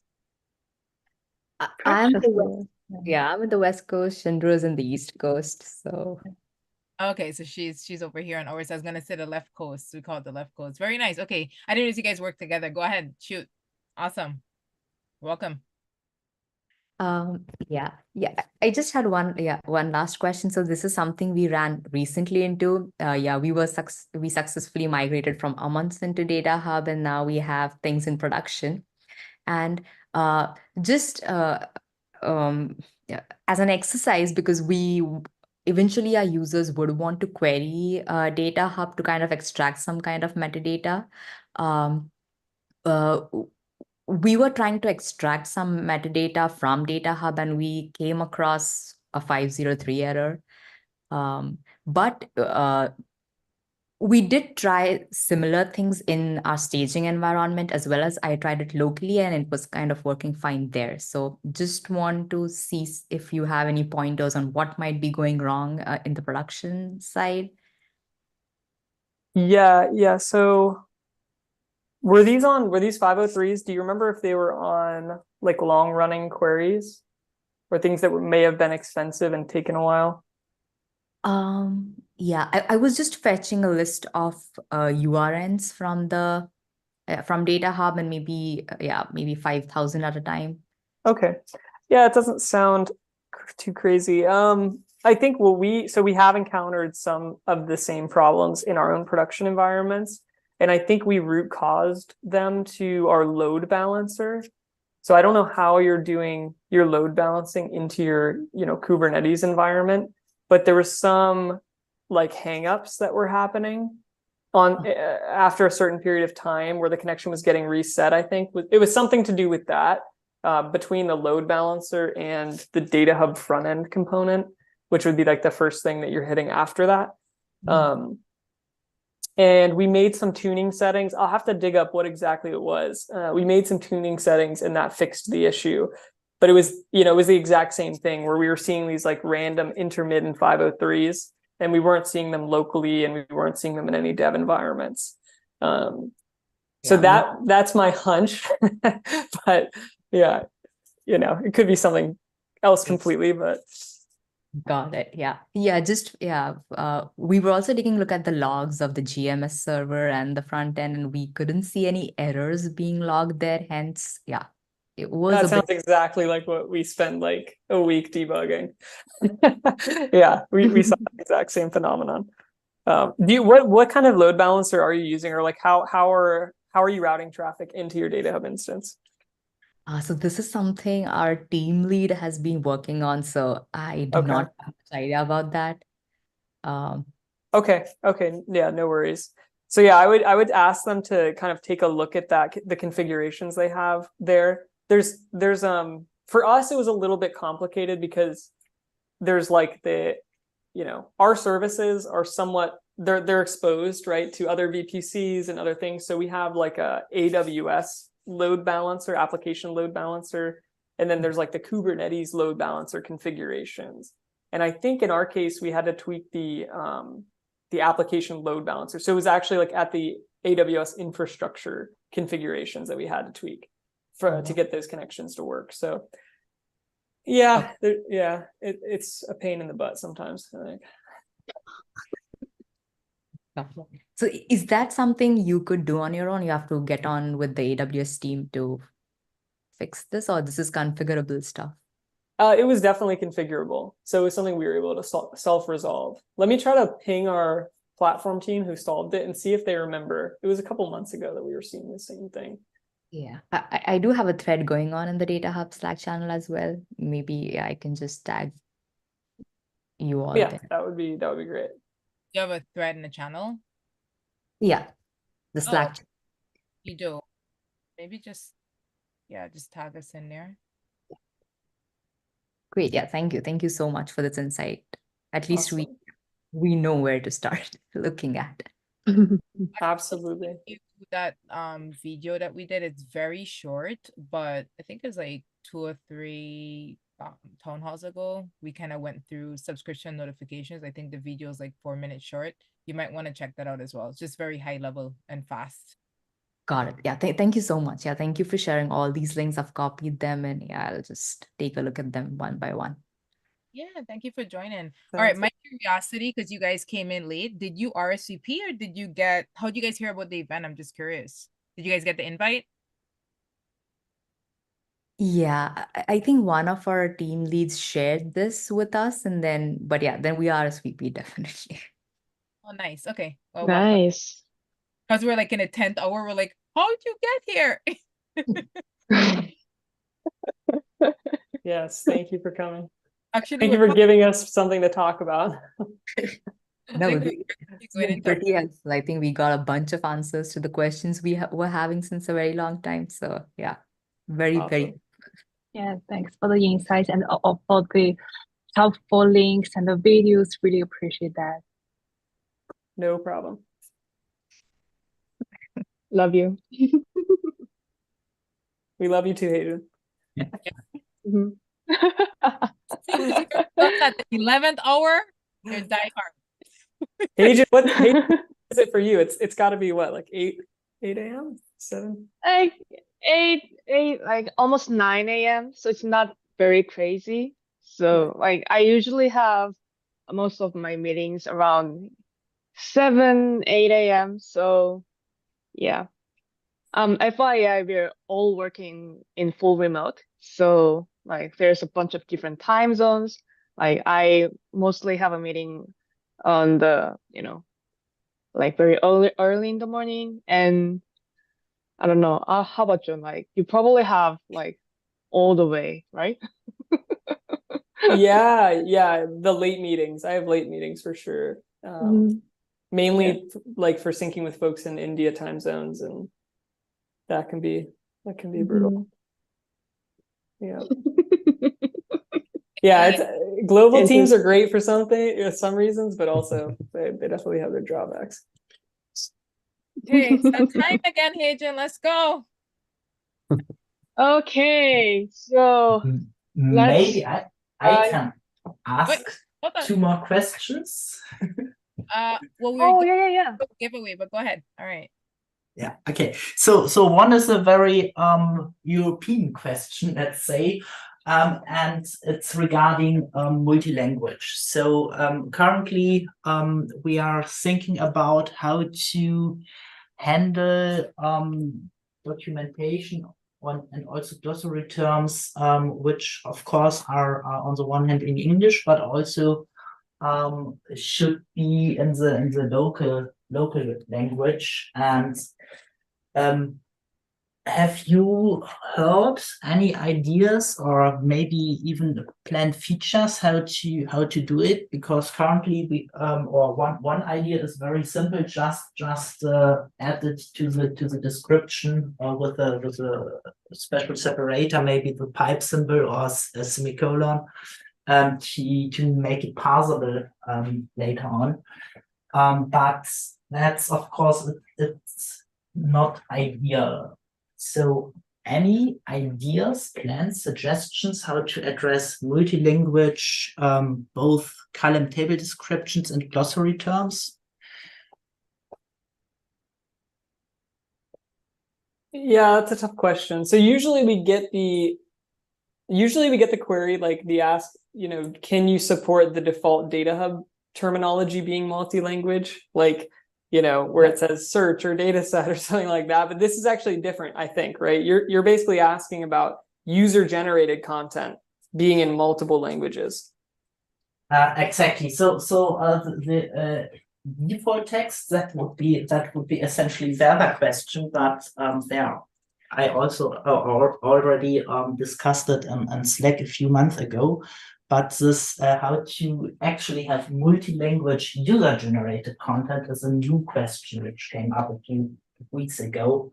And yes, I'm very curious if you have heard or seen in Slack or somewhere some ideas how to handle that one. Yeah, so the short answer is I haven't seen any applications that I feel like have done this well.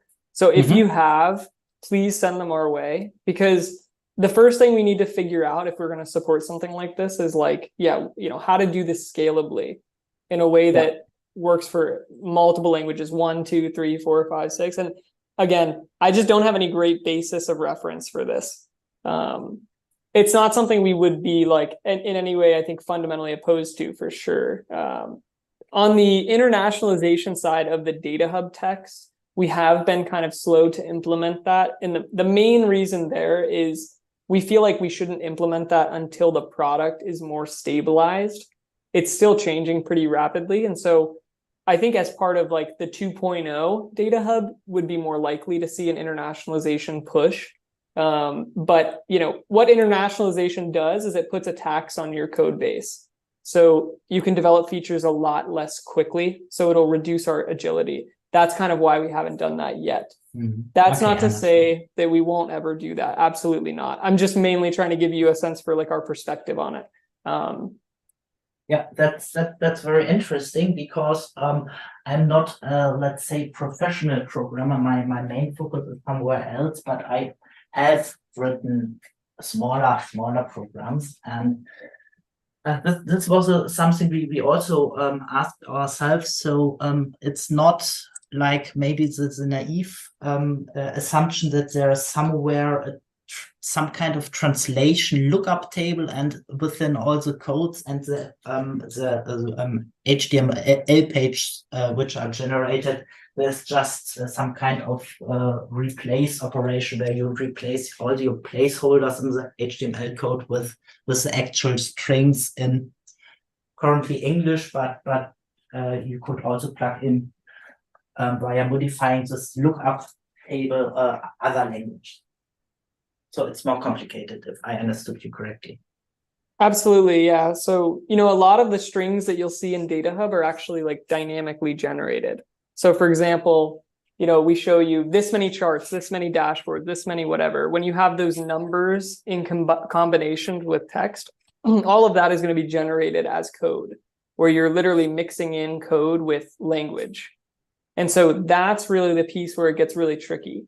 Because what you need logic defined, because in every single language, the way that you represent, the way that you describe numerics, for example, it can be completely different from a presentation point of view. So you may need a different logical structure. So it is definitely complicated. But again, like there's no philosophical principle or reason that we are not, like, we're definitely aware of that request, and we do want to get there. I think just in the project's maturity curve, we're not quite there yet. So stay patient. Eventually, we will get there.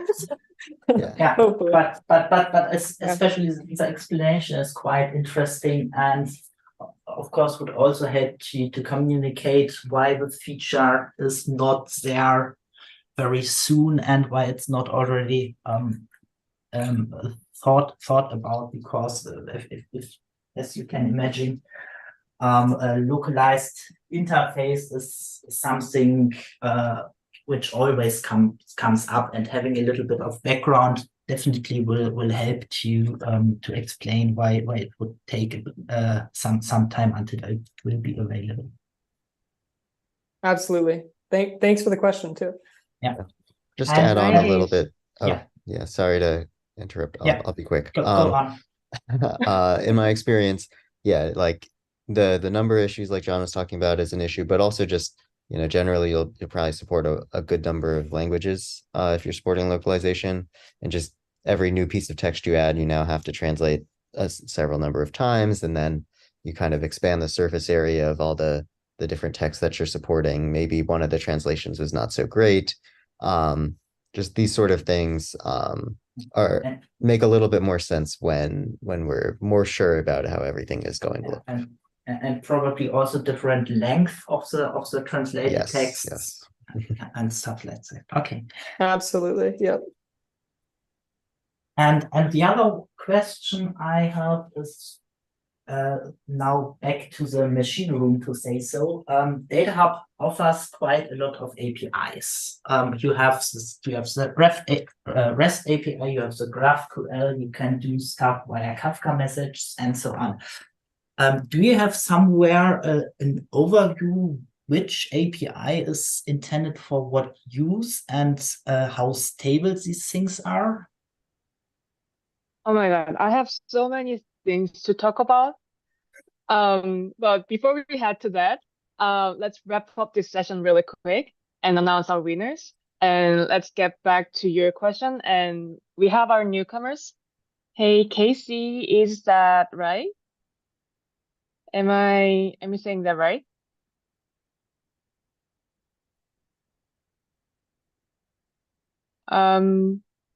Yes. How are you?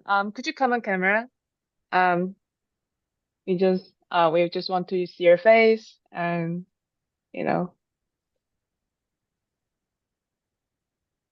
Oh yeah, were you here earlier? I'm the new host, so I'm catching up here.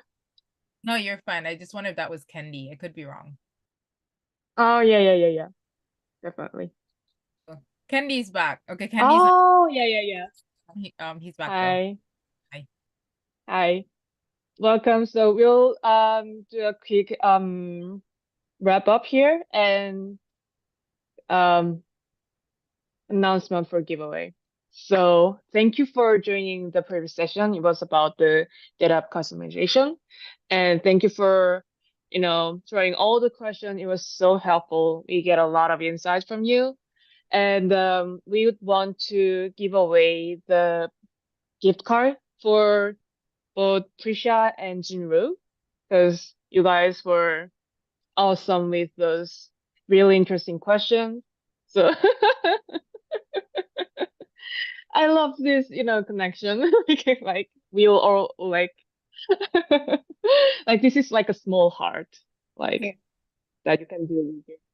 Yeah. So please share. You can DM Miko or me in the Slack channel, and please send out your email address and your location. So yeah, we can send out the gift card. And thank you so much for participating in the session. Thank you so much. And you can, stay, ask more questions, or just, enjoy the conversation. Anything else? Thank you. Nice. Thank you so much for all the answers. It was pretty helpful. And yeah, it'll just help us in our velocity as well, just to deliver stuff faster. Really appreciate it. Nice. We get the answers and we also get gift card. What else do we want? Great day. Nice, nice. Oh, I love this marathon. But I like a little shout out for Miko for like planning all this, crazy marathon for 12 hours. And no one will, thought about it. Like it's just amazing. Yeah, I'm glad we're still here. Like I said, we actually are on the golden hour, guys. Can we just celebrate? This is our first. We're on the 12th hour. Like, is it happy hour? Yeah, you know how they say, Doomsday till midnight. Not for you, Hadrian.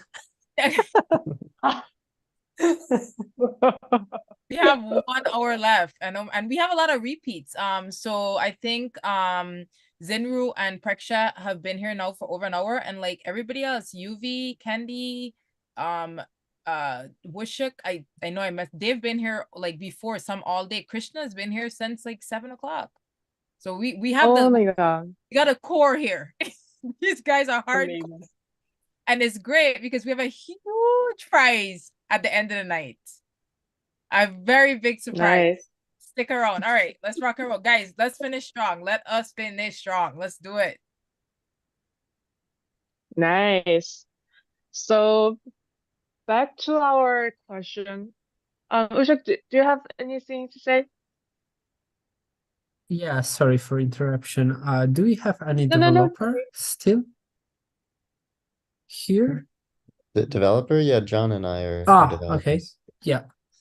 So I would like to ask you for some help just using the time we are here at night. So I would like to configure an external database. Sorry, yeah. sorry for interrupting, Jack. Before we had that, we had one more question yes. from Westerhoff, right? Yes, that's yeah, sorry for interrupting, but can you cover your question next? After we briefly cover the question about the API. Sorry for interrupting. Yeah. Okay, nice. Bear with me. So, I remember that you asked about like what are our APIs and what are the use cases, what are the stability, and what are the strategies around those APIs. And I was wondering if you had the chance to come across this page on our docs called which DataHub API is for me. I'll just share my screen real quick. maybe I missed that one. Okay. Yeah, you said you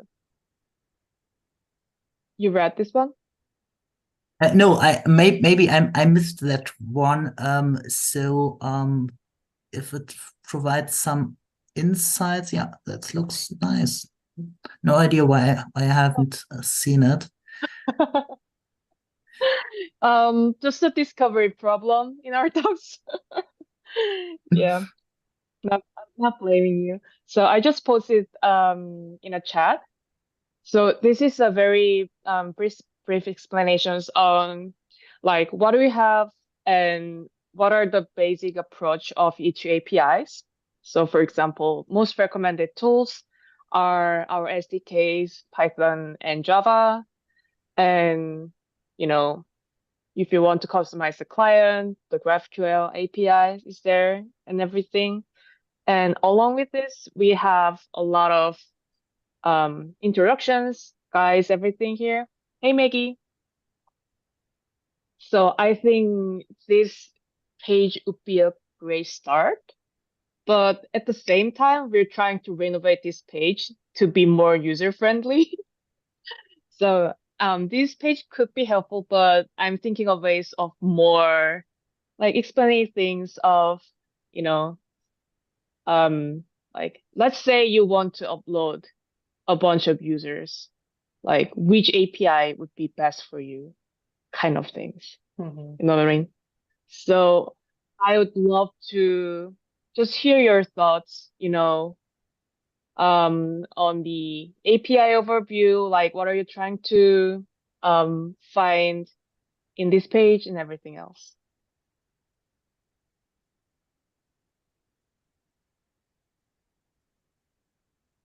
I'm waiting.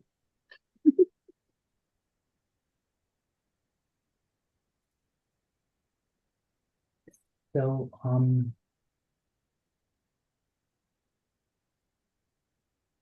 yeah, regarding what would be interesting is maybe a simple graphic showing which API is based on which one would be interesting or helpful, and also with understanding what the Python and Java SDK is calling at the end of the day, to estimate if it's easier or better to use this provided SDK or access APIs directly. And for example, on the RESTly API, you already write in the documentation that it's considered system internal. So does, for example, just mean it's low level, or does it also mean it's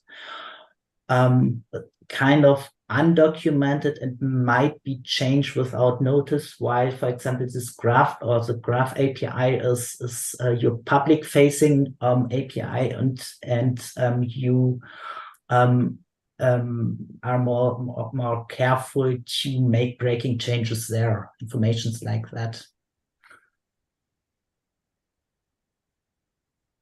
John, could you answer that question? Yeah, so on the RESTly internal APIs, the reason we don't want folks using those, just a little more context, is because they're just really not user-friendly to use. It's not that like we're gonna evolve them in a backwards incompatible way or break them on people, because we ourselves internally use them a lot. And that holds true across all of our APIs. So whether it's GraphQL, you know, the OpenAPI API, or the RESTly API. So, you know, all of them I would consider stable, and there's no intent, like we barely have ever broken them in a backwards incompatible way. And I don't think we have any cases where we're going to do that shortly. If we do have to do that, you know, we would absolutely put out a deprecation notice a few months in advance and give folks time. You can actually track some of the more important changes to DataHub in the updating DataHub doc, where for every version we put notes in there about anything that's maybe going to change. There have been some things we've deprecated, of course, across the stack. So in terms of, you know, just looking at the OpenAPI and the GraphQL API, the way we think about them is that the GraphQL API is the higher level API that's way more suitable for the common operations you might want to, you know, do programmatically. like adding owners, adding tags, deleting things, managing the glossary, managing your domains. Pretty much everything you can do through the UI, you can also do through the GraphQL API. Adding lineage between two nodes, things like that. So we would recommend you start there and you really don't move beyond that API unless you absolutely have to, just because it is more user-friendly and it's very high level. Once you get into the open API area, it becomes a little bit more data-centric. So you're looking at the data models that are providing the back end for all of the app experience. Now, the downside to using that is that you have to understand the data models and what each field means a little bit more. So there's no API, for example, called, add tag to dataset. It's a little bit more of a low-level data operation where you're writing a document called a tags, like association document, into the data model. And so it's a little bit more raw. It requires a little bit more understanding of the semantics of the data model. So that's the general kind of breakdown, and we would absolutely, again, recommend the GraphQL API if you can use it. And the RESTly API as the last member of the family, to say so. Absolutely, yeah. The final member, the GraphQL API or the RESTly API is actually the same API as the Open API. So we started with the RESTly API coming out of LinkedIn. And then we built the Open API, which has all the same functionality. It's just in a more consumable format. So it's using an Open API spec, which makes it easy to understand the API and to generate client bindings, things like that. So the goal is, the long-term goal is to drop the RESTly API completely. So it's kind of it's the little sibling or whatever the right analogy is. Okay, thanks. And so the SDKs, Java and the Python SDK under the hood are then using probably the Open API to do their things, or is it a mixture of both? Because the front end, interestingly, when we had a look at the network traffic, is, if I remember correctly, sending GraphQL queries. That's right. So yeah, so currently the DataHub ingestion APIs and the DataHub Python SDK are primarily sending traffic to the RESTly APIs, but we are kind of in the process of migrating that to using the Open APIs. Like I said, the actual APIs are the same. So they're both just accepting JSON payloads, basically. So the best way to interact with the REST API, if you absolutely have to, is just using the Python SDK, because it'll give you a higher level abstraction around the data models and like what you're doing. You won't have to interface directly with the API. And so even if something changes, you're not going to break. That's the kind of the contract. So if we switch to Open API behind the scenes, the Python SDK's interfaces should not be affected. Yeah, okay, thanks for the insights. Very interesting. Sure. Nice. Thank you for the question, and thank you for answering that, John. And we have our newcomers in the room. Hey, Tiraj, am I saying your name right? Tiraj? Yes, that's right. I'm sorry, I was planning on joining at 4 p.m., but I couldn't. But now I'm here. My question is more on the lines of the DataHub architecture and the API, which is this session is about. I wanted to understand, like, at this point in time, right, where we are in our journey is we are 100% deployed in production. And we deployed our extractors for Snowflake, Airflow, and other sources which DataHub supports. Where I feel there is a miss is in terms of the API support for any custom sources. Let's say if I want to build or contribute back to DataHub, a custom source like 𝗏𝘅𝘵 or 𝘂𝘶, which is like a dashboarding tool. I was wondering if you guys can share some insight into it, like the documentation around these custom sources. And for that, right, I would need to know the architecture. Oh, nice. I So if think there John is will any love session, the question. Sorry? hey, I was telling if there is any session out there which I could use to just get up to speed on the architecture, because I know DataHub is not just about data catalog, it's more than that. So if there is any architecture brown bag session out there which you guys can share with me, I'll probably go through it, and then it'll help us get up to speed and easily contribute back. Yep. Okay. Absolutely. I think your call so we have earlier. Dheeraj. I'm sorry? Yeah. I think we had two colleagues, because we had two folks in here asking very similar questions about 𝘂𝑃. Oh, is it? 𝗏𝑜CCROACH-DB. Deepak? Who's your colleagues, Max? Who are your colleagues? Are you a Deepak? No, it's Preksha, I think, right? Yes. Oh, see. Preksha and Zinro. Deepak was my ex-colleague. Like we used to work. Oh, you guys know Deepak. I didn't know that. But yeah, Deepak was my manager at PayPal, and then I moved to DoorDash, and Deepak moved to Apple. Got it. Yeah. Nice. Cool. So sorry guys, one question. I know there's a couple other questions in chat. Did we already address those? Yeah. No. I was just going to say that so I think that's an interesting question. I think John will love to answer that. But in the meantime, we have two more questions in the chat. So would it be okay if we cover that quickly and get back to you? Sure. Thank you so much. So we had a question from Wojciech, right? I'm sure that I pronounced that. We also, I think first there was a weird. question from Casey, correct? But Wojciech was asking it first through, okay, sorry. I'm micromanaging. Through video. Sorry. Yeah, and just I do have a request, because we're in the last 40 minutes. Can we all just get on camera if you have a camera? Let's just have a party here, because we're kind of at the end here, guys. There's no reason to be on and off the camera. Like, we have made it's the 11th hour. Literally. Yeah, Wojciech showing his camera. I know. All right, go ahead. Okay. Yeah. Nice. So yeah, you were first, right? I remember you were first. Yeah, that's really specific, and I believe you can just point out even a tip for me.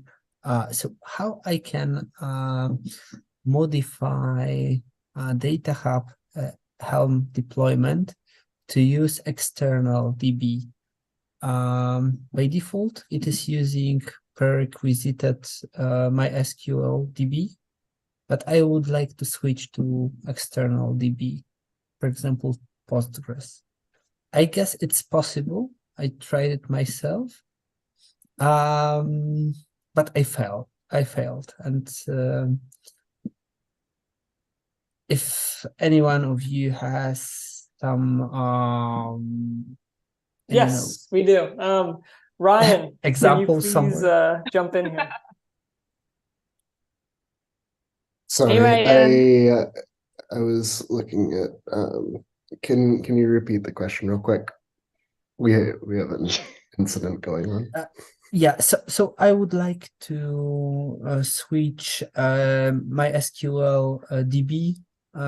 This switches by default run during the deployment with some external DB.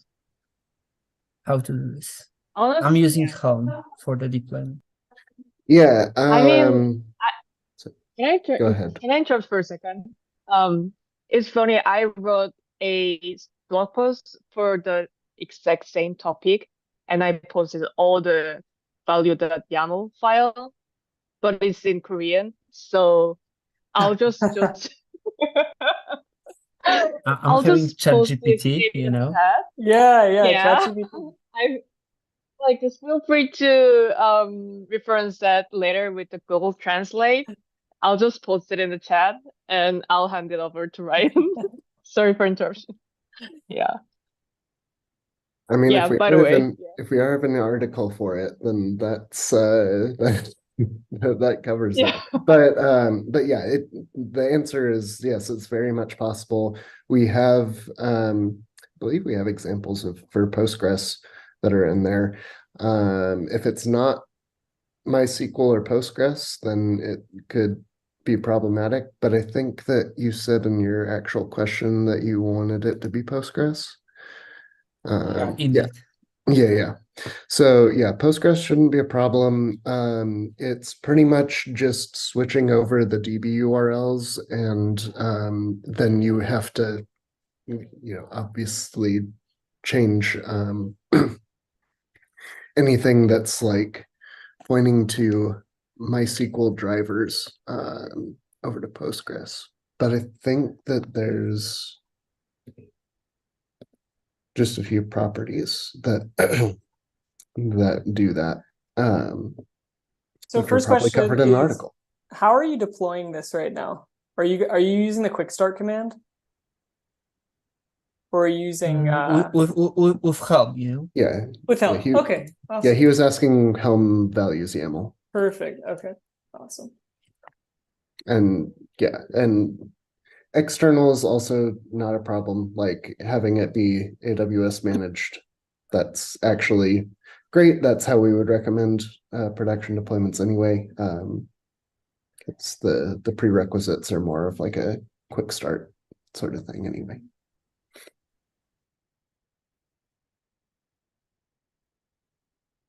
Okay, thank you. I will play around with this. What's exciting is that not only do you get to learn Helm, you also get to learn Korean. So then you can learn how to deploy it. Just in your downtime. So I told like Hayden I started Duolingo for Korean, and I made it about 2 days before I realized this is hard as hell. Not as Try hard to as learn Chinese, Polish. I think, but yeah. Oh, I have to agree with that. Yeah. Like I had this one like Polish friend, and she tried to learn, like, educate me with some Polish phrases, and after like 3 hellos, I was like, I gave up. Sorry, I gave up. This is too hard. Yeah. Anyway, I just posted a random value file in the chat. Like, this is something I tried to do with a Helm chart in my previous company, but I was using the Cloud SQL in GCP, so it might be a little bit different, but I imagine that there's like not that much difference. So probably something like this. I'm just advertising my blog post here. Yeah. I hope that answered the question. And I saw a lot of questions from Candy as well. Thank you so much for participating. And let's cover the first question that you had.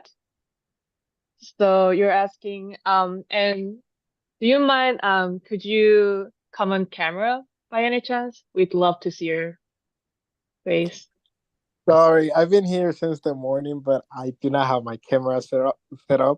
So okay, I only can get on mic. Sorry. Oh, no, it's no problem at all. Respect that. So my question is something that we have seen happen a couple of times. So sometimes when we are like working on our dev or test environment, from time to time, we will see that the indexes in Elastic, they get out of sync. And then we see some weirdness in the front end. Like, for example, the domains, they will start showing up the URN instead of the name. And then it took us a little while to figure out why it was happening. And then the approach that we have been taking is dropping the indexes and then running the stack again so they can get recreated and repopulated. But not too long ago, like a few weeks ago, we started looking into the DataHub upgrades, and we also noticed that in the Open API, there is an endpoint to correct or I guess re-index the metadata. So my question is, what's the best approach to correct this? Like, it hasn't happened in our production environment, and that's my biggest fear. Like, we know how to fix it, but we don't know if we're doing it the right way.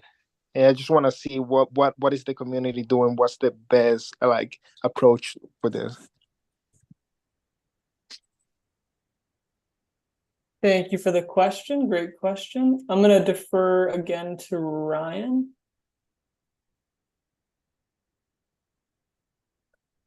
This is the question that's in chat. Sorry, I'm not fully here. This is the best way to reindex. Oh, best way to reindex. So we had this discussion on this a little bit earlier. Part of it depends on like how out of sync you are, and part of it depends on like what you kind of have available to you. So if you are less than Kafka out of sync, replaying Kafka messages is generally the recommended approach. Going back through the offset and catching back up that way, specifically for the MCL topic. That's the one that controls the Elasticsearch index and the graph index. The other way is to actually do a restore indices job, which is a bit more of a hammer. It's slower. It's going to restore everything from SQL to your indices and sync everything up. This can take a while depending on how much data you've got in there.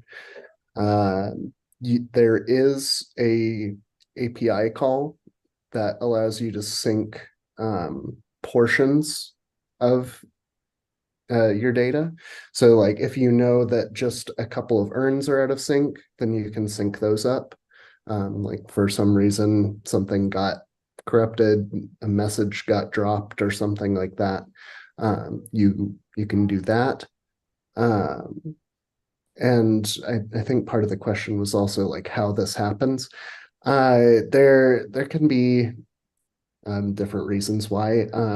Sometimes components in between just like will have failures, like the Kafka broker goes offline for a bit or something.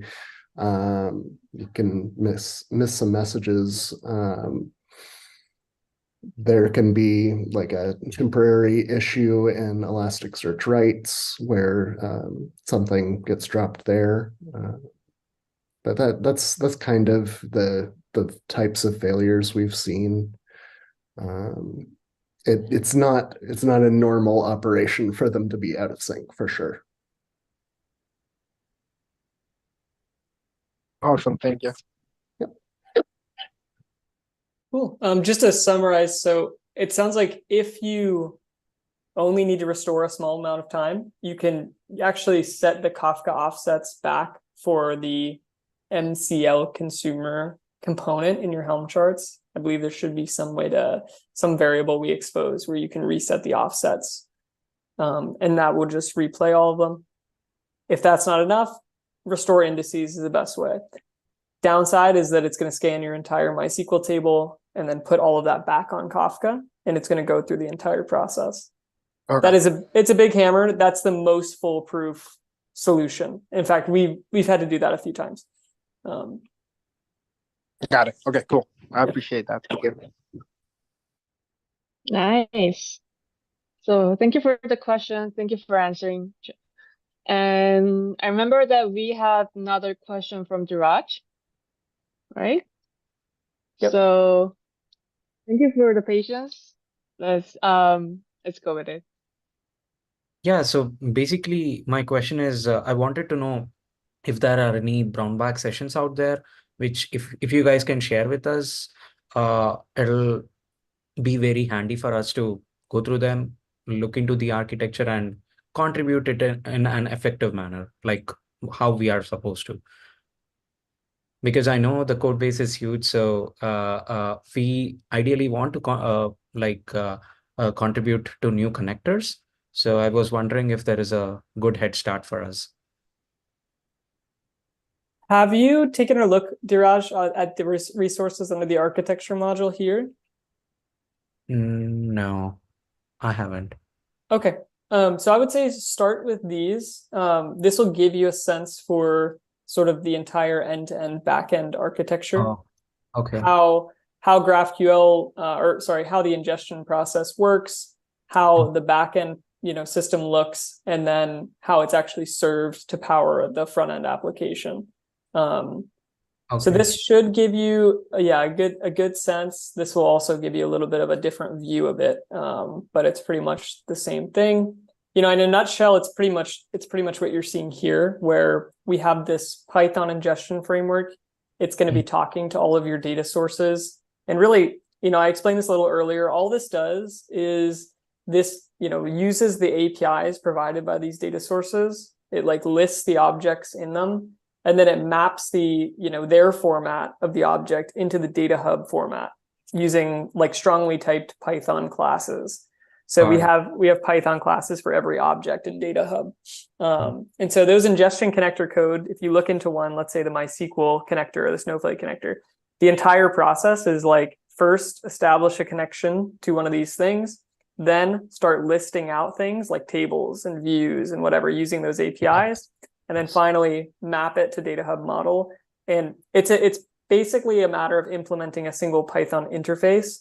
All of the rest of the framework is handled for you. So if you're looking to add something new, a new connector, it's just implementing the ingestion source interface, where all you're basically doing is giving back these DataHub objects. It's just calling you, you're giving them back, and it handles getting it, into the back end. So you don't have to interface with the APIs at all. You're just giving objects back to the framework.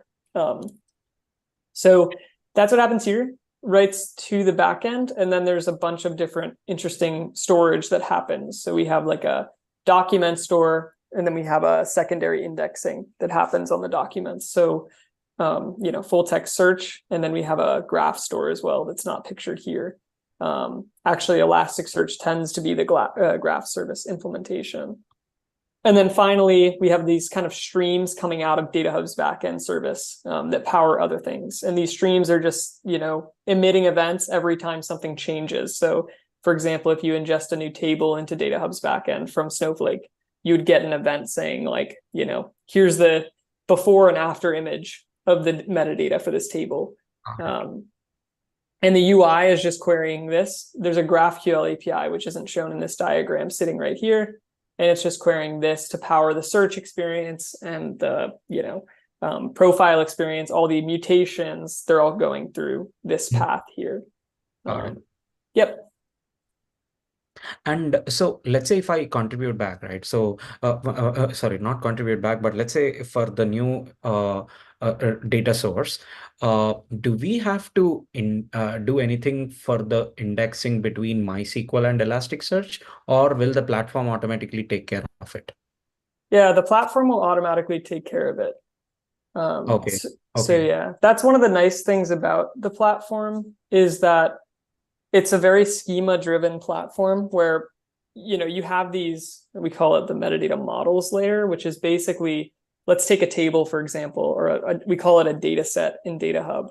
But a data set has a bunch of different types of documents associated with it that represent different parts of the data set. So for example, a schema has its own document, and the owners has its own document, and the tags has its own document, all these different documents. And when you're defining those data models, you're basically telling DataHub, okay, I want you to put this, field in the search index, or I want you to put this field in the graph store. You tell it at that data definition layer. And then DataHub automatically, when it receives that document from the ingestion source, so the ingestion source is just saying, hey, here's the ownership, or here's the schema for the table. DataHub automatically will extract the fields and put them into the search index and put them into the graph index. And so it's all framework handled. There should never be something you have to do that. Makes sense. Sure, I'll go through this. Thanks, John, for bringing this up. Okay, awesome. Yeah, let us know if you have any questions. Sure.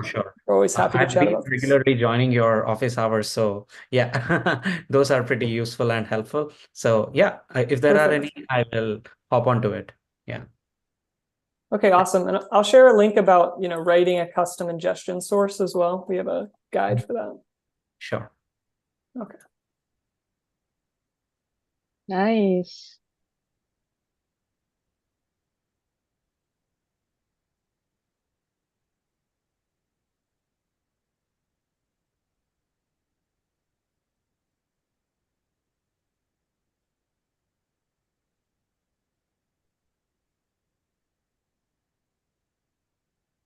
Okay, John just shared the link to our docs in your chat, so feel free to check that.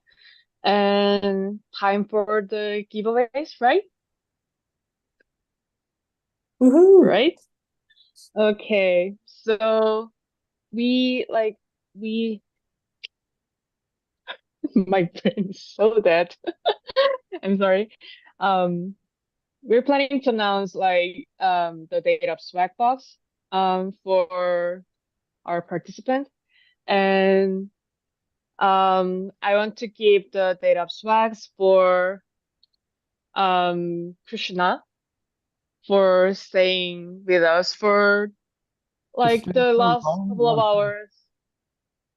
Yeah, thank you so much, and thank you for participating, and yeah. Feel free to send a DM. Miko will send a DM for you, right? Sure. Okay, Miko will contact you directly, and you can just give out email, and we'll send out the link so you can receive the swag box. Thank you again for participating. It was a lot of fun. Thanks so much. And we have around 20 and 30 minutes left for this marathon, which is amazing. Time flies. And I noticed that Candy has a lot of questions in the chat, so let's get back to that.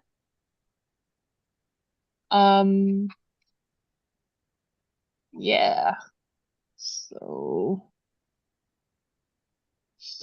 Candice asking best way for glossary terms automated ingestion and management.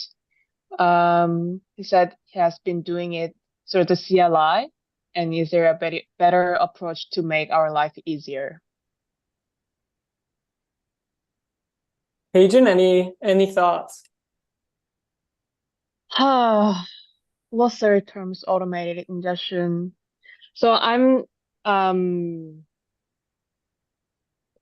wondering, are you ingesting glossary terms through the YAML with CLI, right? Yes.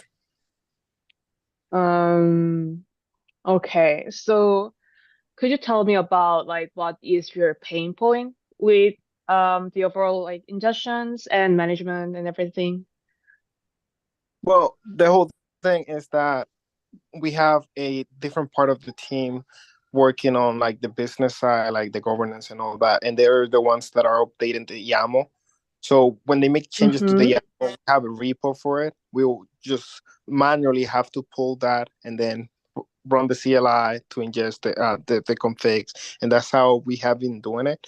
I was just wondering if there is a better approach, or to see what you guys recommend, because our terms are quite often, and they're not changing it in the UI. They're actually going and changing it in the config. Yes, 'Cause- we definitely have one thing that a lot of companies have started doing is basically using a GitHub action to push the changes to DataHub as they happen when they're committed into the repository. So if you have a repository where your YAML definition lives for your glossary, and this is actually how we initially did it at LinkedIn as well. You know, when you change that YAML, just basically have a CI action that'll run on commit that will push the latest glossary for you. If that's the main pain point, is you having to kind of continually pull and then redo the ingestion. Okay. Okay. Thank you. Should be pretty simple to set up. GitHub Actions allow you to do some really nice functionalities today where you can just basically run a CLI command essentially on commit. And that's pretty much what it would be. You would just do what you normally do, DataHub ingest -c, but you would point it towards the GitHub changes. Okay, Actually, that's ChatGPT can write this for you in like no time at all. Yeah. ChatGPT is my best friend.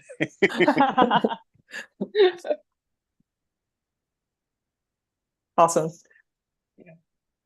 Hey, awesome. Hey, we have a newcomer in the room. Hey, 𝗟𝗏𝘃𝗏. Am I saying that right? Yeah. Welcome. Hey. Hello. So go ahead. Sorry. Yeah, I didn't have a thought you question. I were just gonna- joined. Oh, yeah. Welcome. So is this your first time joining this marathon for today? I joined it at the beginning of the day for like an hour, and then I had to leave for work. So yeah. Oh, nice. This Yeah. is our yeah, last that whole work thing, huh? 20 minutes. Yeah. Somehow we've managed to Nice turn to this see you. into our job. I don't quite understand how we got so lucky to just like hang around with some data lover. Like, how did we get this job? Yeah, kudos to you guys. It's been like 12 hours or something. Yeah. Something Yeah. crazy. I just realized like I probably look like I'm like getting ready for bed. It's just a little cold here, but also it has been a long day. If anyone else has a standing desk, this is your sign to switch your position. I'm getting one. That's what I asked my family for Christmas, and they said, "Shouldn't your job pay for?" Oh. And I didn't reply. Actually, yeah, that's a good call. Yeah. Okay, nice. So we have 3 more questions left for Candy. I think the time allows. I think we can cover. We'll be covered to. How can I say a thing? We'll be able to cover all of these questions. And the next question is about DataHub actions. So you're mentioning that you have been developing custom actions for data governance, but you did this in a new container because of time constraints. Is the purpose of the action container to be the house for default actions and custom ones? Yeah, so my question is the intent for the DataHub Actions container to forward when you stand or create a new custom action to add it to that container, or because we did a separate container where all of our custom actions are located, but then we are always wondering if we did it the right way, because when we first did it, we were getting started with the platform. So, but we kept on getting more requirements, so we kept on adding to that container. So now we have like 6 different custom actions. Oh, and now awesome. Yeah, we're thinking about should we keep on growing on this container, or should we move what we already have into the DataHub Actions container?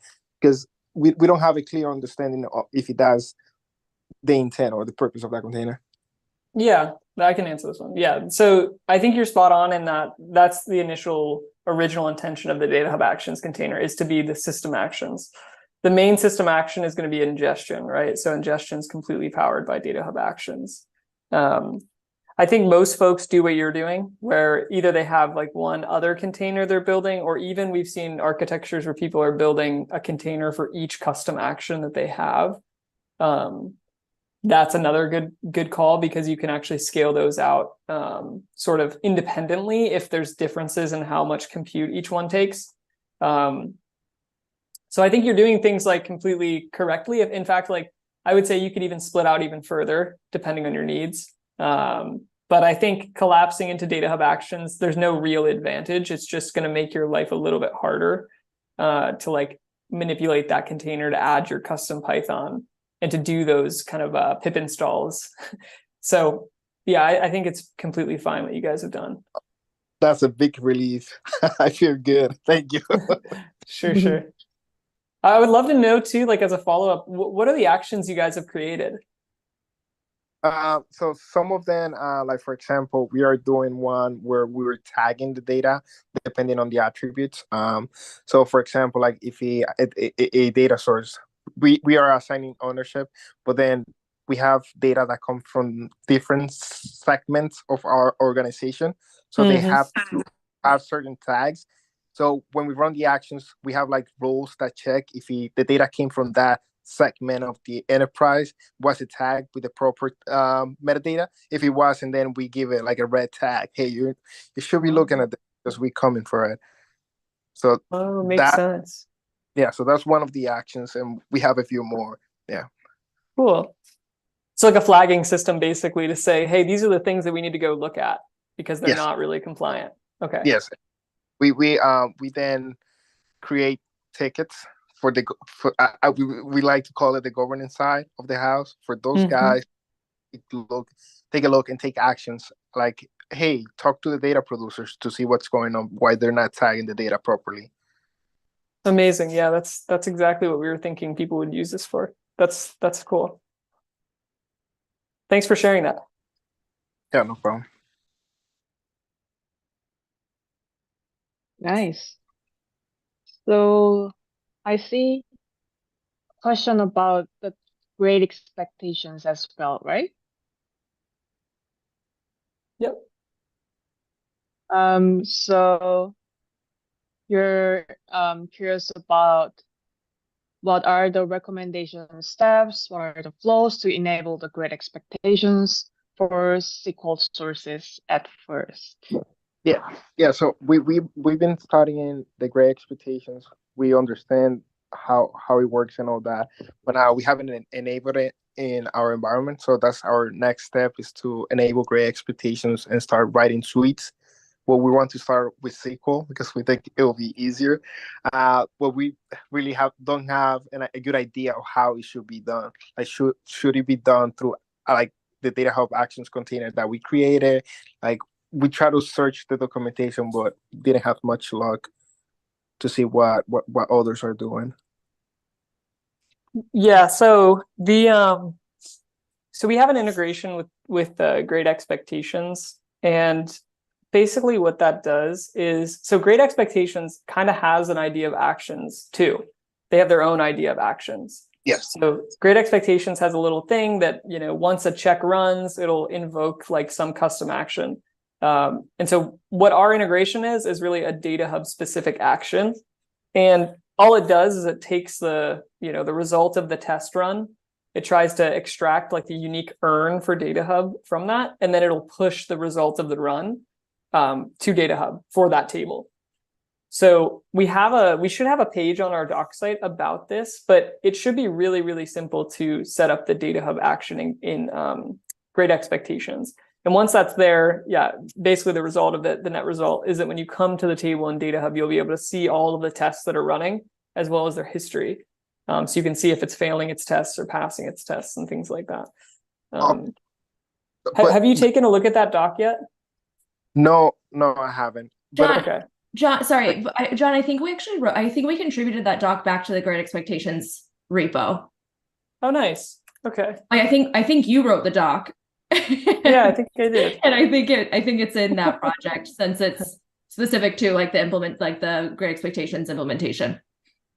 Okay, yeah, I'll share a couple docs in the Zoom chat here. There's one on DataHub side, and I'll find the other one too, the Great Expectation one. That would be awesome. Thank you. So you're saying that we should be like writing our suites that run against the source, and then we will use the 𝗏𝘂𝘗𝘂𝑃𝘂 actions to push the results into DataHub. Okay, makes Exactly. sense. All right, cool. Thank you. Yeah. The nice thing about that too is that, it's like real time. So once 𝗏𝘂𝘗𝑃𝘂 runs it, if it's like running it daily or hourly or whatever, you'll see it on DataHub like immediately, which is really cool. Okay, makes sense. Thank you. Nice. So your last question is, what are the recommendations for when building new GX suites for different sources, and where should you adding those, right? So, and you're saying you're thinking to use them in our governance actions container, right? Yeah, I think with the answer to the first part of the question, I think I have a good idea of what to do, because we didn't know if it was that we should put the 𝗏𝘂𝘗𝑃𝘂 suites running like where actions are. But if we are running then on against the source and then pushing the results, then it wouldn't make sense to have those like all cluster in the actions. We can do something else for the suites. Exactly. Yep. Nice. So I think we covered all of your questions, and we have around 10 minutes left for this marathon. So any of you have last questions? Any thoughts you want to share? Any shout outs to anyone? I can show you Tucker. Hey, bud. It's pretty cute. I love him so much. He's the cutest, like sweetest little Just boy. the oldest, laziest dog in the world. He's perfect. I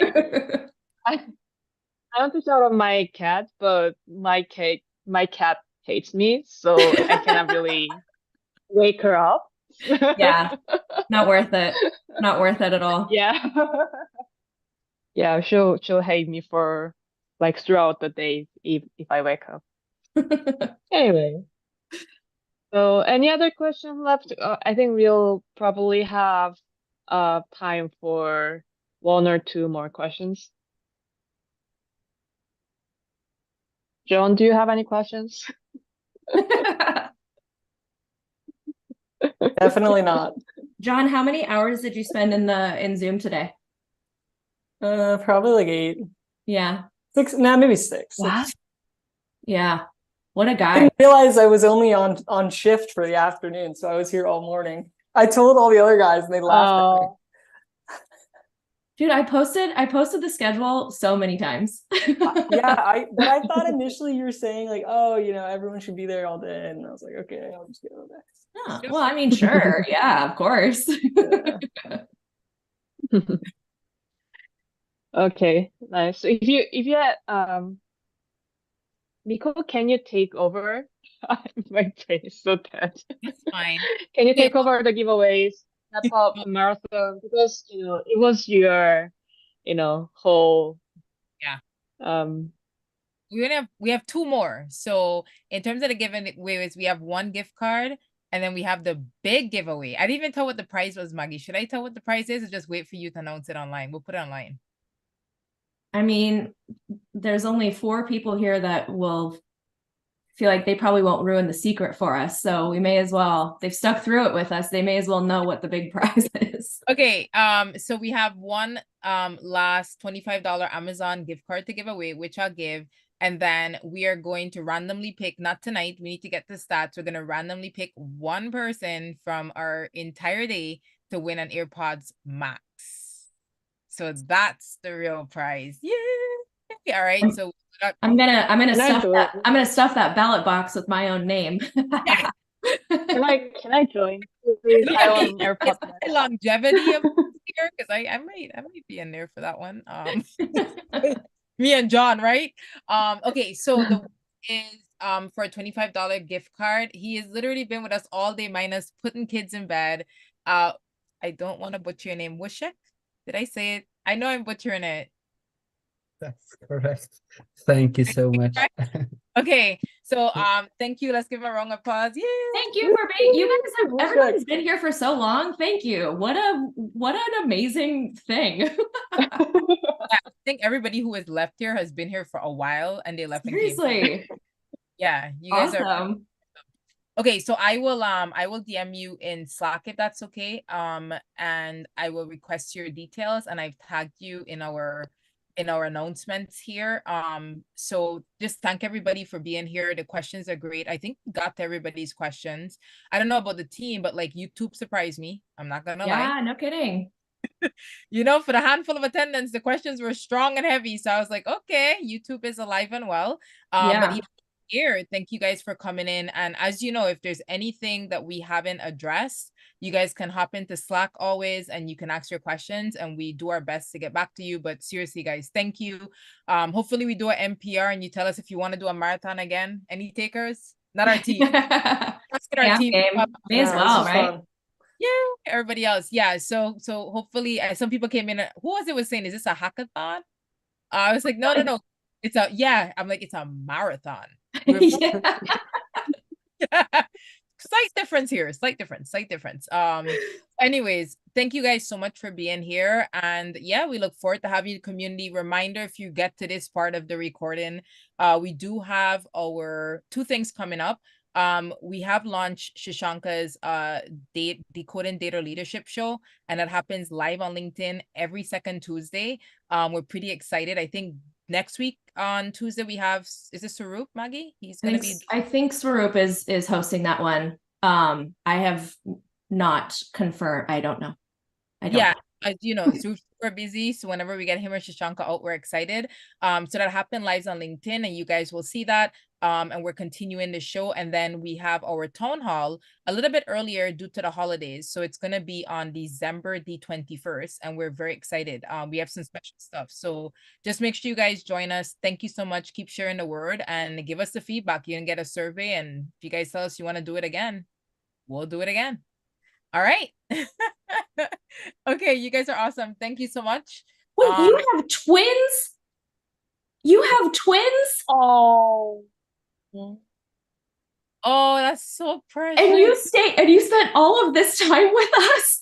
No, he left and came back. He said he put his kids to bed, but I didn't know they were. No, I know, but I'm just saying, how do you have any energy? All I've done today is just sit here. That's amazing. Oh my gosh. Meeting with you, I'm saving some time, which I could put during my work, to Fair enough. Find the answer. So yeah. Fair enough. Love to see it. Thanks for joining. Yep. Man, what a day. Thank you. Thank you very much. It's going to be on YouTube, and it's going to live there because I know people are going to ask me, and I will post it, and we will get back to you on the grand prize. You guys rock. Thank you so much. Have a good night. Have a marathon day, everybody. Appreciate you. All right. Bye-bye, everybody. Bye-bye.